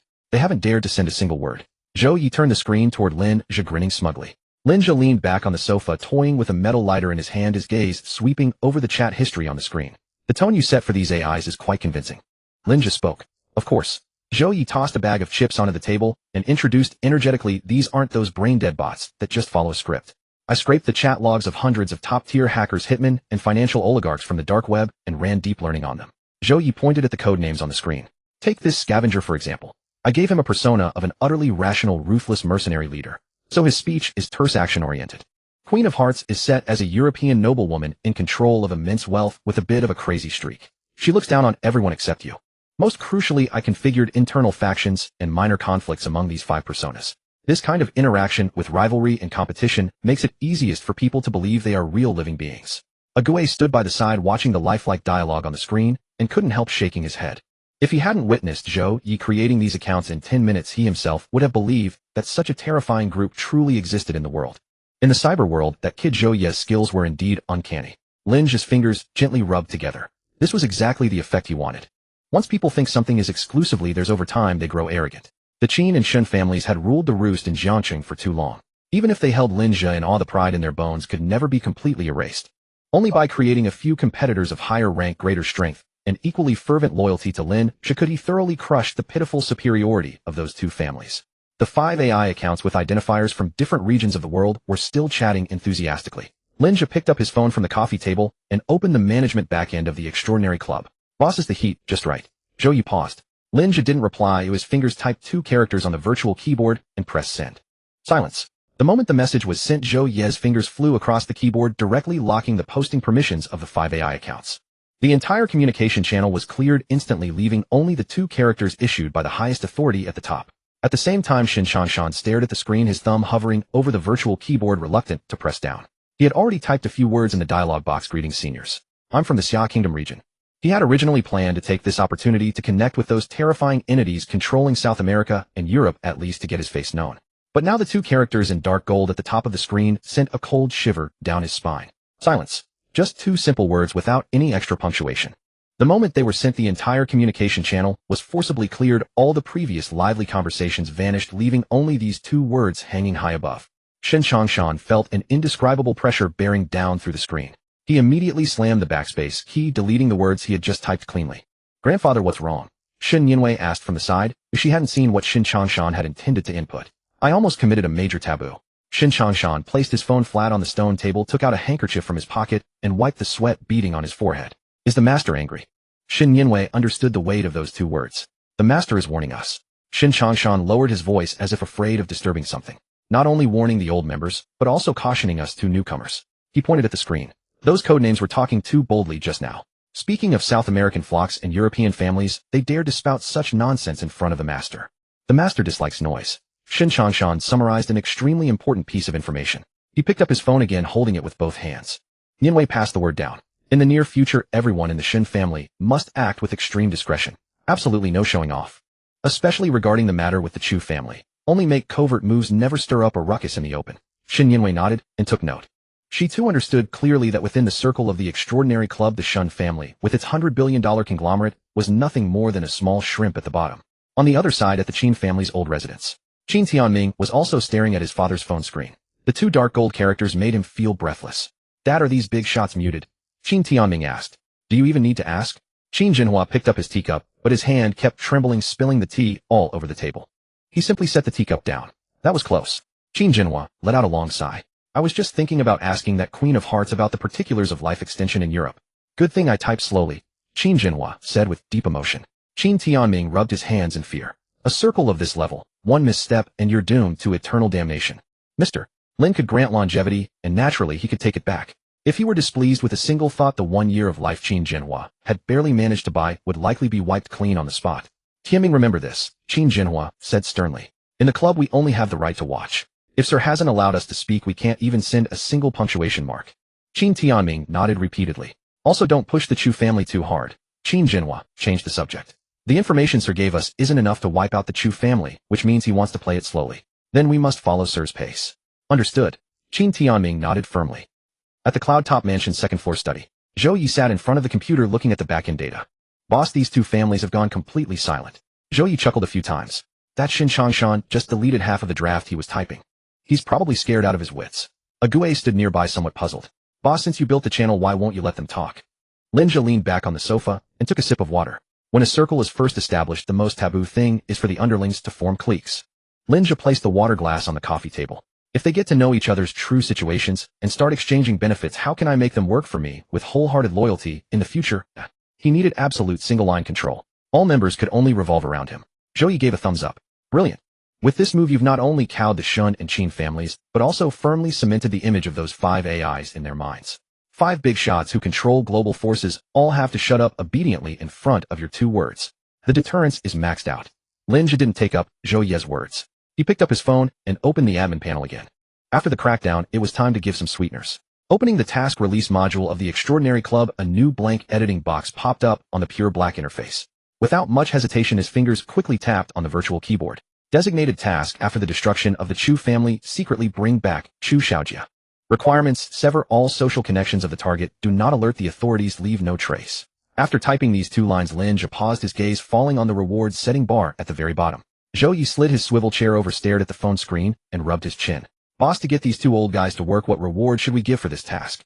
Shares of Chongqing real estate. Or just give a few $100 million in cash.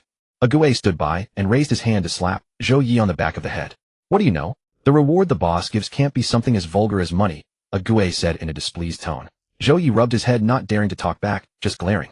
Lin Zhe ignored the 2 of them and directly typed 4 characters on the screen. 1 year of life. He pressed the publish button. Ding. A crisp notification sound rang through the quiet study. At the same time, a blood-red pin banner popped up on all member terminals of the Extraordinary Club at the same second. Shin Changshan held his phone with both hands, staring unblinkingly at that red task notification box. A gentle breeze blew through the pavilion, but he felt hot all over, his breathing rhythm completely disordered. Nianwei. Shin Changshan's voice was extremely hoarse, his hands trembling as he turned the phone screen toward her. Take a look at this task reward. Shin Nianwei saw those 4 characters clearly. Her whole body stiffened, and her mind went blank for an instant. 1 year of life. It really was longevity. She had imagined countless possibilities in her mind, guessing that Lin Zhe might use some extremely rare resource as a bargaining chip. After all, the other club members were all figures with extraordinary means, and ordinary resources were beneath their notice. But when those 4 words, 1 year of life, truly appeared in the task hall, the impact was indescribable in worldly terms. Grandpa, as long as we destroy the Chu family and capture Chu Xiaojia, we can just get an extra year of life. Shin Nianwei breathed rapidly, her chest heaving violently. Just? You call this just? Shin Changshan suddenly stood up, his wide sleeves sweeping across the stone table, the purple clay pot crashing to the ground and shattering. This is a blessing. A tremendous blessing. Back then I spent a full billion to buy 10 years, and that old Qin Jinhua spent 3 billion just to get 1 year. Shin Changshan paced back and forth on the stone tiles of the pavilion, taking huge strides, completely lacking his usual composure. Have you read the task requirements clearly? After the destruction of the Chu family, Shin Changshan turned around, his finger tapping heavily on the phone screen. Sir wants results.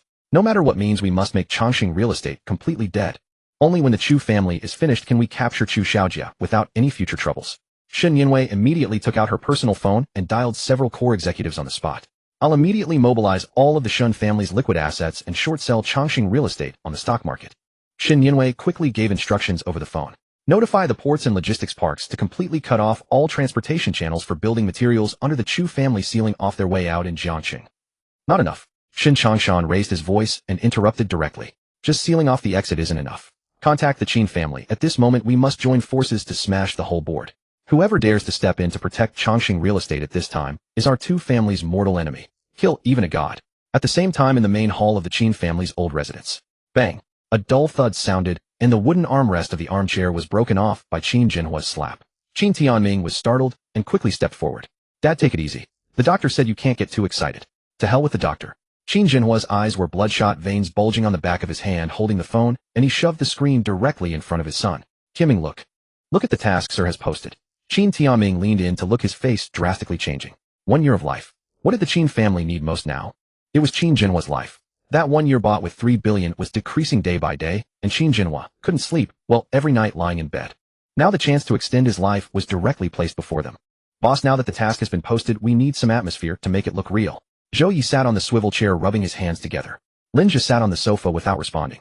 With tacit approval, Zhou Yi immediately began typing on the keyboard. In the communication channel of the Extraordinary Club, which had been forcibly cleared just moments ago, several avatars lit up again. Queen of Hearts, destroy a local small business. And bring back survivors. Is the master giving out welfare? Scavenger, this level of task, I can send a field team, and within half a day grind their entire family to ashes. Shepherd, the reward of 1 year of lifespan is truly enviable. Unfortunately, the Xia Kingdom region is not my territory. Acting across regions would break the rules. Blacksmith, obviously this is an initiation trial for the 2 newcomers in the Xia Kingdom region. Everyone don't snatch this piece of meat. If they can't even handle this, the 2 newcomers should be directly dismissed. As these messages appeared, Shin Changshan's breath even stopped for a few seconds. Nianwei, did you see that? He raised his phone in front of his granddaughter. Shin Nianwei quickly scanned the lines, her heart skipping a beat. The confidence exuded between the lines by these hidden big shots was overwhelming. The Chu family with tens of billions in market value was nothing but a puddle in their eyes. These overseas members simply looked down on this task. Shin Nianwei lowered her voice. It's not a matter of looking down or not. Shin Changshan slapped the stone table. This is the master giving us a blessing. Shin Changshan paced back and forth in the pavilion, his steps extremely fast. The blacksmith is right. This is our initiation trial, but also a beginner's welfare. The master has confined the task scope to Jiangxing, clearly giving us an opportunity. 1 year of lifespan. If I can't seize this, I Xin Changshan might as well hit myself with a piece of tofu and die. Xin Yinwei finally sorted out the logic. Indeed, if Master Lin truly wanted to destroy the Chu family, he could simply assign that person called Scavenger to send a team of mercenaries and be done with it. Or he could do it himself, resolving the Chu family, just like he did with the Wanhao group, without anyone noticing. Yet he deliberately posted it in the task hall. Grandfather, I understand. In this exam, our only competitor is the Qin family. Xin Yinwei reacted quickly. Exactly. There is only one reward slot. Xin Changshan stopped. Immediately notify the finance department to take out all available funds from the books. Xin Yinwei immediately picked up her phone. I'll arrange the traders right away. As soon as the stock market opens tomorrow, short Chongqing real estate at any cost. Just shorting isn't enough. Xin Changshan added, send people to cause trouble at the sales offices under the Chu family's name and make a big scene. I want to leave the Chu family no chance to even catch their breath. At the same time, in the main hall of the Qin family's old residence, Qin Jinhua looked at the chat records on the screen and laughed so hard, he coughed violently. Qin Tianming hurried over to pat his back. Dad, take it easy. I'm fine. Qin Jinhua pushed his son's hand away. Tianming, take a good look. This is the master's vision. Qin Tianming leaned in to take a look and also drew in a sharp breath. These monsters think the task is too easy and disdain to compete with us. This is a welfare game specially set up for us by the master. Qin Jinhua stood up and paced around the hall looking as if he had become a dozen years younger. 1 year of lifespan. As long as they topple the Chu family and capture Chu Xiaojia, he could live another year. He had previously spent a full 3 billion to buy 1 year of life. Now with just a flick of the finger to deal with the Chu family already at the end of its strength, he could gain an extra year of lifespan out of thin air. Such a good thing is simply unheard of. Tianming, that old bastard from the Shin family, must have seen it too. They will definitely go all out. Qin Jinhua's face glowed. We cannot lose to the Shin family. This task reward must fall on the Qin family. I'll arrange it right away. Qin Tianming immediately took out his phone. I'll have people from the underground circles keep an eye on the outside of the Chu family villa. As long as the Chu family goes bankrupt and loses its protection, I'll have someone immediately capture Chu Xiaojia and bring him back to complete the task. Just watching is useless. Qin Jinhua interrupted him. That old fox Chu Changfeng just borrowed 2 billion to extend his life today, didn't he? Go investigate. Find out which banks issued the loans. What after finding out? Use the credibility of our Qin family to pressure those bank presidents and force them to call in the loans early. Whoever dares to extend the Chu family's life is opposing our Qin family. Qin Jinhua slapped the square table. This will offend those bank presidents to death. Qin Tianming was concerned. Offend them if we must. If the Qin family latches onto the master's mighty backing, why would we care about a few branch managers? Not even the head office manager would matter. Qin Jinhua glared. I'll give you at most 24 hours to overturn every bit of the Chu family's foundation. If the Shun family beats us to it, you can forget about being the president. In the study on the second floor of Yunding Mansion, Lin Zhe leaned back on the sofa and took a sip of water. Zhou Yi switched to several screens showing the flow of funds from major companies under the Shun and Qin families. Boss, these two families have gone mad. The capital flow is terrifyingly huge, all being transferred into stock market securities accounts. And the suppliers cooperating with the Chu family have all been given ultimatums by these two families. Zhou Yi pointed at the data on the screen. The Chu family is now truly surrounded on all sides. Lin Zhe put down his water glass. This was the benefit of establishing the club. He didn't need to personally confront Chu Changfeng at all. He just needed to throw out a bait, and naturally countless people would rush to tear the Chu family apart. At 9:30 in the morning, in the top floor office of Chongqing Real Estate, Chu Changfeng braced his hands on the desk, staring intently at the stock market board on the wall. Just 30 seconds after the market opened, the green candlestick of Chongqing Real Estate plunged straight to the bottom. The sell orders on the limit down board surged from 1 million lots to 8 million lots in an instant. Tens of billions in market value evaporated by a tenth in less than a minute. The office door was burst open. The deputy general manager, without even knocking, stumbled in, tripping on the carpet in his haste. Chairman Chu, something big has happened. The deputy scrambled to his feet, clutching a stack of documents, his face drained of all color. All 8 of our residential projects under construction in Jiangxing have been shut down. Chu Changfeng jerked his head up. Who ordered them to stop? Veins bulged on his forehead as he grabbed the deputy by the collar. Didn't we just appease the material suppliers yesterday? It's not the material suppliers. The deputy swallowed hard, his voice trembling. The supply of sand, gravel, and cement has been cut off. The 3 largest logistics parks in Jiangxing simultaneously issued notices this morning for vehicle maintenance, halting all freight lines for Chongqing. Those trucks carrying construction materials are all stuck in the logistics parks, unable to even get out the gate. Chu Changfeng released his grip, and the vice president collapsed to the floor. Severing the logistics chain was akin to strangling the lifeblood of real estate. In Jiangxing, only one family had the power to seal off all 3 logistics parks overnight. The Shun family. Before Chu Changfeng could collect himself, the internal dedicated phone on his desk began to ring frantically. He grabbed the receiver. It was the CFO calling with a cacophony of keyboard smashing and phone calls in the background. Chairman Chu, our company's liquidity has been completely besieged. The CFO shouted at the top of his lungs. Several unidentified funds have appeared on the market frantically short-selling our stock with an absurd intensity. And what? Speak. President Liu of Jianzhou Bank, President Sun of Haifa Bank, and President Zhang of the Rural Commercial Bank have jointly sent legal letters demanding the repayment of the 20 billion bridge loan we received yesterday before 5 p.m., otherwise they will immediately apply to the court to freeze all our overseas accounts. Thud. The receiver slipped from Chu Changfeng's hand and crashed onto the desk. His mind buzzed as he grabbed his personal phone and dialed President Liu of Jianzhou Bank. This time the call connected quickly. Before Chu Changfeng could speak, the other end exploded. Old Chu, who the hell have you offended? President Liu roared over the phone. I took a huge risk yesterday to approve that 20 billion for you, and now you're dragging me into this mess. Chu Changfeng suppressed his anger. Old Liu, what do you mean? We agreed yesterday. Agreed my ass. President Liu cut him off. Qin Zhenhua just called me personally. He explicitly ordered me to pull back the funds from Chongqing today. Not only did he call me, but he also sent someone with proof of capital flow to the Banking and Insurance Regulatory Commission. President Liu hung up, leaving only a dial tone. Chu Changfeng's hands and feet turned ice cold. The words Qin Zhenhua had spoken 2 days ago in the Qin manner as he leaned back on the sofa and pointed toward the door now echoed in his ears without alteration. The murky waters of Wanhao are unfathomable. Whoever reaches out a hand will have it severed. Chu Changfeng shuddered and sat bolt upright. Back then he thought Qin Zhenhua was just being timid, frightened by the Wanhao incident. Now looking back, Qin Zhenhua had long since figured out the truth. The collapse of Wanhao wasn't a case of a new dragon crossing the river, it was the 2 local titans of Jiangcheng and the terrifying forces behind them, reshuffling the deck.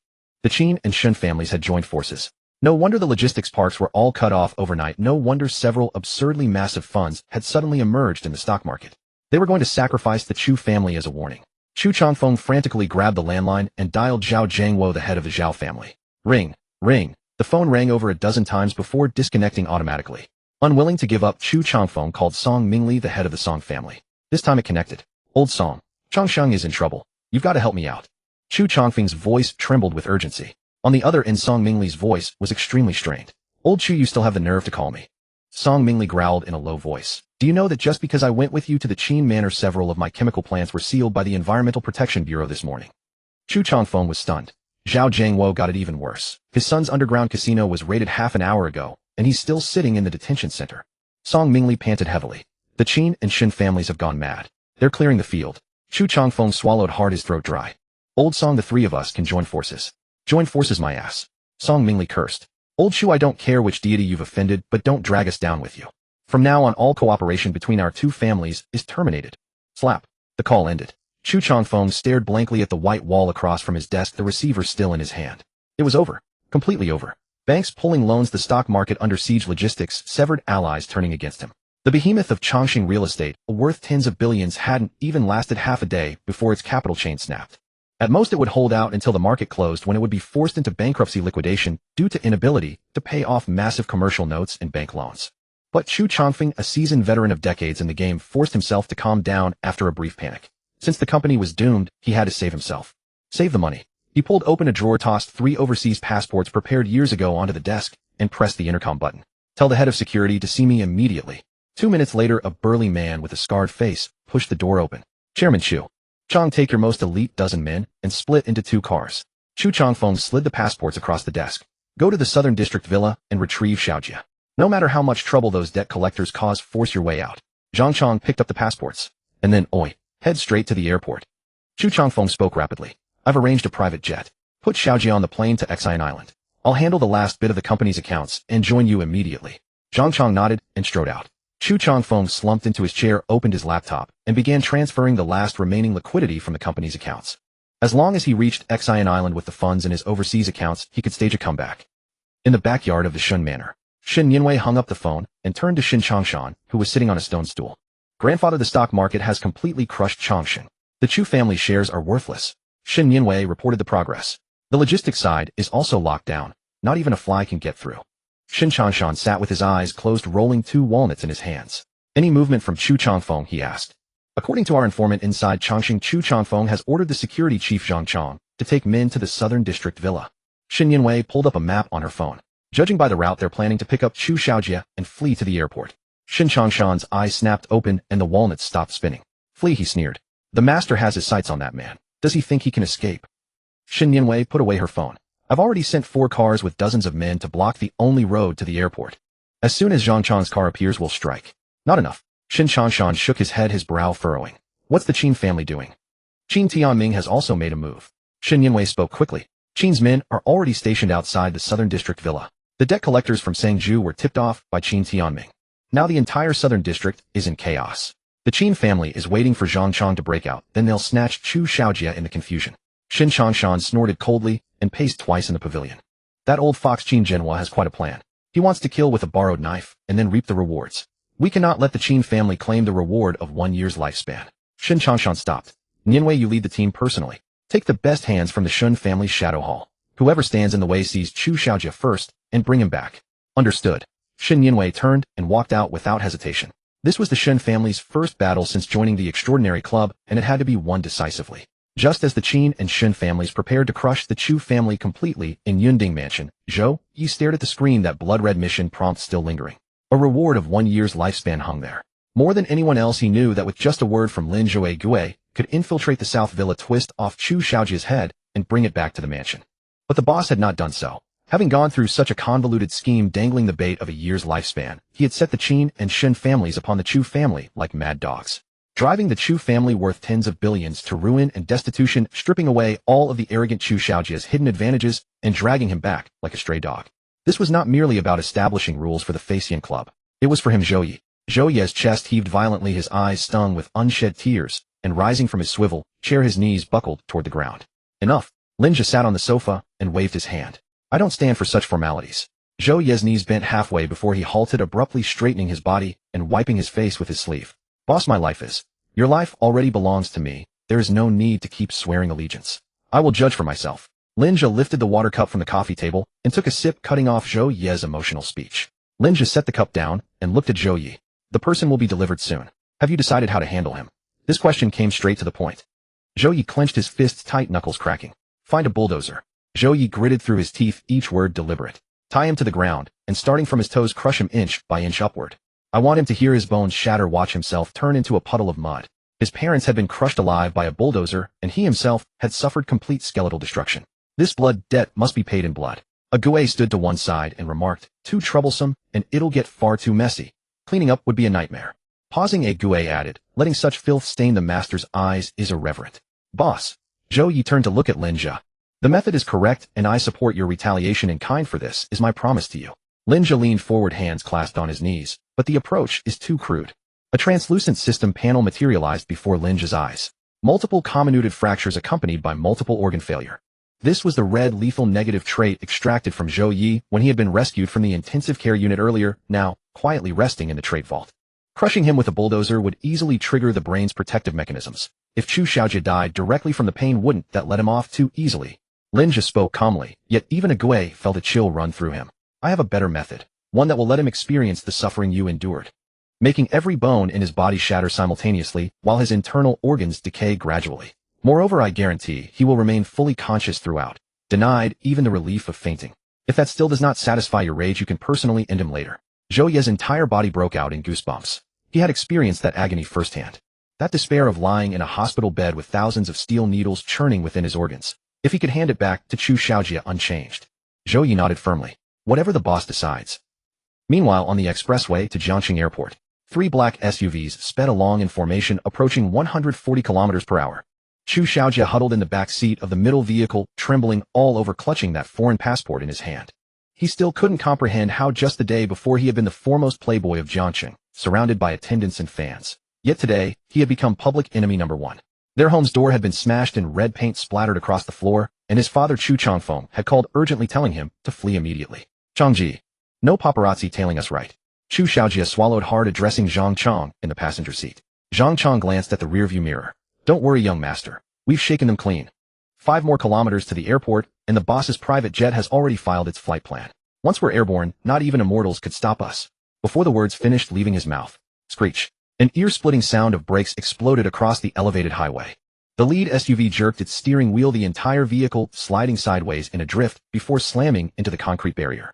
The driver of Zhang Chang's vehicle reacted instantly, flooring the accelerator and barely dodging the SUV's rear bumper before coming to a halt in the middle of the road. What's happening? Zhang Chong drew his pistol and clicked off the safety. Through the windshield, he saw 3 lanes completely blocked ahead. 2 heavy dump trucks were parked sideways across the road like 2 steel fortresses. In front of the dump trucks, 4 black Mercedes G-Wagons were parked. The doors swung open. Dozens of burly men in black suits poured out, each wielding identical telescopic batons and steel pipes. These men carried an entirely different aura from street thugs. Their synchronized steps and ferocious presence revealed they were the elite warriors cultivated since childhood by the Shun family's Shadow Hall. A white Panamera slowly emerged from behind the Mercedes convoy and stopped in the middle of the road. The window rolled down and Shin Nianwei pushed open the door, stepping out in her high heels. She wore a sharp business suit today with a beige trench coat draped over it, her long hair catching the night wind as she radiated commanding presence. Get out. Standing firm, Shin Nianwei spoke only 2 words. Dozens of Shun family Shadow Hall masters immediately fanned out surrounding the 3 SUVs. Zhang Chong broke into a cold sweat. He recognized that woman. The Shun family's eldest daughter, Shin Nianwei. After Shin Changshan had revived from the brink of death backed by his support, Shin Nianwei had thoroughly purged the Shun family's internal factions and become the true helmsman. Changji, what do we do? What are they going to do? Chu Xiaojie screamed in terror from the back seat, shrinking beneath the leather seats. Zhang Chong clenched his teeth, pushed open the car door, and walked down with his hands raised. Miss Shun, Zhang Chong called out loudly. We're from Chongqing Real Estate. What do you mean by this? Chairman Chu will be here shortly. We're all bound to cross paths someday. What right do you have to negotiate with me?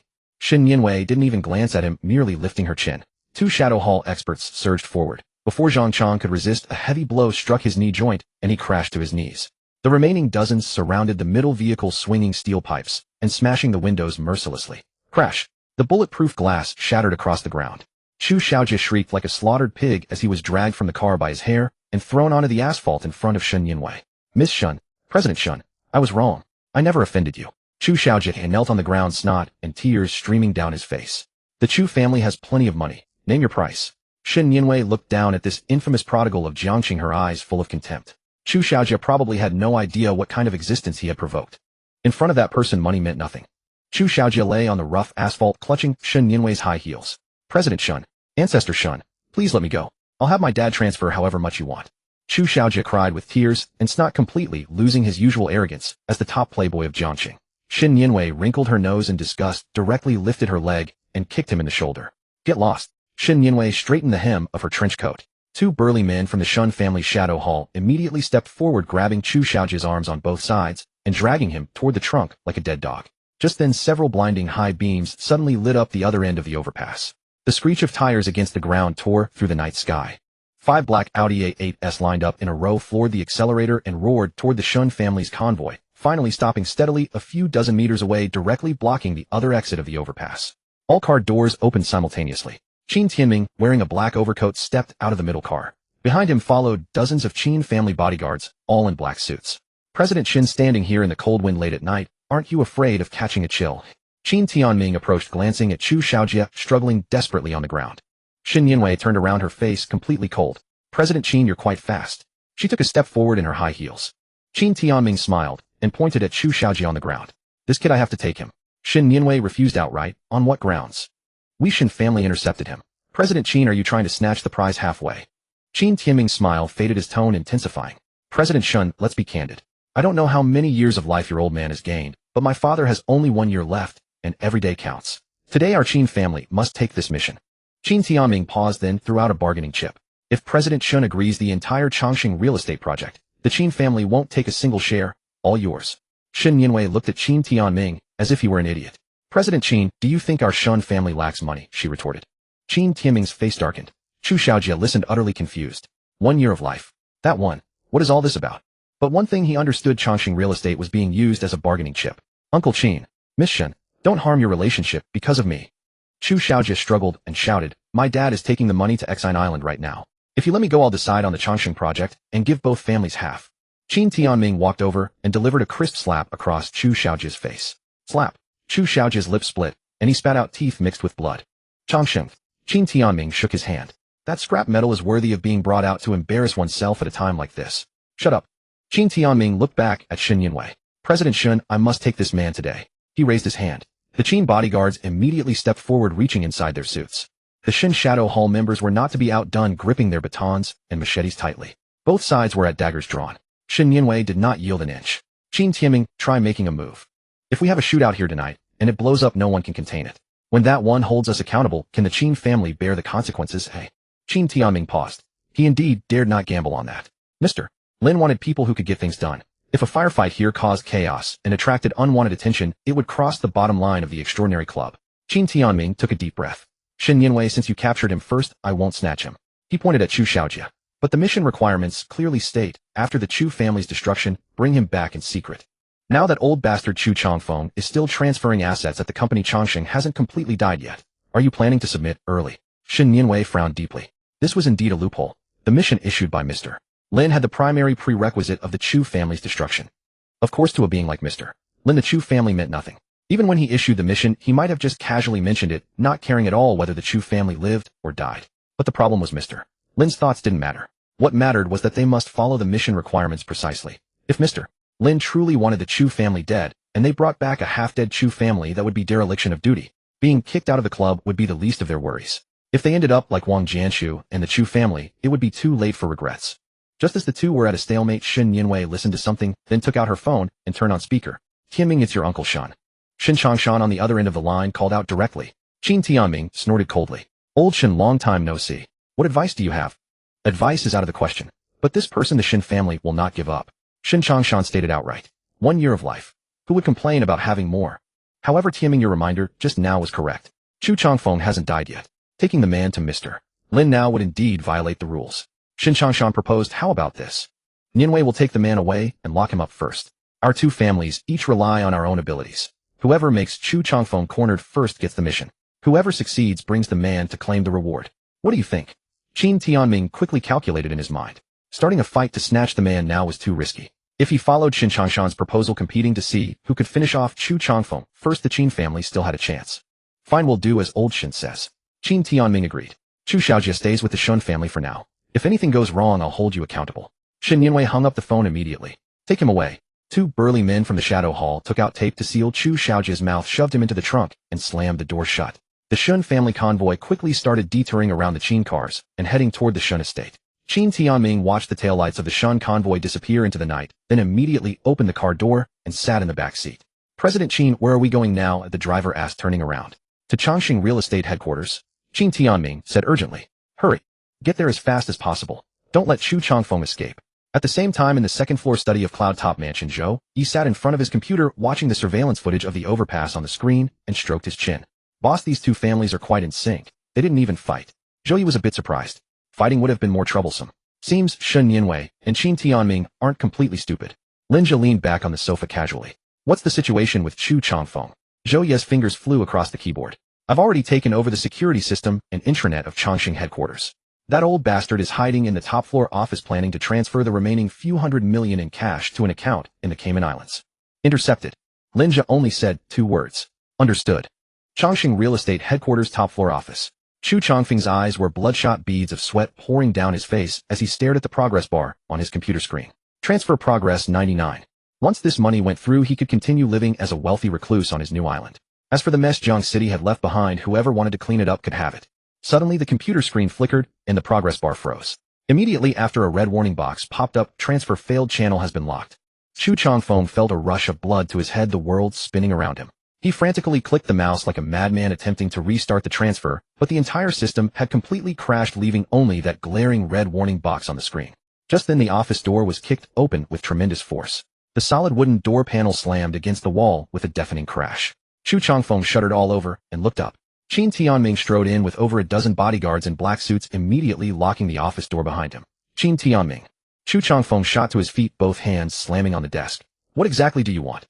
The stock market, banks, logistics. You Qin family and the Shen family are joining forces to eliminate me completely. Now you want to cut off my last financial lifeline as well. Qin Tianming walked to the desk, pulled out a chair, and sat down, tapping the surface. Chu Changfeng, you only have yourself to blame for provoking the wrong people. Qin Tianming's tone was calm. Chu Changfeng's hands trembled as his mind raced through everything he had done recently. The wrong people. I've done business in Jiang City the right way all along. Apart from scooping up a little broth when the Wanhao group collapsed, I've never offended any big shots. Chu Changfeng roared hoarsely. After hearing those words, Qin Tianming pulled over a chair and sat down majestically, casually, taking out a cigar box from his coat pocket. The bodyguard nearby immediately stepped forward to light it for him. Blue-gray smoke spread through the office, carrying a strong aroma of tobacco. The right way, Qin Tianming seemed to have heard the biggest joke in the world, pointing his cigar at Chu Changfeng. At this point, do you still think this is just business competition? Chu Changfeng stared fiercely at Qin Tianming, his chest heaving violently. Then what do you want? My Chu family has no grievance with your Qin and Shin families. You insist on wiping us out completely. Isn't it just because you want Chongqing's multi-billion-dollar empire? Chu Changfeng slammed both hands on the desk, gritting his teeth as he laid out his offer. Qin Tianming leaves some room for maneuver. There's 800 million in cash in my Cayman Islands account. If you pretend you never saw me today, I'll transfer half of it to you right now. 400 million in cash would have made any major boss in Jiang City's heart race under normal circumstances. But Qin Tianming merely exhaled a ring of smoke without so much as raising an eyebrow. 400 million. Chu Changfeng, you're flattering yourself. Qin Tianming leaned back in his chair. Your little empire I might have cared about before. But now, it's nothing. What I want is for your entire Chu family to be utterly annihilated. Chu Changfeng froze. He saw genuine murderous intent in Qin Tianming's eyes. Not the ruthless business tactics meant to drive someone bankrupt, but a cold-blooded determination to actually take his life. You're insane. Chu Changfeng took 2 steps back, his spine hitting the leather sofa. You dare kill me. This is Chongqing headquarters. Even if you jam the surveillance cameras, the entire floor is packed with security guards. If I lose so much as a single hair, none of you will walk out of here alive. Downstairs. Qin Tianming bit down on his cigar and chuckled. Who were you trying to transfer money to just now? Wasn't the system paralyzed? Chu Changfeng whipped his head around to look at the computer screen. The red warning box was still glowing. You think that was a system malfunction? Qin Tianming flicked ash from his cigar. Your Chu family's internal network, including all surveillance and security systems in this building, was taken over long ago. As for your so-called security guards, they're probably busy dealing with creditors and workers downstairs. Who's got time for you? Chu Changfeng's legs gave out, and he slid down the sofa onto the carpet. His once proud business empire was nothing more than a thin sheet of rice paper, easily pierced by anyone with the slightest poke. Qin Tianming, who are you really working for? Chu Changfeng shrieked hysterically. Who the hell wants me dead? Qin Tianming stood up and walked to the desk, looking down at Chu Changfeng. You're not worthy to know. He raised his hand and made a gesture. 2 burly bodyguards stationed at the door immediately stepped forward, gripping Chu Changfeng's arms on either side and dragging him toward the window. Let go of me. What are you doing? Qin Tianming, this is murder. It's illegal. Chu Changfeng struggled desperately, his feet kicking wildly against the expensive carpet. Qin Tianming strolled to the floor-to-ceiling window, gazing at the night view outside. Chongqing Real Estate's capital chain has broken. Chairman Chu Changfeng, unable to bear the pressure, attempted to transfer assets from this office before leaping to his death in despair. Qin Tianming spoke as if reading from a pre-written press release. How's the script? Chu Changfeng shook so violently that he lost control of his bladder, a foul stench filling the air. No, Tianming, President Qin, Grandpa Qin, I'll give you all the money, all of Chongqing's shares. Spare my life and I'll flee the country immediately. I'll never set foot in Jiang City again. Chu Changfeng's voice was completely hoarse. Too late. Qin Tianming turned around. Blame your son and blame that year when your fortune proved too tempting. After saying those final words, Qin Tianming waved his hand. One bodyguard raised his leg and delivered a fierce kick to the glass of the floor-to-ceiling window. The tempered glass let out a muffled crack, shattering into countless spiderweb-like fractures before collapsing completely with a crashing sound. From the 12th floor height, bone-chilling night wind surged into the office, instantly sending documents on the desk swirling through the air like a storm. No! Chu Changfeng let out a despairing scream. The 2 bodyguards didn't hesitate for a moment, shoving him straight out the window. The screams faded rapidly as he fell, and seconds later a dull thud echoed from below. The world fell silent. Qin Tianming walked to the shattered window and leaned over to look down. Chu Changfeng had smashed onto the 4th floor terrace, his body twisted into a grotesque position, blood already spreading across the ground. President Qin, clean and done. The lead bodyguard stepped forward, handing over a wet wipe. Qin Tianming took it, wiped his hands, and casually tossed it into the wastebasket. Arrange the scene, make it look messy. Fake it like he was overwhelmed and had no way out. Qin Tianming directed his men. Wipe clean all fingerprints. Don't leave any trace that we were ever here. Understood. Move faster, Qin Tianming ordered in a low voice. The bodyguards swiftly set up the scene. Qin Tianming pulled out his phone, ready to report the good news to the old master. The premise of the Chu family's downfall, his Qin family had secured the first victory. With Chu Changfeng dead, Chongqing Real Estate would completely collapse by tomorrow. As for Chu Xiaojie, the Shin family had no use for that waste. The mission reward would still belong to the Qin family. Just as he unlocked the screen, an anonymous text message popped up. There was no sender number, only a video file. Qin Tianming's heart skipped a beat as he opened the video. The footage was captured from a corner surveillance camera in the office, high definition, with audio crystal clear. In the video, Qin Tianming lounged in a chair smoking a cigar. I want your Chu family utterly annihilated. The voice of Qin Tianming himself echoed from the video. Then 2 bodyguards hoisted Chu Changfeng up. The window glass was shattered and Chu Changfeng was pushed out. The entire process was clear without any blind spots. A chill shot up Qin Tianming's spine to the back of his head. He jerked his head up to look at the surveillance camera above. Its indicator light was off. He had specifically ordered his men to cut power and the internal network to this floor when they entered. Ding. Another text came in. The commotion was too loud when you came up. The debt collecting suppliers and ground floor security all saw your group of men in black suits entering the building. The suicide script is too crude, it won't hold up. A reasonable explanation is needed. Don't leave loose ends. Qin Tianming stared at the words, his breathing growing heavy. This was a reprimand, but also helped to patch up his flaws. Before the master's self-righteous cleverness could never be hidden. If he brought this loose end back today, not only would he fail to obtain a year of lifespan, but he might even drag the entire Qin family down. Though Chu Changfeng had fallen, he was still a tycoon worth tens of billions. His death would definitely alarm the city authorities. Once the police traced the clues to the Qin family inviting official trouble, that was absolutely forbidden by the Extraordinary Club. In the 11-word guiding principle, transcending rules also meant not being consumed by them. Qin Tianming put away his phone and looked around. The bodyguards had finished setting the scene and stood waiting for his orders. Qin Tianming walked up to the lead bodyguard. This man was called a Biao, who had worked for him for 7 years and handled many dirty jobs.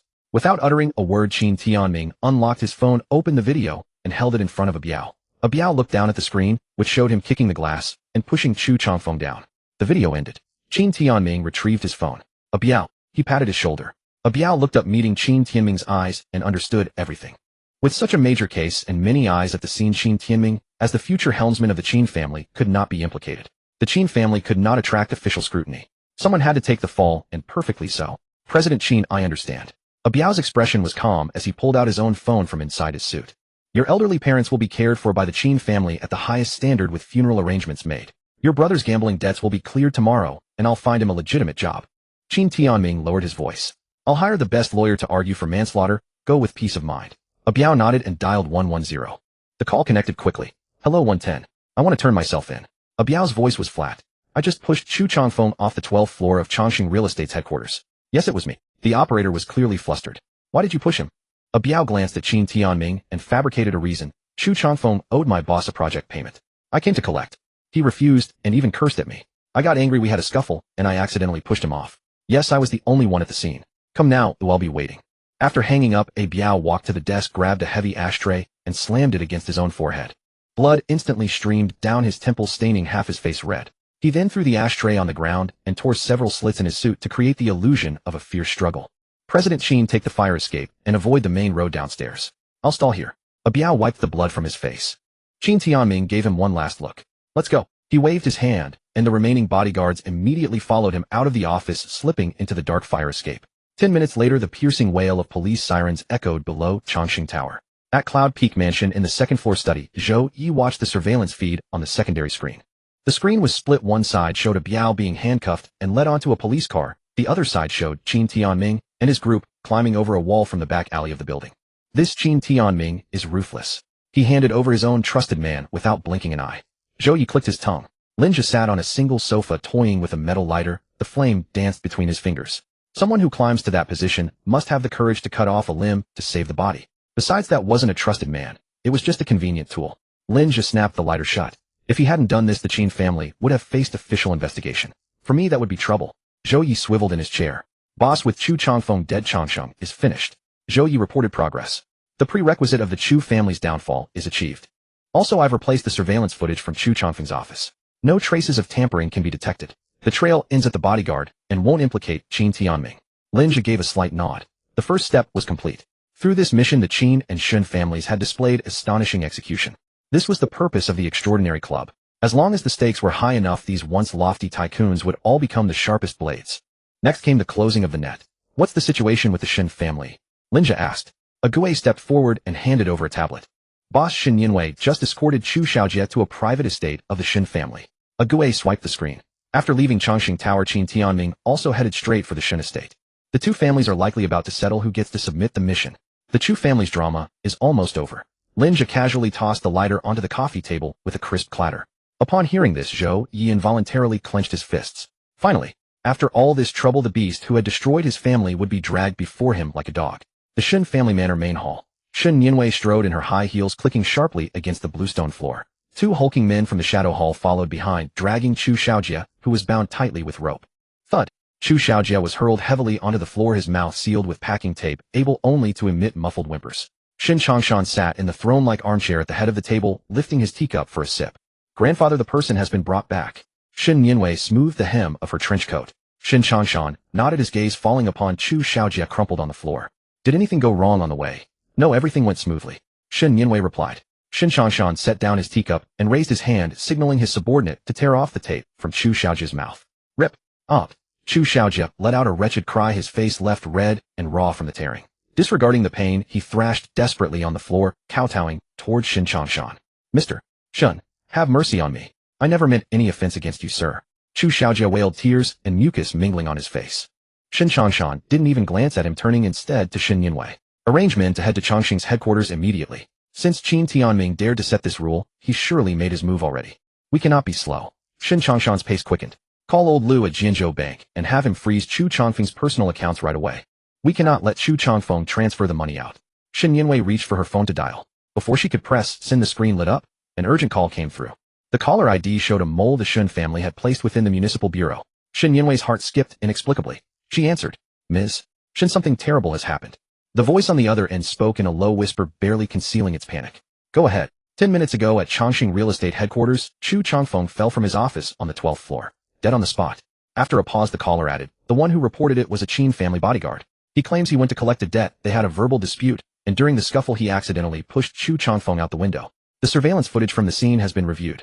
It does match the bodyguard's account. Clatter. Shin Yinwei's phone slipped from her grasp, falling onto the carpet. What happened? Shin Changshan pressed immediately. He knew his granddaughter's temperament well. She feared nothing, no matter how grave the situation. For her to be so rattled, the matter must be significant. Shin Yinwei bent to pick up her phone, taking a deep breath to compose herself. Grandfather Chu Chongfeng is dead. Shin Yinwei lowered her voice, quickly relating what the municipal bureau contact had reported. He fell from the 12th floor of Chongqing Tower and died on impact. The one who reported it was a Qin family bodyguard. The walnuts Shin Changshan had been fidgeting with suddenly froze in his grip, the two nuts emitting a sharp click against each other in his palm. That little bastard Qin Tianming. His methods are truly ruthless.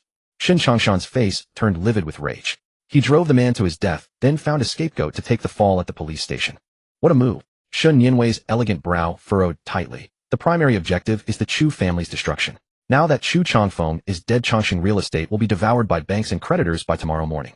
The Qin family has completed the first step. What does it matter that they've taken the first step? Shin Changshan snorted coldly, striking his cane heavily against the bluestone floor. The man is still in our hands.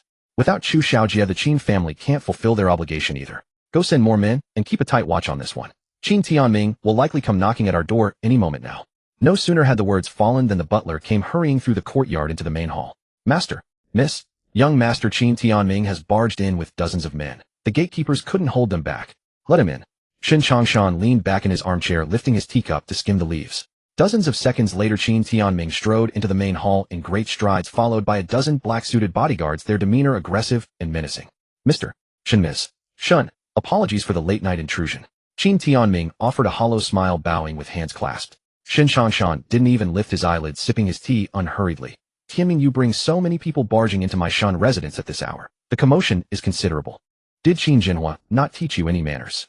Qin Tianming pulled a chair over and sat down casually. Matters are urgent. Forgive my disregard for protocol, Mr. Shun.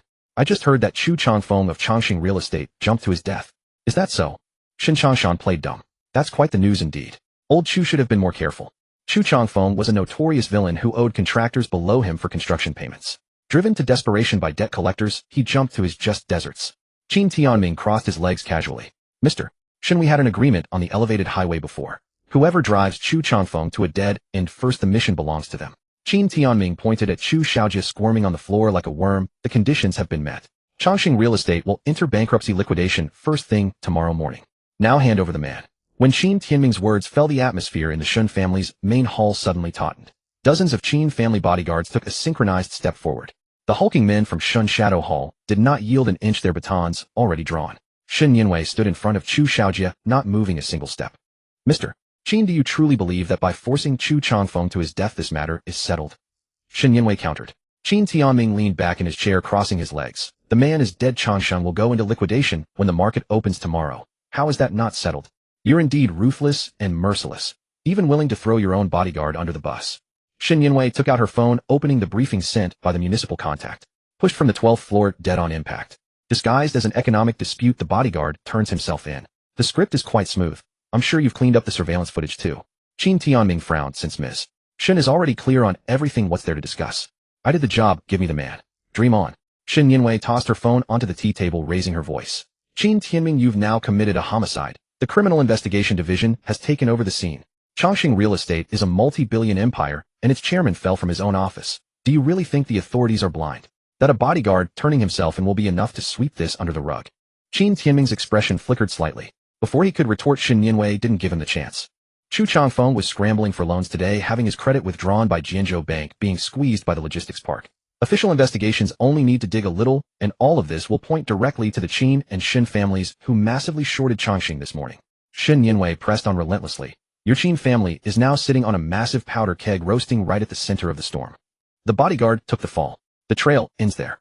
Qin Tianming forced himself to argue. That's called compounding the felony with absurdity.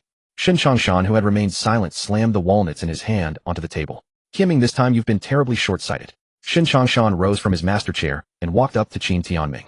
Even without substantial evidence, the authorities will turn your Qin family upside down if they investigate. Did you really think no one saw your people at Chongqing building?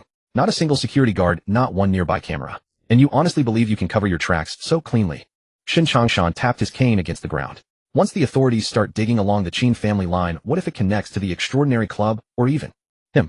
Shen Changshan paused deliberately. The veins on Qin Tianming's hand twitched, and a cold sweat broke out across his back. An anonymous text message he had received earlier at Chongqing building flashed into his mind. The sender knew exactly about his movements, and had specifically warned him not to leave any loose ends. Had the master already been displeased with him back, then sending someone to warn him? If that were true, then bringing Chu Xiaojie to hand in the mission report would be walking right into danger. Drawing fire upon himself, and implicating the master. Could Qin Jinhua bear that sin? Could the Qin family bear it? Shen Changshan's voice boomed like a giant bell reverberating through the main hall. Qin Tianming's legs stiffened, and he unfolded his crossed leg. The old fox wasn't exaggerating. What the master wanted was a clean outcome, not a bundle of trouble. Then according to Lord Shen, we should just hand in the mission. Qin Tianming asked, forcing back his anger. The mission must be submitted. Shen Changshan settled back into his master chair. Shen Yinwei took over. The blame for the Chu family's destruction already rests on your Qin family. Delivering the person now would draw too much attention. It would be better for our Shun family to submit this mission. We captured him. Our record is clean, and no one has been involved. Qin Tianming sprang to his feet. So our Qin family does all the work and takes the heat, and your Shun family just gains an extra year of life for nothing. Where in the world is such a good deal? Who said you're doing this for nothing? Shen Changshan picked up his teacup. Call your father and explain the situation. Tell him the Shen family is shielding the Qin family from this risk. Your merits will be recorded prominently. When it reaches the master who contributed what is clear as day, and he will never mistreat you. Dozens of Qin family bodyguards waited for his command, ready to rush and seize the prisoner at the slightest nod. Qin Tianming was confident he could take them if a fight broke out. But he wouldn't dare. Every word Shen Changshan spoke struck directly at his vulnerabilities. Chu Chongfeng's death came too suddenly, and however carefully it was covered up, a life had still been taken. The police would definitely launch a massive investigation tomorrow, and with Chongqing Real Estate being a multi-billion enterprise, this incident could never be suppressed. At this critical moment, if the authorities traced the Qin family all the way to Cloud Summit Manor, just thinking about the consequences sent a cold sweat running down Qin Tianming's spine. Anger the master and forget about rewards. If his father's newly extended year of life wasn't wiped out tomorrow, he'd count himself lucky. Lord Shen, you've calculated this very precisely. Qin Tianming loosened his clenched fists, palms drenched in sweat. My Qin family expended all that effort driving Chu Changfeng to his doom, only to become a stepping stone for your Shen family. Shen Changshan set down his teacup. Tianming, don't speak that way. We both serve the master, and our ultimate goal is singular, to execute this matter flawlessly. Shen Changshan continued calmly. Your troubles aren't resolved yet. Having me take this person will benefit everyone. Yourself, me, and the master. Shen Yinwei stepped forward. President Qin, now is not the time to compete. You need to return immediately and clean up the mess you left behind. That bodyguard may have turned himself in, but who can guarantee he won't talk recklessly once inside? You need to keep him silent. Shen Yinwei offered her reminder. Qin Tianming glanced at Shen Yinwei. He understood that continuing to argue served no purpose. Fine, he pointed at Chu Xiaojie on the ground. Take him, Shen family. But let me be clear. If the master asks about the destruction of the Chu family, I expect an honest report. If you dare claim credit for what my Qin family accomplished, I'll tear everything apart before I let your Shun family benefit from it. Shen Changshan chuckled twice. The Shen family isn't so desperate to steal this credit. What's due belongs to whom it's due. Cloud Summit Manor second floor study. Zhou Yi sat before the computer listening to the surveillance feed. The audio originated from Shen Yinwei's phone on the coffee table. With Zhou Yi's capabilities, any mobile device could be turned into his puppet to intercept surrounding sounds. Boss, these two went back and forth for ages before finally reaching an agreement. Zhou Yi smiled. I thought they were actually going to fight in the Shun family courtyard. They won't dare fight. Lin Zhe leaned back on the sofa. Their fear of the unknown far outweighs their greed for credit. They wouldn't dare act recklessly. Still, this shirking and buck passing is quite annoying. Zhou Yi swiveled his chair. Shall I have those overseas account AIs send them a warning through the channel? Lin Zhe didn't respond, his gaze sweeping over Chu Xiaojia, still struggling on the screen. The objective was achieved. Chongqing real estate had collapsed, Chu Chongfeng had jumped, and Chu Xiaojia was captured alive. No need to waste time watching the Qin and Shun families play their political games. No AI needed. I'll give the order directly. Lin Zhe took out his phone, opened the Extraordinary Club's admin panel, and began typing rapidly on the virtual keyboard. Shin family main hall. Qin Tianming was about to turn and lead his people away, planning to return to Chongqing building to deal with the remaining troubles. Suddenly, ding. A crisp sound. Shin Chongshan's phone rang.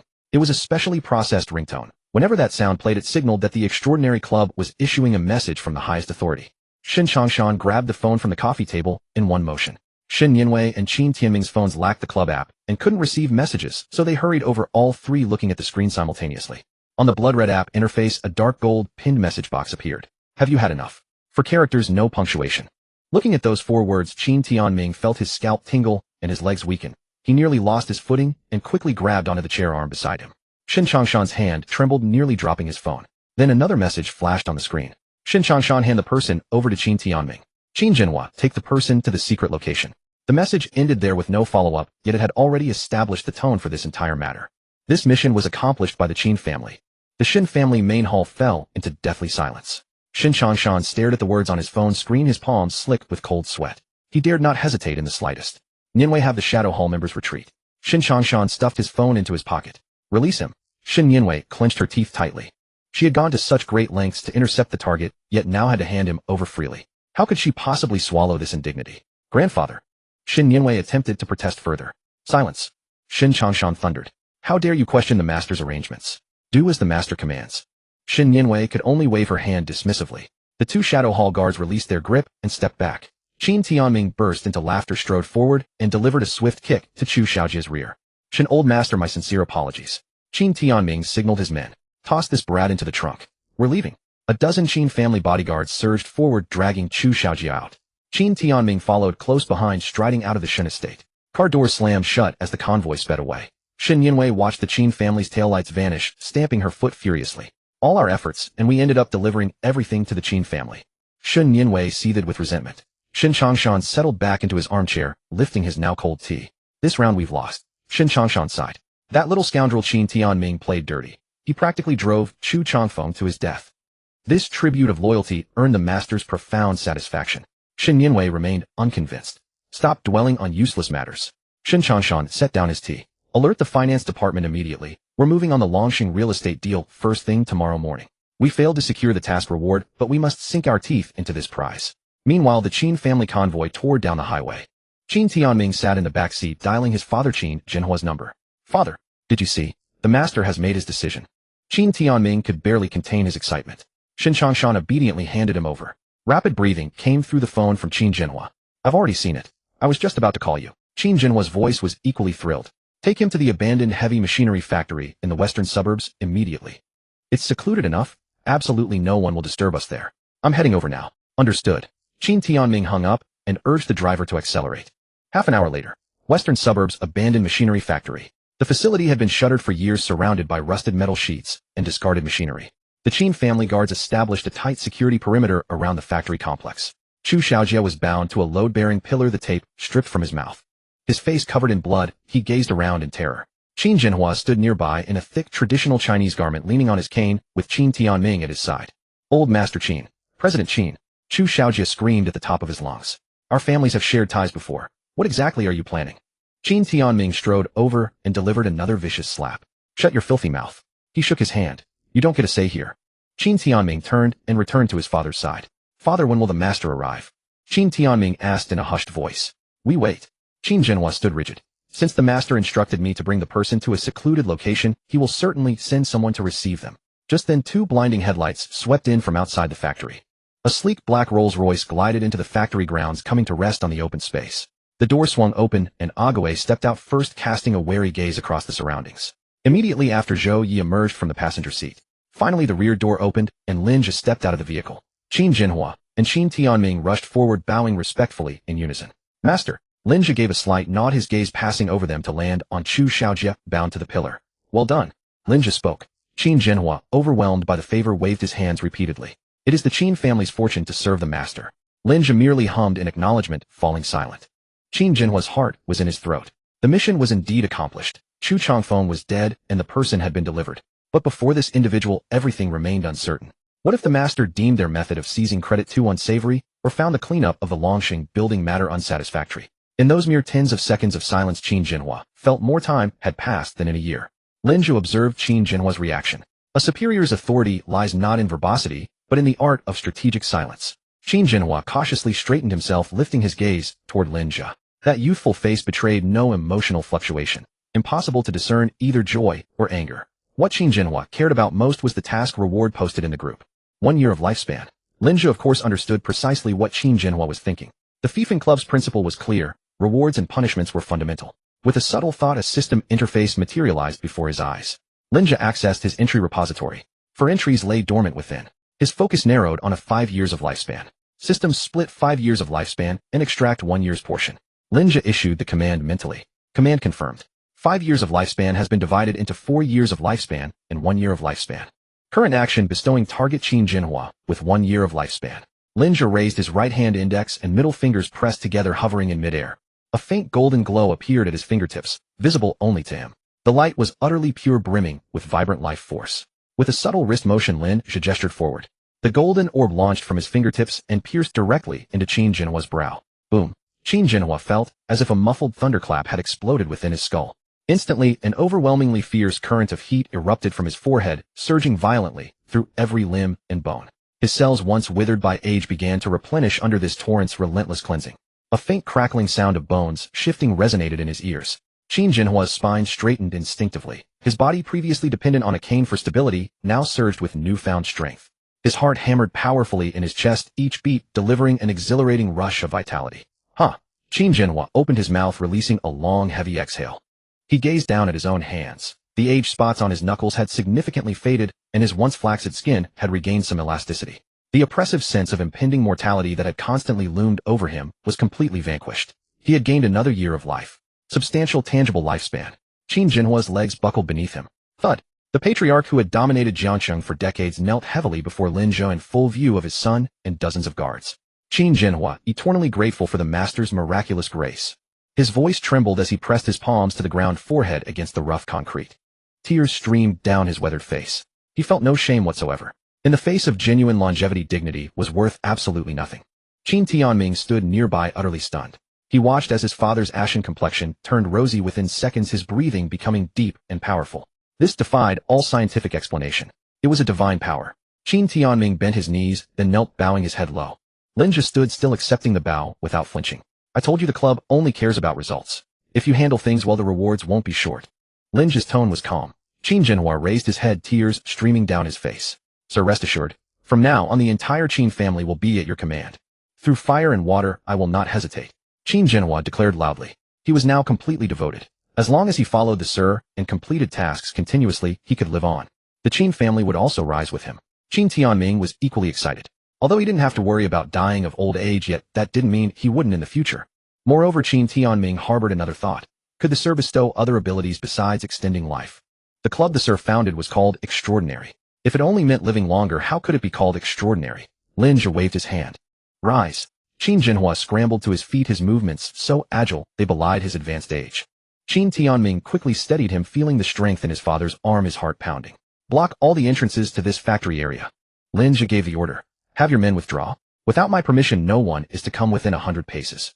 Qin Jinhua nodded, repeatedly shedding all pretense of being a patriarch. Understood. Sir, you have business to attend to. We won't disturb you. Tianming, clear the area immediately. Qin Jinhua turned to instruct his son.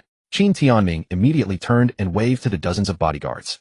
Evacuate the factory. Set up a cordon around all access points within a kilometer. Don't let even a fly in. Qin Tianming barked. The bodyguards, well trained, quickly turned and walked out. The Qin father and son were last. Just before leaving, Qin Tianming grasped the heavy weathered iron door handles and pulled the 2 doors shut. With a grating metallic screech, the doors sealed tight, blocking out the night wind. Inside the vast abandoned factory, only a few dim emergency lights flickered overhead. Lin Zhe turned and walked toward the load-bearing pillar.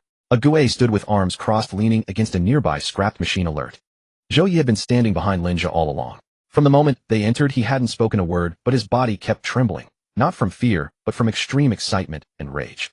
He stared at Chu Xiaojie tied to the pillar, his eyes red as if they would bleed.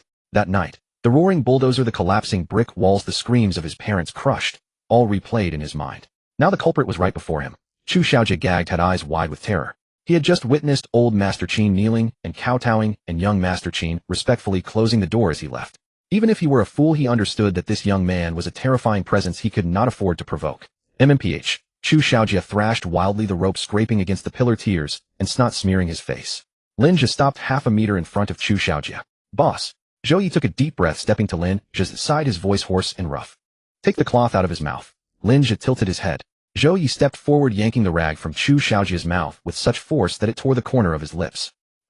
Chu Xiaojie screamed, then begged desperately, brother, big brother, I was wrong. I really don't know you. Let me go and I'll give you all my money. Lin Zhe looked at him. You don't know me, that's fine. He pointed to Zhou Yi beside him. Look at him. Does he look familiar? Chu Xiaojie squinted, studying Zhou Yi in the dim light. After a long moment, he shook his head frantically. I don't recognize him. I really don't. Big brother, could there be a misunderstanding? Zhou Yi laughed in bitter anger. Of course you don't know me. He gritted his teeth. The old city renovation in the south. You rushed the schedule and sent a bulldozer in at night. You leveled my family's old house, people and all. You couldn't even be bothered to visit the scene. It would dirty your shoes. How could you know a nobody like me? Chu Xiaojie froze, his mind racing through forced demolitions in the south. He had too many dirty deeds on his hands. Killing a few people to meet deadlines never bothered him. He couldn't remember who was who. But Chu Xiaojie knew this was his only chance to survive, however slim. He struggled wildly against the pillar, the rope cutting into his wrists. Big brother, it really wasn't me. The demolition was done by my subordinates behind my back. Chu Xiaojie protested loudly. Those contractors will do anything to save money. Go after them. Zhou Yi stepped forward, raised his hand, and slapped Chu Xiaojie across the face. The sharp crack echoed in the empty factory.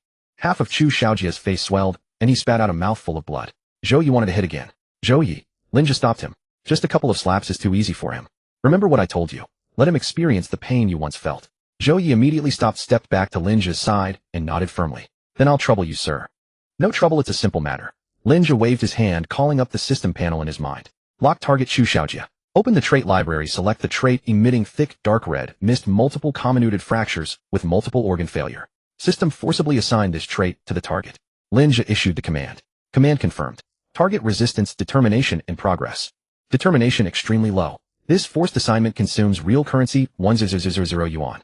Deduction successful. Trait has been implanted into the target. Lin Zhe raised his hand and casually snapped his fingers. Chu Xiaojie's shouting mouth suddenly froze.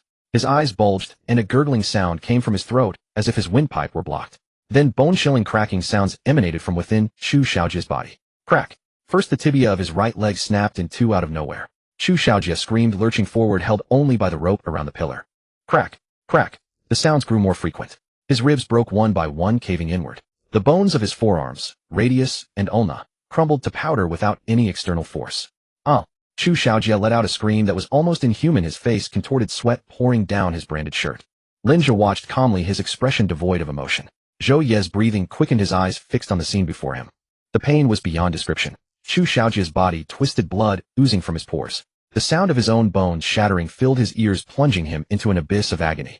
Crack, crack. The sickening sound of bone fractures echoed through the empty factory. Chu Xiaojie's limbs were twisted at grotesque angles, the flesh intact, but the bones within reduced to powder. The hemp rope binding him to the pillar had lost all function. Like a sack of boneless soft flesh, he slid down the pillar and collapsed onto the cement floor. His mouth wide open, chest heaving violently, yet he could barely draw in any air. Accompanied by multiple organ failure. The negative effects of the terms were ravaging his internal organs. Liver rupture, alveolar hemorrhage, gastric colic. All manner of extreme agony intertwined, madly assaulting Chu Xiaojie's nerve endings. What was worse, his mind remained abnormally clear. The system had forcibly locked his shock protection mechanism, amplifying the pain several times over, making even fainting a luxury. Hell! Help! Chu Xiaojie squeezed out frothy blood from his throat, his fingers unconsciously clawing at the rough floor, nails all turned outward, dragging out several gruesome blood streaks. Zhou Yi stepped forward a couple of paces and stopped in front of Chu Xiaojie. He looked down at the puddle of mud on the ground, his entire body trembling uncontrollably. Does it hurt? Zhou Yi crouched down, his voice hoarse. Chu Xiaojie's eyes were wide open, bloodshot, filled with nothing but pleading. Zhou Yi reached out, pressed his hand on Chu Xiaojie's twisted shoulder, and suddenly squeezed hard. The shattered bone shards pierced directly through the muscle tissue, breaking through the skin. Chu Xiaojia let out a piercing scream, convulsing on the ground. Can't take it already. Zhou Yi gritted his teeth, eyes red. When the bulldozer rolled over, my father screamed, just like that. My mother, trying to shield me, had her spine severed by the forklift. Zhou Yi grabbed Chu Xiaojia by the hair, forcing his head up. That foreman said you young master. Chu complained the project was too slow and gave the order. Today, level everything no matter who's inside. One word from you and my family was destroyed. Zhou Yi grew more agitated, his other hand clenching into a fist, slamming it viciously into Chu Xiaojia's already contorted face. Bang. One punch. Chu Xiaojia's nose bridge collapsed completely. Bang. Another punch. Several bloody teeth flew out of his mouth. Zhou Yi went berserk, punching relentlessly. Chu Xiaojia couldn't resist at all. His bones were already shattered. He could only passively endure the beating. A Gue watched quietly from the side, not intervening. Lin Zhe stood where he was, lit a cigarette, and watched the ember glow on and off at his fingertips. After more than a dozen punches, Zhou Yi was exhausted. He released Chu Xiaojia's hair, collapsed to the ground, panting heavily. Chu Xiaojia's face was beyond recognition. He was breathing out more than in, his organs had completely failed, and his vital signs were plummeting rapidly. Zhou Yi looked at his hands covered in blood, suddenly covered his face, his shoulders shaking violently. The hatred suppressed in his heart was finally released at this moment. In the empty factory, only Zhou Yi's stifled sobs and Chu Xiaojia's dying gasps from his throat remained. 2 minutes later, Chu Xiaojia's convulsions stopped. He stared with bloodshot eyes and went completely still. Dead. Died amid endless agony and despair. Lin Zhe threw the half-smoked cigarette, but to the ground, and crushed it with his toe. Feel better? Lin Zhe looked at Zhou Yi on the ground. Zhou Yi lifted his head abruptly, wiping away tears and blood from his face. Thud. Zhou Yi knelt on both knees, the heavy impact against the cement floor emitting a dull sound. Boss. Zhou Yi pressed his forehead to the ground. Your great kindness I could never repay, even if I were ground to dust. From today on, my life is yours. Zhou Yi's voice was resolute. This was not mere formality, it was a vow etched into his bones. When he was at his most desperate, in a state worse than death, Lin Zhe pulled him back from the gates of hell. Now Lin Zhe had once again used his extraordinary means to turn the enemy, who destroyed his family, into a pile of mud, throwing him at Zhou Yi's feet for him to vent. This debt of gratitude was greater than the heavens. Lin Zhe looked down at Zhou Yi kneeling before him. I told you I don't go in for this. Lin Zhe reached out and helped Zhou Yi up, his tone casual, betraying no emotion. All right, stop kneeling. The floor is cold. Yes. Zhou Yi stood up, standing respectfully at Lin Zhe's side and slightly behind him. A Gue, clean up the scene. Lin Zhe instructed. Understood. A Gue stepped forward, pulled a small glass vial from a pouch on his tactical vest. Removing the cork, he poured the transparent liquid onto Chu Xiaojia's corpse. Hiss hiss. Accompanied by acrid white smoke, Chu Xiaojia's body began to dissolve at a visible rate. Flesh, bones, clothes, all corroded by the corpse dissolving fluid into a pool of foul-smelling yellow liquid. Lin Zhe turned and walked toward the door of the abandoned factory. Creak. The door swung open and the cold wind outside rushed in. Qin Jinhua and his son Qin Tianming stood about a dozen meters away, surrounded by dozens of elite bodyguards from the Qin family. Seeing Lin Zhe emerge, Qin Jinhua hurried forward, bowing very low. Sir, is everything inside taken care of? Qin Jinhua asked cautiously, not daring to even glance through the crack in the door. Lin Zhe nodded. Well done. Lin Zhe looked at Qin Jinhua. Qin Jinhua trembled with excitement, bowing again. To serve you, sir, is the honor of my Qin family. Qin Tianming followed suit, bowing beside him, not daring to breathe loudly. Lin Zhe did not linger long. He turned and walked toward the black Rolls-Royce, with Zhou Yi and a Gue following closely. A Gue opened the rear door, shielded Lin Zhe as he got in, then took the driver's seat. Zhou Yi sat in the passenger seat, casually picking up his black backpack. The Rolls-Royce's engine let out a low roar, tires kicking up dust, smoothly driving out of the abandoned factory, disappearing into the night. Qin Jinhua and Qin Tianming remained bowed until the taillights completely vanished before daring to straighten up. Dad, is Sir just leaving like that? Qin Tianming wiped the cold sweat from his forehead, still shaken. You want to ask Sir to stay for a late-night snack? Qin Jinhua shot him a glare. Sir's methods are extraordinary. It's already a huge honor that he personally came. Qin Tianming pointed at the closed factory door. What about the one inside? Qin Tianming lowered his voice. Should I call a few guys to clean up? What if some bloodstains are left and discovered tomorrow? Qin Jinhua thought for a moment, then nodded. Be thorough. Take 2 men and put Chu Xiaojia in a sack and sink him in the river. Qin Tianming waved over 2 trusted bodyguards and walked to the factory door. The heavy iron door was pushed open a crack. Qin Tianming flashlight and hand stepped inside first. The beam of light swept across the empty factory floor, finally coming to rest on the load-bearing pillar. Qin Tianming stood frozen in place, as if he had seen a ghost. Where's he? He cried out involuntarily. Qin Jinhua, hearing the commotion from outside, strode in. Stop yelling. Qin Jinhua walked closer and was also stunned. On the load-bearing pillar, the hemp rope that had bound Chu Xiaojia hung loosely on the ground, stained with spots of blood. But Chu Xiaojia was gone. Dad, this is impossible. Qin Tianming waved the flashlight around wildly. When the master went in, Chu Xiaojia was tied up tight. This factory has no other exits. How could a living person just vanish into thin air? Qin Jinhua didn't respond. Instead, he crouched down and, using the flashlight's light, carefully examined the ground. On the cement floor beneath the load-bearing pillar, there was a puddle of dark yellow liquid, emitting an extremely pungent fishy odor. In the middle of the puddle, a few undissolved fabric fibers remained. The color of that fabric was exactly the same as the branded shirt Chu Xiaojia had been wearing tonight. Qin Jinhua stared at the yellow puddle, and a terrifying thought suddenly flashed through his mind. Chu Xiaojia hadn't escaped. He had been dissolved. In just a few minutes, skin, bones, and clothes had all turned into a pool of water. Qin Jinhua felt his heart pounding wildly, a chill rushing from the soles of his feet straight to the crown of his head. "Stop looking," he said, standing up, his voice trembling violently. Qin Tianming turned around, utterly confused. "Dad, are we just letting him get away? If the master blames us." "Shut up." Qin Jinhua cut him off, harshly pointing at the yellow puddle on the ground. "Chu Xiaojia is dead." Qin Tianming followed his father's finger, stared at the puddle for a long time, and finally realized. He drew in a sharp breath. This is Chu Xiaojia." Qin Tianming stumbled back 2 steps, nearly falling to the ground. He considered himself a ruthless figure in Jiangqing. When Chu Changfeng was forced to jump off a building by him, he didn't even flinch. But now, witnessing this scene, he truly understood what Real skill meant. Kill without shedding blood, destroy the body without leaving a trace. Qin Jinhua turned around and strode out of the factory, standing before the dozens of bodyguards. "Everything that happened tonight, keep it buried in your stomachs." Qin Jinhua swept his gaze across the crowd, his tone icy. "If anyone dares to breathe a single word outside, I, Qin Jinhua, guarantee that his entire family will end up the same way as Chu Xiaojia." The bodyguards lowered their heads in unison. "Understood. Tianming, have someone bring a few buckets of gasoline and burn this spot." Qin Jinhua turned and ordered, "Burn it cleanly, don't leave that smell." "All right, I'll do it right away." On the other side, the night was deep and the streetlights on both sides of the road receded rapidly. A black Rolls-Royce drove steadily on the Ring Road viaduct. The interior of the car was very quiet. Zhou Yi sat in the passenger seat, tapping on the laptop resting on his lap, the keyboard emitting a steady series of clicks. After avenging the blood feud, he felt the heavy stone pressing on his chest finally lifted. Now he was full of energy. "Boss." Zhou Yi turned to look at Lin Zhe in the back seat. Lin Zhe leaned back against the seat, resting with his eyes closed. "Speak." "The mission to destroy the Chu family has been judged as completed by the Qin family, and the reward of 1 year of life has been distributed," Zhou Yi reported. "The Shin family is probably fuming right now." "Good, let them be angry," Lin Zhe said without opening his eyes. "Competition makes them fight harder." Zhou Yi chuckled. "That's right, those 2 old men probably think you're a living god now." Zhou Yi rubbed his hands together. "But we still have to keep the show going. Can't let it go cold." Lin Zhe nodded slightly, giving his tacit approval. With his boss's permission, Zhou Yi immediately perked up. He quickly typed on the keyboard, activating the 5 overseas AI accounts he had set up earlier. A group chat drama, specifically prepared for the Qin and Shun families, started again. In Jiangqing, at the Shun family manor, Shin Changshan sat in the main hall, his face dark as if it could drip water. The Chu family was destroyed, and the Qin family took the credit. 1 year of life had slipped right under his nose. Shin Yinwei stood by, not daring to breathe.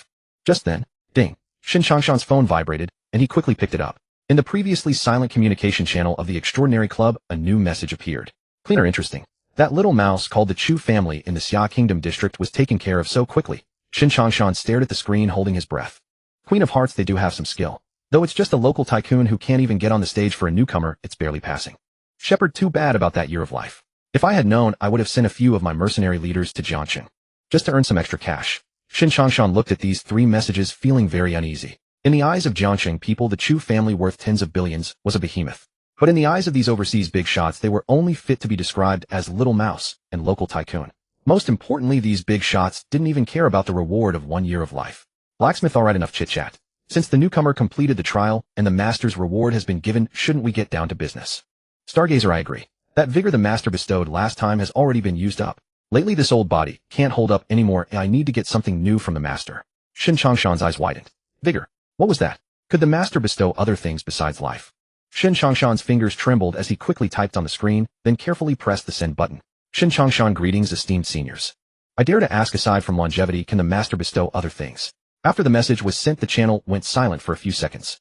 Then a flurry of sarcasm came.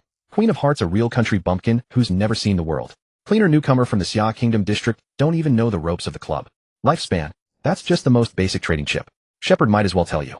As long as you can offer a price that satisfies the master, whether it's invulnerable health, a photographic memory, or even the fortune of a ruler of a nation, the master can bestow it upon you. Boom. A thunderclap seemed to explode in Shin Changshan's mind.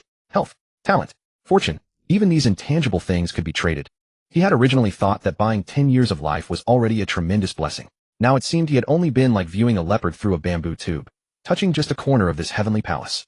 At the same moment, the Qin family's convoy was on its way back to the manor. Qin Jinhua sat in the back seat, clutching his phone, also browsing through the chat records in the channel. His expression shifted from shock to extreme fervor. Just moments ago, he had been smugly congratulating himself on having gained an extra year of life. But now the words of these overseas big shots had completely opened a new world to him. Tianming, did you see that?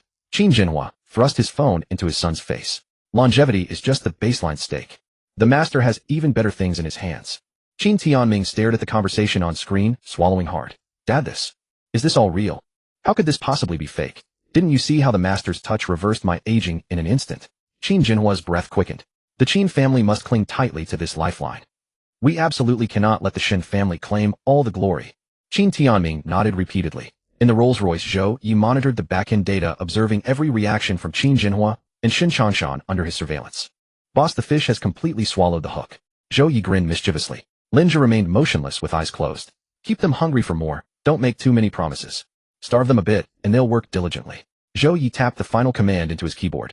System notice communication channel temporarily closed. Awaiting next mission activation. The entire channel cleared once more, returning to its pure, black, mysterious ambience. Qin Jinhua and Shen Changshan both stared at the grayed-out chat box, their hearts clawing with anticipation. Too swift. Before they could even ask a few more questions, the big shots had all logged off together. This agonizing suspense filled them with an intense craving for the next mission. Lin Zhe did not interfere further with the aftermath of the Chu family's assets. Both the Shun and Qin families, true to their heritage as established aristocratic families, in Jiangxing, handled everything with meticulous precision. The investigation into Chu Changfeng's fall did not implicate the Qin family. 2 days passed. Underground level 3 of the Cloud Top Mansion. Several heavy-duty, fully enclosed transport trucks, bearing no logos or license plates, descended via a private independent ramp, delivering massive alloy cargo containers inside. Shen Yinwei, wearing flat anti-slip boots, sprinted into the underground command center, clutching a thick stack of customs clearance documents. Mr. Lin, Shen Yinwei bowed slightly. The 16 liquid-cooled supercomputing arrays listed along with those 3 non-civilian encryption machines have all arrived. Lin Zhe acknowledged with a hum, shifting slightly. Unload. Agaway said nothing, picking up a crowbar with one hand and cleanly stripped away the outer layer of specialized shockproof insulation material. Zhou Yi, following behind, craned his neck to look. The instant the crate was pried open, Zhou Yi's eyes went wide, his body lurching forward 2 steps. Had Agaway not grabbed the back of his collar, his face would have slammed directly into the cooling fan vents of the outermost server rack. Obsidian 7th Generation Custom Edition liquid-cooled array. Zhou Yi's hands trembled as he hesitated to even touch the metal back panel. Which top European research institute did you strip bare for this? He turned his head, voice cracking. And these encryption machines, they couldn't possibly pass through normal customs. How did you get them here? Shen Yinwei's heart was still racing as she listened. Transported here. To transport these dozens of tons of contraband equipment, the Shun family had dismantled 3 core shell companies that had taken 8 years to establish across Southeast Asian shipping routes. Along the way, bribes to maritime smuggling networks and hiring specialized security forces alone cost twice the value of the goods themselves. Yet Shen Yinwei didn't dare utter a single complaint. Those arrogant big shots in the overseas chat channel, hurling insults like provincial bumpkin and little mouse, had long since crushed the last shreds of pride in this Shen family daughter. To ascend within the extraordinary club, there was only one currency: demonstrating execution. Install the systems. Lin Zhe set down his teacup. The 3rd underground level had been constructed to vault standards from the start, so the existing explosion-proof layers and isolated compartments required no rework. Zhou Yi crouched on the floor, yanking his black backpack beside him and scattering tools everywhere. Give me 4 hours. Without waiting for Lin Zhe's response, Zhou Yi dove into the freshly unpacked supercomputing arrays like a mad dog. The clicking of fiber optic connectors echoed. The whoosh of pressurized coolant circuits filled the air. The subtle hum of independent diesel generators initializing grid synchronization vibrated through the space. These layered sounds in the sealed underground chamber made hearts pound with overwhelming intensity. Shen Yinwei stood motionless, rigid as a statue. 2 hours elapsed. 3 hours slipped by. The 3rd underground level, previously only dimly lit by amber safety lamps, suddenly erupted with a dense cascade of deep azure light strips. That was the intense pulse indicator from 16 top-tier processing clusters running simultaneously at full load. Zhou Yi sat directly on the central black metal control console, his face smeared with heat dissipation pipe grime, but his eyes gleamed with terrifying intensity. Connection established. Zhou Yi's keystrokes transformed. No longer just fingers blurring into afterimages, but now his entire body sat in an eerie state of muscular tension. The cyber-sovereign trait bolstered by this supercomputing array, powerful enough to support a medium-sized nation's underlying defense matrix, had completely shattered all biological computational limitations. Boss, Zhou Yi didn't turn around. The total computing power here is over 300 times my previous laptop. What can it do? Lin Zhe walked to the screen. Right now, Zhou Yi's hand rested on the enter key, letting out a mischievous chuckle. Within Jiangxing, all conventional network surveillance internal databases, even the cross-regional collaborative processing logic between military police and civilian systems. I can see them all as clearly as a pencil sketch drawn on glass. Erase at will. Modify at will. Shin Yinwei, listening from behind, instinctively tensed her shoulders. Erase at will. Modify at will. Didn't that mean this disheveled tech genius could, with just a few keystrokes, instantly wipe the Shun family's hundreds of billions in assets from bank ledgers to nothing? Lin Zhe's expression remained utterly unchanged. 1 billion. Spending this much for such an effect was merely passing. Finished testing. Done. It's incredibly stable. The liquid cooling is holding strong. Ran at full load for 10 minutes, temperature didn't even hit 45. Zhou Yi crawled out from a tangle of cables. Lin Zhe nodded. Get familiar with this equipment first. Also take full control of Jiangxing's network surveillance. Don't leave any traces. Zhou Yi didn't even turn his head, fingers flying across the keyboard. Don't worry, boss. With this thing no one will ever trace anything back to us. Lin Zhe did not linger. He turned and strode toward the elevator. Agui and Shin Yinwei followed closely behind. The elevator door slid shut, and the numbers began to blink upward. Shin Yinwei lagged half a step behind, covertly studying Lin Zhe's silhouette. 16 sets of supercomputers plus 3 military-grade encryption machines. To smuggle these into Jiangxing, the Shun family had paid a blood price. Setting aside the bribes at customs, the smuggling route through Southeast Asia, an 8-year-old pipeline, had cost them 3 core shell companies completely burned. Yet she knew in her heart that it was all worth it. Complaining about the cost before Lin Zhe would be pointless. The Fiefan Club only cared about results. The elevator stopped at the 2nd floor, and the doors opened. The 3 of them filed into the study. Lin Zhe walked to the leather sofa and sat down. Agui, with practiced ease, moved to the tea table and began boiling water to brew tea. The bubbling sound of the boiling water was distinct in the quiet study. Efficient work this time, Lin Zhe remarked. I'm satisfied with the equipment. Shin Yinwei bowed her head slightly, her demeanor respectful. Sir, your satisfaction is our reward. This is what the Shun family ought to do. I don't care for platitudes, Lin Zhe interrupted, accepting the teacup Agui handed him. Effort begets reward. The Chu family matter plus this batch of equipment. The Shun family has contributed considerably. The Qin family received a year of lifespan. What do you desire? Shin Yinwei's heart suddenly raced. This was the moment she had been waiting for. Her mind flashed back to Shun Changshan's instructions before and then to the chat records she had seen on the Fiefan Club's internal channel that night. Lifespan, for old men like Qin Jinhua and Shin Changshan, who were already halfway in the grave, was indeed priceless. But she was only in her 30s, still in good health. A lifespan was of no use to her. She would take a gamble. Sir, I do not require lifespan for now. Shin Yinwei took a deep breath and dared to speak. Lin Zhe looked at her, saying nothing.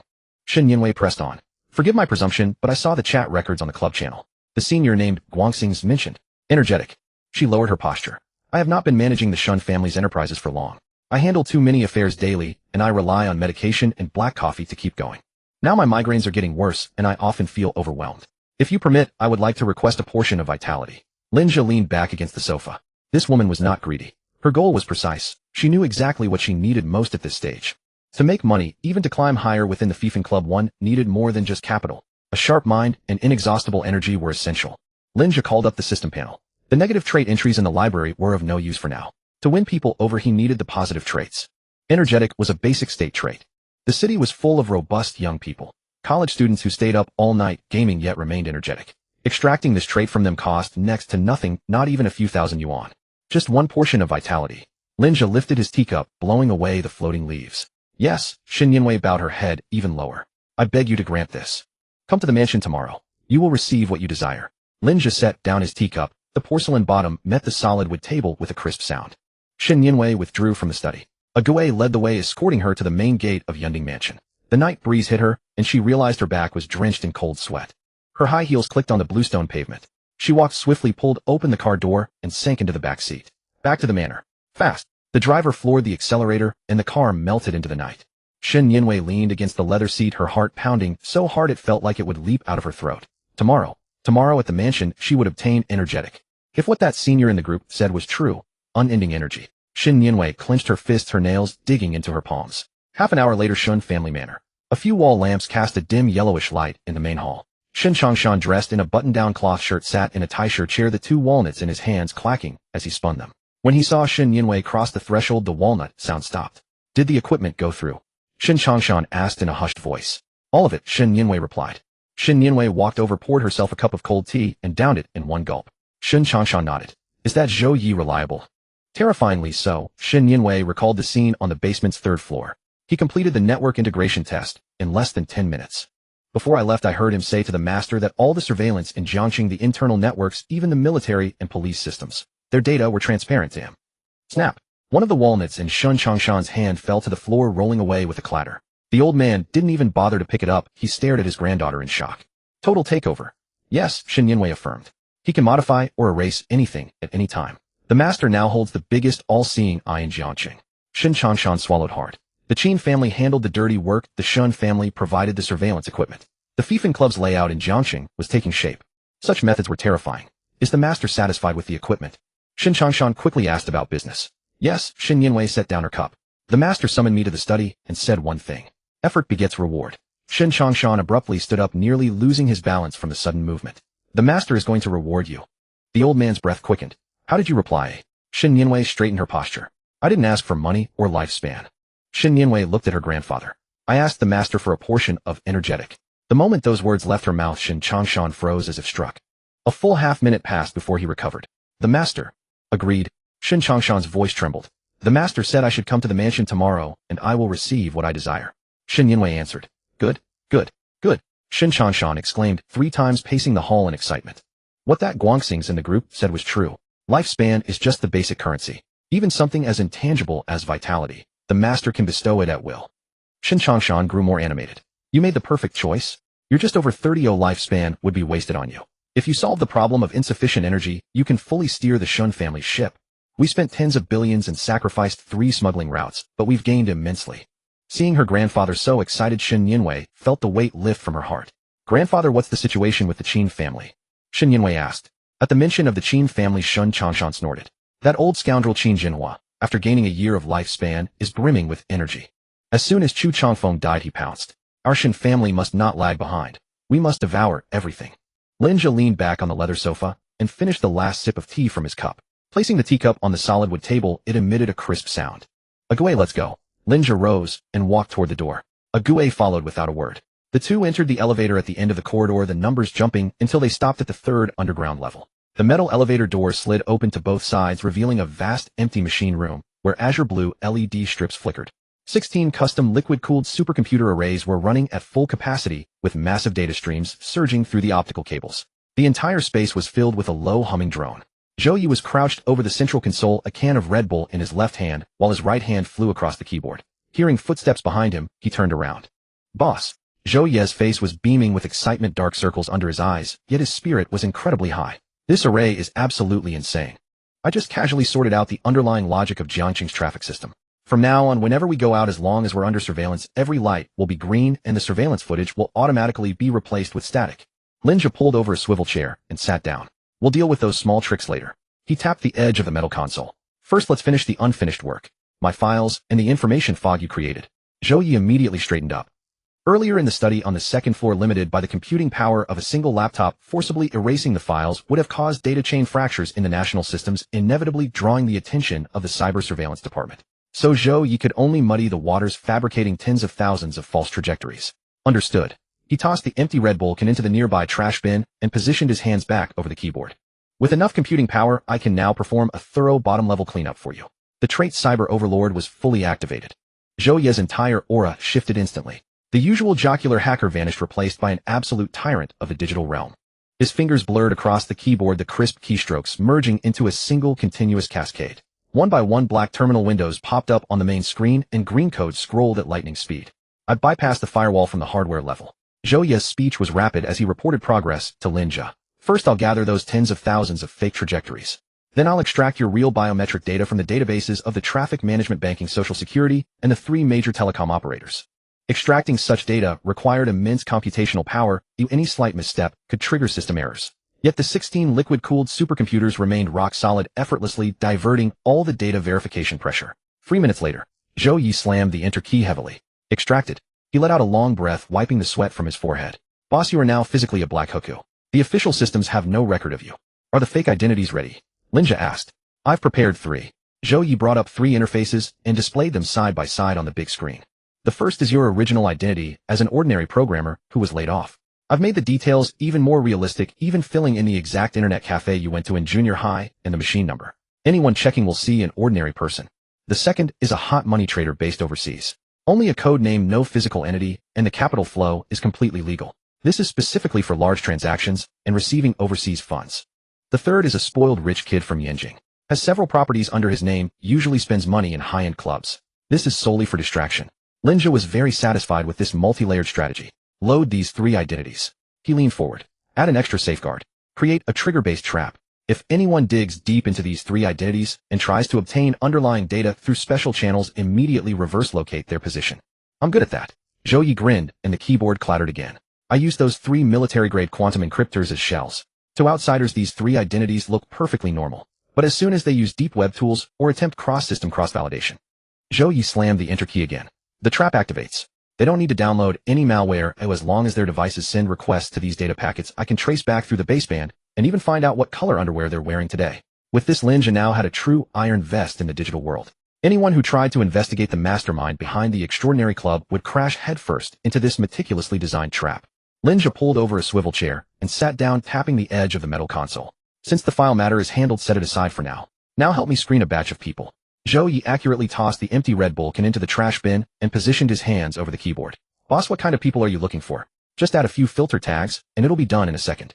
Leaning back in his chair, Lin Zhe listed the criteria. First, age between 20 and 30. No bad habits, excellent health rating, preferably with a long-term exercise habit. Second, urgently in need of a large sum of money between 1,000 and 5,000 yuan. Focus on the student loan and high-interest online loan overdue records from major universities, cross-reference with the fundraising list for severe patients' families at the city's tertiary hospitals. Lin Zhe had his own plans. Tomorrow Xin Yanwei was coming to get energetic. Right now he only had the negative traits stored in the system and some lifespan. He needed to stock up on new goods. Moreover, Gui and Zhou Yi, who were working for him, needed to improve their physical condition. Apart from lifespan, basic traits like stamina, vision, and reaction speed could be used to equip his own people. Stocking up required a large quantity of high-quality blood bags.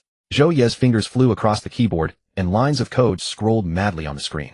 There are plenty of such people at the bottom of society. Zhou Yi stared at the screen. And for money, they're willing to give up anything. The computing power of the supercomputer array was fully demonstrated at this moment. The data walls of Jiangxing's police, civil affairs, and medical systems were as good as non-existent in front of Zhou Yi. 5 seconds later, an initial list of over 200 names appeared on the screen. Narrow the scope. Target only those in Jiangxing City proper within half an hour's drive. Lin Zhe ordered. The list instantly shrank to 13 people. Lin Zhe scrolled the mouse and stopped at the top file. Lu Feng, 21, a track and field special student at Jiangxing Institute of Physical Education. Zhou Yi tapped a few keys, and Lu Feng's profile enlarged on the main screen. Boss, I've checked him out. Zhou Yi pointed at the screen. This kid's story is pretty tragic. Single-parent family, grew up with his mother. He's a good prospect, specializes in the 100-meter sprint, a top student at Jiangxing Institute of PE. Just a few days ago, he qualified for the provincial selection trials, and he had a solid chance of making it onto the national team. But then tragedy struck. His mother was diagnosed with a severe illness and needed a large sum of money for surgery. The financial aid from the school was far from enough, so he started borrowing from online loan platforms. Now he's drowning in debt. Lin Zhe looked at the file. He's a good candidate. Contact him tomorrow. Zhou Yi nodded. I'll set up a meeting. He's been training at the track field every morning. I can send a message to his phone using a burner number. All right. Lin Zhe stood up. Make sure the trap is set. I want to know immediately if anyone pokes around. No problem, boss. Zhou Yi turned back to the keyboard, his fingers dancing again. The green code scrolled, and the system hummed steadily. Lin Zhe gazed at the photo on the screen, a young man with dark skin and a sunlit smile, and remained silent. Zhou Yi continued scrolling through the files. A week ago, his mother was diagnosed with uremia at the First People's Hospital. Terminal stage. Zhou Yi shook his head. Conservative treatment plus waiting for a kidney donor and surgery would cost about 500,000. To raise the money, this kid borrowed from every relative and even took out over 100,000 from several online loan platforms. Now he's about to default, and the debt collectors are probably already blowing up his contact list. 500,000. To Lin Zhe's current wealth, it was less than a fraction, but to this college student from an ordinary family, it was a mountain that could crush a person alive. Where is he now? Lin Zhe asked. At the First People's Hospital outside the ward on the 13th floor. Zhou Yi switched to his surveillance feed. In the footage, Lu Feng crouched in a corner of the corridor, burying his head in his knees, clutching a phone tightly in his hand. Lin Zhe stood up. Agoué, prepare the car. To the First People's Hospital. Yes. Agoué turned and left. Half an hour later, a black Rolls-Royce pulled up outside the inpatient building of the First People's Hospital. Lin Zhe pushed open the car door, Agoué following close behind. The 13th floor intensive care unit. The smell of disinfectant stung the nose. The corridor was silent, broken only by the occasional clatter of keyboard keys from the nurse's station. Lin Zhe spotted Lu Feng crouched in the corner at once. This kid looked thinner than in the photo, wearing a faded white sports training uniform, his hair a mess. The phone screen glowed, displaying a string of debt collection messages. Lu Feng stared at the screen, his eyes red-rimmed, fingers pulling at his hair in desperation. He stood up, walked to the glass window of the ward, and looked at his mother lying on the hospital bed, tubes everywhere. Tears streamed down his face. Lin Zhe walked over and stood beside Lu Feng. Sensing someone's presence, Lu Feng hastily wiped his face with his sleeve and stepped aside. Is 500,000 enough for your mother's surgery? Lin Zhe asked directly without any beating around the bush. Lu Feng froze, then turned to look at Lin Zhe. The man before him wore a well-tailored casual suit, exuding an intense presence accompanied by a lean, expressionless man. You? What did you say? Lu Feng's voice was hoarse. I asked you, is 500,000 enough to cover your online loan debt and your mother's surgery fees? Lin Zhe looked at him, his tone calm. Lu Feng stepped back, half a step alert. Who are you? A debt collector? I tell you I'll pay back the money, don't come causing trouble at the hospital. Lu Feng gritted his teeth like a wolf protecting its cub. Lin Zhe ignored him, directly calling up the system panel in his mind and locking onto Lu Feng. Several traits surfaced on the target. Healthy body, swift as the wind, track and field prodigy. Blue possesses exceptional explosive power and muscular endurance, with great potential in sprinting. These traits were the foundation of this kid's excellence at the sports academy. I'm not a debt collector. I'm here to make a deal with you. Lin Zhe took out a bank card, held it between two fingers, and offered it to Lu Feng. There's 500,000 in this card. Password is 6 zeros. Lu Feng stared at the card, his atoms, apple bobbing violently. But he didn't take it. Nothing in life is free. What do you want me to do? Lu Feng asked. Sell a kidney. Or take the fall for someone. Nothing that complicated. Lin Zhe slipped the card into Lu Feng's jacket pocket. I'm buying something from you. What? Your physical attributes. Lin Zhe looked into Lu Feng's eyes. This 500,000 is yours. The price is that you can never be a sports student again. Your explosive power, endurance, and energy will all drop to the level of an ordinary person. Your dream of joining the national team ends today, shattered completely. Lu Feng was stunned. After a few seconds, he let out a bitter laugh. Bro, it's the middle of the night, and you come to the hospital to mess with me. Lu Feng pulled out the card and tried to return it to Lin Zhe, joking about something like this. How do you sell physical attributes? You think it's like drawing blood? Lin Zhe didn't take the card. The card is real, the money is inside. You can check it with your mobile banking now. Lu Feng looked at Lin Zhe's impassive face and, as if possessed, took out his phone and checked the balance using the card number. A long string of numbers appeared on the screen. Units, tens, hundreds, thousands, 10,000s, 100,000s. A full 500,000. Lu Feng's hands began to tremble. He had begged so many people for this 500,000, borrowed from loan sharks, trampled his own dignity, and still couldn't gather enough. Now this life-saving money was actually sitting in his pocket. You really want to buy my physical attributes? Lu Feng still found it absurd. How is that even possible? That's my concern. Lin Zhe cut him off. All you need to answer is sell or not sell. Lu Feng fell silent. He turned his head and looked at his mother in the ward. His dream was to run into the national team and bring back a gold medal for his mother. To achieve that goal, he got up at 4 every morning to train, his legs covered in scars of all sizes. Running was his life. But now his mother's life was on the line. When survival is at stake, dreams are worthless. I sell. Lu Feng spun around abruptly, his eyes bloodshot. As long as this money is real and can save my mom, I'll sell you my physical attributes. You want one of my legs? I'll chop it off right now. Lin Zhe nodded. The verbal contract is sealed. He murmured in his mind. System purchase targets, traits, track and field prodigy, blue and swift as the wind. Command confirmed. Target fully voluntary detected. Transaction amount 500,000 real currency paid. Trade extraction in progress. Lu Feng suddenly felt a sway in his body. An intense sense of weakness seeped from the marrow of his bones. His once firm and powerful muscles, honed by years of training, seemed to slacken in an instant. His knees buckled, and he nearly fell, quickly grabbing the wall for support. He gasped for breath, feeling his heartbeat become utterly ordinary, no longer the vigorous pulse that could effortlessly run 5 kilometers without panting. His body had truly become that of an ordinary person. Lu Feng leaned against the wall, staring at Lin Zhe in horror. The other man hadn't even touched him. With just a word, his proud talent and physical ability had vanished. What kind of power was this? Was he a god? Thud. Lu Feng's legs gave way, and he slid down the wall to the floor, clutching the bank card in his hand, laughing and crying at the same time. He had lost his dream, but he had money to save his mother. Thank you. Thank you, boss. Lin Zhe didn't spare him another glance. He turned and walked toward the elevator. A Gue followed behind, maintaining a precise one-step distance. The black Rolls-Royce pulled away from the First People's Hospital, the cabin silent. Boss, back to the mansion? A Gue asked, gripping the wheel as he glanced at the rearview mirror. Lin Zhe checked his watch. 1:30 a.m. To the University District. Understood. A Gue didn't ask why at this hour. At Jiangxing University City, the Leapfrog Internet Cafe. Smoke curled in the air, the clatter of keyboards and mice blending into a continuous drone. Lin Zhe pushed the door open and stepped inside with a Gue trailing at his side. The cafe was packed with college students pulling all-nighters, each glued to their screens, shouting and laughing. In his mind, Lin Zhe summoned the system panel. A cascade of words danced across his retina. Subhealth, sleep deprivation, extreme fatigue. Overhead, the vast majority of those staying up late bore only negative statuses. Lin Zhe moved down the aisle, scanning each booth. At the farthest corner, he stopped. A guy with a messy nest of hair was hammering at his keyboard, the screen displaying the ranked match settlement of a popular game. His eyes were bloodshot, but his mental state was surprisingly vibrant. Lin Zhe looked at the words floating above his head. Energetic blue, a privilege of youth. Even after consecutive late nights, one can maintain high activity levels and recover quickly. Experienced gamer white gains faster mastery of games. Super boiled sheep gray endlessly ingratiates oneself to the opposite sex, wallowing in self-pity. Beside the guy sat 3 empty bowls of pickled cabbage instant noodles and a pile of Red Bull cans. How's it you've been up 4 nights straight? Are you trying to kill yourself? A chubby guy at the next machine pulled off his headphones. Even if boosting accounts pays well, you can't push yourself this hard. Shenhao stared at the settlement amount on the screen and rubbed his face.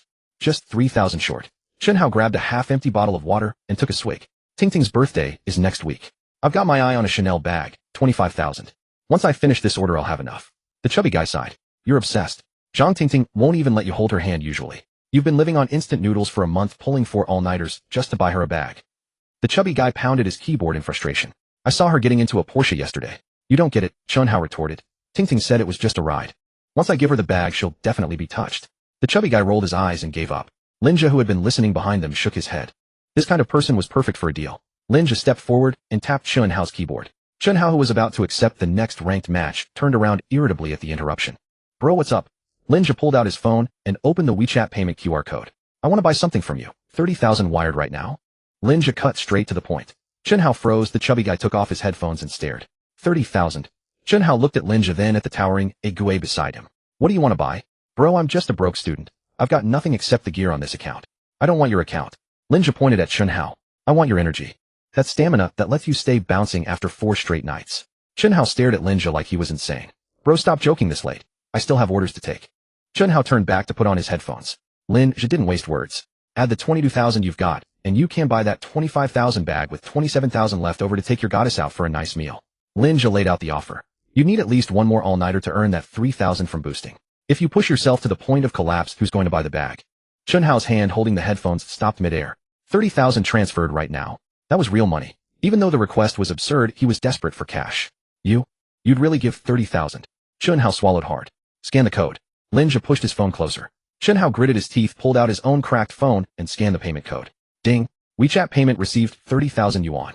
The crisp notification was barely audible in the noisy cafe, but both Shenhao and the chubby guy heard it clearly. He actually paid. Shenhao stared at the extra 30,000 in his account, his hands trembling with excitement. Bro, you're my blood brother. He scrambled to his feet. That energy you mentioned. How do you take it? Deal done. Lin Zhe issued the command in his mind. System purchased the energetic trait from the target. Command confirmed.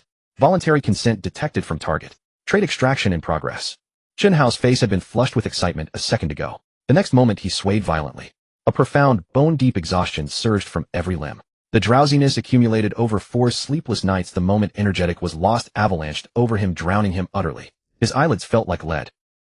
Why am I so sleepy? Shenhao mumbled, his legs giving way as he collapsed onto the keyboard. Snoring erupted instantly. The chubby guy beside him jumped in fright and shoved him. Howsy? Are you okay? Shenhao was dead asleep, unresponsive to any shaking. Lin Zhe glanced at the newly acquired energetic in the system's trait library, then turned and walked out. He'll be fine after a good sleep. He tossed the words over his shoulder and left the cafe with Ague. With this, he'd have enough to handle Shen Yinwei tomorrow. As for what would happen when Shenhao woke up, that was no longer Lin Zhe's concern. A man who had stayed up 4 nights straight, stripped of his vitality, would likely sleep for at least a day and a night. The next morning at 10 o'clock, Yunning Mansion, a black Mercedes-Benz G-Class pulled up at the gate. Shen Yinwei was not in her business suit today. She wore a form-fitting black athletic outfit, her hair tied in a high ponytail, shedding the sharpness of a corporate queen for a more streamlined look. She strode out of the car carrying a silver briefcase. Ague stood at the entrance, nodded to her, and led her into the villa. In the second-floor study, Lin Zhe sat behind a solid wood desk reviewing an analysis report on the Jiangxing real estate market. Sir. Shen Yinwei entered the study and placed the silver briefcase on the desk. Have a seat. Lin Zhe closed the file. Shen Yinwei did not sit. Instead, she stepped back half a pace and opened the briefcase. Inside lay neatly stacked piles of transfer documents and notarized certificates. Sir, these are the 3 most core land parcels under Chongqing Real Estate, along with 30% equity in Chongqing Commercial Management, Shen Yinwei reported. The Shen family completed the transfer and split overnight. These assets are now held under 3 offshore companies, completely clean. They are valued at approximately 1.5 billion yuan. Lin Zhe glanced at the documents in the case, but did not flip through them. The Chu family had fallen, and the Shun and Qin families pounced to carve up the remains. The Shun family was shrewd. They sliced off the fattest piece of meat and presented it cleanly before him as a bargaining chip for the vigorous energy. You're quite generous, Lin Zhe remarked. Compared to what the master can bestow, these are mere worldly possessions, Shen Yinwei replied, maintaining an impeccable posture. This 1.5 5 billion was also a massive chunk of cash flow for the Shin family, but Shin Chanshan had decreed that the master must be satisfied at all costs. Lin Zhe called up the system panel. Shin Yinwei, your junior is here. Lin Zhe raised his right hand, flicking his index finger slightly. A faint, barely perceptible white light leaped from his fingertip and instantly vanished into Shin Yinwei's brow. Your migraines will never trouble you again. Lin Zhe withdrew his hand. Shin Yinwei felt a sudden boom inside her head. It was like being trapped in a sweltering sauna for hours, then suddenly plunging into ice-cold mountain spring water. The piercing migraine that had plagued her for years vanished completely in that instant, leaving no trace. Not only that, but she felt every cell in her body rejoicing.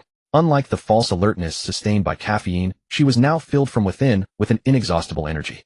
Her mind was unprecedentedly clear. The anxiety that usually arose when handling the vast Shin family business was completely suppressed by this surging vitality. She even felt that she could work for 3 days and nights straight without showing any fatigue.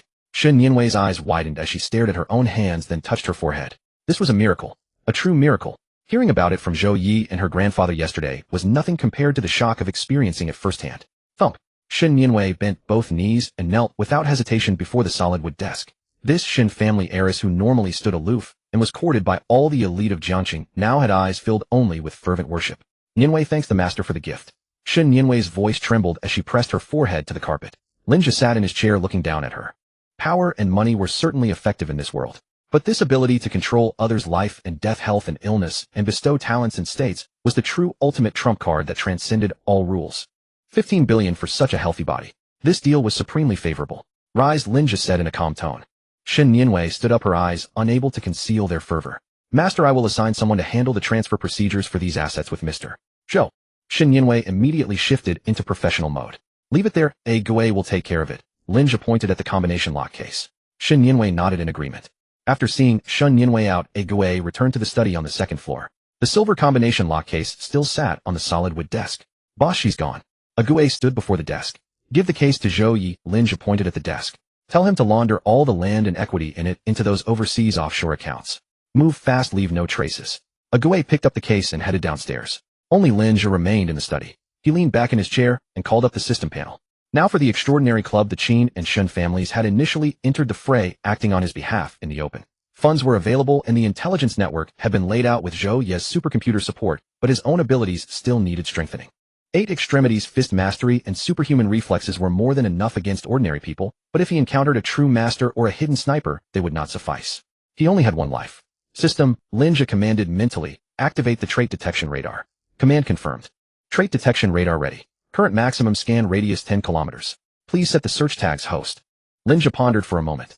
Tag settings, defense type, perception type, special physique. Minimum quality requirement purple. Search conditions locked. Radar activated. Billing started. Deducting 1000 real-world currency per second. The balance in the upper right corner of the panel began to plummet at a dizzying rate. 10,000, 20,000, 30,000. This rate of burning money would make an ordinary person's heart stop. 10 seconds meant 100 vanished faster than burning paper money. Lin Zhe didn't even blink. On his retina, a holographic map of Jiangqing City, centered on Yunding Mansion, rapidly unfolded. Rings of pale blue ripples spread outward at incredible speed. In the city center of Jiangqing, with a population of 2 million, massive amounts of data were being filtered through the system's backend. 10 seconds passed. 20 seconds passed. The map remained blank. High-quality special traits had an extremely low drop rate. Most ordinary people throughout their lives carried only white or gray mundane traits. At the 35th second, ding, target meeting conditions found. 3 points of light instantly lit up on the map. 2 purple, 1 gold. Stop scanning, Lin Zhe immediately ordered. Radar shut down. Total scan time 36 seconds. Deducted 36000 real-world currency.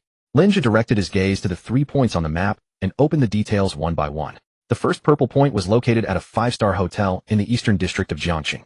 Steel stomach wall purple possesses an extremely powerful digestive system, immune to most conventional toxins, and can even digest some inorganic substances. Lin Zhe shook his head. This trait would be perfect for an eating contest, but it was of little use to him. The second purple point was near the Jiangqing Sports Center. Dynamic vision purple. The eye's lens is abnormal, able to capture the trajectory of high-speed moving objects with extreme precision. This was good. Combined with superhuman reflexes, it could greatly increase the margin of error in close-quarters combat. But Lin Zhe's attention ultimately locked onto the golden point at the southernmost edge of the map. This was the first time the system radar had scanned a gold-quality trait. The point flickered at a location in the suburbs. Death intuition gold, the ultimate sixth sense honed by repeatedly brushing against the brink of life and death. Provides an absolutely precise danger warning 3 seconds before a fatal threat arrives. Lin Zhe sat up straight. 3 seconds of warning. This was a life-saving divine trait. With that 3-second lead, even against a sniper's assassination, he would have enough time to dodge. No matter how much it cost, this trait must be secured.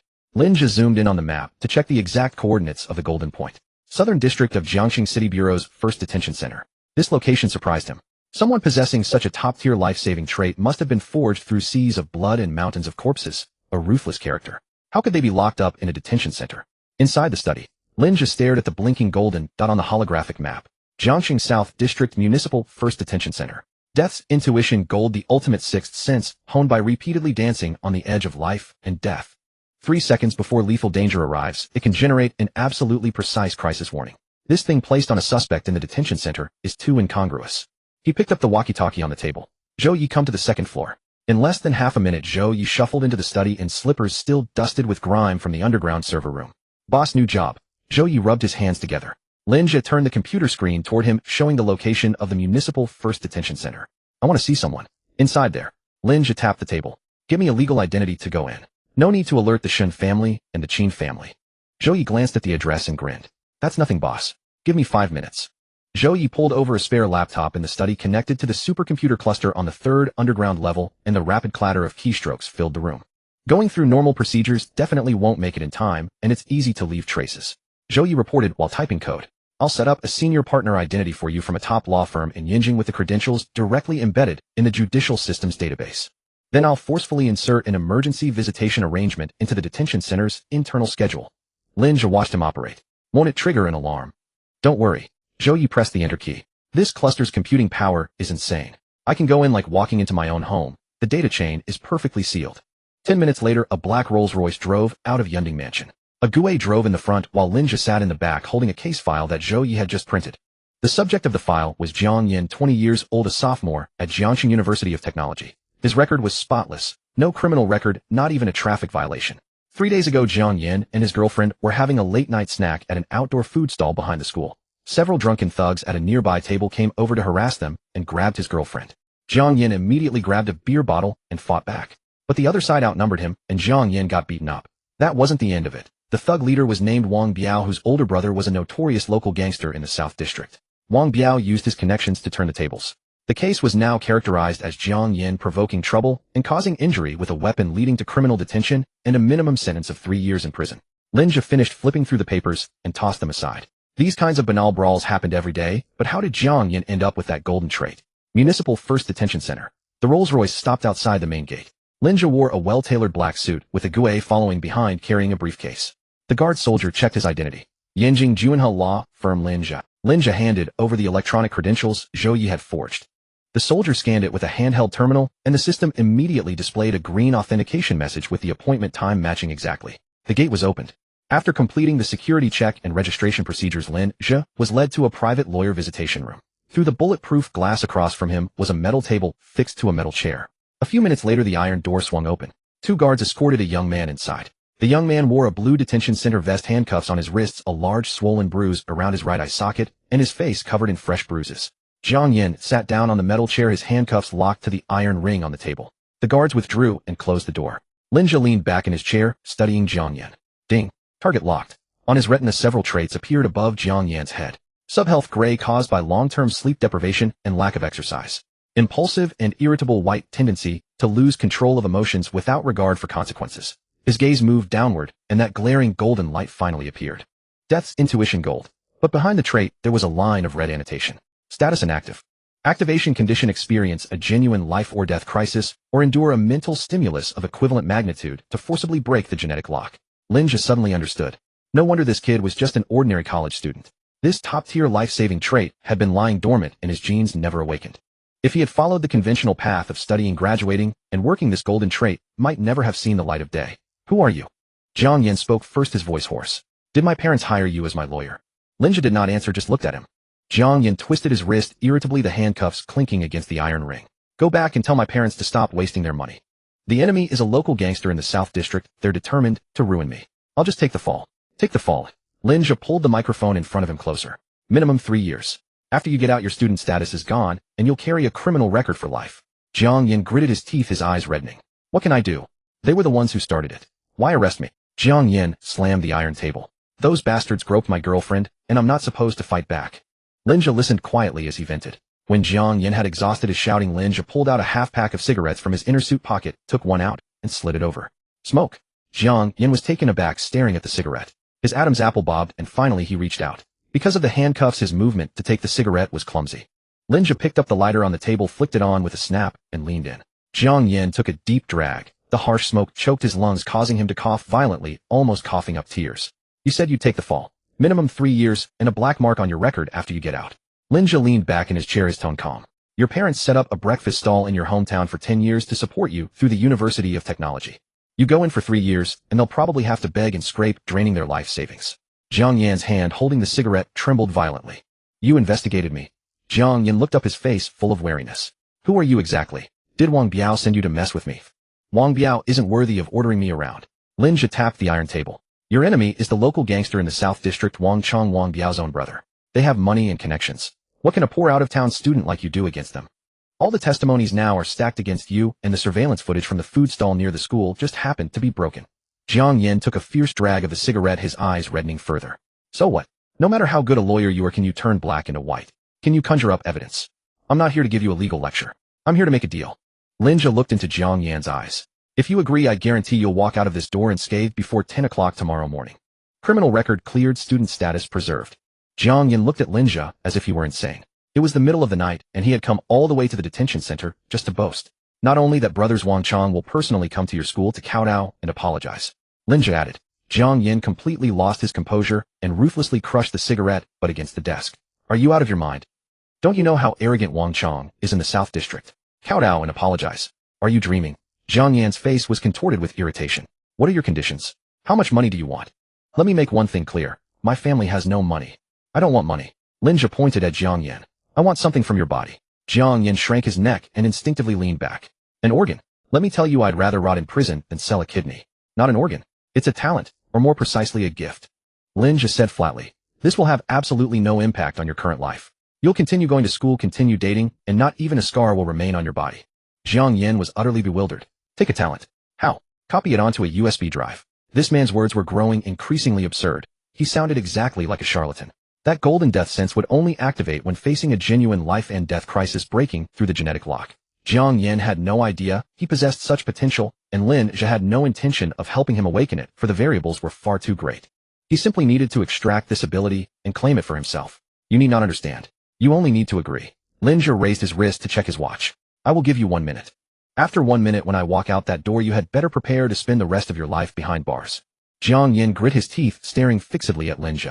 This man, dressed in an expensive suit and speaking with such authority, did not seem to be joking in the slightest. The most crucial thing was that he truly had nowhere else to turn. Besides trusting this enigmatic lawyer, whom could he possibly rely on? Rely on the system to be fair. Fine. Jiang Yin suddenly raised his head, a fierce determination blazing in his eyes. As long as you can get me out of here with a clean record, I will give you whatever ability and talent you want. A verbal contract is established. Lin Zhe murmured silently in his heart. Instruction confirmed. Target has reached preliminary transaction agreement. Contract generating. Currently in delayed transaction mode. Conditions: target Jiang Yin is to be released without charge with all criminal records expunged. The instant conditions are fulfilled, the system will automatically extract the target's death sense gold. A system alert echoed in his mind. The deal is struck, but there is one additional condition. Lin Zhe stood up and smoothed the hem of his suit jacket. Nothing about this transaction and nothing about the fact that you saw me today is to leave this room. Not a word to anyone. If this leaks, you will instantly experience what it means to suffer worse than death. Jiang Yin felt a chill crawl up his spine. I understand. I won't tell a soul. Lin Zhe turned and walked toward the iron door, tapping twice on the glass pane. 2 guards pushed the door open and efficiently unbuckled the handcuffs restraining Jiang Yin to the table. Lin Zhe carried his briefcase and left the meeting room without looking back, leaving Jiang Yin standing alone, staring at the small pile of cigarette ash on the desk, his heart churning with unease. Outside the detention center gates, the night breeze carried a chill. A Rolls-Royce waited by the curb. Ague opened the rear door, and Lin Zhe bent to slip inside. Boss, was it settled? Ague started the engine after getting in and smoothly merged onto the main road. It's done. Lin Zhe took out his phone and dialed Zhou Yi. The call connected on the first ring. Boss, awaiting your orders. On Zhou Yi's end, keyboard keys clacked furiously, the low hum of supercomputer arrays filling the background. Send a message to Qin Tianming. Lin Zhe rolled down the window just a crack and lit a cigarette. Have him find Wang Biao and Wang Chong and make them withdraw the case against Jiang Yan.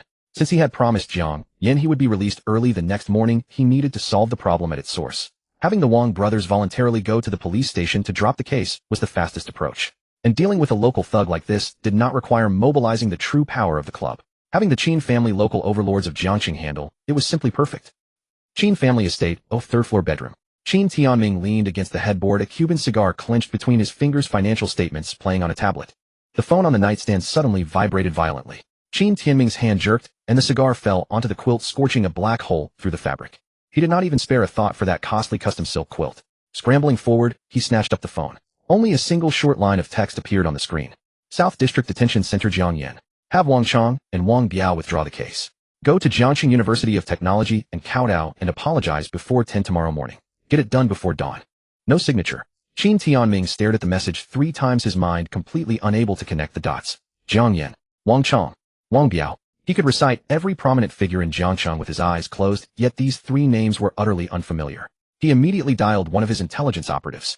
You have 3 minutes. Find out exactly who Wang Chong in the South District, Wang Biao, and Jiang Yan are. What are their backgrounds? Call me back immediately. Qin Tianming roared into the phone and hung up at once. 2.5 minutes later the call came back. Master Ming, the investigation is complete. His subordinate's voice carried a hint of caution. Jiang Yan is a student at the Institute of Technology. He was criminally detained for fighting and is currently held at the South District First Detention Center. Wang Chong is a low-level gangster operating near the South District Market, controlling 2 underground casinos and collecting protection money from several streets. Wang Biao is Wang Chong's younger brother, who was severely injured by Jiang Yan. Wang Chong is now pulling strings to ensure that college student gets locked away. Qin Tianming sat motionless for several seconds after hearing this. A college student brawl. Local gangster retaliation. For such a commonplace, trivial matter to have aroused the attention of that Mr. Lin, the man with reach everywhere capable of granting longevity at will, was simply unfathomable. Enough, I understand. Qin Tianming ended the call, threw aside the covers, and rose from bed, without even changing out of his pajamas. He threw on a coat and strode straight for the door. Something about this felt deeply unsettling, and he could not quite grasp what was happening. The study on the main building still had its lights on. Qin Tianming did not even bother knocking. He pushed open the rosewood double doors in one swift motion. Qin Jinhua sat in his armchair, a bowl of bird's nest soup in hand. At the commotion, the old man's brows furrowed. How old are you?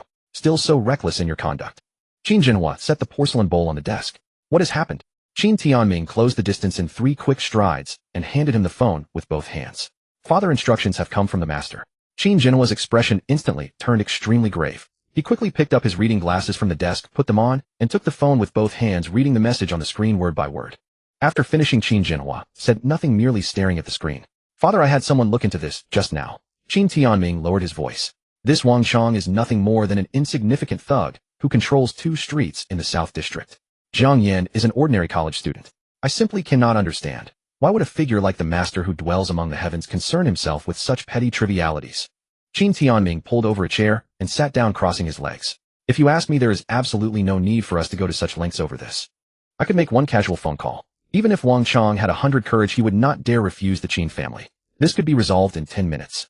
Smack! Qin Jinhua suddenly slammed his palm onto the rosewood desk, the force causing half the bird's nest soup to spill from its bowl. You foolish man. Qin Jinhua pointed at Qin Tianming's nose and cursed furiously. Is your head filled with nothing but paste? Qin Tianming was jolted by the scolding, quickly straightened up, and dared not cross his legs anymore. Dad, what did I say wrong again? Take a closer look at the channel of this message. Qin Jinhua slammed the phone heavily on the table. This is a text message sent to your private phone, not a bounty task posted in the completely black extraordinary club group. Qin Tianming still couldn't wrap his head around it. Is there a difference? It's still a task assigned by the master. The difference is huge. Qin Jinhua panted heavily with anger. The club group is for official business. There are North American financiers, European assassins. It's the club's training ground. But this message was sent to you privately, meaning the master is assigning us a personal task. Qin Jinhua stood up, clasped his hands behind his back, and paced back and forth in the study. What kind of methods does the master possess? Killing Chu Xiaojia left not even a trace of bone. Altering Jiang City's network data didn't trigger a single alarm. He could crush the Wang brothers to death more easily than stepping on an ant. Why did he specifically entrust this to you? Qin Tianming shook his head. This is the master testing the Qin family's stance. Qin Jinhua stopped pacing. The master has just established his own faction. He needs a few obedient, reliable, and at-call hunting dogs. This kind of dirty, trivial work is our perfect opportunity to show our loyalty to him. And you wanted to send a hall master to handle it. That's a death wish. Only then did Qin Tianming come to his senses, breaking out in a cold sweat, but a trace of resentment lingered in his heart. That I understand the logic. Qin Tianming rubbed his nose and muttered under his breath, but since we're both working for the master, the Shun family sent over 12 billion in land today, and Shen Yinwei must have gotten some benefit. She's walking around like she's on cloud 9. Yet we don't even see a single reward for this. Before he could finish, a sharp resounding slap landed squarely on his right cheek. The blow was delivered with immense force, sending Qin Tianming staggering back 2 steps, his face instantly swelling and reddening. Qin Jinhua withdrew his hand, his chest heaving violently. How did I father such a shallow-minded fool? Qin Jinhua's voice echoed through the grand study. Do you dare to haggle with the master? Qin Tianming covered his face, head bowed, not daring to breathe. The Shen family offered 15 billion in pure gold in exchange for a favor. That's a fair trade. The master's willingness to assign us a task is a blessing we've earned through countless lifetimes. Qin Jinhua grew more furious. Have you forgotten how Chu Changfeng jumped off the building? Have you forgotten the puddle of yellow fluid in the underground factory? Do you really think the Qin family rules Jiang City and is considered somebody in the master's eyes? Qin Jinhua walked up to Qin Tianming and jabbed his forehead. Let me tell you, if the master can make us live an extra year with a single word, he can also annihilate the entire Qin family with one sentence. When working for the master, even if there's no reward, even if he asks us to sacrifice our lives, you must do it with a smile.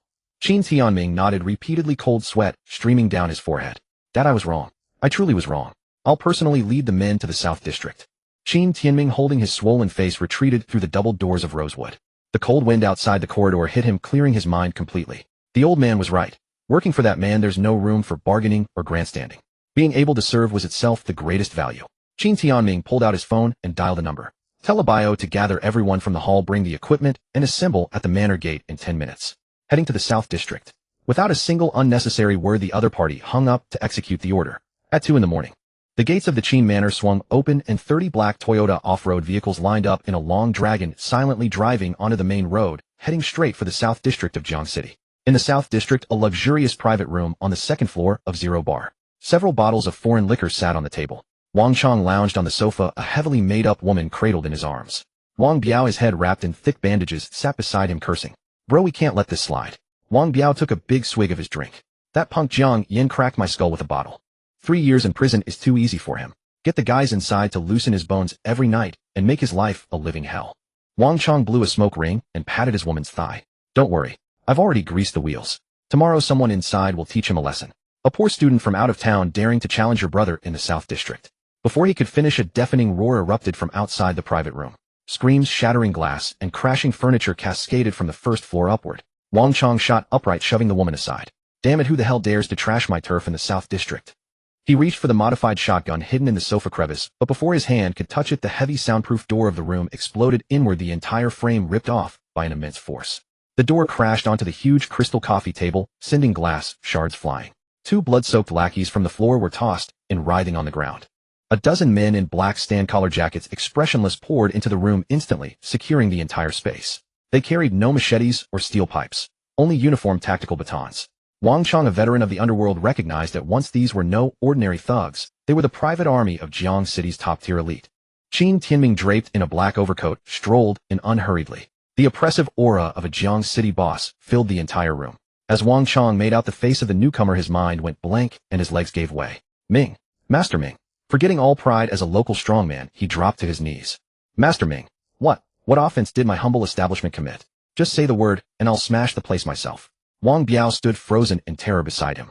His brother usually swaggered through the South District, yet now before this man, he couldn't even muster the courage to stand. Qin Tianming pulled up an intact chair and sat down. You're Wang Chong? Qin Tianming asked. Yes, your humble servant Wang Chong. And the one with the bandaged head? Wang Biao. My younger brother. Wang Chong immediately turned and shouted at Wang Biao. Kneel down and kowtow to Master Ming, you bastard. Wang Biao scrambled off the sofa and knelt beside his brother.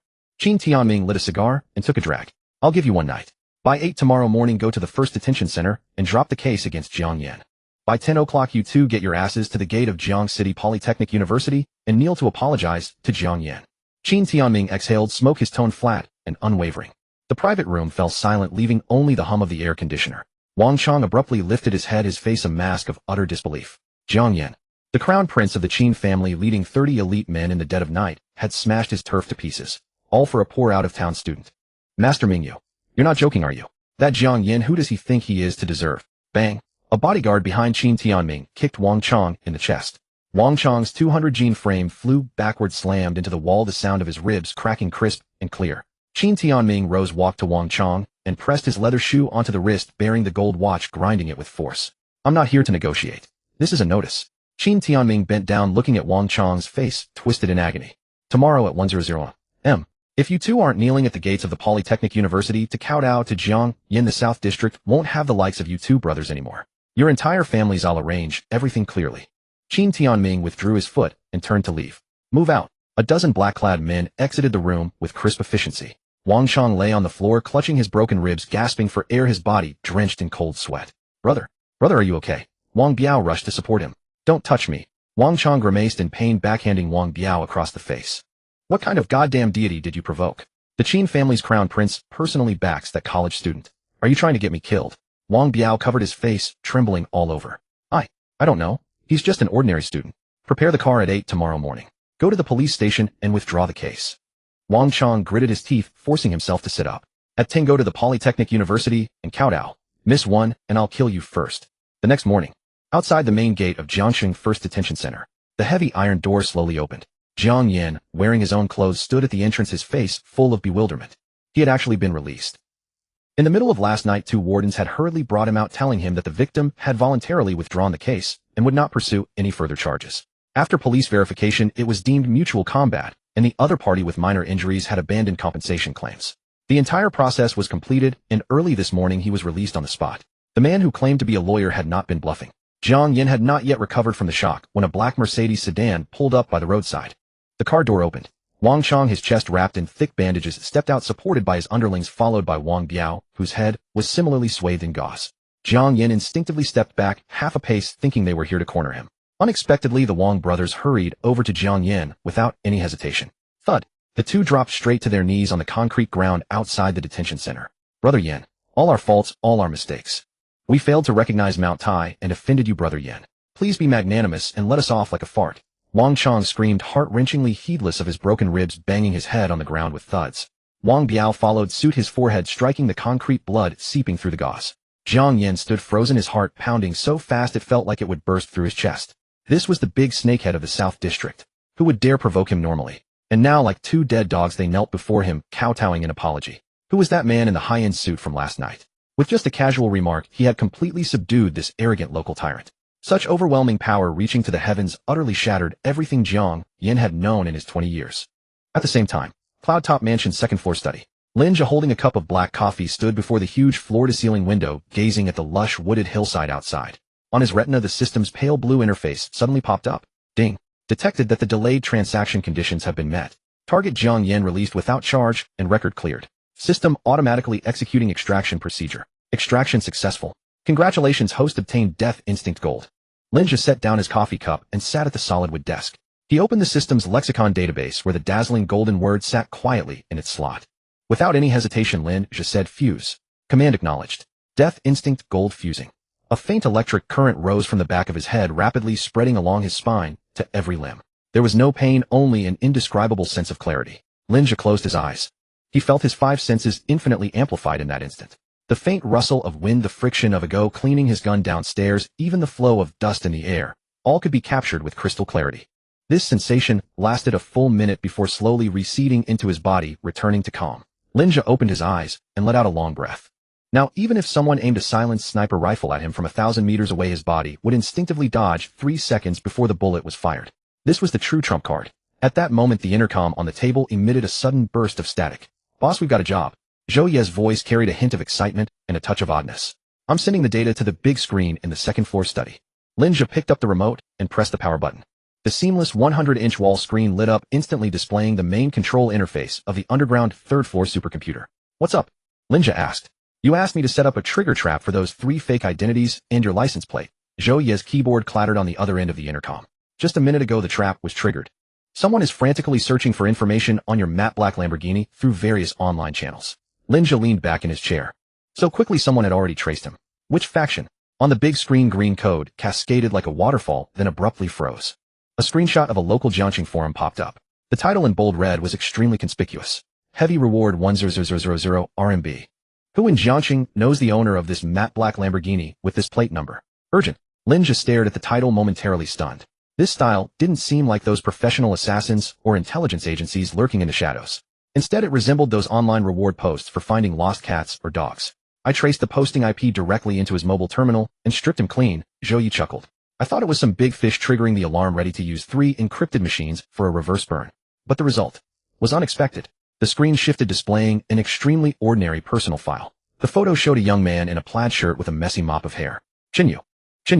Lin Zhe looked at the familiar name on the screen and shook his head. This was the Jiangxing University student who had exchanged 20 years of his lifespan for 3 million in cash. He's looking for me. Lin Zhe found it somewhat amusing. This kid has been the talk of Jiangxing's nightlife scene these past few days, Zhou Yi said, evidently having already checked Chinyu's spending records. Last week he paid in full for a Panamera at the Porsche Center downtown, costing 1.8 million after taxes. Then he went on a shopping spree at Wanxiang Mall, buying 3 Rolexes and hundreds of thousands in custom-tailored clothing. These past 2 days he's been staying in the presidential suite at the Shangri-La, opening Shenlong sets every night at the largest Jinsha entertainment city in the South District, spending over 100,000 per night. Zhou Yi paused here. However, 10 minutes ago his bank balance alert was triggered. Now he has less than 20,000 yuan left in his card. Lin Zhe listened and understood it all. A poor man suddenly coming into wealth has no concept of managing money. 3 million in cash is an astronomical figure that ordinary people could never earn in a lifetime. If held onto and used to live a steady life, it would bring smooth sailing forever. But if one tries to force their way into the life of the ultra-rich with a vengeful mentality, this amount of money is just a fleeting sound. It is easy to go from frugality to luxury, but hard to go from luxury back to frugality. Having tasted the sweetness of throwing money at people, he had grown accustomed to the fawning posture of goddesses who usually looked down on him. Now the money was gone, and he was about to be reduced to his original state. This fear could drive a person insane. That was why he was frantically posting online, hoping to find that living immortal who could trade money for lifespan. Have you handled the post? Lin Zhe asked. Already taken care of, Zhou Yi said, his fingers tapping on the keyboard. I directly set up a background information cocoon for him. This post can only be seen on his own phone across the entire internet. I even wrote a script using hundreds of zombie accounts to boost his post like it, and deliberately left a few ambiguous clues to toy with him. He's now hugging his phone, replying to each one. Lin Zhe stood up and straightened his coat. This leak had been harvested twice. He had thought it would stay quiet for a few years. Unexpectedly, its growth rate far exceeded expectations. Chinyu's mutated trait, money over life, was a fine thing. Locate him, Lin Zhe said. He's in the South District at Jinsha Entertainment City. The Imperial Suite on the top floor. Zhou Yi reported the location. Ague, get the car ready. Lin Zhe pressed the intercom. Let's go see what this kid is up to now. And by the way, harvest him one more time. Jiangxing South District, Jinsha Entertainment City. Inside the Imperial Suite on the top floor, the music was deafening. The coffee table was covered with expensive imported liquor, and the floor was littered with open champagne corks. 7 or 8 girls in revealing outfits and delicate makeup were squeezed together on the sofa. Zhang Tingting, the ex-girlfriend who had once despised his poverty and publicly told him to get lost, was now clinging to Chinyu with extreme docility. Her fingers, painted with bright red nail polish, peeled a grape and coquettishly fed it into his mouth. Brother, you promised me last night that you would take me to pick up that limited edition Hermes bag today. Zhang Tingting's voice was sickeningly sweet, as if she wished to melt into Chinyu's bones.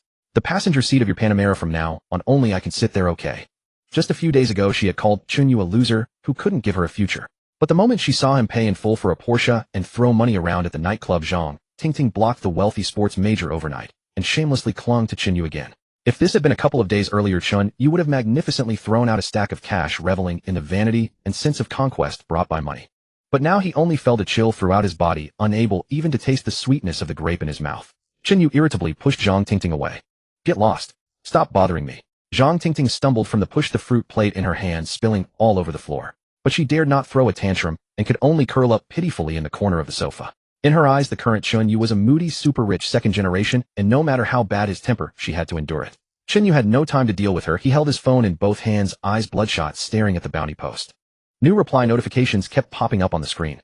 Opie, are you an idiot? There are plenty of matte black Aventadors in Jiangxing. You don't even have a full license plate. Who are you looking for? I think I saw one in the East District today. DM me, send a 20,000 deposit first, and I'll take you to intercept him. All of it was a bunch of meaningless nonsense and scammers. Chinyu was sweating with anxiety, his thumb constantly refreshing the page. He had opened another Shenlong set worth 150,000 tonight, and when he sneaked a look at his bank balance in the restroom, he found only a pitiful 18,000 yuan left. If he couldn't pay the bill tonight, the wealthy young master persona he had carefully cultivated for several days would collapse instantly. Zhang Tingting would leave him again, and that Porsche-driving rich kid would step on his face and mock him. This absolutely cannot happen. Money. I need money. I still have many years of lifespan. I'll sell it all. Hurry up and appear. Chinyu muttered obsessively at his phone screen. The suite door was pushed open and a customer manager in a vest walked in, holding a POS machine, a professional fake smile plastered on his face. Young Master Chen, regarding tonight's expenses, would you like to settle now, or put it on your tab, and pay later? Although the manager spoke politely, in a place like this nightclub the rule was to swipe the card first before serving the drinks, especially for a large order of 150,000. Chen Yu's heart skipped a beat, cold sweat streaming down his forehead. What's the rush?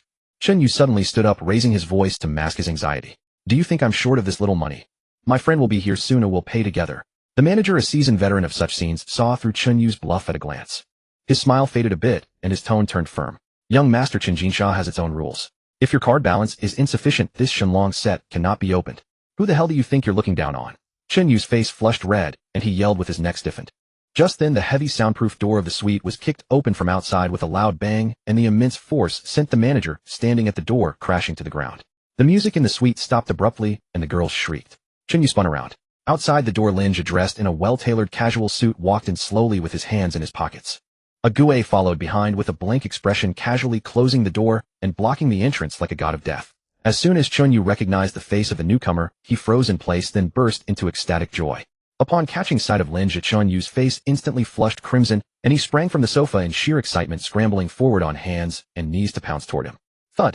Chen Yu dropped straight to his knees before Lin Zhe, clutching his thighs desperately. The spectacle left everyone in the private room utterly stunned. The arrogant young Master Chen, who moments ago had been tossing money around with such swagger, was now on his knees like a stray dog before a complete stranger. Zhang Tingting shrank into the corner of the sofa, her mouth slightly agape. She had never witnessed such abject submission from Chen Yu. Big shot. You're finally here. Chen Yu stammered incoherently, tears and snot smeared across his face. I knew you'd see that post. Lin Zhe looked down at the young man at his feet. Just 2 days prior, when he flaunted 3 million like a wealthy heir, how domineering he had been. Now, with his fortune depleted, how wretched he appeared. A pauper suddenly flush with wealth simply cannot bear such sudden prosperity. Too noisy. Lin Zhe ignored Chen Yu entirely, merely raising a hand casually. A Gue beside him immediately stepped forward half a pace. The account manager, who had been knocked to the ground, was only now dragging himself back to his feet. Having worked at Jinsha Entertainment City for 5 years, he carried connections to the underworld and was accustomed to bullying others. How could he bear such humiliation? Who the hell do you think you are? The manager pointed at Lin Zhe and a Gue, cursing profusely. You come to Jinsha to cause trouble, without even bothering to find out whose territory this is. If you don't settle the 150,000 for tonight's private room, none of you will walk out on your feet. Hardly had the words left his mouth when a Gue was already before him. Before the manager could register what had happened, an iron grip hand clamped around his neck. With his left hand, a Gue lifted the fully grown man, while over 100 Jin, clean off the ground, his legs dangling helplessly in the air. GH. Let go. The manager clawed at a Gue's forearm, his face turning the color of spoiled liver, his legs kicking wildly above him. A Gue's expression never shifted. His right hand swept outward with brutal force, sending the manager flying through the doorway to crash against the corridor wall. He slid to the floor unconscious before he could even groan. Silence fell so thickly within the private room that a dropped pin would have echoed. Several hostesses, their faces drained of color, huddled together, trembling. Walk out on your own, or I'll carry you out. A Gue turned to regard the group of girls. Those words served as a starting pistol. The girls shrieked and bolted for the door. Zhang Tingting lost a high heel mid-flight, scrambling and crawling her way out without daring to glance back. The private room was instantly empty. A Gue pulled the battered soundproof door shut behind him, leaning against it to block any view from outside. Lin Zhe navigated around the scattered glass fragments and took his seat on the leather sofa at the far end of the room. An unopened set of Ace of Spades champagne rested on the table. Open one.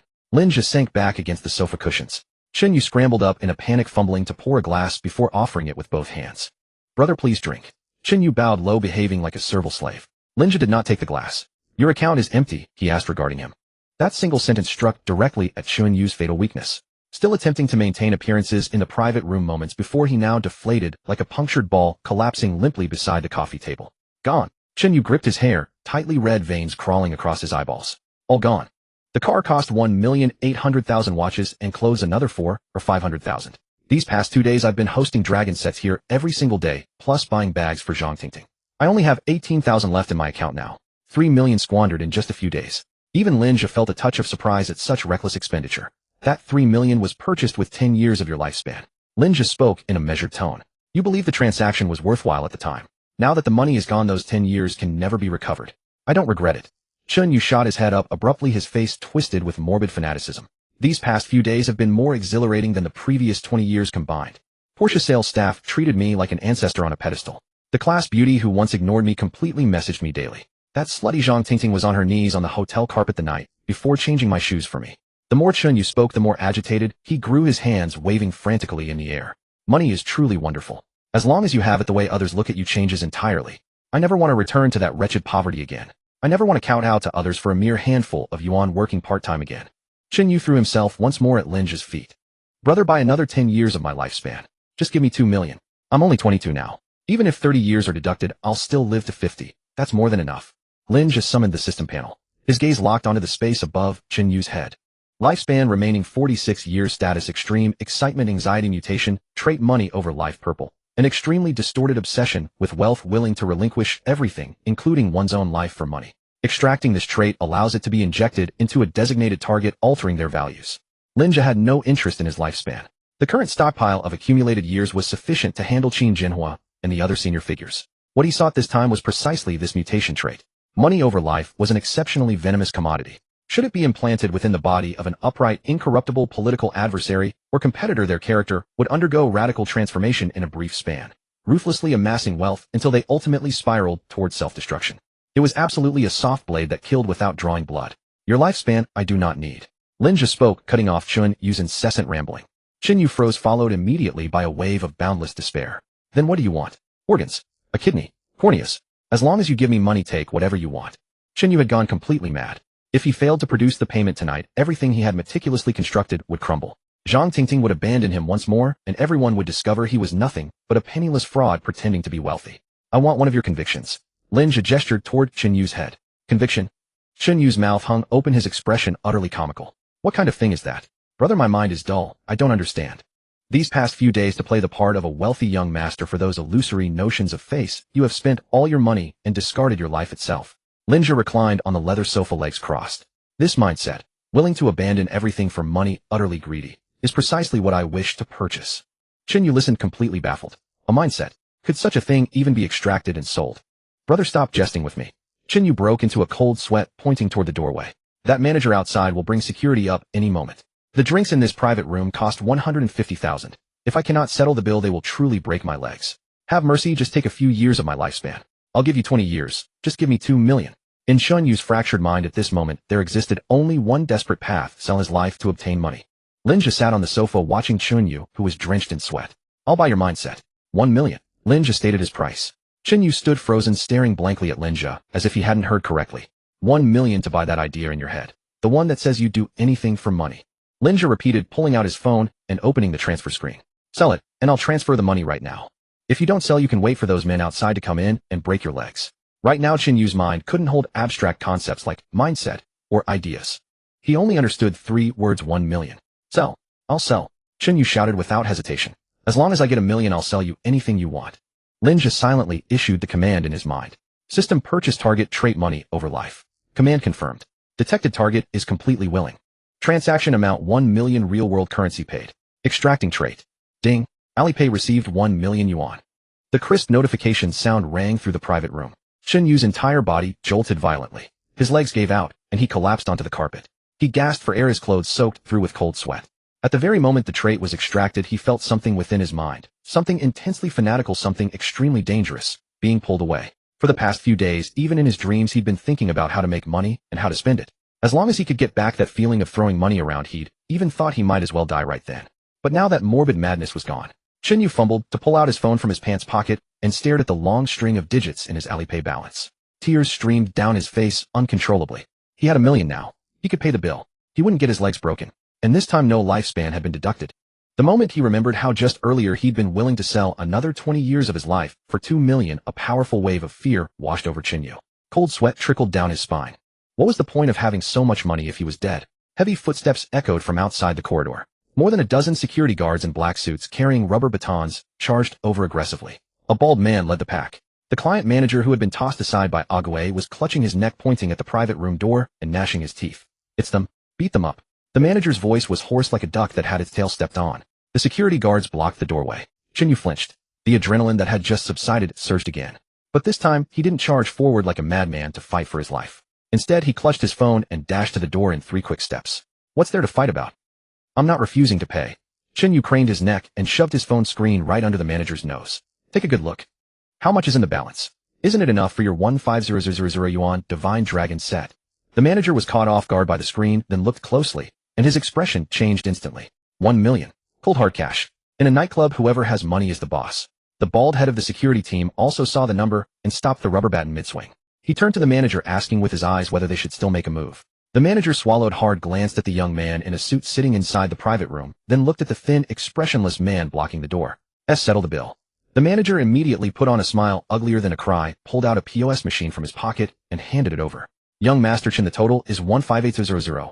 I'll waive the change. 150000. Chen Yu snatched the POS machine and keyed in his password with lightning speed. Beep. Transaction successful. The sound of the receipt printing echoed unusually clearly through the corridor. Chen Yu tore the receipt off and threw it at the manager. Take the money and get lost. The manager nodded repeatedly and disappeared down the corridor with the security guards. Chen Yu turned around and looked at Lin Zhe, who was still sitting on the sofa. By his temper over the past few days, now that he had money, he would have thrown down another 1 or 200,000 to order drinks for the whole venue and salvage his lost face. But now he actually felt that spending 1500 on a few bottles of wine was outright robbery. It hurt like hell. His mind had never been clearer. With the remaining 8500, if he quietly bought a small apartment and put the rest in fixed deposits, that would be enough for him to go back home and live a stable, peaceful life. As for Zhang Tingting, that bottomless pit, he absolutely had to stop contacting her. That woman could spend over 200 yuan in a single day. No amount of money would ever be enough to fill her void. As for selling his lifespan, Chen Yu glanced at Lin Zhe and quickly lowered his head. Too terrifying. With just a casual sentence, this man could buy a life. Now that he had money, he just wanted to stay as far away from this kind of unnatural monster as possible. Brother, Chen Yu said from 2 meters away, his face full of sycophantic smiles. The bill is settled. If you don't need anything else, I'll get going. I promise I'll never come to a place like this again. I'll head back to my hometown and find a proper job. Lin Zhe looked at Chen Yu. He keenly sensed the change in Chen Yu. After losing the trade of money over life, Chen Yu hadn't become a saint who saw through the mortal world. He still valued that 8500 very much. When he'd shoved his phone at the manager earlier, that smug nouveau riche expression hadn't changed either. But now he had a bottom line. He feared death, felt heartache over spending 1500, and started calculating how to get by in the future. All normal emotions for an ordinary person.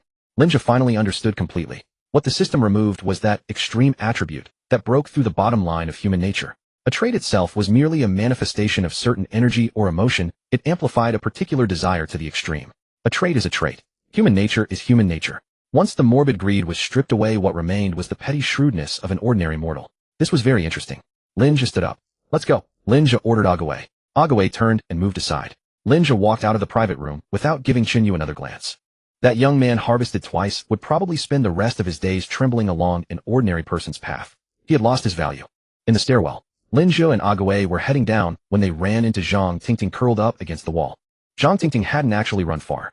She'd heard that Chen Yu not only hadn't been beaten, but had directly settled a 1500 yuan bill. Her little schemes instantly started clicking again. Chen Yu still had money in his account. Watching the two men walk down the stairs, Zhang Tingting paid them no attention at all. She tottered on her high heels and ran straight up to the private rooms. Just as she reached the corridor, she saw Chen Yu about to press the elevator button. Yuji. Zhang Tingting immediately switched to a sticky sweet voice and pounced over to hug his arm. That scared me to death just now. Those security guards were so vicious, I was afraid they'd hurt you. Zhang Tingting rubbed her chest against Chen Yu's arm, speaking in a coquettish tone. Yuji, what about the limited edition bag we talked about? Get lost. Chen Yu yanked his arm away with such force that he flung Zhang Tingting against the wall. Zhang Tingting was stunned. For the past few days, Chen Yu had been completely obedient to her. Hadn't even said a harsh word. You think I'm an ATM? Chen Yu screamed, pointing at her nose. I dropped nearly 200,000 on you these past days, and I didn't even hold your hand more than a couple times. You really think I'm an idiot? Stay the hell away from me. As he finished cursing, the elevator doors opened. Chen Yu dove in and mashed the close button. Zhang Tingting sat dazed on the floor, utterly unable to understand how Chen Yu had suddenly become a different person. Outside the main entrance of Jinsha Entertainment City, Lin Zhe and Agaway walked out through the revolving door. Behind them inside the lobby, they could still hear Zhang Tingting's shrill crying as she struggled with security guards while trying to find Chen Yu. Lin Zhe slid his hands into his trouser pockets without once looking back. Parked by the roadside was the Rolls-Royce, and Agaway stepped forward to open the door. Not right now, Lin Zhe raised a hand. Walk around the area with me. Agaway immediately withdrew his hand and silently followed at Lin Zhe's rear flank. This bar street in the southern district was the epicenter of Jiangqing's nightlife, a continuous stretch of flashing neon signs lining both sides of the road, where sports cars and modified vehicles were parked bumper to bumper. Streets were packed with young men and women dressed scantily and wearing heavy makeup. As Lin Zhe walked along the sidewalk, he activated the system's scan mode in his retina. Nearly everyone had 1 or 2 gray negative tags hovering above their heads, severe overdraft, addicted to vanity, drowning in online loans. This was a glittering carnival of fame and fortune where there was no shortage of young people living far beyond their means with empty pockets. Lin Zhe's tag collection now held Death's Intuition and the newly acquired variant Tag Money over Life. But his lifespan inventory was running dangerously low. The decade of lifespan he'd harvested from Chunyu had already been spent on Chu Changfeng and Old Master Qin, with reserves needed to maintain control over those dying tycoons. Since he was already here, he decided to harvest a few more while passing through. Walking down the street, Lin Zhe paused in an alley behind Max's slow-tempo bar. The alley was pitch black save for a dyed blonde youth crouched beside a trash bin furiously tapping his phone. From under 5 meters away, Lin Zhe could clearly read the tags hovering above his head. Target Zhao Peng. Age 22. Lifespan 51 years remaining. Status desperate white. Zhao Peng's hands trembled as he pleaded into his phone screen. Brother Long, just 3 more days. Once I get paid, I'll pay back those 5,000 in interest right away. The voice crackled through the phone like rusted iron laced with threats. Cut the crap. When you borrowed 50,000 to tip that female streamer, where was your excuse for being broke? By 12 noon tomorrow, if I don't see 60,000, including principal and interest, every forum, your parents' workplace, and your sister's school post will be flooded with your photos. The call ended abruptly. Zhao Peng's fist slammed into the brick wall, tears welling in his eyes. Lin Zhe approached. Zhao Peng looked up at the sound of footsteps, his face filled with wariness as he stared at Lin Zhe and Gui. Who are you? Did Brother Long send you? I told you I'll figure something out tomorrow. Zhao Peng backed away in fear. Lin Zhe pulled out his phone and lit up the screen. The Alipay balance glared at him in long striking digits. I don't know any Brother Long. Lin Zhe cut straight to the point. Let's make a deal. 100,000 yuan for something of yours. Zhao Peng stared at the balance, dazed before instinctively clutching his side. What are you buying? I'm warning you. Organ trading is illegal. Gui stepped forward. Lin Zhe held up a hand to stop him, his gaze calm as he looked at Zhao Peng. I won't lay a finger on you. I'm buying your lifespan. Lin Zhe stated his price. 1 year of life for 100,000 yuan in cash, settled on the spot. Deal or not? Zhao Peng stared at Lin Zhe as if he were insane. Lifespan. This thing could actually be sold. Under normal circumstances, he would have cursed and fled. But with online loans cornering him and total ruin looming, if he couldn't repay tomorrow, he had nothing left to lose. What was there to fear when he couldn't even scrape together 100 yuan? At worst, he'd just get beaten up. You'll really give me 100,000? Zhao Peng grit his teeth, staring at the phone in Lin Zhe's hand. 100,000 a year. I'll sell 5 years. Zhao Peng blurted out urgently, as if afraid Lin Zhe might reconsider. 50,000 for me. Can you buy it? 50,000. It would clear Brother Long's usurious debt, pay off the remaining balance on the second-hand BMW he'd financed through online loans, and even leave enough to party in VIP booths at nightclubs for a few nights. To a 22-year-old convinced his youth was endless, sacrificing 5 years felt like nothing at all. In his subconscious, he even suspected this man was either mad or a spoiled rich kid playing some kind of prank show. The money in hand was what mattered. Scan the code. Lin Zhe opened the transfer page. Zhao Peng fumbled to open his QR code. Ding. 50,000 yuan received via Alipay. The electronic voice echoed through the dim alley. Zhao Peng's eyes nearly bulged as he stared at the 50,000 in his account, jumping with excitement. It's real? Holy shit. There's really 50,000. Lin Zhe issued a silent command. System, purchase 5 years of the target's lifespan. Command confirmed. Target fully willing. Transaction complete. The moment the notification sounded, Zhao Peng's manic laughter died mid-breath. He suddenly felt a heaviness seize his chest, darkness flickering across his vision as his legs inexplicably weakened. His once-taut supple skin seemed to lose moisture in an instant, fine lines appearing at the corners of his eyes. These changes were so subtle that only someone who knew him intimately would notice. Zhao Peng gasped for air, leaning against the brick wall and patting his chest. Why is the alcohol hitting me so hard? He never connected his symptoms to the transaction, blaming it entirely on drinking too much and staying up late. With 50,000 in his pocket, he felt invincible now, like he could walk anywhere in Jiangsheng with his chest puffed out. Lin Zhe ignored him and turned to leave the alley. On his system panel, his lifespan inventory had jumped from 4 years to 9 years. Lin Zhe and Gui continued wandering the bar street. Rarely did he get the chance to go out, so he needed to stock up. Over the next hour, Lin Zhe encountered a man desperately maxing out credit cards for a luxury car down payment and bought 3 years for 300,000. He also found a college student who'd gone margin calling in crypto and wanted to jump into the river. He acquired 8 years for 800,000. The entire bar street became Lin Zhe's cheap harvesting ground. All it took was someone needing money and being willing to sell. For just 2 million yuan, he harvested 20 years of lifespan, bringing his total to 24 years of lifespan. If Qin Jinhua, who had paid 3 billion for a single year of lifespan, knew about such bargain prices, he'd likely lose sleep for days. The night wind grew cool. Lin Zhe checked his watch. 3:30 a.m. Let's head back. To Gui. His lifespan reserve was sufficient to handle the recent arrangements. There was no need to waste more time in this suffocating place. The black Rolls-Royce glided smoothly along the deserted streets of Jiangxing. Streetlights blurred past the car windows in rapid succession. Lin Zhe sat in the back seat, casually summoning his system panel to tally up the night's gains from the bar district. Death God intuition gold fused. Desire for wealth above all else purple, an extreme, distorted obsession with money. Recorded in the keyword database. Lifespan reserve 24 years. along with several miscellaneous white status keywords like vitality and alcohol immunity, mere trifles he'd picked up cheaply from the bar district. Trading several million in cash for these extraordinary advantages beyond ordinary reasoning. This deal was a guaranteed winner, no matter how you calculated it. Boss, we've arrived. Agoué pulled the car to a stop in front of Yunding Mansion. Lin Zhe stepped out of the car and walked into the villa's grand hall. The living room lights on the first floor were on. Zhou was wearing just a pair of shorts, crouching in front of the refrigerator, searching through frozen dumplings. Hearing the commotion, Zhou turned his head, a half-eaten ham sausage still in his hand. Boss, you're back. Zhou greeted him with his mouth full. Can't sleep in the middle of the night looking for something. Lin Zhe walked over. The underground server room's too cold, came up to find some food. Zhou tossed the frozen dumplings into a small pot nearby, then lowered his voice and pointed upstairs. Boss, you should go check on old son. That kid's gone completely berserk. What's going on? Didn't you allocate him 10 billion? Zhou muttered while cooking the dumplings. The guy locked himself in the trading room, eating and living in there. The high-speed trading channel I set up for him lets him execute dozens of orders per second. I saw his dark circles, they're practically hanging off his chin. If he keeps this up, I'm afraid he's going to have a heart attack. Lin Zhe thought of Sun Lisan's top-tier keyword, financial genius. Now freed from the suppression of Black Swan, this beast long caged had finally caught the scent of blood. I'll go take a look. Lin Zhe said no more and headed straight up to the third floor. The soundproof door to the third-floor trading room was left slightly ajar. Pushing open the door, a thick mixture of black coffee and Red Bull assaulted his senses. The room didn't even have the main lights on.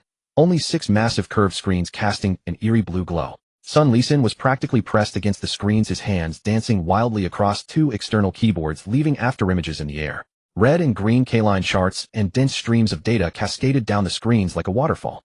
Buy. Close position. Go all in with 20 times leverage shorted. Sun Lisan muttered to himself, completely unaware that someone was standing behind him. Lin Zhe pulled over a gaming chair and sat down behind him, watching him trade in silence. After a full 10 minutes, Sun Lisan slammed the enter key. He let out a long, relieved breath. Slumping in his chair, he twisted his neck with a series of cracks. As he reached for the can of cold coffee on his desk, he caught a glimpse of a figure reflected in the screen. Holy!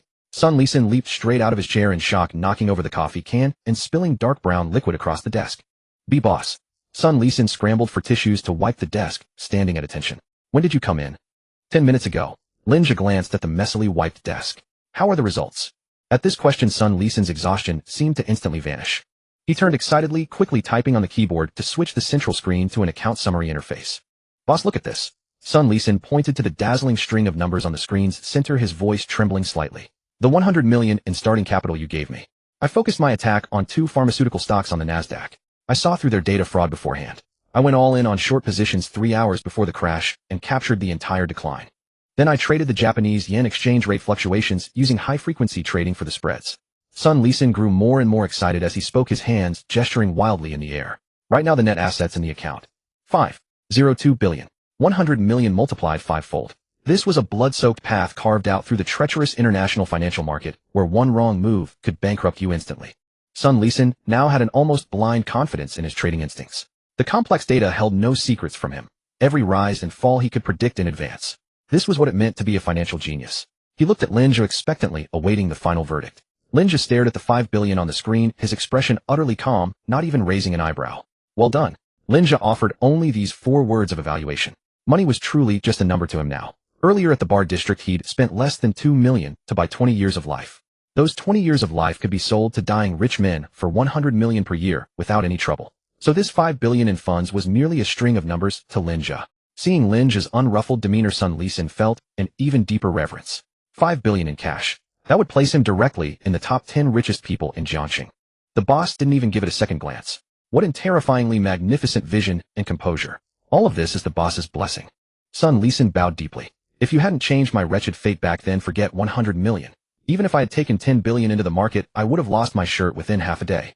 Lin Zhe regarded him. Above Sun Lisan's head in the system panel, a string of gray status effects hovered. Extreme exhaustion, nervous breakdown, increased risk of sudden death. So bent on making money, he'd nearly traded his life away. At this rate, you'll earn it, but have no life to spend it on. Lin Zhe leaned back in his chair. It's fine. Once this market cycle ends, I plan to sleep for 2 whole days straight to make up for it. Sun Lisan scratched his head, forcing a smile. Even if you catch up on sleep, the life you've burned through won't come back. Lin Zhe summoned the system keyword database. Earlier at the bar district, he'd spent 0 on a vitality keyword from a nightclub prince. This item was low quality, only white tier, but more than enough to deal with post-all-nighter fatigue. System grant target vitality.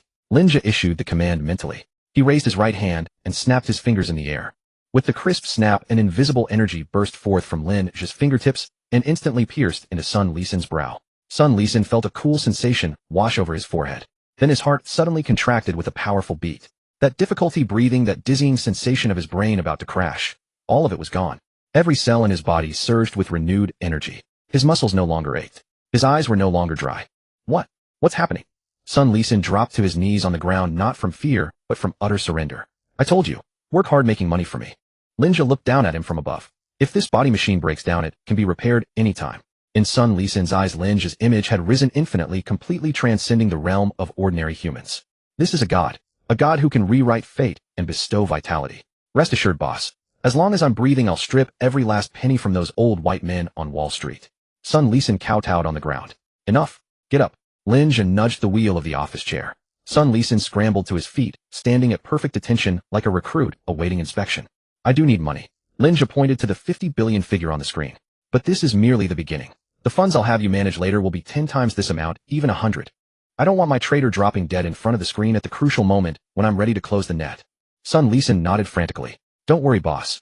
I'm in peak condition right now. I could wrestle an ox. Let me go short those remaining pharmaceutical stocks I've been watching. With that, he turned to reach for the keyboard. Stop. Lin Zhe's voice cut through. Sun Lisan's hand froze midair. Go take a shower and sleep. That's an order. Lin Zhe's tone was matter of fact. But boss, these market conditions come once in a lifetime. Markets will always exist.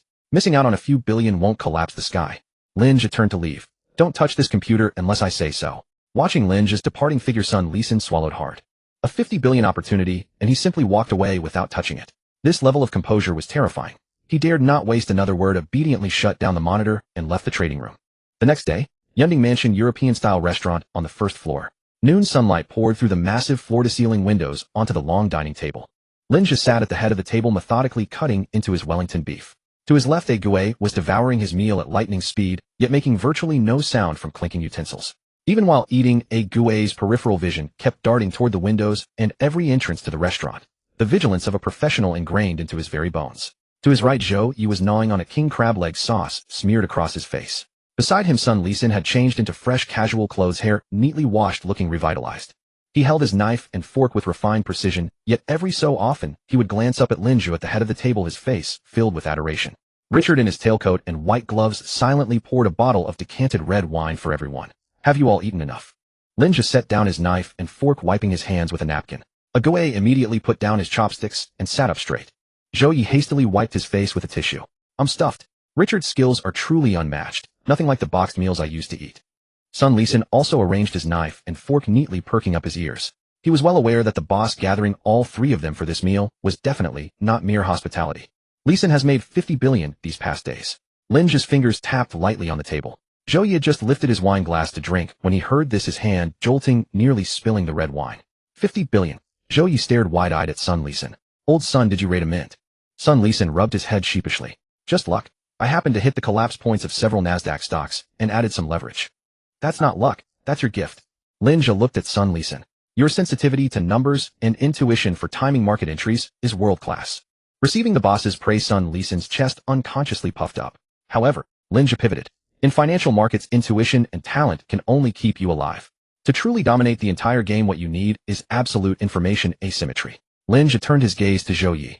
Zhou Yi, if you wanted to dig into a listed company's secrets, how deep could you go? Zhou Yi immediately set down his wine glass, his attention sharpening. Boss, as long as they have a server and are connected to the internet. What color underwear their executives wore last night, how many mistresses they keep outside, how much money sits in their overseas private accounts. Even the fake accounting books they use for tax evasion. As long as it exists in electronic data, I can dig it all out and lay it before you in its original form. Zhou Yi grinned. That supercomputing array in the underground third floor isn't just for show. Lin Zhe nodded with satisfaction, turning back to Sun Lisan. Lisan, if someone placed your opponent's whole cards, all their financial fraud evidence, upcoming negative or positive announcements, on your desk 3 days, even a whole week before the market reacted. Lin Zhe leaned forward slightly. What could you accomplish with these cards in hand? Sun Lisan froze. A thunderclap echoed in his mind, blood surging straight to his crown. The greatest risk in financial trading lies in the unknown. Every retail investor, every speculative capital, even the major institutions, all are fumbling through fog, trying to guess their opponent's intentions using public data and candlestick charts. What if you could see your opponent's true cards in advance? If I truly had that kind of intelligence support. Sun Lisan felt his breathing turn ragged, his hands braced on the table as he stared at Lin Zhe. I wouldn't need 50 billion. Even with just 500 million, I could grind Wall Street's quantitative funds into the dust. Give me enough leverage, and I could drain a trillion-dollar dynasty dry. Playing with exposed cards. Taking the exam with the answer sheet right in front of you. Combined with Sun Lisan's supernatural sense for entry and exit timing. This wasn't trading, it was a one-sided massacre. Zhou Yi now caught on too, slapping his thigh. Boss, you want old Zhou and old Sun to team up? Zhou Yi's eyes sparkled. Yes. Lin Zhe leaned back in his chair. Zhou Yi handles breaching the target's network defenses and excavating hidden confidential files. Lisan takes these top-secret intelligence files and uses them to set traps, strike, and harvest profits in the secondary market. A cyber phantom roaming the dark web. A financial harvesting machine with supreme market intuition. These two working together, the financial markets would face nothing short of a nuclear strike. This deal is too exciting. Zhou Yi rubbed his hands together. Boss, who's our first target? Sun Lisan also gazed at Lin Zhe with burning intensity, eager to take a major institution down. Those 50 billion he had earned before now seemed like mere pocket change. Boss, who's our first target? Zhou Yi wiped his mouth casually with a napkin. The prominent families in Jiangxing, or the internet giants in the south. If we hit the domestic market with 50 billion in principal plus intelligence, I could overturn the entire sector. Sun Lisan adjusted his glasses. Lin Zhe shook his head, cutting a piece of Wellington steak and putting it into his mouth. The domestic market is too small and the waters are too shallow. Besides, stirring up trouble at home will only get you dirty. Lin Zhe put down his knife and fork, wiped the corner of his mouth with a napkin. If we fight the fattest. He paused, then uttered 3 words. Wall Street. At these 3 words, Sun Lisan's fork dropped directly onto the plate with a crisp clatter. Zhou Yi sharply inhaled. Wall Street. That was the heart of global capital, gathering the world's most elite financial institutions, quantitative funds, and hedge fund giants. Swimming within were all true financial behemoths. Although Sun Lisan was extremely passionate about finance, he was a professional after all. He took a deep breath, suppressing his wildly beating heart. Boss, the scale of Wall Street is too massive. Sun Lisan quickly explained the stakes. 50 billion RMB converted to US dollars is less than 800 million. Throwing this money into the US stock market wouldn't even make a splash.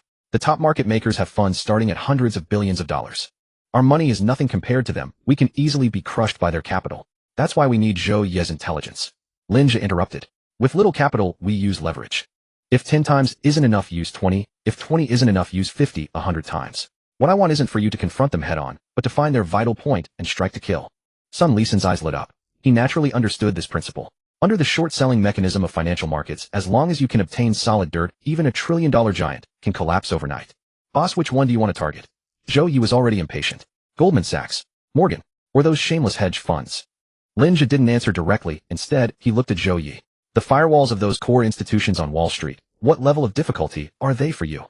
Zhou Yi grinned. Difficulty? Boss, let me put it this way. Those military-grade firewalls they use in my dictionary are like an unlocked glass door. As long as I have enough time and the computing power of our supercomputer in the basement level 3, I can dig out every single ledger of theirs cleanly. Lin Zhe leaned back in his chair. I'll give you 3 days. Go to the pits on Wall Street and find a fish fat enough.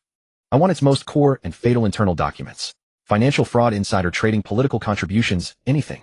As long as it can have its stock price. Sun Lisan couldn't sit still. 800 million US dollars as seed capital plus cheat level intelligence that gave a full map view. This was absolutely the most satisfying battle he had ever fought in his life. Boss, rest assured. As long as Zhou Yi's intelligence is in place, I guarantee that those vampires on Wall Street will know what a real financial storm is. Lin Zhe nodded, got up, and walked toward the study on the second floor, no longer paying attention to the 2 guys in a state of extreme excitement below. In the following days, the basement level 3 and the 3rd floor trading room of Yunding Mansion entered full-load operation. Zhou Yi's supercomputer array ran around the clock. 3 days later, late at night, in the 3rd floor trading room, Lin Zhe pushed open the door. Zhou Yi and Sun Lisan were sitting side by side in front of the computers. Both of their expressions were extremely excited, even revealing a hint of barely concealed ferocity. Boss, you're here. Zhou Yi quickly tapped a few keys. The fish is chosen. On 6 large screens, a company's logo simultaneously appeared. Haibo Shun Pharmaceutical, a biopharmaceutical giant listed on the U.S. stock market, Sun Lisan quickly reported. Currently, its market value is 120 billion US dollars. Its flagship product is a special anti-cancer drug called HX7. This drug just passed FDA approval last month and is about to officially launch. Because of this positive news, their stock price soared by 40% in 1 month. Lin Zhe looked at the K-line chart on the big screen, the stock price surging all the way. A giant with a market cap of $100 billion. Lin Zhe pulled over a gaming chair and sat down. Where's the vital point? Zhou Yi chuckled and dragged an encrypted English document onto the main screen. The vital point is this drug. Zhou Yi pointed at the dense data on the document. I hacked into the core lab server responsible for their R&D and cross-referenced the review reports they submitted to the FDA. Boss, those bastards have faked it so outrageously. Sun Lisan then added, in the Phase 3 clinical trials they concealed the severe fatal side effects of HX7. Among the trial samples, over 15% of patients died from acute heart failure within 3 months of taking the drug.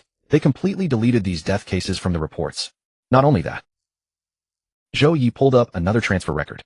I also found that several executives of Haibo Shin Pharmaceutical through offshore accounts in the Cayman Islands bribed several core review committee members of the FDA with over $50 million. Lin Zhe looked at the screen. Fake drugs. Bribery of review officials. Either of these two, if exposed, would be enough to send this $100 billion giant plummeting into the abyss, facing astronomical claims and bankruptcy liquidation, and even put all its executives in federal prison. Now that this drug has been approved, they are preparing to roll out a global sales network.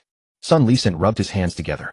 Moreover, because the good news has materialized, major institutions are frantically buying shares of Haibo Shin Pharmaceutical, wanting to cash in on the listing dividend. If we leak these top-secret documents at this moment, Sun Lisan's voice trembled. The stock price will cliff dive, crashing straight through the floor. Lin Zhe finished his sentence. Exactly. Sun Lisan slapped his thigh. Boss, now is the best time to short. We enter with 50 billion RMB, max out the leverage. As soon as the news explodes, conservative estimates say we can make this much. Sun Lisan held up 5 fingers. 50 billion. US dollars. Lin Zhe's fingers lightly tapped on the desk.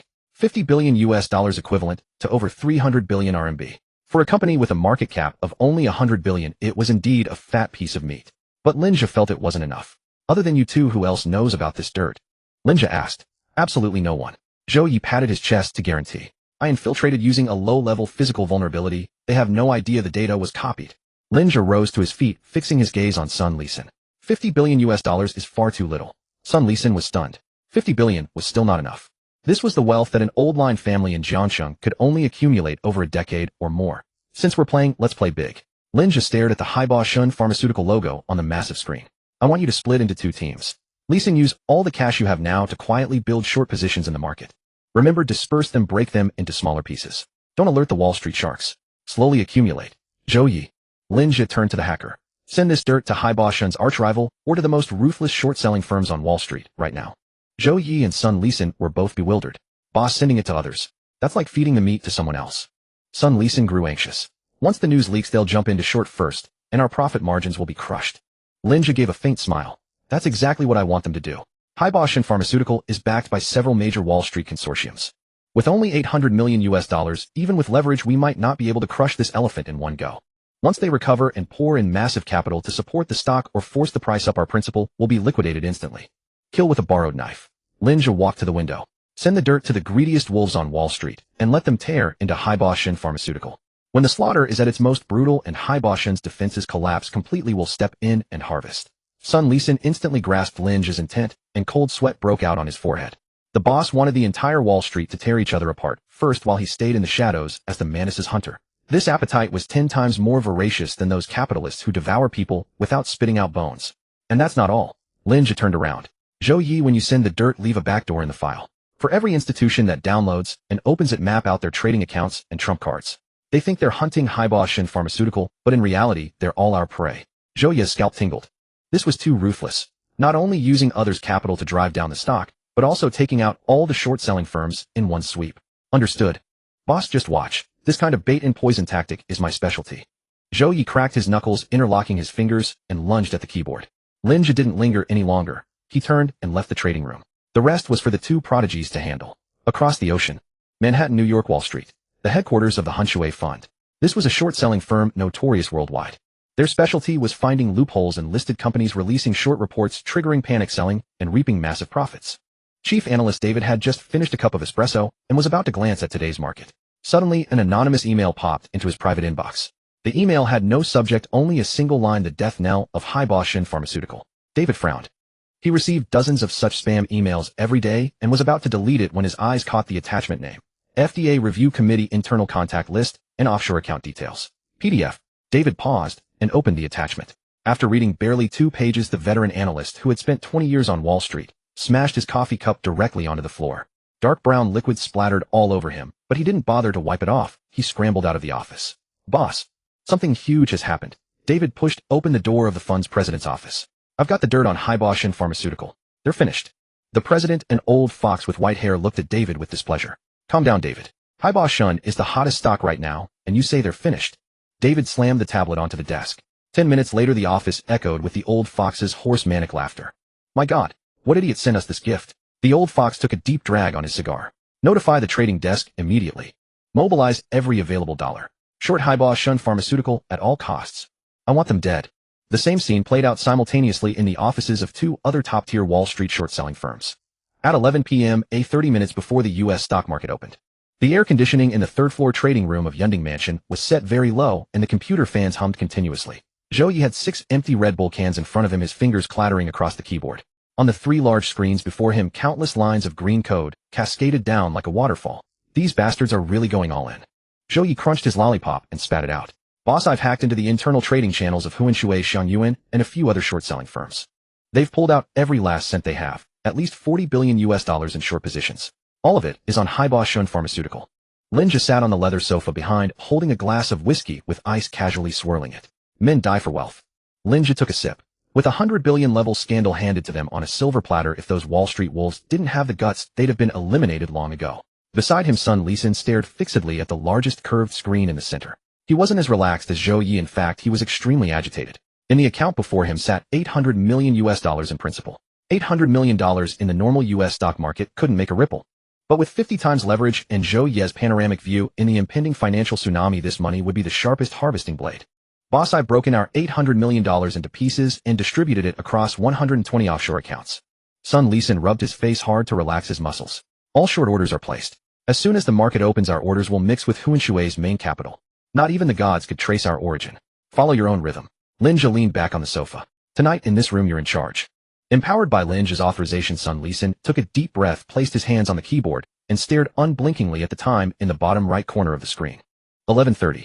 The U.S. stock market opened on the dot. At that very second, the official social media account of the Huanshui Fund on Wall Street, as well as the financial columns of Bloomberg and Reuters, simultaneously posted a 70-page PDF file. The title was blunt: Highball Shun Pharmaceutical, the tomb of $120 billion market cap. The attachment contained the real data on deaths caused by the new anti-cancer drug, the concealed clinical reports, and even the offshore account details of FDA review committee members who took bribes, all laid bare. With pictures and evidence, every transaction record was crystal clear. This document detonated like a nuclear bomb in the U.S. stock market. Exploded. Zhou Yi stared at the screen and let out a low whistle. On the K-line chart of Highball Shun Pharmaceutical, the line, representing the stock price, did not falter for even a second after the opening bell. It plummeted in a vertical freefall at a near 90-degree angle. $125, $110, $90. Within a mere 3 minutes, the decline exceeded 25%. The market capitalization evaporated by $30 billion in an instant. Every retail investor and small institution across Wall Street went into a frenzy. Panic selling cascaded like an avalanche as countless traders placed orders at the circuit breaker floor price in a desperate bid to flee, but no one was stepping in to catch the falling knives. The bulls are entering. Zhou Yi suddenly shouted. Goldman Sachs and Blackstone's quant funds have moved in. They've placed a massive buy order worth $30 billion at $85, trying to forcibly prop up the stock price. Those were the controlling shareholders behind Highball Shun Pharmaceutical. If the price continued to tumble and triggered a chain reaction of liquidation calls, these top-tier financial conglomerates would suffer catastrophic losses. That is why they had to defend the position at all costs. Can they hold the line?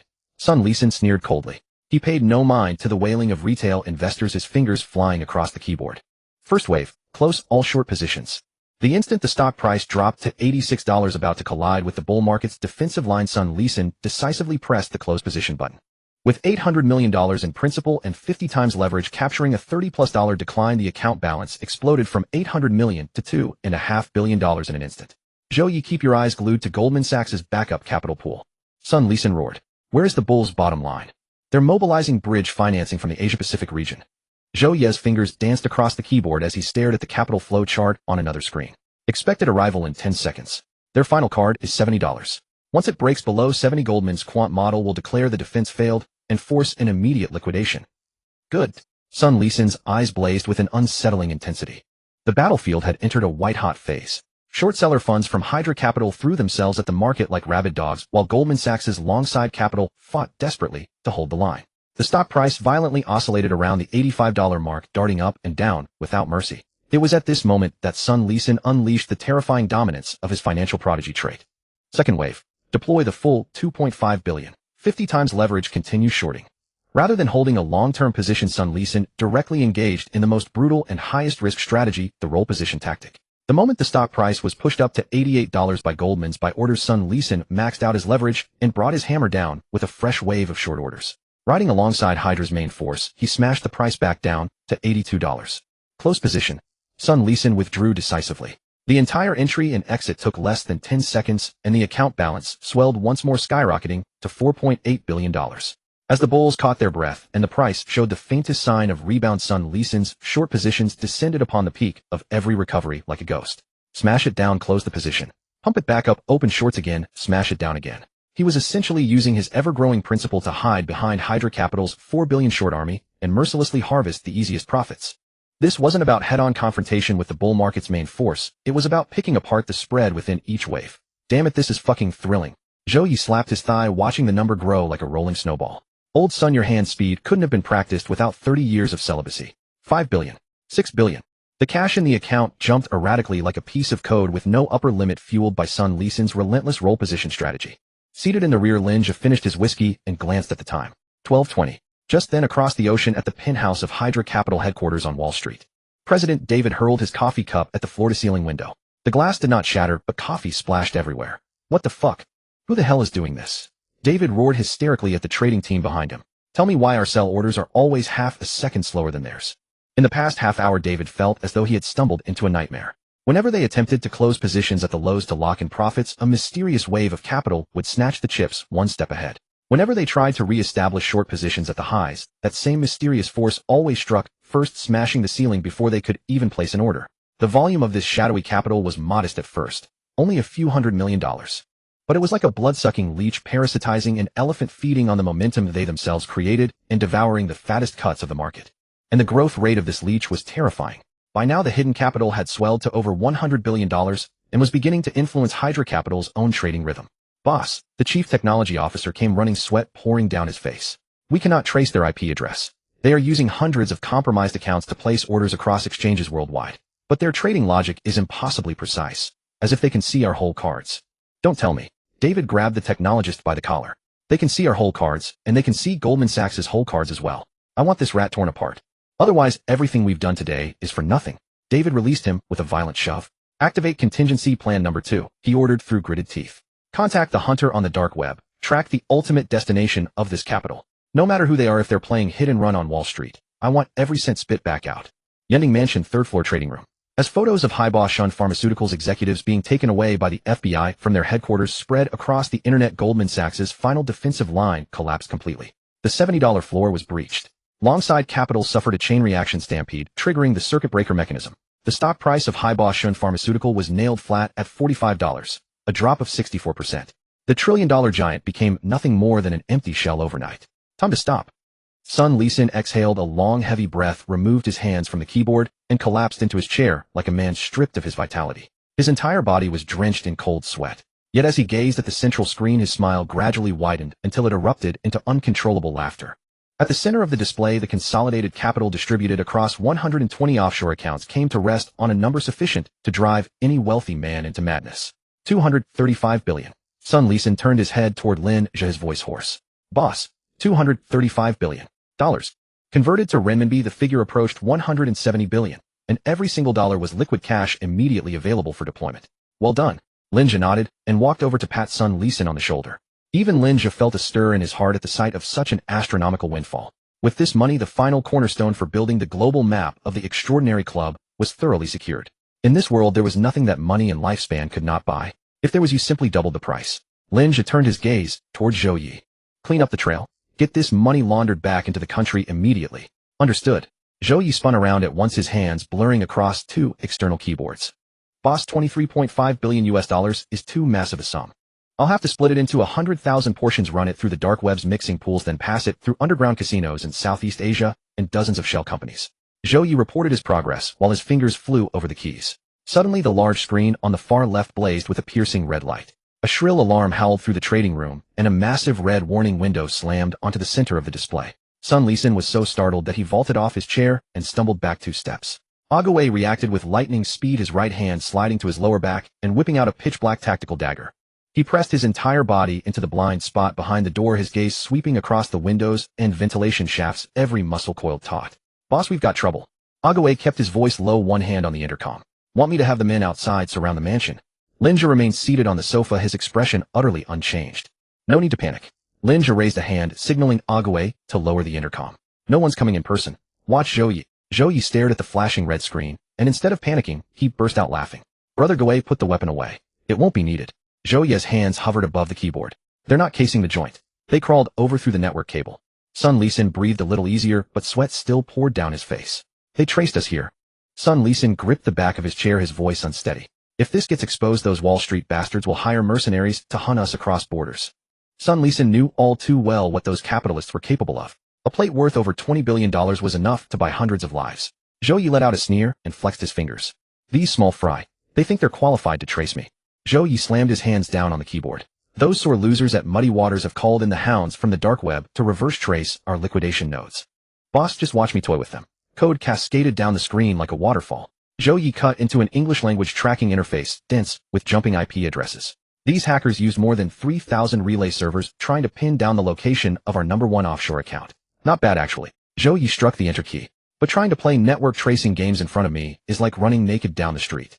Zhou Yi's fingers never stopped clattering over the keyboard. First I'll sever their tracking route, then I'll toss them a lure. Sun Lisin leaned over to look, but the wall of garbled code on the screen made his head spin. What lure did you throw? Sun Lisin asked. I disguised the final destination node of these funds as an encrypted address. Zhou Yi grinned slyly. Then I took the liberty of checking who owns that encrypted address. Whose is it? Lin Zhe asked. The personal account of the Asia-Pacific president of the Morgan Consortium. Zhou Yi typed out the final line of code and slammed the enter key. Sun Lisin drew in a sharp breath. That was a vicious move. Muddy Waters was shorting Hypocine Pharmaceuticals, while Goldman Sachs fought desperately to prop it up. Now over $20 billion in profits had been traced straight into the pockets of a Morgan executive. It was the same as telling Muddy Waters and Goldman Sachs while the two of you were fighting tooth and nail, Morgan was setting the trap behind your backs, screwing you both over. Tomorrow those three titans of Wall Street would tear each other apart. But I'm not done yet. Zhou Yi's fingers danced across the keys again. Since they were bold enough to come looking for me through the net, I have to return the courtesy. Zhou Yi switched to another screen. I traced their route and hacked straight back into the servers of those so-called hounds. These bastards have some nerve. Their servers are stuffed with plenty of things that can't see the light of day. Zhou Yi skimmed the files flashing up on the screen. Political donation records for several listed companies on Wall Street, private sex for power videos. Damn, these are pretty spicy. Package it all. Lin Zhe gave the order. You got it. Zhou Yi chuckled. I've not only downloaded everything, but I also left them a little gift. A ransomware virus called Hand of God. In 10 minutes, all the underlying logic in their servers will be completely locked down. Without my encryption key, they can't even boot their computers. They'll be nothing but scrap metal. Sun Lisin swallowed hard as he watched. One man overwhelming the most elite hacker team on Wall Street and looting their entire stash in return. This was a true dimensionality reduction strike. When everything was done, Zhou Yi clapped his hands. Boss, the trace is cut. The blame is pinned on Morgan. The virus is planted.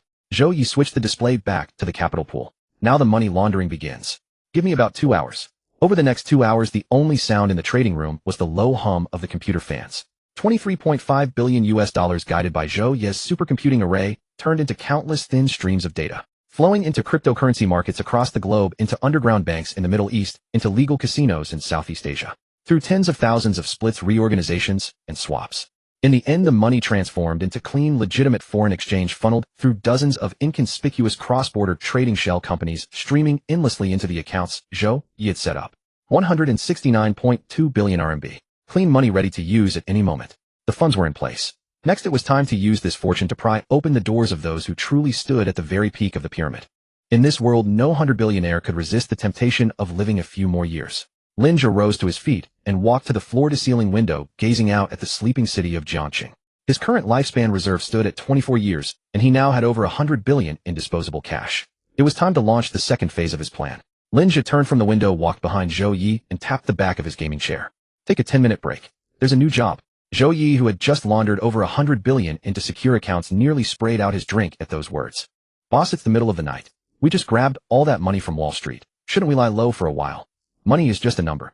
Lin Zhe pulled over a chair and sat down. I'm going to use this money to leverage something far bigger. I need you to find me some people. Lin Zhe cut to the chase. Seeking whom? A name, a photograph, or identification number? Zhou Yi rested his hands on the keyboard, shifting into working mode. No name. Lin Zhe's fingertips tapped lightly against the tabletop. I want you to set up several filter criteria and conduct a broad-spectrum scan across the nation. Zhou Yi perked up. Go ahead, sir. First, net assets exceeding 10 billion renminbi or absolute dominion in a core industry sector.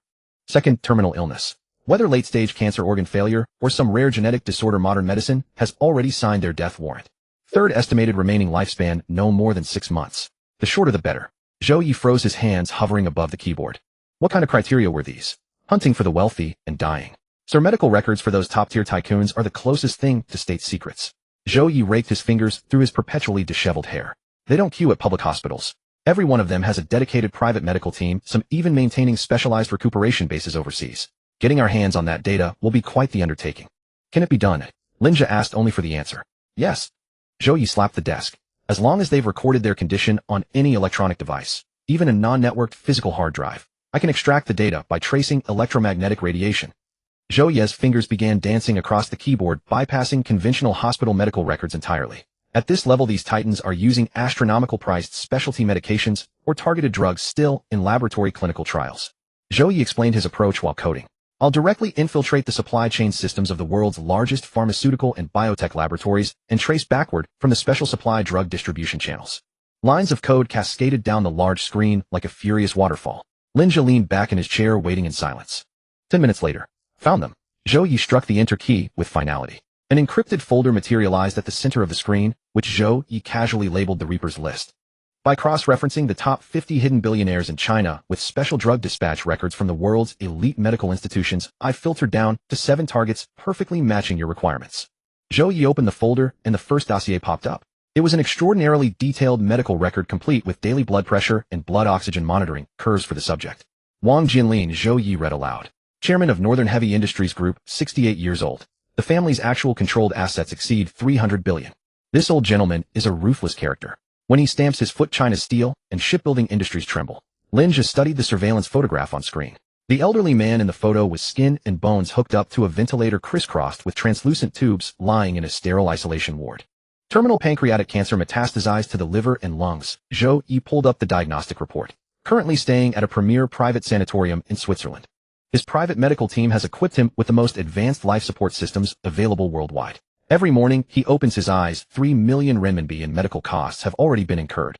What did the doctors predict for his remaining lifespan? Lin Zhe asked. No more than 3 months. Zhou Yi glanced at the medical log. Honestly, his condition is little different from being alive, yet dead. Multi-organ failure could claim him at any moment. Lin Zhe shook his head immediately. He's overseas, too far away. And he's completely lost mobility. No foundation for direct communication. Switch to the next one. Zhou Yi immediately opened the second dossier. Ma Huayun. Controlling owner of Penguin Interactive Entertainment, 55 years old. This man is a big brother in China's internet circles. No need to discuss his assets, hundreds of billions at will. But his illness is rather unusual. Zhou Yi enlarged a brain CT scan. An extremely rare neurodegenerative disease. In plain terms, it's a supercharged version of ALS. Modern medicine hasn't even identified the cause. His entire musculature has already begun atrophying. He can only travel in a wheelchair. Projected lifespan roughly 6 months. Lin Zhe stared at the photograph of the middle-aged man seated in a wheelchair, his gaze still sharp. Penguin Interactive Entertainment controlled China's largest social and gaming empire, possessing massive data, reserves, and terrifying influence over public opinion. He was a very valuable prospective member. However, 6 months was not urgent enough. A person must face the death countdown directly down to their final days before their defenses truly shatter, before they are willing to pay any price for even one more day of life. 6 months still left room to struggle. Is there anyone with less time? Lin Zhe continued. More urgent. Zhou Yi quickly scrolled through the list. The mouse cursor suddenly halted at the penultimate entry. Got it. This one is not only critical, but also holds an exceptionally special status. Absolutely fits your taste. A photograph appeared on screen, an elderly man with snow-white hair and an intensely dignified countenance. Even in this candid hospital bed shot, one could feel the overwhelming aura of someone who had dwelt at the apex of power for decades. Yidingbong. Zhou Yi's voice involuntarily dropped. The patriarch of the Yi family of Beijing. The Yi family. Lin Zhe recognized the name. Correct. The Yi family operates below the radar, nowhere to be found on public wealth rankings. But their industrial empire controls 30% of China's energy and rare earth mineral resources. Zhou Yi quickly pulled up peripheral data, filling the screen with a dizzying array of affiliated companies. Moreover, Old Master Yi wore the military uniform in his earlier years. His students and protégés are stationed across every critical position. That is true pervasive influence. Lin Zhe sat upright. A family wielding hidden power and controlling core resources was precisely the best cornerstone for establishing the Transcendent Club. What is his current condition? Lin Zhe asked. Acute heart failure accompanied by widespread systemic organ aging. Zhou Yi pulled up Yidingbong's real-time monitoring data. The old master is 82 this year. This is natural senescence. His body's machine is completely worn out beyond any cure. Where is he now? Right here in Jiangxing. Zhou Yi slapped his thigh. 3 days ago the Yi family arranged a private medical jet and brought the old master directly from Beijing to the Military General Hospital in Jiangxing's eastern district. Rumor has it there is a retired traditional Chinese medicine physician in Jiangxing holding an ancestral life-prolonging prescription. The Yi family is treating a dead horse as if it were alive. What is his remaining lifespan? Zhou Yi glanced at the medical log recently updated in the lower right corner of the screen. Just 5 minutes ago the expert panel at the Military General Hospital issued their third critical condition notice. His heart could cease at any moment. The doctor's final deadline is 48 hours.